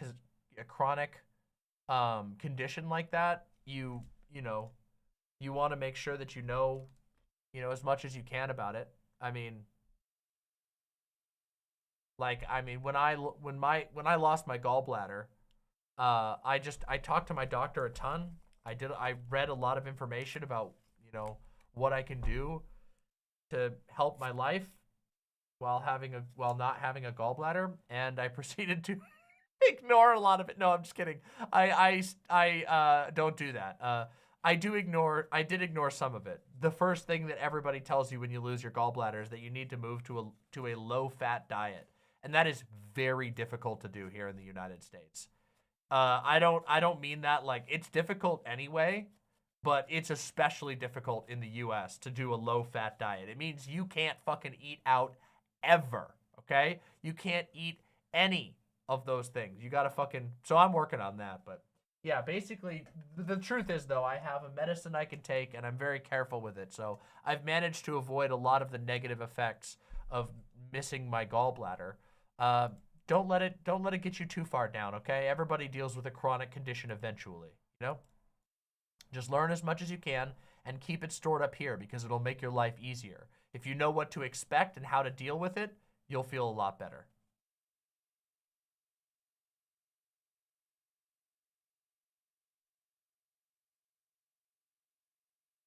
Okay, one last thing before we play game, because I want to play game.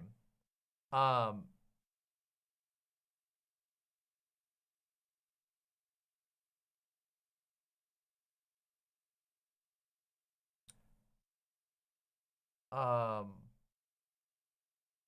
had something really yummy today.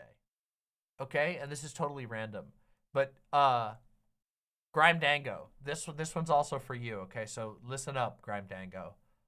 Next time you come over, we're gonna have this thing. We had Wisconsin bread cheese this morning, okay? And it's delicious. You are gonna love it, Grime Dango. If you haven't had it already, it's so good. It's like, apparently, I went and looked it up after I ate it because it was really yummy. And I was like, what's this all about? And apparently, Wisconsin bread cheese is a variant of a Finnish cheese that was originally made from reindeer milk, which is wild. And it's a type of it's a type of cheese that's really popular in Finland, which is like wild. It's really good. So it's like cheese. Let me show you a picture of it. I'll show you a picture of what it looks like. It looks like extremely appetizing, okay? Here it is. This is it right here. Wait, this is the one with garlic. This is basically the same type that I got right here. Look at it. This is what it looks like. So it's got like this, I don't know what it is. It's got like this like brownish color. Maybe they grill it or something. But you saute it and it doesn't melt. It just softens. So if you put it in the hi, you're going to sleepy? You do me one favor. Some sort. I'm still gonna go for a little while. I know it's getting late. I know. I've been going for how many hours? 6.5 hours. I just gotta do Dark Souls, you know. I told everybody I did Dark Souls. Thank you. Love you. And I'll give a kiss. Give me a kiss when you come back up. Okay. Yes, exactly. Aska says it's banger squeaky cheese. It squeaks. If you eat it when it's cold, it's squeaky like a cheese curd. It's so good. And then if you saute it in a pan, it like softens into this like super chewy cheese, and it's really, really good with sweet stuff. I read a bunch of recipes online, and they recommended having it with honey. They recommended trying it with coffee. They recommended putting it with jams or jellies, and I was like, oh, that's really interesting. And sure enough, it's really good with honey. It's quite good in coffee, and it's also really good by itself. But I really want to share it with you, Grime Dango, next time we hang out. I swear to God, you're gonna love this cheese.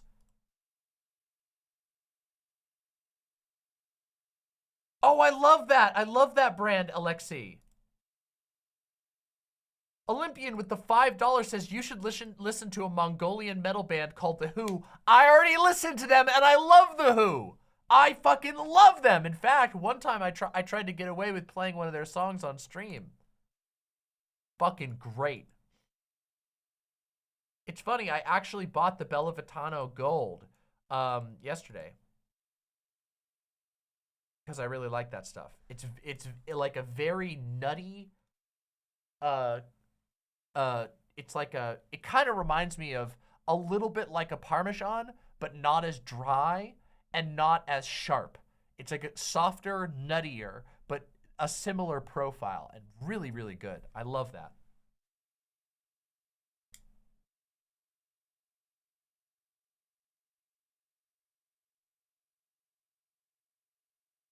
I was talking about the cheese. Yeah. Yeah. Yeah, it was really good. I liked it. I'm gonna miss you. I'm sorry I worked. We were doing something special tonight. Yeah, did you see us go back and find? We found the first stream we ever reacted. We found again. Yeah, it was cool. Tonight was a magical night. Listen, you imps are so lucky. You know, look at. I love you so much. Well, okay, get cozy in there. Okay, I'll see you in the morning. Love you. Hey, Gay Fish. Good night, Grime Dango. Good night.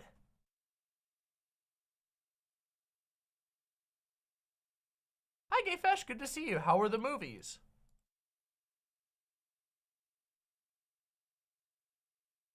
All right, we're gonna play games now too. While I get everything wound up. It's time for some Dark Souls 2, baby. Dark Souls 2 time. It's been too long, and by that I mean it's been like 2 days. Dark Souls 2. Dark Souls 2 Scholar of the First Sin, baby!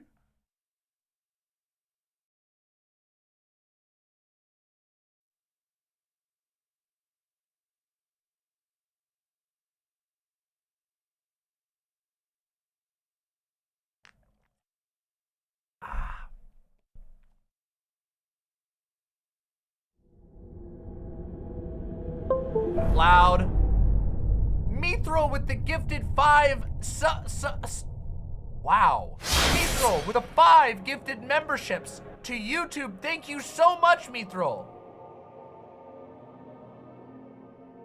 Additionally, Dedurker with the $5. Thank you so much for the super chat. Since you're getting demonetized, I'll donate to Rent. Thanks for the years of fabulous content. Thank you so much, Dedurker. Gayfesh says, I popped into chat earlier, but you had just stepped away, so I don't know if you saw my chat. Yes, I did. I would love to see that movie. That sounds amazing. Oops.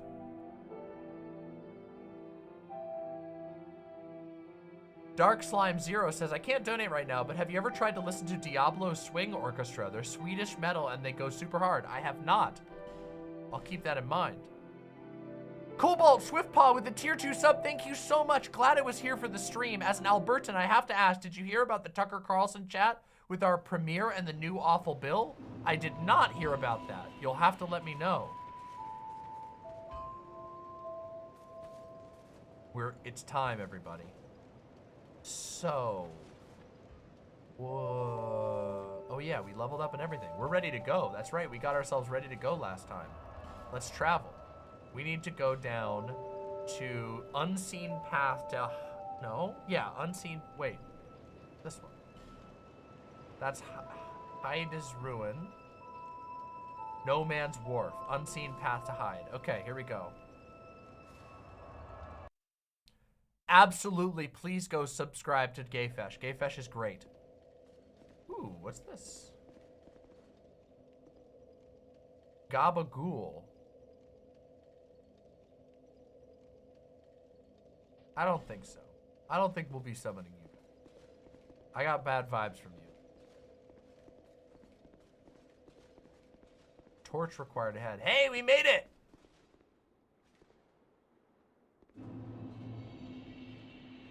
Noman's Wharf.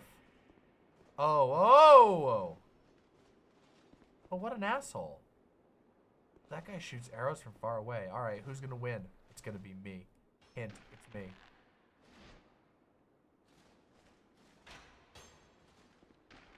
My arrows fly way farther than him.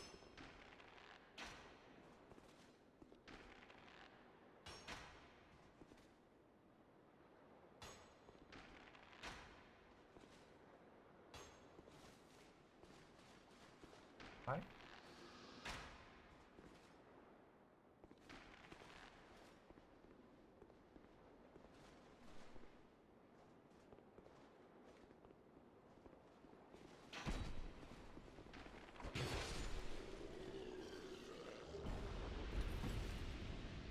Good night, Mycena. Thank you so much. We need a torch. So our premier Danielle Smith had a chat with Tucker Carlson and passed a bill that just made a lot of shit immediately worse for trans people and trans kids in school. That sounds fucking terrible. Forces teachers to out kids and bans all minors' medical options for transition. Also changes all sexual education to an opt-in system, which means by default, kids will not be learning about age-appropriate sex education. That's fucking terrible. It also introduces a clause that forbids a nickname without parental consent. That is so stupid. Like, okay. Like, I just want you guys to think about how fucking stupid that is. Like, that is what they're having to that's what they're having to go to try to be able to justify and try and control trans bodies. They have to go so far as to make a legal status for goddamn nicknames. It's genuinely embarrassing. Conservatives are pathetic embarrassments to the human race. And as I say always, they are your enemies, and you must remember that. I truly mean that, okay? Conservatives in America, Canada, doesn't fucking matter. These people are quite literally our enemies. They are so stupid. They will literally make life worse for literally everyone in the name of trying to pull one over on trans people, in the name of trying to pull one over on fucking gay people. It is the most pathetic shit oh, hello, Bradley of the Old Guard. Come on in, buddy. It's genuinely pathetic.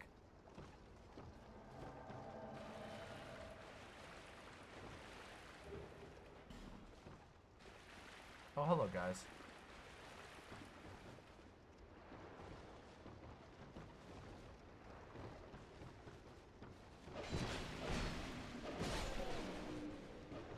Like, there's nothing deeper to say about it. Just, like, think about what level of self-derangement you have to be on to go, like, yeah, we need a law that says that teachers can't use kids' nicknames without getting a permission slip. How embarrassing that is. And also, think about what it says about the conservative position on children. They believe they literally own their children to the point of being able to deny them nicknames at school. Genuinely pathetic. Just like, it's angering and it's infuriating in its own way, but also it's just so pathetic that it's hard to even like feel anger about it. Like, instead, you just feel like sadness that there are people that are that stupid and pathetic.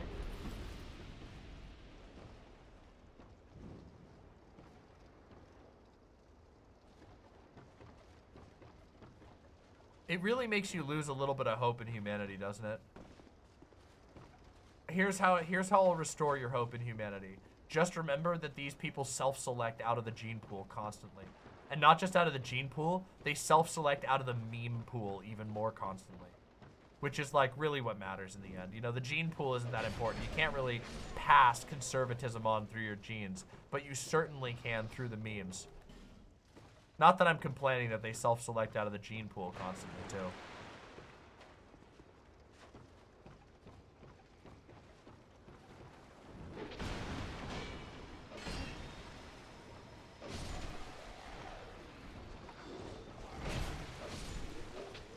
Kind of clapping these guys so far. This has been pretty easy peasy. The longsword is just really strong, isn't it?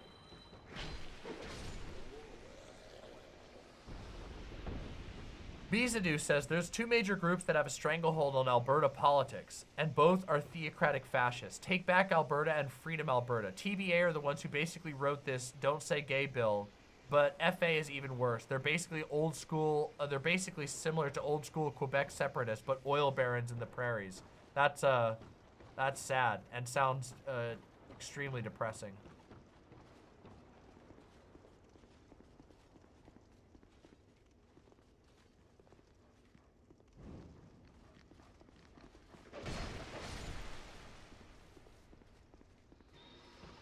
You want to know what's kind of magic? That yelling and getting mad about conservatives can literally make you do really good at video games. You guys seen me? I've been fucking killing these men.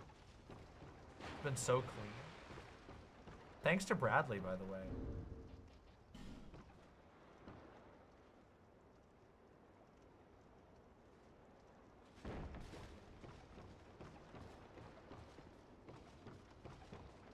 I got a rant about conservatives and their stupid thoughts and their stupid heads and their fucking ugly worldview and their pathetic, sad relationships with their own families more frequently while I'm playing video games. It's really worth it.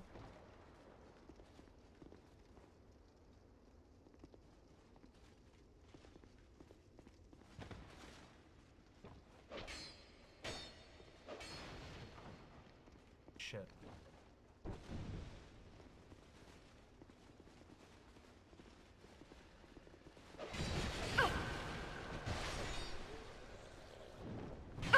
Ow! This guy snuck up on me. So how do they address kids then? Jonathan, please leave Bethany alone. No, that's the real stupid part. Of course, at the end of the day, nobody will give a shit when it's anybody except a trans kid. This is something that they'll break out only when it's necessary to be a fucking asshole. That's how stupid rules like this are always used. Always, without fail. They always only do it.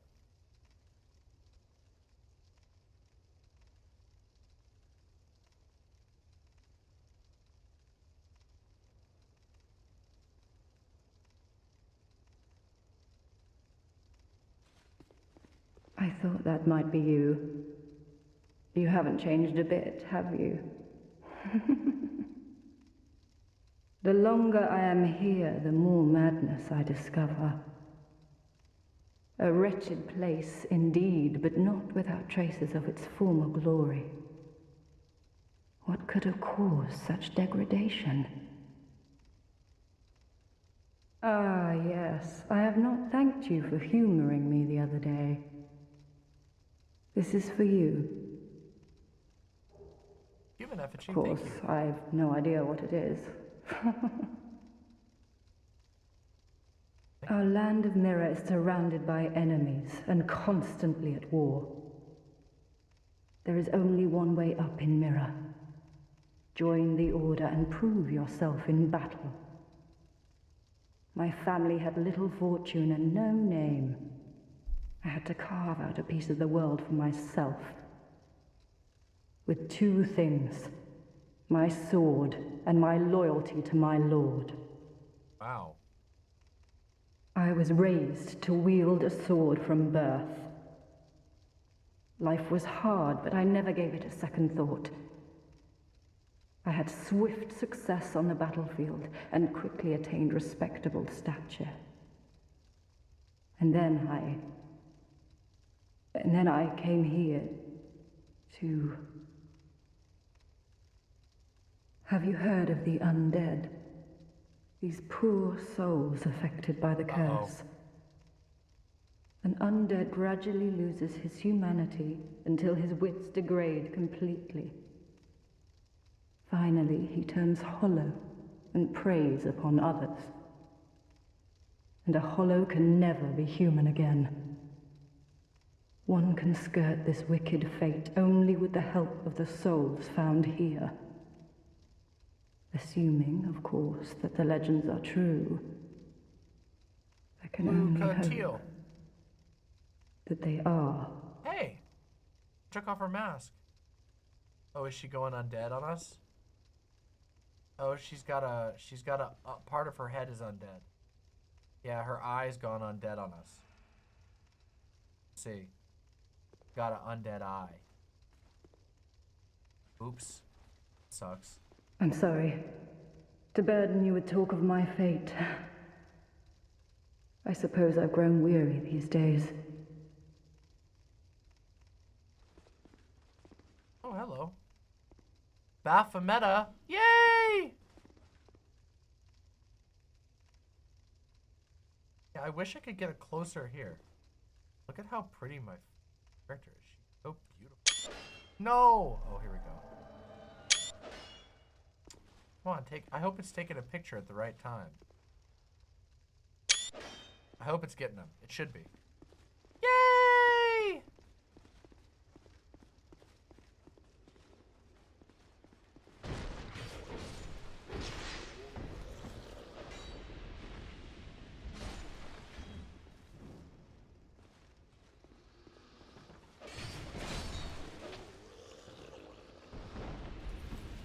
I know that name.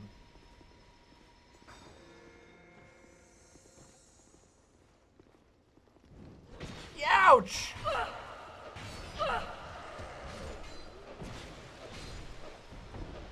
Woo!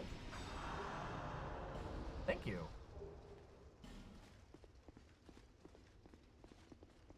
Hold on a second. No, I feel like I remember there being monsters around. Like, oh no, no, no! I put out my torch, damn it! Hold on, let's relight. I feel like there's monsters that come get you here. They're like big boys or something.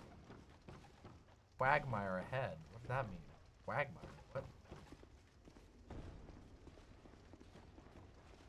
Whoops! Whoops! Whoops!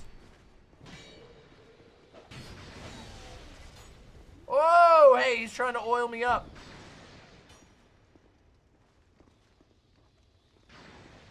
Oh, shit. You got lightning.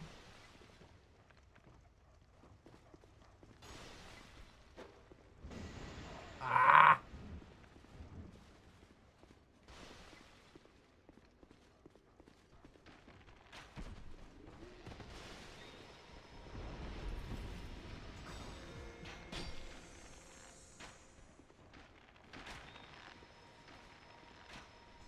Got him.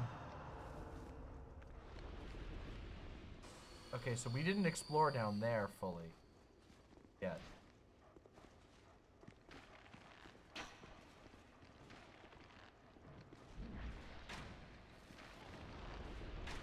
God damn it. Dogs are hard to hit. The ADS in this game, not stellar. Okay? Not stellar in basically any. Especially in this one. God damn it! God damn it! God damn it! There, I got one, finally.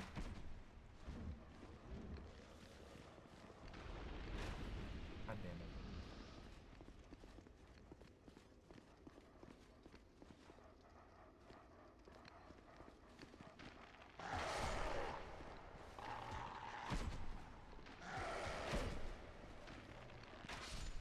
Oh no, Baphomet! I'm sorry if I let you die. I was shooting at dogs.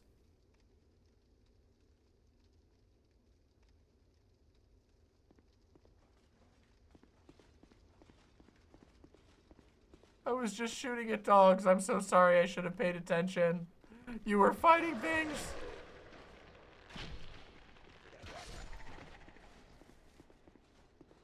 I'm so sorry. Ghost ahead. Ghost. Oh, there is a ghost. What the fuck is this?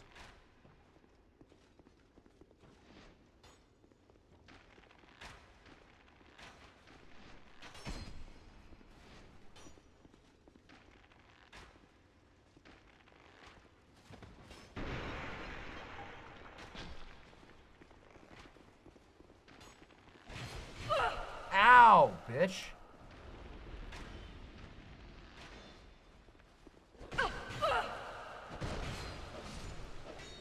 Woo, boy.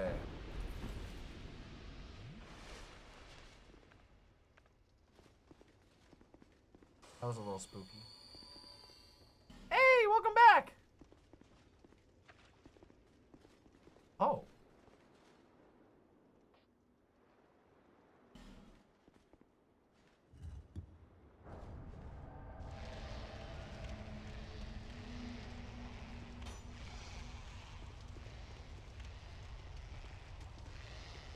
Oh, that lights up things.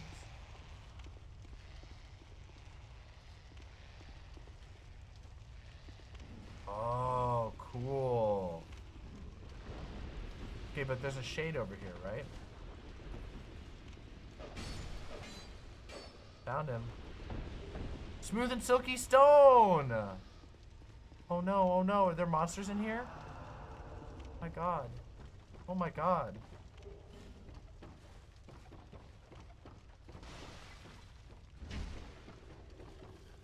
Chest.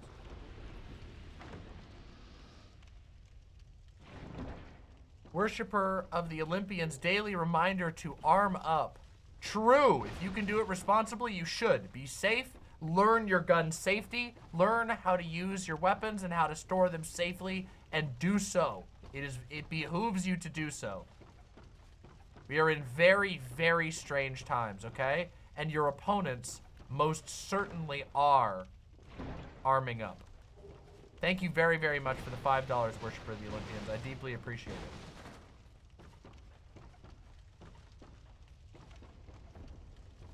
Right, here we go. Varangian arm. Aww. Hey, there's a guy in there. Drinking. There's a drinking man in there. Drinking fella. What you up to, huh? Oops. Fell down just a little bit. I gotta relight my torch. Whoa! Dead body came flying down. What the fuck? Oh, damn it. I gotta run over here to relight my torch. Dead bodies came fucking flying. That? Wait, I don't. Oh, there.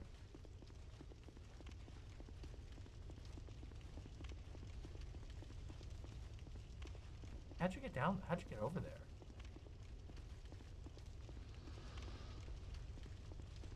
Oh, could you run through? Oh, wait, no, there was another stairway. Somehow I missed the other stairway up. I'm sorry.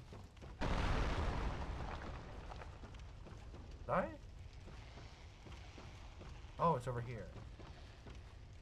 Whoops, that was not right. I should have jumped. If I had jumped, I would have been better off. But it's okay, I can walk around up there. It's all good, it's all good. Get there, we'll get there. Oh, sorry, I should have let you do it. Thank you.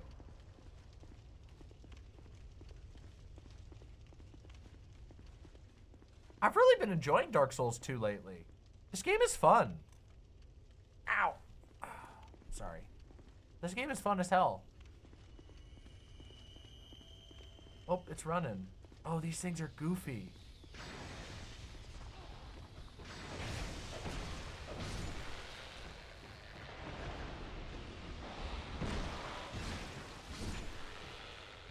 These things are funky.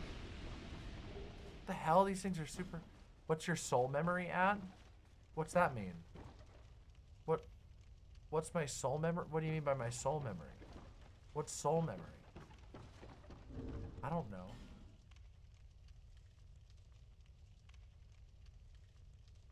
I don't know what my soul memory. Is that like how much it costs? Check your stats screen? I don't know what it means. 100K. What's that mean?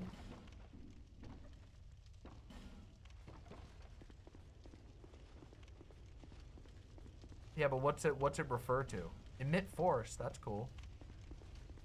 It's a matchmaking thing. Oh. Oh, so it's like based off your like level up level or something? Bonfire? Comfort? Silence? Oh. Why does it say that, huh?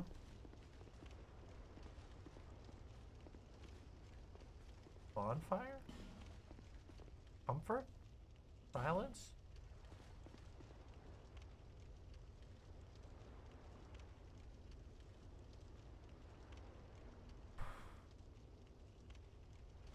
Won't do me any good. I have no choice. I'm really physically ill and weak. Well, hopefully, we will be able to protect each other together. I don't expect every single person to be able to pick up arms or to be able to, you know, learn firearms or anything like that. I don't believe that's reasonable. But I think that the more people who do and who can responsibly do so, the better off the world will be. Shit.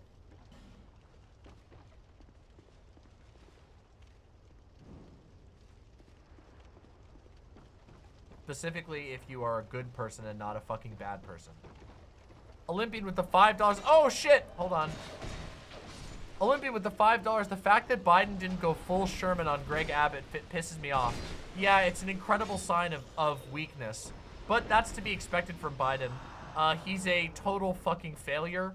We always knew he was going to be a total fucking failure, but he's a complete fucking failure, and he's allowing Republicans to play games, to play at Civil War, to motion to their insane fans that this is a kind of thing they should think about, and he's going to have to reap, well, we're all going to have to, but we're already in that position. He's going to have to reap the repercussions of it. Yo!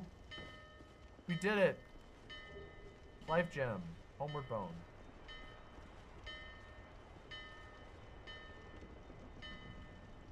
Dude there. Okay. Hey, there's a boat. Look at that. A big fucking boat's coming in. A ghost boat! Ah! Ghost boat!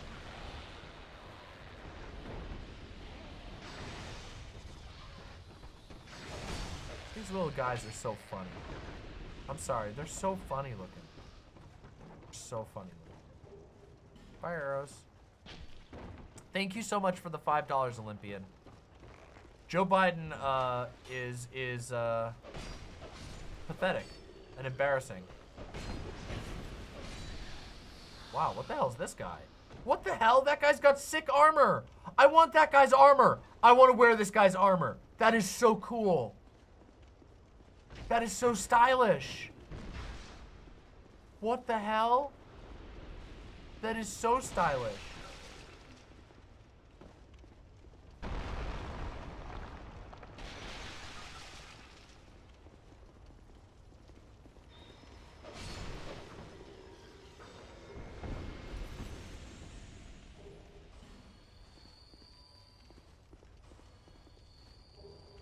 Flame butterfly. What the fuck is a flame butterfly? Oh, those are poison. Okay, those are poison. Do I have anything to cure poison? Cures poison. Monastery charm.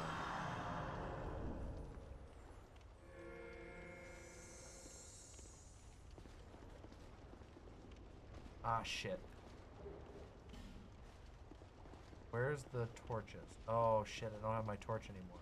Can you light these things with fire arrows, I wonder?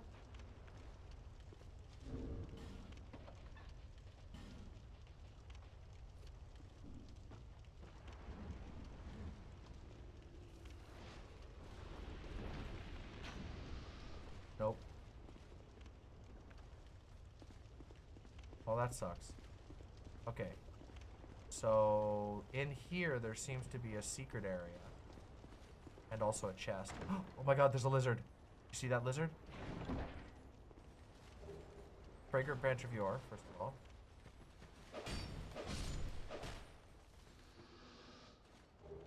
Titanite shard, large titanite shard. Awesome. Soul of a nameless soldier. Awesome. Fading soul, okay.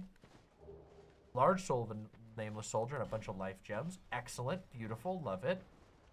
Full. Say.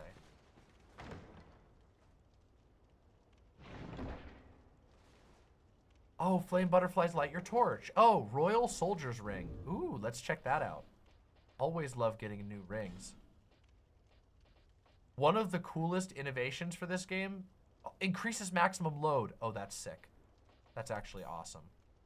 I'm going to take off Silver Covetous for now, because that's really... Wait, that might actually make us light roll. Wait, are we light rolling?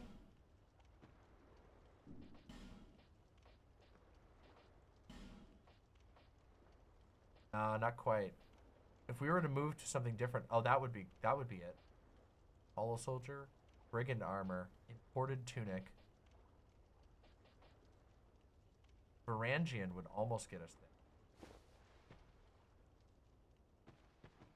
Varangian armor looks kind of cool in it. Brigand armor would do it. Oh, Brigand armor looks pretty cool. That gets us into the light roll category, right? Quick roll. There we go. Don't give up, skeleton. Oh, I love that. That's so cute. Okay, so I can use a flame butterfly to relight this shit. Light torch autonomously. Nice. Nice. I want this place lit. Okay? Lit. We are now fast rolling, which is really awesome. Now I gotta find, there's Baphomet. Okay. I'm summoning Baphomet back.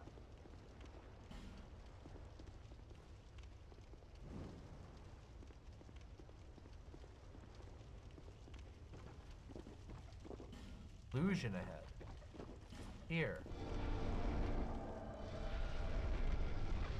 Yo! Thank you!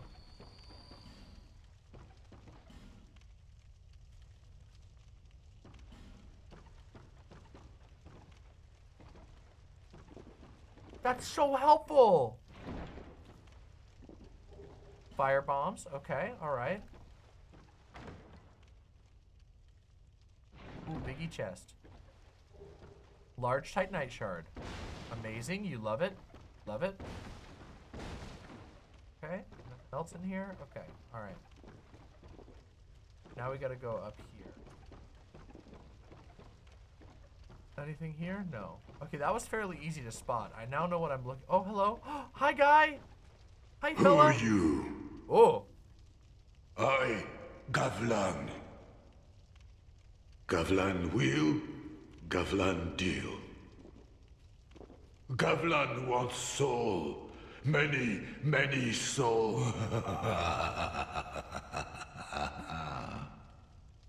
All right, bro. What you want? Let's see what you got. With Gavlan, you will, you deal. I love this guy. What a guy. What a guy. I love him. All right, let's see. Hold on, let's buy. Ring of Giants increases poise. How much does it cost? 5,000 souls. That's a lot of souls. Oh, he's got poison moss. Okay, well, we definitely need a little bit of poison moss. Then I'm gonna buy, oh, he has poison arrows too. We want that. All right, I'm gonna get this ring because rings sound good. And I'm gonna get some of these poison arrows. Got all of his poison arrows. Have enough to get poison throwing knives.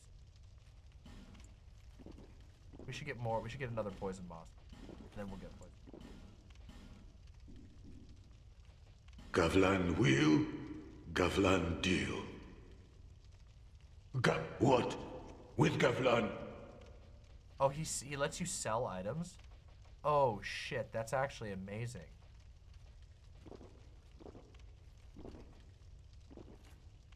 We don't have anything of high in value, though. Really don't.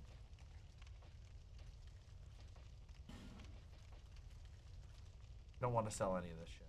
Many deal. It's true. We did do many deal. Oh. Yeah.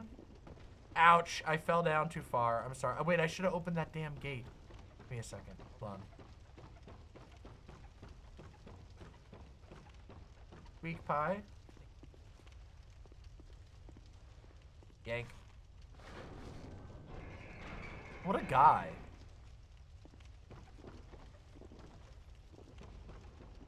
One thing that Joe Biden is going to teach... What the fuck is wrong with me? Why do I keep jumping that far?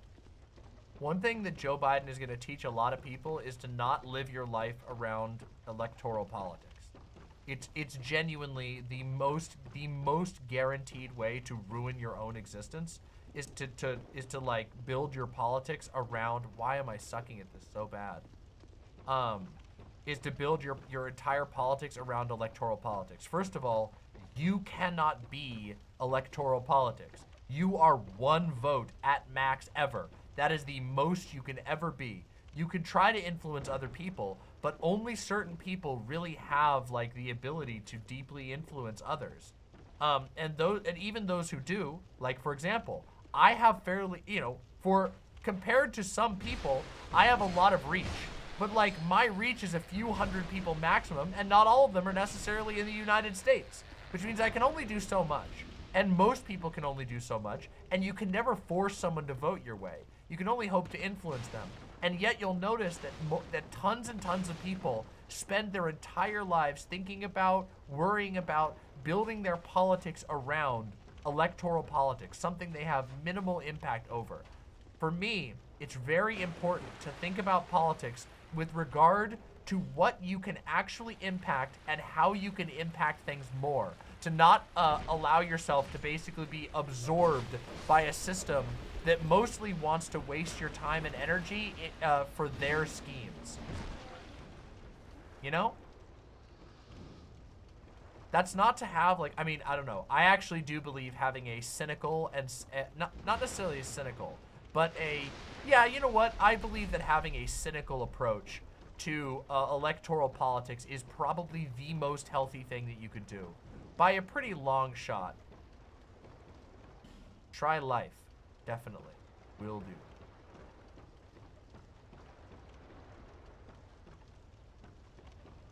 You should be incredibly skeptical of politicians. You should be incredibly skeptical of their claims. You should be skeptical of when they want you to do things for them. And if they're going to have you do them, they should have very good reasons to do so, and you should think about them deeply. Hey, bro! I see light, but it remains dim. I am Carillion, and I've no interest in the magic impaired. I see light. I am Wow, dude. The magic impaired. Weakness, feel. Whoa! Fire longsword at risk. Wait, is this really weak? Is this really useless? 10 int or more for that guy? I don't have what I need for that. I need like an int ring or something. Okay, I missed an item over there. I'm gonna go get that item real quick. And then I'll come back. I wanna make sure I get everything in this area if I can. I don't want to reset the area. No?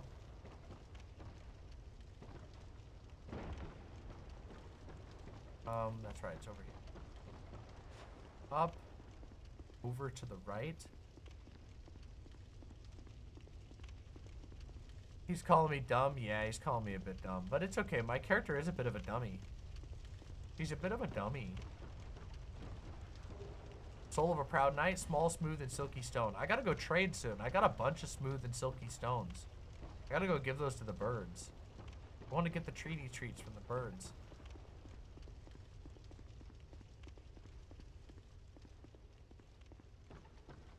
I don't think I've gotten everything.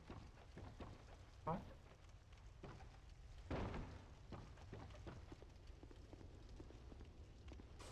Have fun with this shit-ass area? Honestly, I remember hating this area, but this area is super easy, and it's been super fine so far.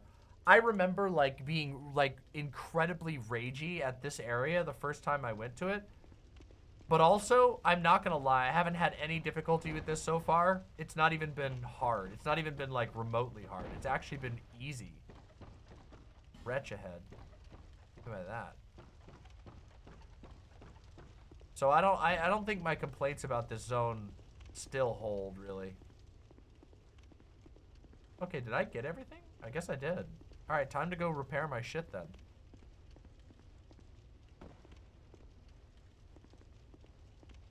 This is where most of my no-death runs end.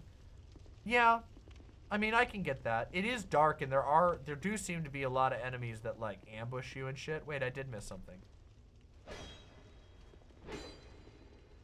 This. Wait, no, that's Lucatiel. I'm sorry. I suppose... No, you're fine, Lucatiel. You're fine. I like you. You're nice.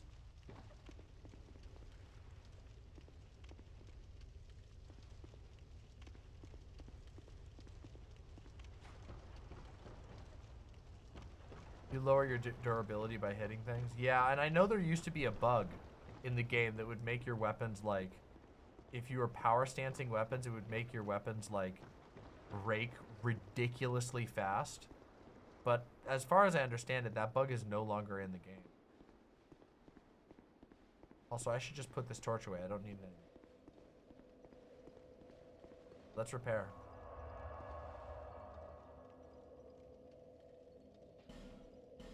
I want to find the pyromancer. I know there's a pyromancer.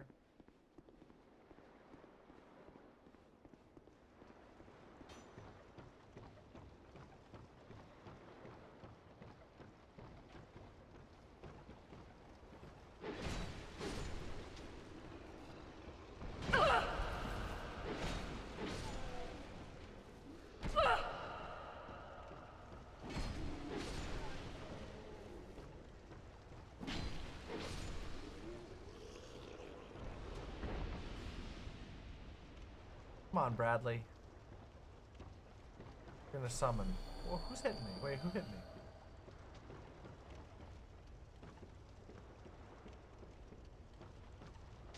I gotta find Baphomet again.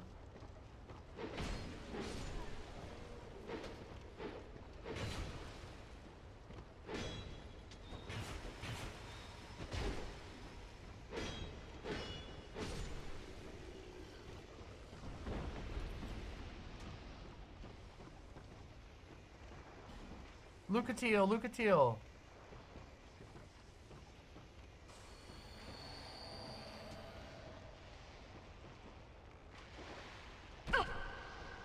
Really? Right there.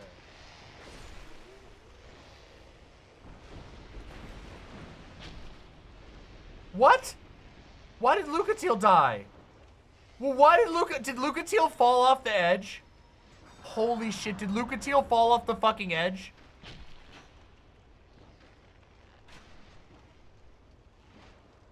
I have to go back.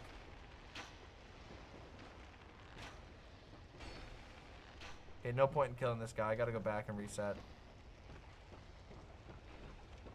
That was so dumb. I can't believe she did that.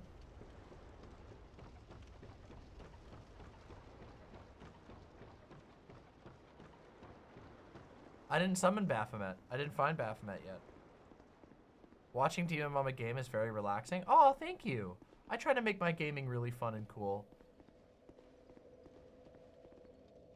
Why can I not use the bonfire? Oh, because of Bradley. Bradley. Do I have the thing that dismisses a summon?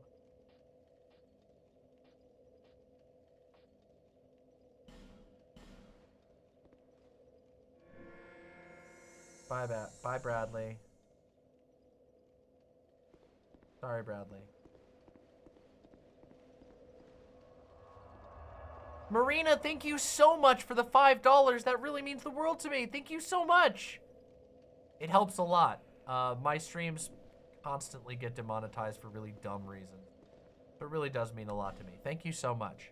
Seriously. Thank you so much, Marina.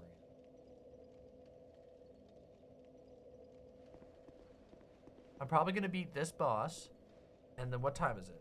It's 12. So I'll probably beat this boss and then go a little further, get to the next bonfire, and then we'll probably wrap for the night. Because I don't want to go for too long. I've already done like 7 hours, so still want to have time to go breathe and eat some food. I'm gonna go eat some cheese out.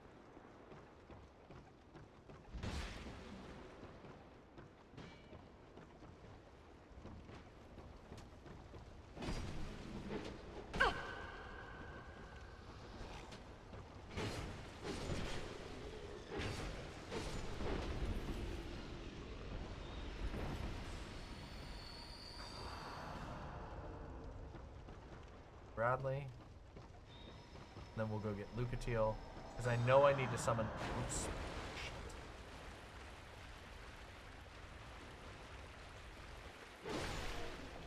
I know I need to summon Lucatiel. This boss. I'm pretty sure.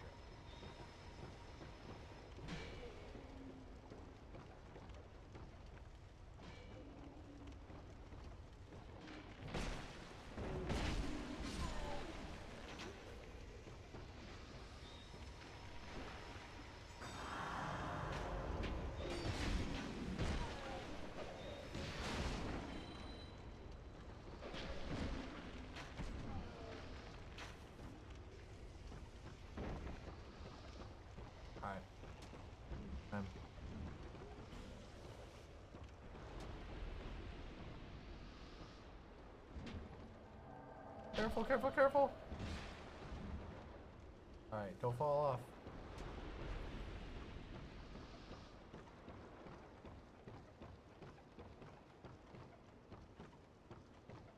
Yeah, these things look like there's a guy in there, don't they? Look like there might be a dude.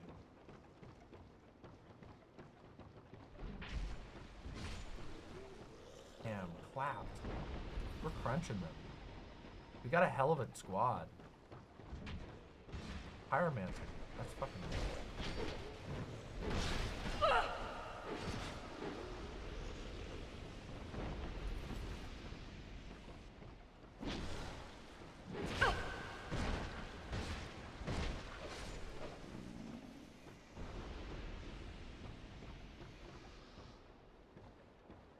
pirate ship mode.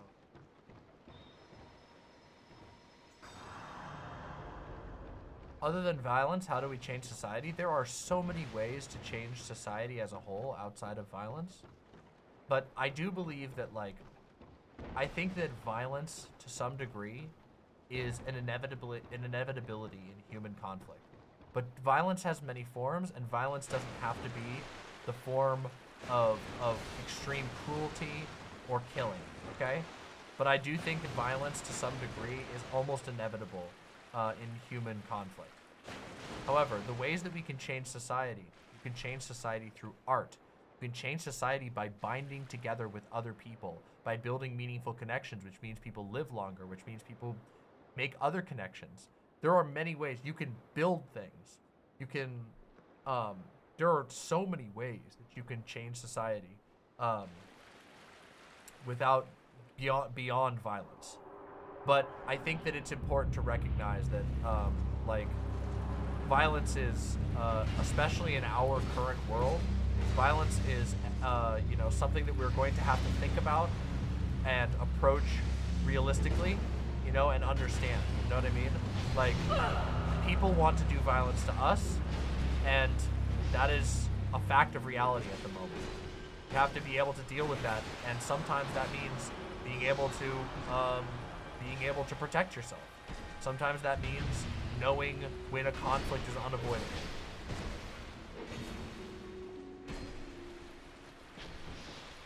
Flexile Sentry getting owned. I remember hating this boss when I played it, but honestly, this is pretty fun. I mean, we do have 4 people wailing on it, but... Good night, Windleby. The Flexile Sentry Soul. We did it. Woohoo! Hell yeah.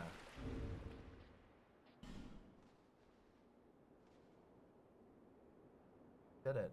That was awesome. What's back here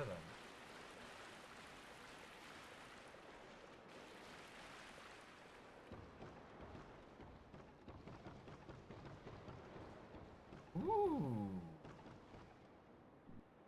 Oops.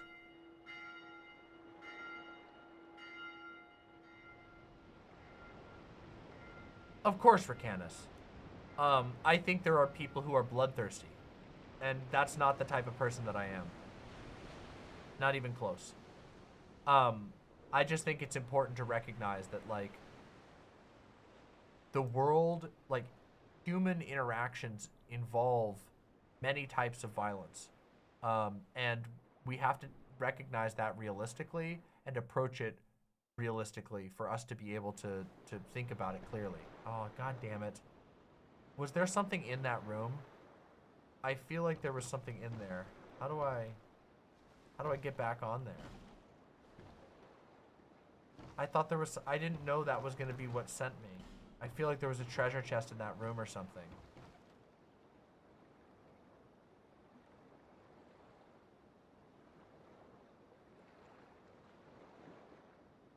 I feel like I should be able to get back on the ship somewhere. The pyromancy flame is in that room? Oh, I want that. I wanted that. I wanted the pyromancy flame. How do I get back on the ship? I have to go back through No Man's Wharf. Okay, then I'll do that then. I'll go back through No Man's Wharf. Rear in short, down is required ahead. silence. This is a cool spot. What a pretty spot. This has got some Pirates of the Caribbean. That one area they go in Pirates of the Caribbean where they get the...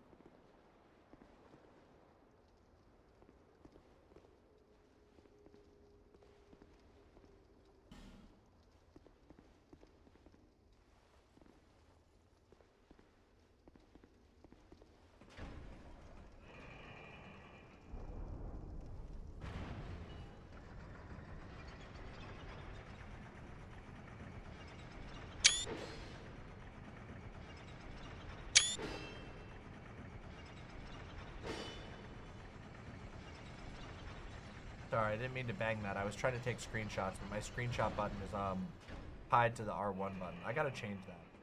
It's good for some games and it's not good for others. Got a fragrant branch of yore. That seems good.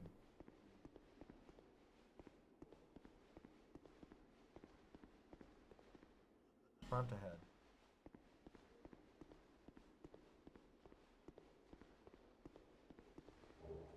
Soul of a Proud Knight.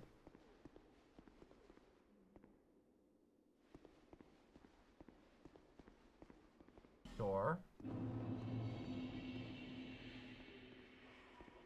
Dead guy.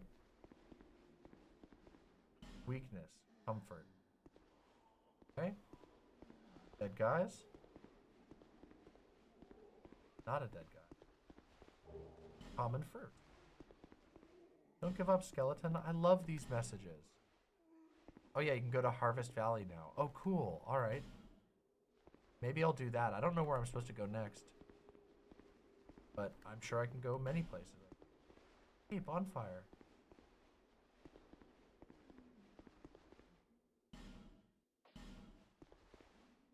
Bonfire time. Here. We're gonna go level up first, then we're gonna go back to No Man's Wharf, then I'm gonna get the pyromancy.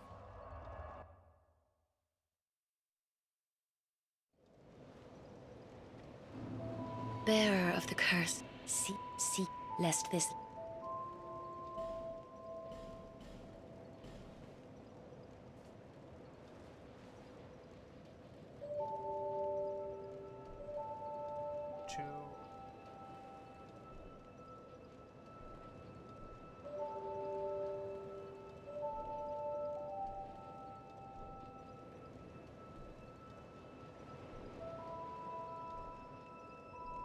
Oh, our attunement's really bad, though. Can't even use the pyromancy for our attunement.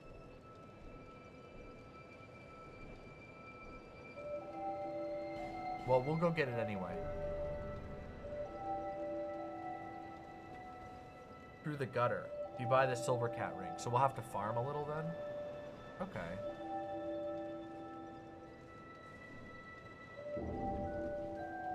Let's eat up some of our souls here. Look at all these souls we got. We got a ton of them. 13,000? Okay.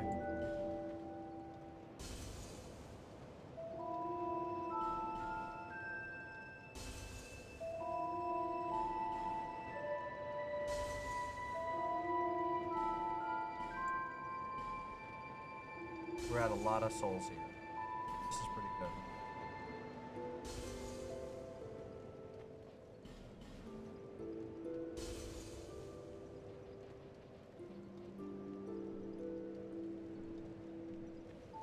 Bearer of the curse, lest... Level up. Oh no, how many, what do you have to do? How many attunement do you need to get one slot? Uh-oh. 10? Oof! Oof, that's gonna hurt. Alright, well, let's get that up. We're there at least. Be alright. We'll be okay. Oh, I'm alright. I'm okay. Alright. Oh, wait, I could have just bought the ring. Whoops. Whoopsies. Sorry, I could have just bought the ring. It's okay.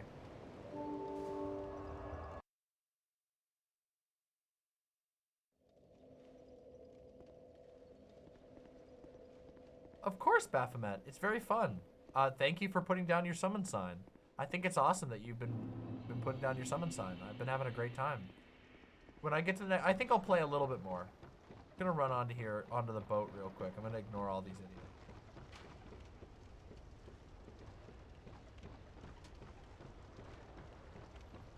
I need to get the Tim Pool whoopsie. Any opinion on pranks? I mean, pranks can be really funny as long as you're like chill about it. Well, first of all, thank you for the $10. Pranks can be fun. Just be chill about it. Always remember that like being when you're pulling a prank, you're putting someone else in a position of vulnerability. So just keep that in mind, and if you do that, like, you'll probably be fine.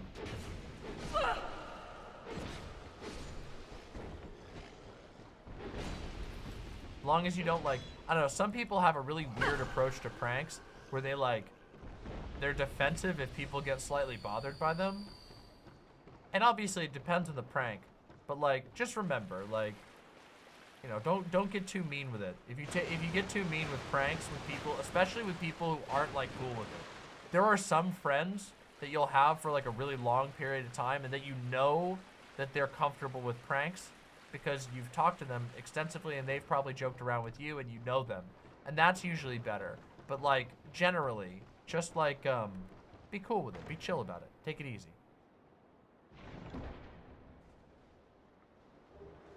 Pyromancy Flame and Fireball. That sounds awesome. Look, I love Pyromancy. I'm seriously thinking about playing Pyromancer when we do Dark Souls 3. Like, very seriously thinking.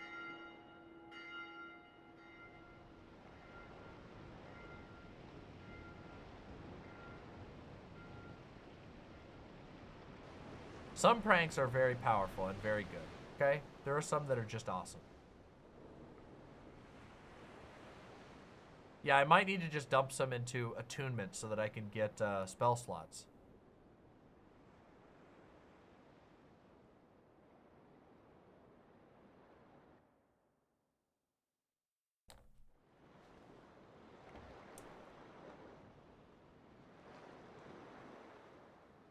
All right, let's continue. Let's continue. Oh, almost walked off the edge. That would have been terrible.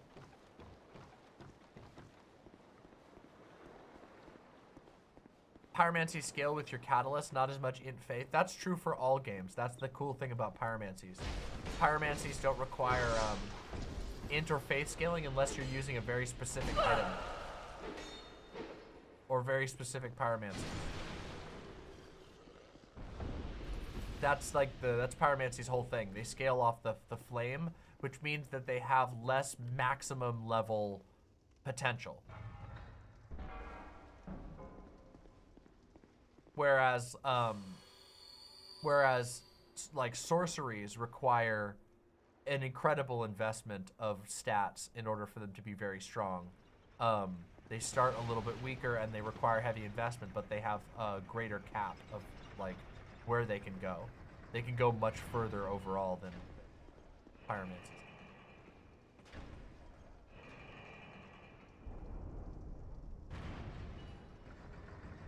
I hope that answers your question, Worshipper of the Olympians. Yeah, I'm kicking these guys' ass. It's honestly no problem. Look at how cool my character looks. I really like the quiver. It's super cool looking.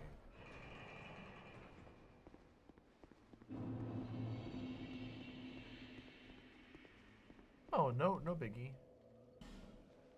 Got you summoned.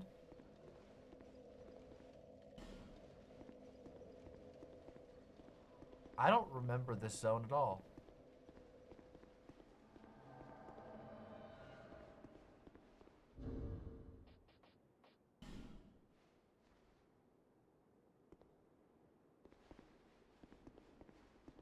Wait a second. Yes, I do. Hold on a second. I do remember this. Wait a second. Wait a second. No. Hold on. Wait. Wait, I remember this. I remember this shit.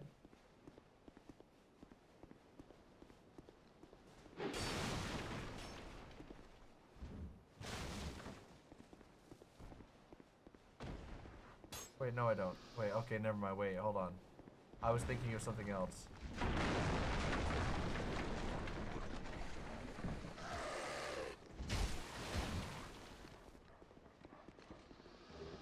Soul of a Nameless Soldier. I thought this was a different spot. Doggies. Wow, that's a lot of doggies. Whoa! Whoa! Hold on, bro. Wait! I'm not ready for you.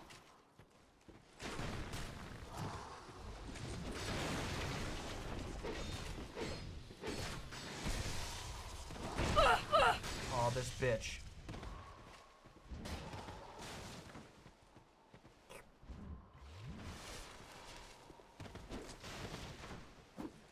Whoa, that would have been bad.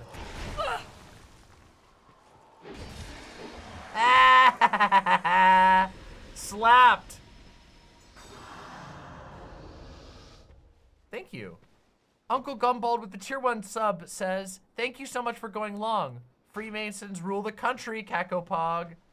Nice. That's definitely not going to activate somebody in my audience in the wrong direction. Thanks, Uncle Gumbald. Anyway, we all know that I rule the country, that Joe Biden is simply my puppet. Yes, yes. There's something over here, isn't there? Dog!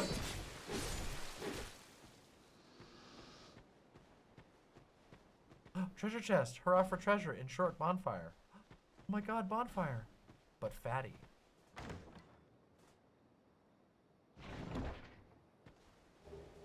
Estus Flask Shard. Yes! Estus Flask Shard. Oh, hell yeah. Okay, gotta remember that. Gotta remember I got the Estus Flask Shard.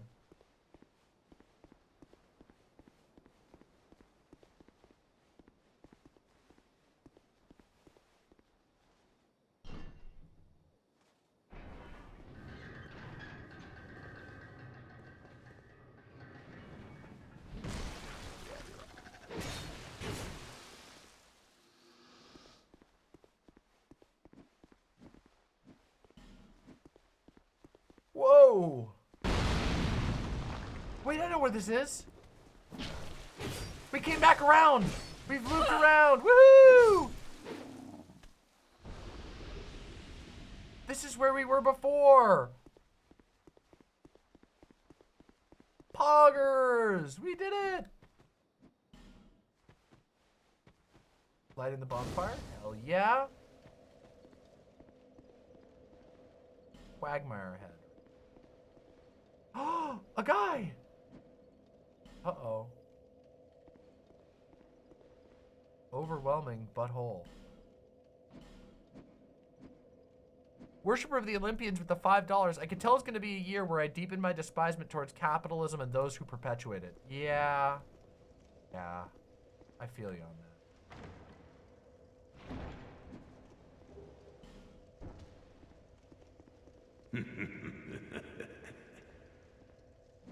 Oh, why can't they all be this easy?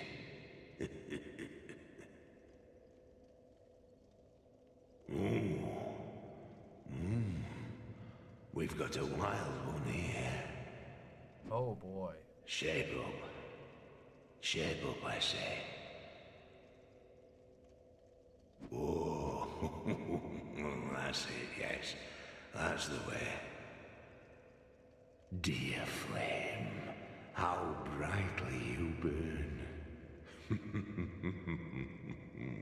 Bro. Flame, flame, I smell flame upon you. I'm Macduff the blacksmith. All I want is a little flame. So, hand that ember to me. Right now, you imbecile. This guy's an asshole, but I'm should I give him it? I feel like I should give it to him. He's an asshole, but I feel like it's the right answer to give it to him. He seems like he knows what he wants to do with it, and he's sitting on top of a treasure chest.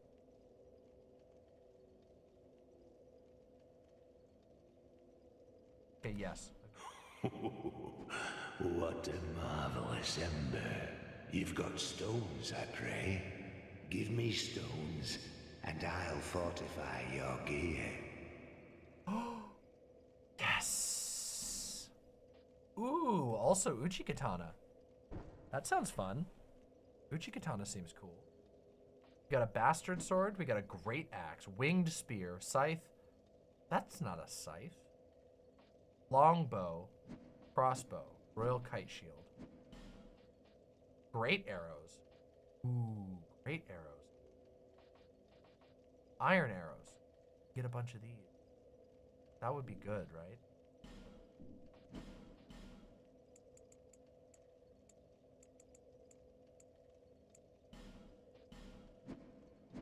Oh, equip those for a bit. Flame, I give you my all. What a guy. Flame.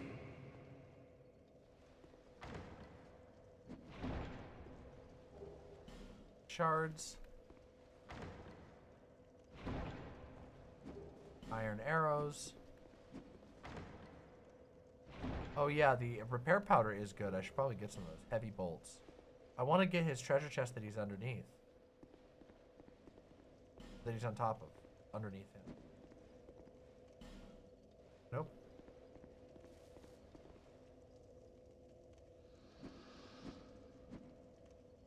Worshipper of the Olympians with the $5 says, remember, those who control the ammunition and arms get to choose who gets to be armed. So don't advocate for gun control. I think that there are some forms of gun control that can be effective and useful, but you have to be very careful about it indeed. Especially in this country, because yes, at the end of the day, it is conservatives who control, the police get to decide who they're gonna enforce those laws on. And if they don't have a law that they can enforce, it's a lot harder for them to do that. They always enforce selectively. Okay, hold on a second. I ought to fled. Okay, hold on. Reinforce. I think we can actually reinforce this one level up. Yes. Let's get this to +6. That's 5. We'll do 5. +5 is good. Some of these weapons look really cool. Okay. Right? Okay. Wait, let me get a repair powder just in case. I got a good amount of souls right now. Then we'll continue on for a little bit longer. Go. Oh yeah, we gotta use the fragrant branch of yore, right?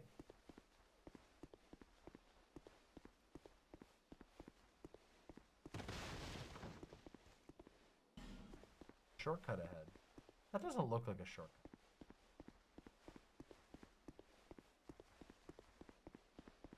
Whoa, nice hit. Clapped him. Oh, bye Baphomet. Bye Baphomet.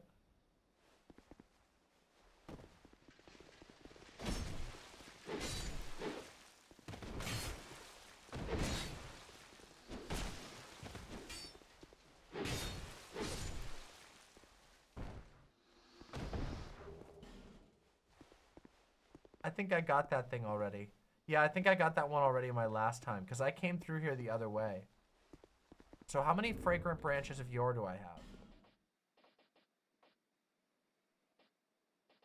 I have 2, so I can use this one here.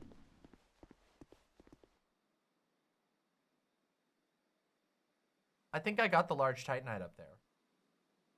Okay.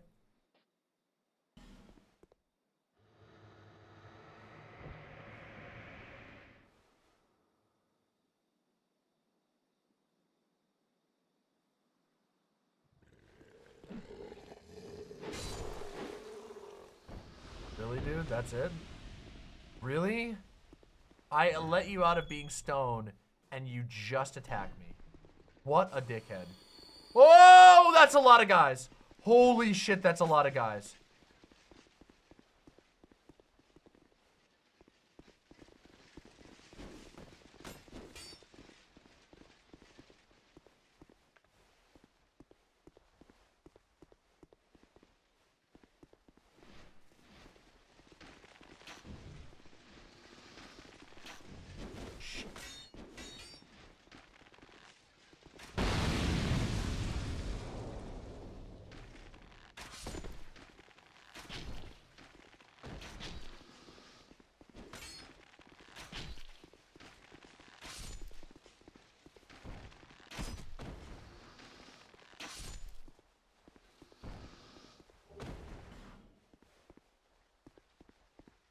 I don't know where the other ones are, but I'm a little nervous.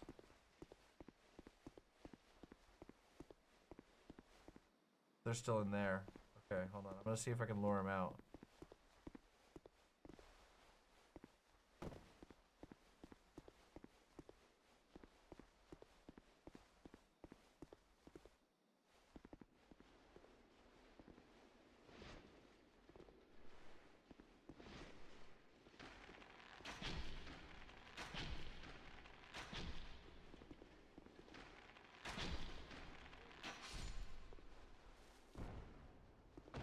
Actually, that wasn't so bad. I got them all.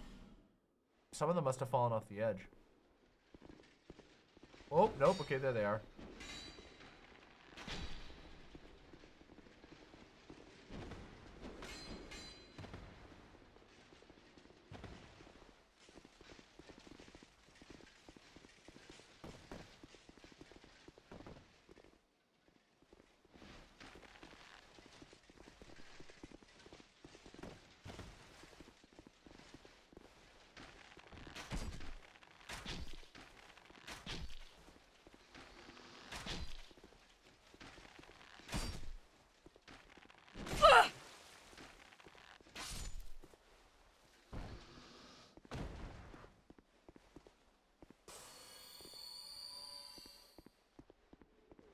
Hold on, I gotta poke around here a little bit. What the fuck is going on here? Fella! Hold on, I'm gonna go get my friend.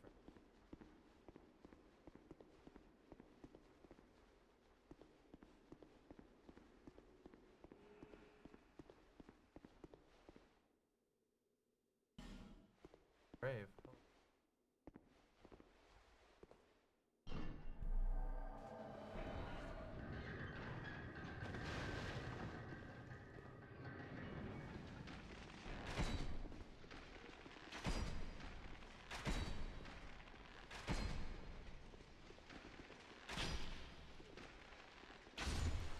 Okay, hold on.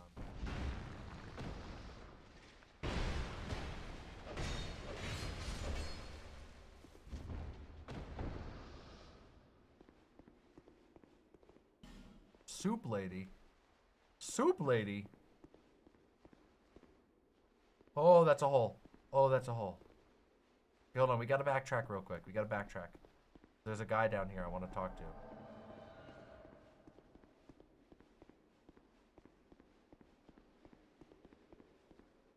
That is not a shortcut. Very weird of them to do that.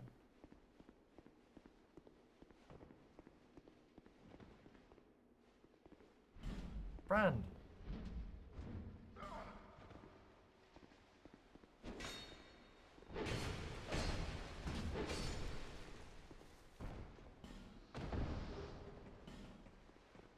Wait, what's this guy? What's this guy up to? This guy in here. Can I break him out? No! Why'd they kill him? Why? Why did he die?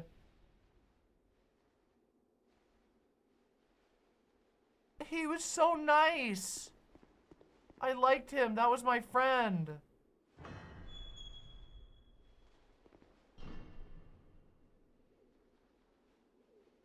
Well, that's sus.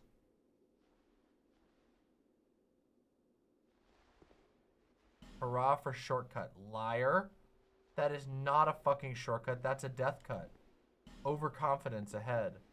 Yeah, I can see that. Alright, up we go.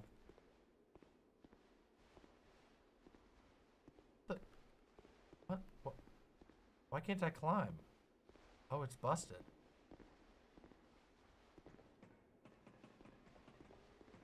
That was weird. I think I was standing too close to you.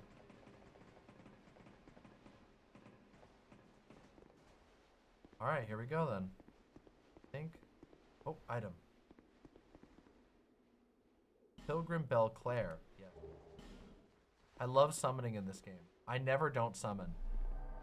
And well, okay, I do know I usually don't summon. Actually, I pretty much always summon. I always summon because I think it's awesome to fight with cool friends. Unless I'm trying to like prove myself in a fight. But the truth is, these in Souls games, they usually don't give you summons for fights that they want to make you prove yourself on. They don't give you. Oh, oh, oh, oh!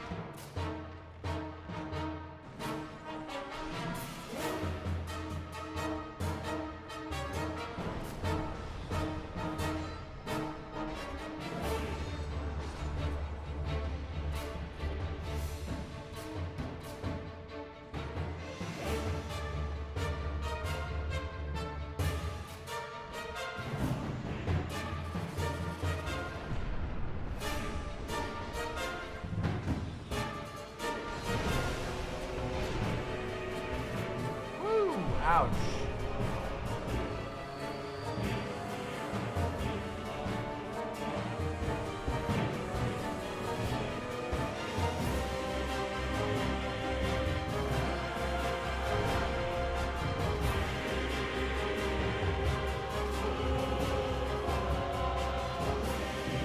Damn, these guys have a cool song. What the fuck? This battle music is sick as shit. I remember finding these bosses so boring, but they have awesome music.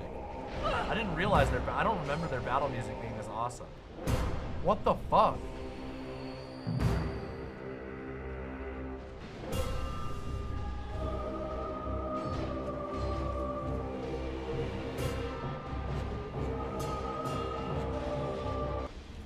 Cooked. Cooked. Absolutely cooked.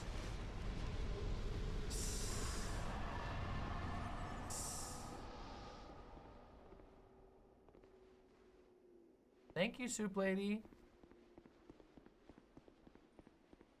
Hidden path ahead.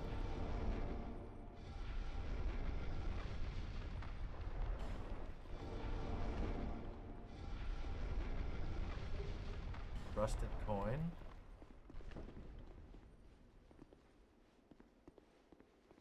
Pointless? Just a goof? Okay. That's really funny. Man, this game is so trolly.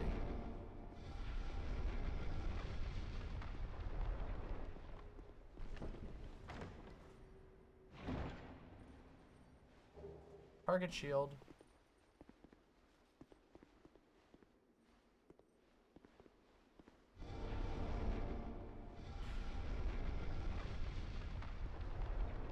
Illusory wall.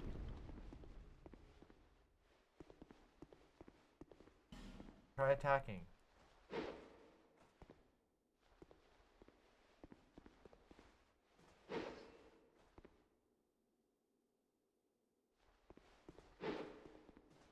What the fuck does that mean?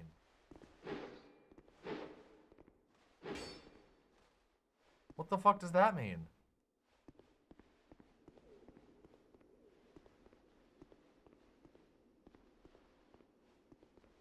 Why does it sound like that?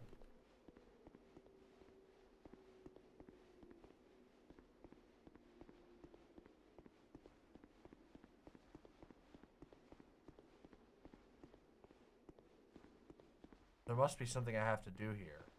Listen, try attacking and then listen carefully.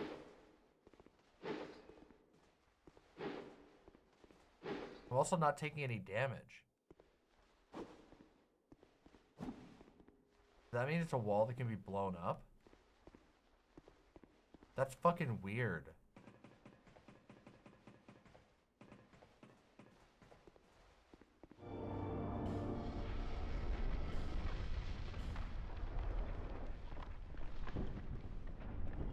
Oh god, there's gonna be illusory walls up here.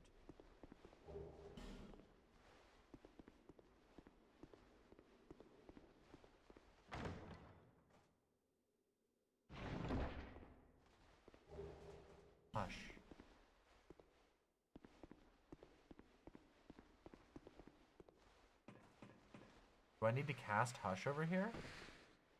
Or has it been casted?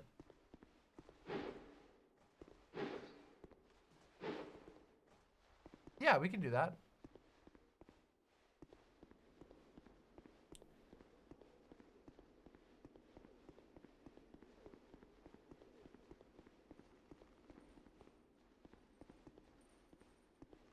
Now paranoid about the illusory walls.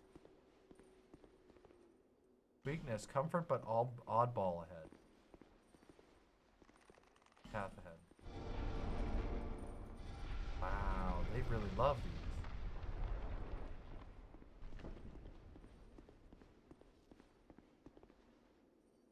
Listen carefully and then pull back.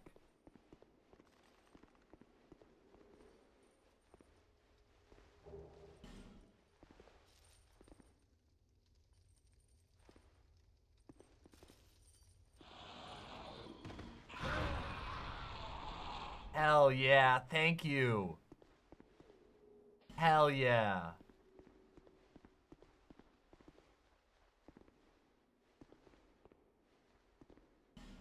Try above, Charmer. What is that? What is that?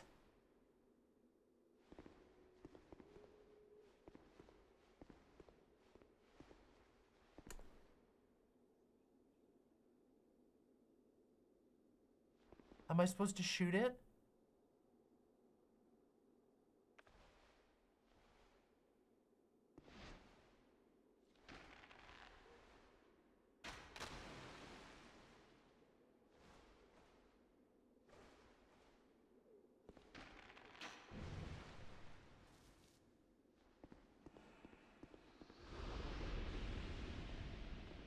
Drop anything.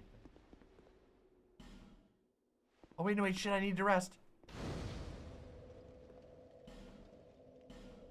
I'll survive.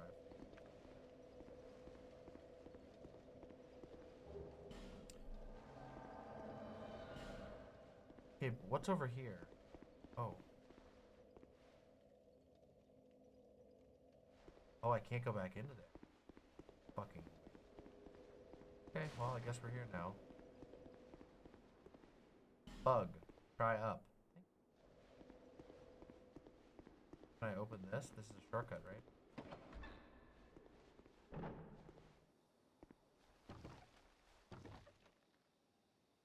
That's sus.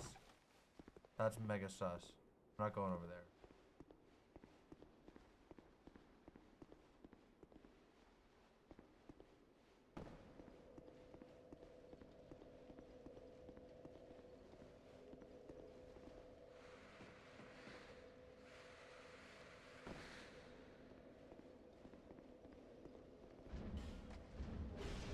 Large club. Oh, hey, bro. All right. Okay. Shit. This is...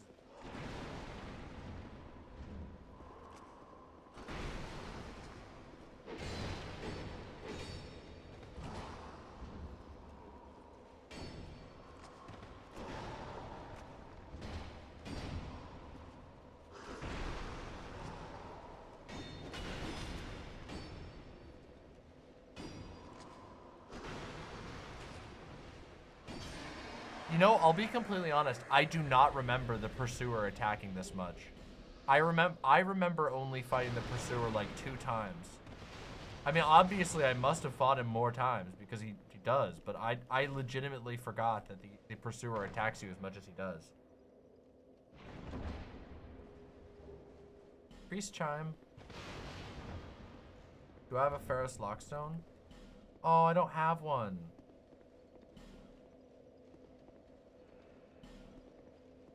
Illusion ahead, by the way. That's the troll. Not actually an illusion.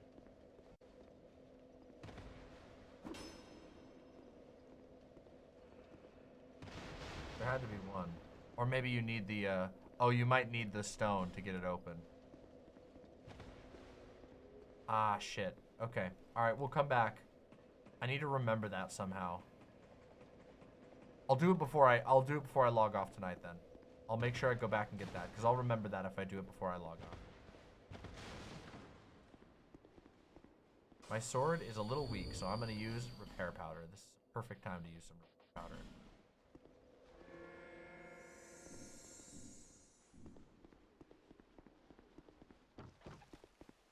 Try left in short, key ahead.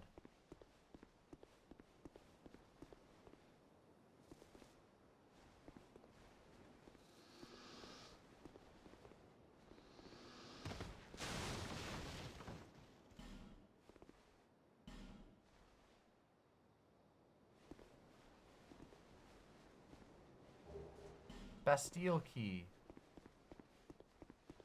That's useful. That's very useful. Ow. Wow. Listen carefully. Help me. Oh, I hear something slamming around. Oh, that doesn't sound good at all. That sounds bad. Sounds very bad.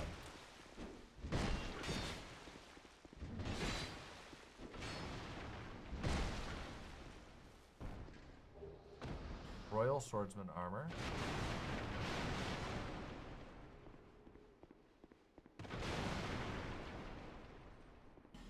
No.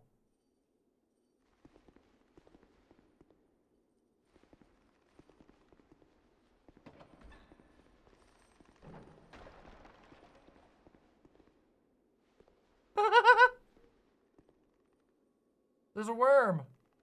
Was there a worm in there? That's so funny. That's so funny. It's a bone, I think. I think it wasn't actually a worm. I think it was actually a bone. That's really funny.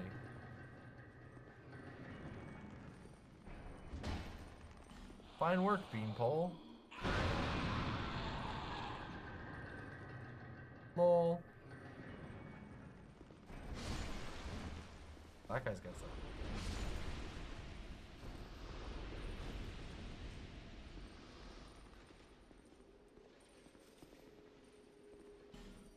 Happiness.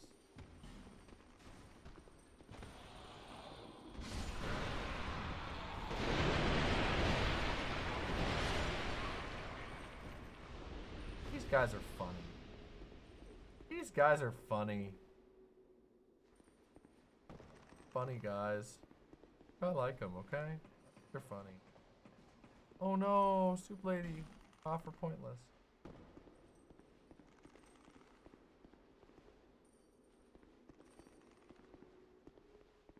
For something. Shortcut ahead.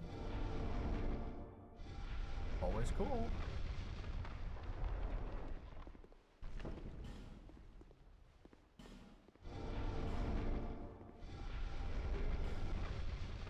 God, these things are crazy. The amount of shortcuts in here is fucking nuts. Isn't it? Oh, I hear something.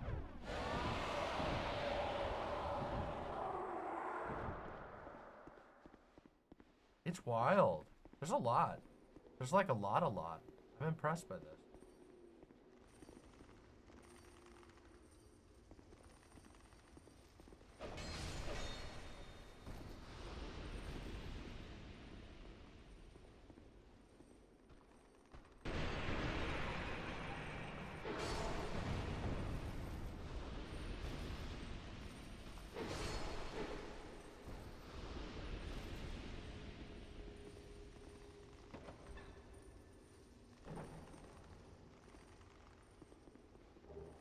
Skeptic Spice. Hello.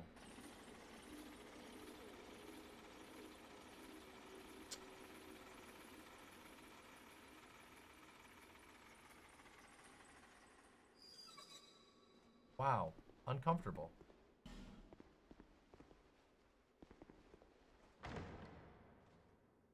Oh, nice.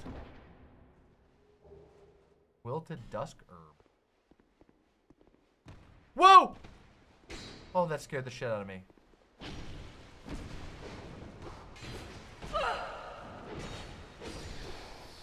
Oh, that scared the shit out of me.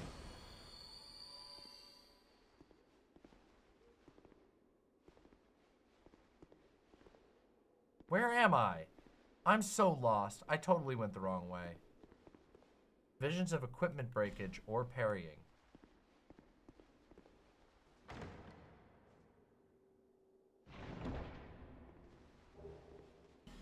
Parrying dagger.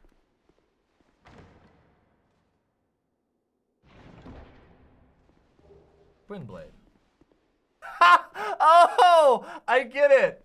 Oh, because the twin blade has terrible item durability. Oh, that's really fucking funny. I thought it was gonna hit me with like a rust trap and damage my item durability. That's actually really fucking funny. God, what the fuck?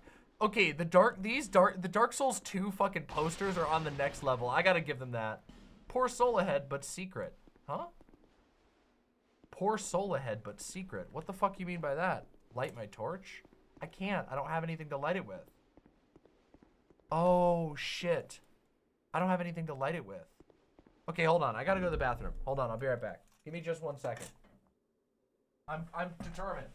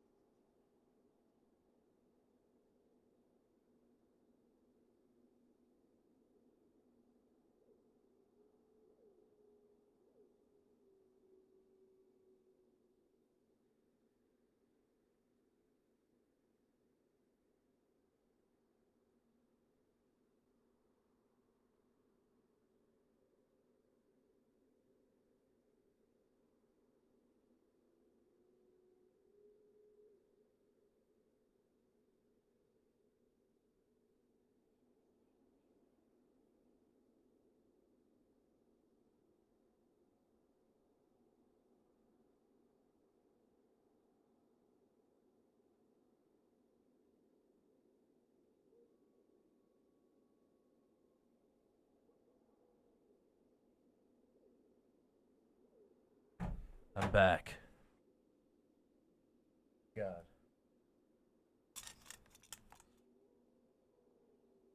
All right. Hold on, let's see.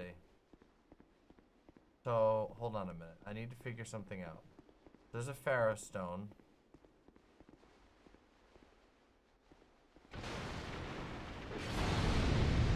Whoops. That was a mistake.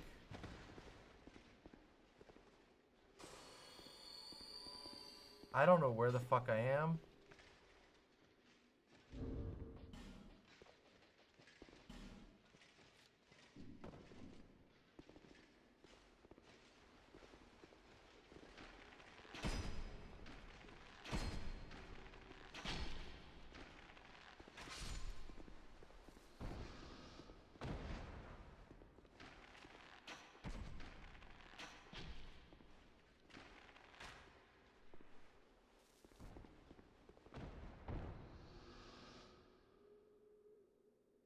This is a maze. Archdrake robes. Wait, that sounds sick. I'm sorry, but that sounds sick. Can we check that out?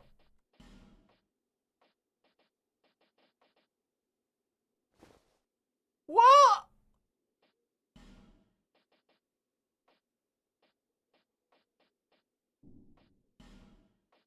That's great. Was it a headpiece that I got? What's the other thing? I got something else. I got Archdrake something else. What was the shield or something?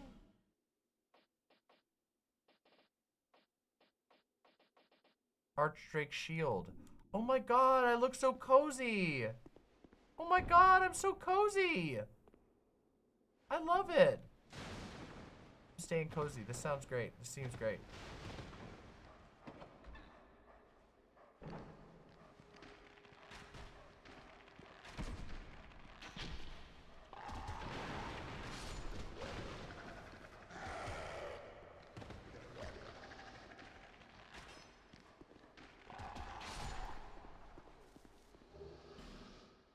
Okay. I think I'm going the totally wrong direction.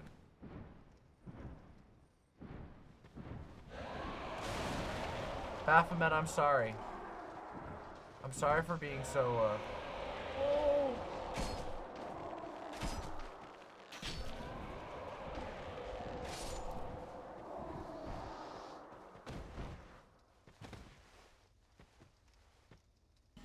Wary of trap, but armor.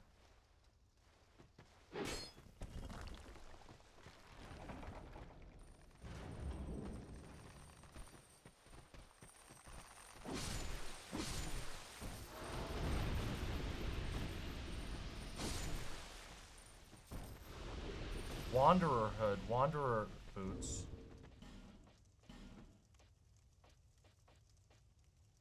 Wanderer coat. Whoa, that looks good. Wait, did I already have one of those? No, that's new. That looks so good. Why are we getting so much stylish armor? This is great.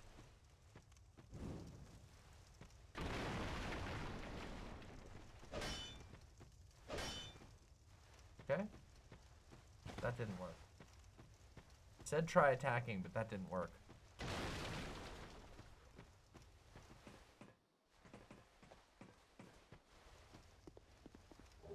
Okay, so hold on. We gotta do one more thing. Okay, first I gotta go back here. Oh. Damn it. First there's an item here. Large soul. That's great. I have a ton of souls, so I need to be really careful right now.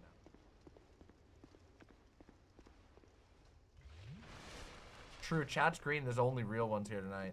Okay, what's this, though? It says I need a torch? Do I need to hit him with a torch? Nope.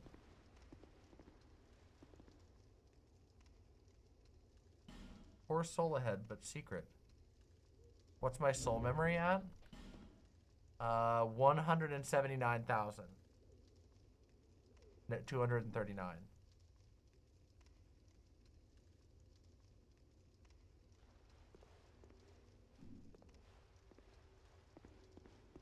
I know, I'm very powerful.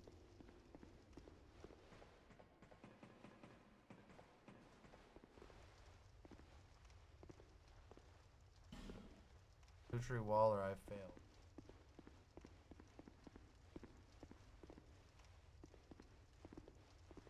Fire ahead? Okay, but I'm confused now. I'm really confused as to where I am. I saw that there was an item.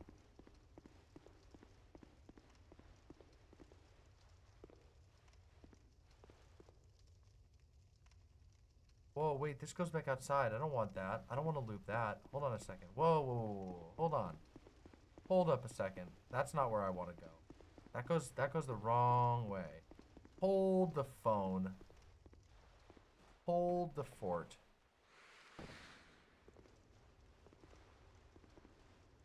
If I go back over here, if I get in this thing and ride up, there's items there. Item there. Right there. How do I get there? Hold on, wait. We gotta be careful here. Can I drop down here? That item? Doesn't look like that's possible.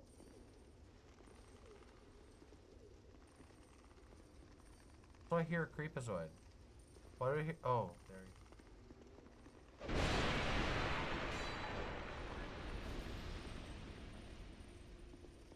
Okay, here's what I'm gonna do. I know what I'm gonna do. I'm gonna go back. Oh wait, maybe you can roll over. That seems really risky because if you fall in the hole, you just die. But I don't know what that item is. What if it's good? Okay, hold on. Here's what we're gonna do. I'm gonna be intelligent for a second here. I'm gonna be smart for just a moment. One moment of brilliant smartness. Back down here.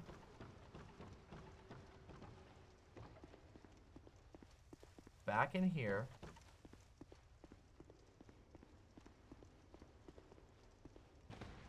And I'm gonna rest and repair all my shit, and then I'm gonna go buy a Pharaoh's Lockstone. Because I need the Lockstone for two things. There's a Lockstone downstairs, and there's a Lockstone over in the weird statue guy room. And I can also level up a bunch. Seems great. And then, after that, I gotta stop, because it's 1 a.m., and I gotta go live life. No, I can't play games. And by live life, I mean go play games with to see light. However, instead of with my stream. Sorry, partners are more important. Just, you know, just how it goes. Wait, Lockstone first. Lockstone first. Wait, Lockstone and ring first. I gotta get the Silver Cat ring, too. you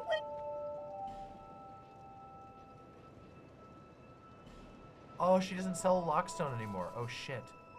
Crap, we just don't have the Lockstone then. Lowly time. Yeah, lowly times, you're right. Yep, sorry. I need some of these life gems, so I'll go buy some from her in a second here. Hi, kitty. Oh.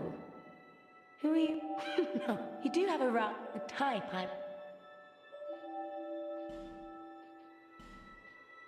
Silver Cat ring. Red Eye ring. Whispers. Easier to connect to players who chose the same god. Orb of Evil Eye. I want to get these eventually. She has such good stuff. I got the Silver Cat. Satisfied? I'll be around if you... I'll come back, you fucking... Hey, watch yourself, cat. I'm really good at this game. I'm kicking people's asses. Are you fucking kidding me, bro? Are you fucking trolling me? Oh, okay. Just go down? Okay, alright, I'll do that then. Alright, I'll do that real quick. And then we'll go take care of the gargoyles. Then we can gargoyle. Because I would like to get one of those stones to take care of that. I don't have a notebook right now. Normally I would take notebooks. Oh, shit. Ouch. Ferris's Lockstone. Nice. That is death. I can tell. That's death. Probably gives away. But it seems like the right place to go anyway. Nope. Okay. Flyer ahead, therefore left required ahead. No, I don't think so. Nope.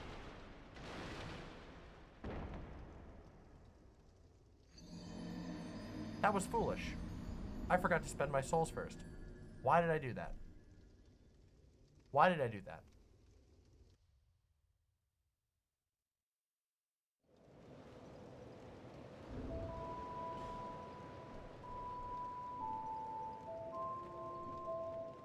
Okay, I'll get him back, don't worry. Oh, don't go goddamn me. You guys always have backseat gaming to do, except for when it'll save me souls. Then all of a sudden, it's fucking dead silent in the chat. Chat suddenly really fucking quiet the moment they get to see me lose a bunch of souls. You're just mad because I've been good at this goddamn game lately.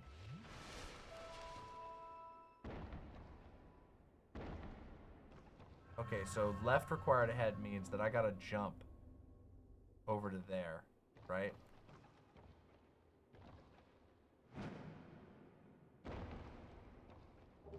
Gotcha. Got. Kraka.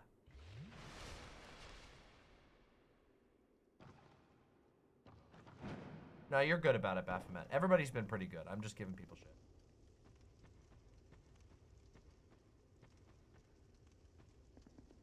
Hold on. There's one more that I need. Okay. Those items down there.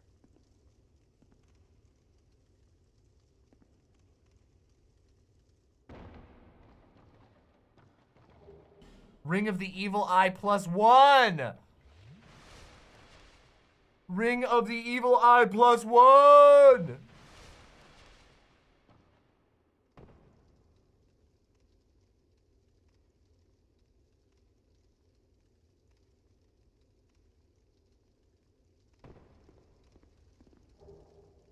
And a homeward bone.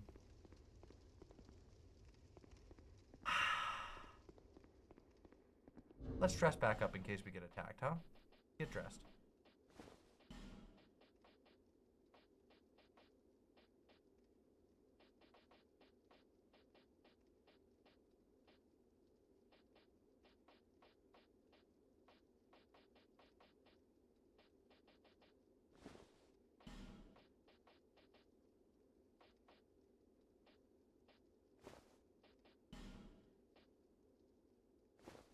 We're gonna put on Wanderer because it gives us a lower equip.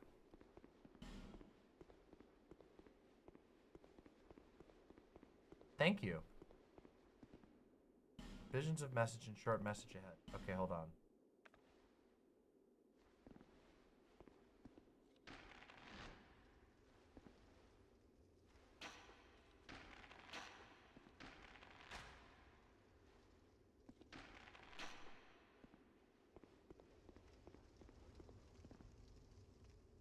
I almost had that bastard. I almost had that little bastard.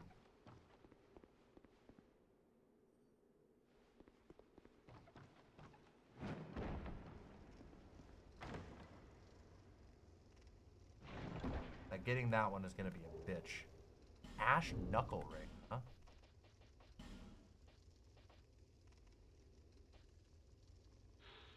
Peer too closely at the rare stone that forms the eye of this ring, and things that writhe and stir may come into focus. Where's the Ash Ring? Ash Knuckle Ring. Knuckle Ring worn by Roy the Explorer increases petrification resistance. Petrification is tantamount to death. In that sense, this Knuckle Ring is a charm that may save your life.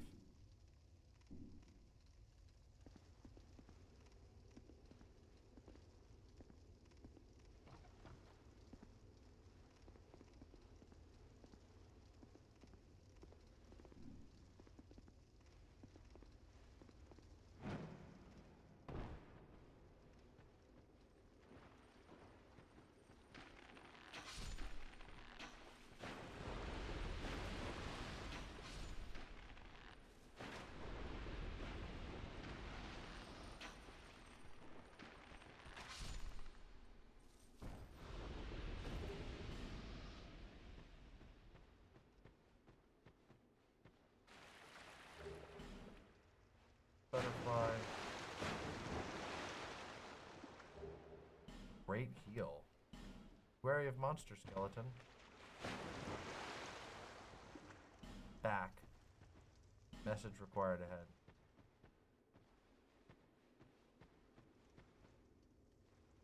Back. Back, and then hurrah for front. Okay.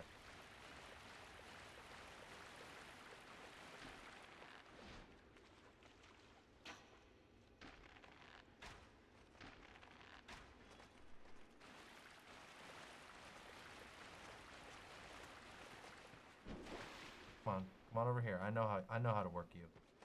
Come on, asshole.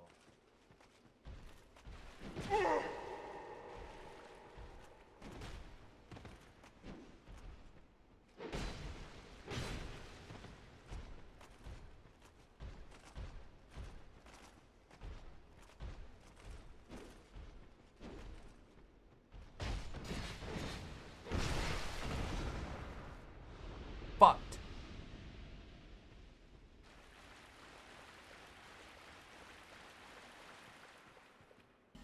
Front.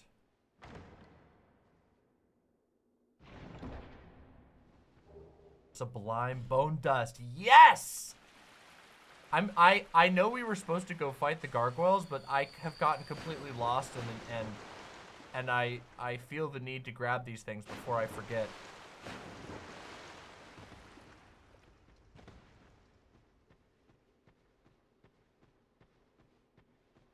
There's gotta be a oh, shit. Okay, good. Boy.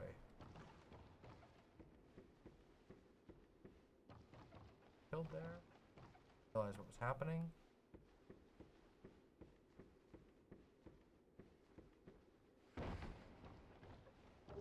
Human effigy. Love.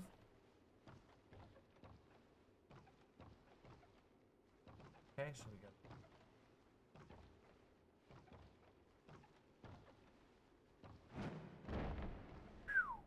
That was extremely scary.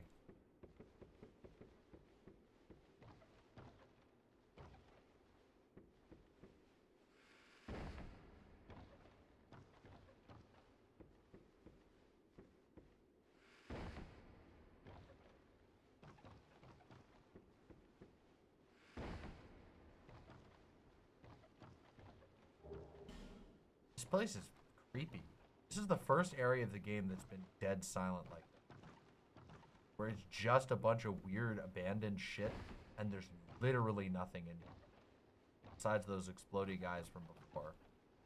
This is a fucking weird, this is an upsetting...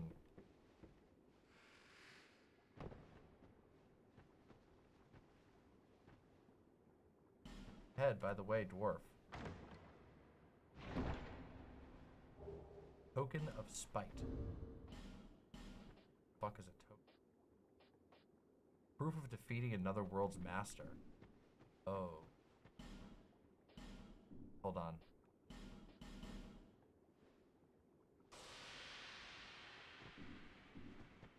I feel like I'm supposed to get invaded.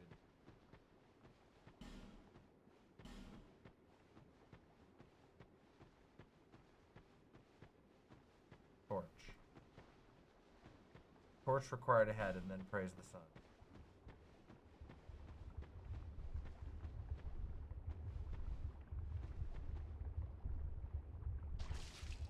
Oh. Okay, so they really weren't kidding. Torch ahead.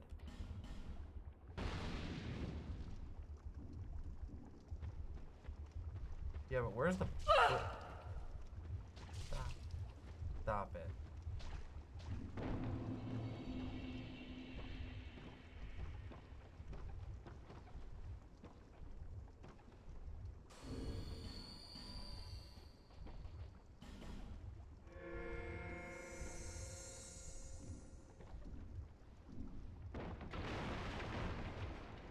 Oh. Well, that's convenient. Thank goodness. Thank fucking goodness. Jesus fucking Christ. And guess what, Uncle Gumbald? I still got him. I still got him. Because I'm just that good. My bitch is fucking unbeatable. Okay? Bearer of the curse, see lest. Alright, let me level up a bit. Oh, hell yeah.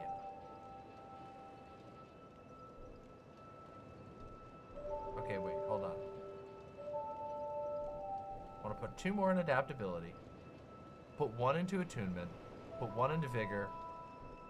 Put 1 into endurance, 2 into vigor. Okay, there we go. I'm going to slowly level up my attunement because I would like to use some pyromancy. I've never done pyromancy in this game. So it seems like it would be fun. We have enough to go buy some life gems too. I knew. Yeah, you knew. You knew I'd do that. Of course I'm gonna do that. Gotta buy your stuff. Alright. Thank you, God. Of course, of course. Alright, now back to where we were supposed to go, which was the servants' quarter. I'm so jealous that I'm turning red. Jealous, Chauncey? Of what?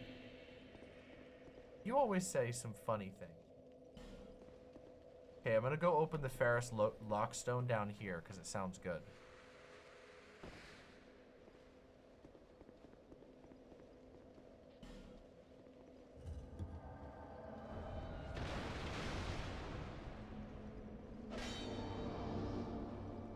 Oh, I can't go in. Oh, I can't go in there with a summon. Oh, darn.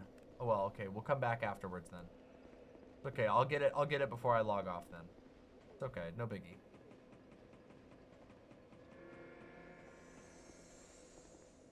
What? Oh, no!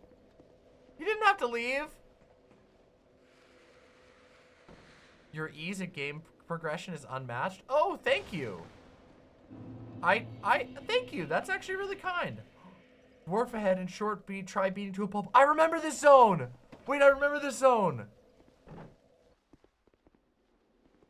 Undead!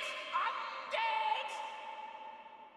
Keep hands off our bell! The great bell of Arken.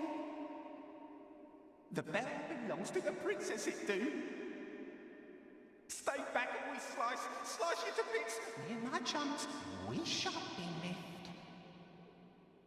This is the. Stay back all your pieces. This is its own. Pieces. A long time ago, the princess she made me. Yes, just like so.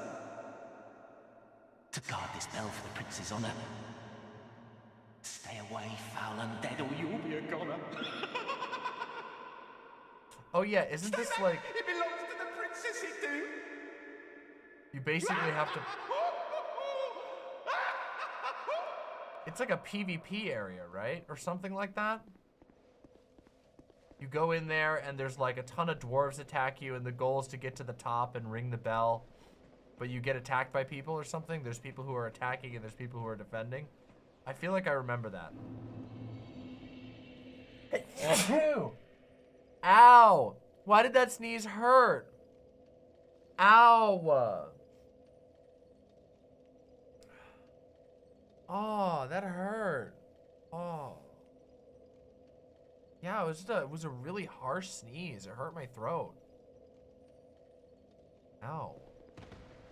Anyway, Chauncey, thank you. I appreciate that. I try to be good at games, and I've been having some help with this one, so that's been cool. But also, I've gotten really good at Dark Souls games, and I'll be completely honest. Right now, this just feels like easy Elden Ring. Elden Ring is so fucking hard. All right, I'll summon you when I get a chance, but Baphomet, and then we'll do these gargoyles, and then I gotta get off because I'm running out of time. I'm running late. I'm at 8.5 hours. I've been streaming way too much lately. I've been streaming way too much. Are you okay? That was a very gay response to a sneeze. Yeah, I'm okay. I'm all right. It just hurt. It hurt my throat. You know, like you get one of those sneezes where it like really stresses the inside of your like your soft palate and it, like feels like it. Yeah. Jesus fucking Christ, you mama. How do you plan to tackle Elden Ring on stream? Like this.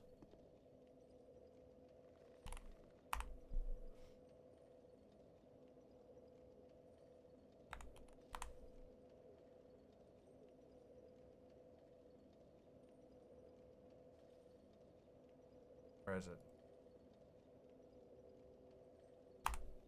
There you go. Exactly like this.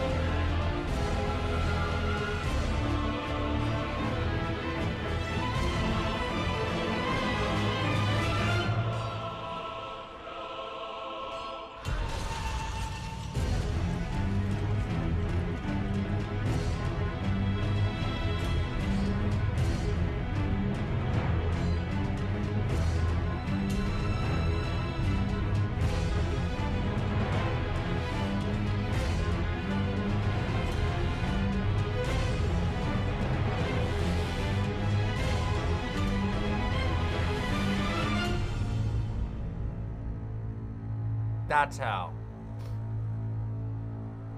But imagine that instead of fighting pots in an empty room waiting for a summon, I'm actually killing bosses. This one right here, Radagon. Splat. I put my sign down in the belfry? Okay.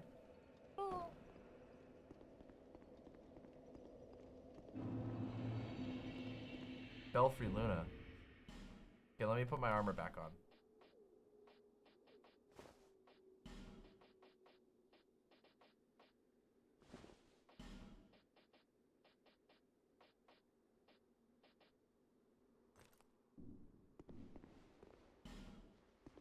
All right, wait. So this is what gets us to the goblins? I mean, to the gargoyles?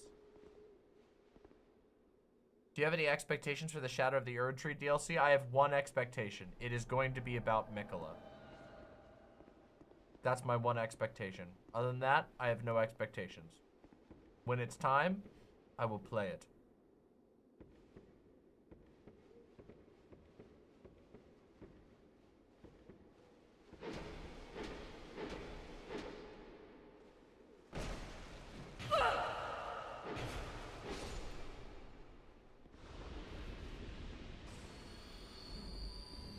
What's these little guys all about, huh? Their story. What's their deal? Skeptic Spice. Oh, there's a friend. Summon again. Masterless Glencower.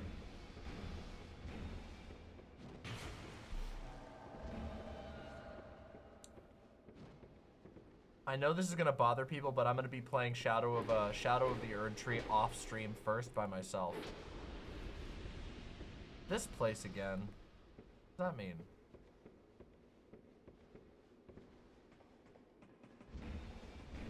But we'll get to it. We'll get to it when it's time. Well, who knows? Maybe by the time it's come out, we'll already be on Elden Ring, and we can just do it all in one go. That would be cool. But I don't know. I doubt that. I'm gonna probably play it by myself off stream first, and then come back around. Oh, there's a little dude over here.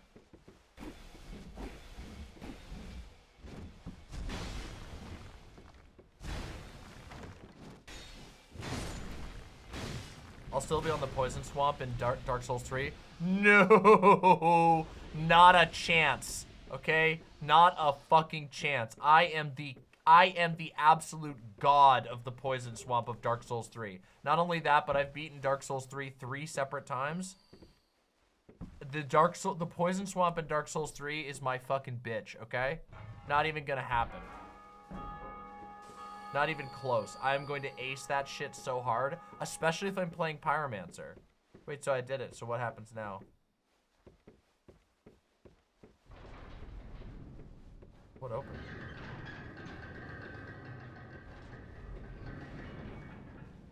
Huh? Oh, the thing downstairs opened up.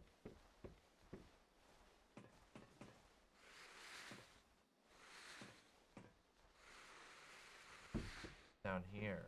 Ah. Go.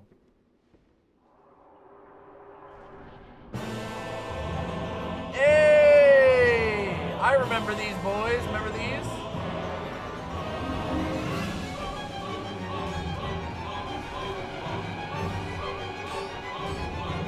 Was that a Dark Souls reference?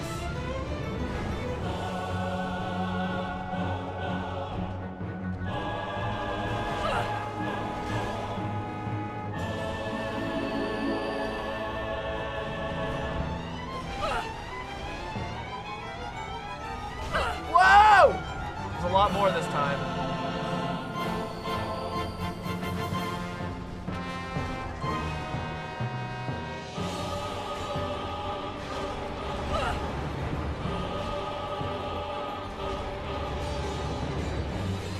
I want to cut the tail.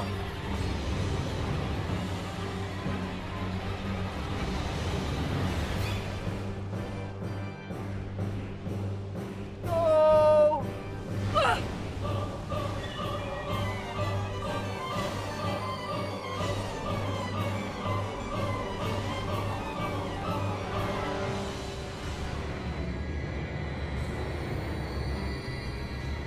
Oh, I can do this. I think I can. I believe it.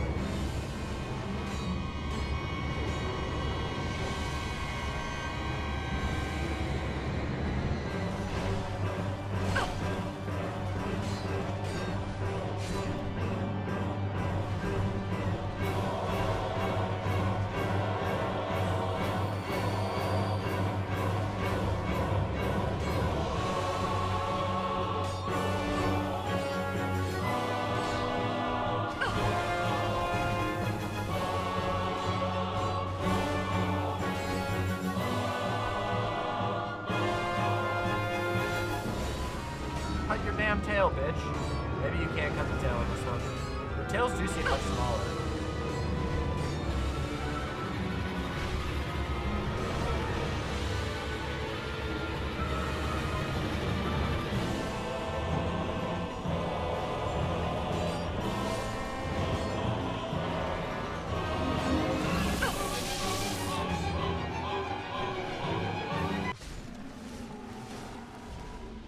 Yeah, the music for this fight is great.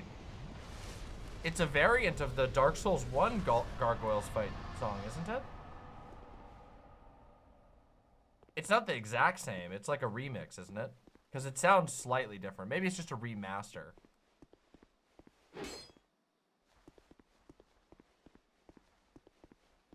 Definitely sounds... one of the problems of Dark Souls 1 is that the music sounds a little bit muffled. Which is kind of weird, but it does. It's just a fact of reality, unfortunately. It downgrades the music of that game, which is otherwise really great.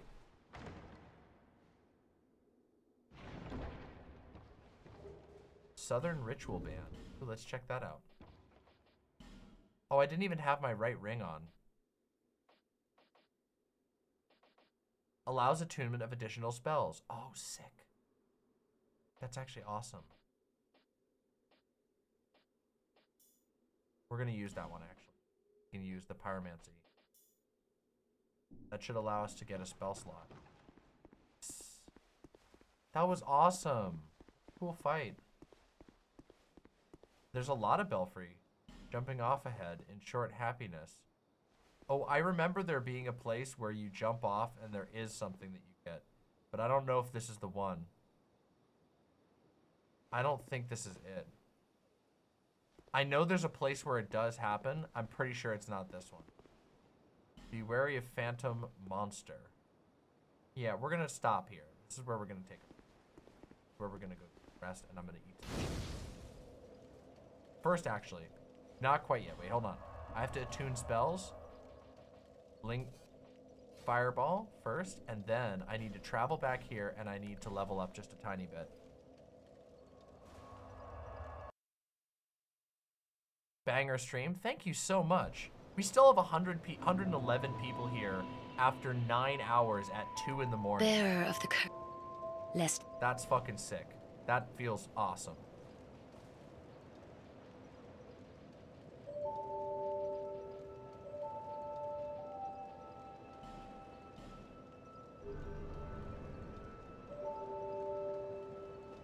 Now we have enough to go. Real quick, we can go power up our Pyromancy flame, right? I think. I knew.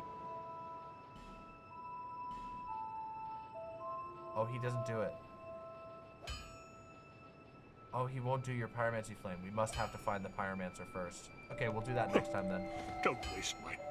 Oh, shut up, asshole.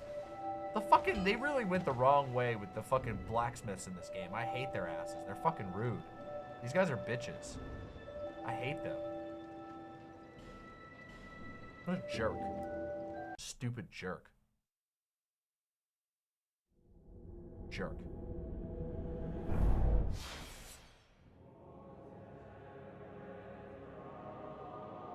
I played Hollow Knight and I'm scared that Dark Souls will trigger the same rage that that game did.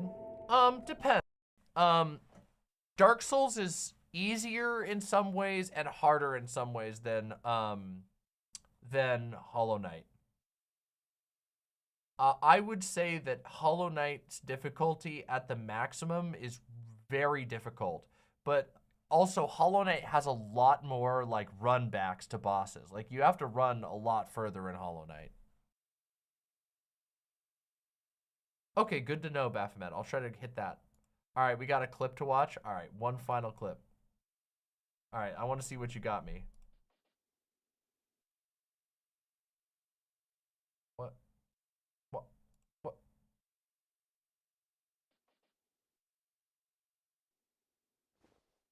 What? What? All right, that's great. That's excellent. All right, you got me. My lovely imps, thank you so much for watching tonight. Thank you for supporting me, all of you. Thank you very, very much. I hope you have a wonderful rest of your night. I certainly am. I'm going to go eat some delicious bread cheese. I'll see you all very soon. And remember, rule number 1, do not fucking die. Good night.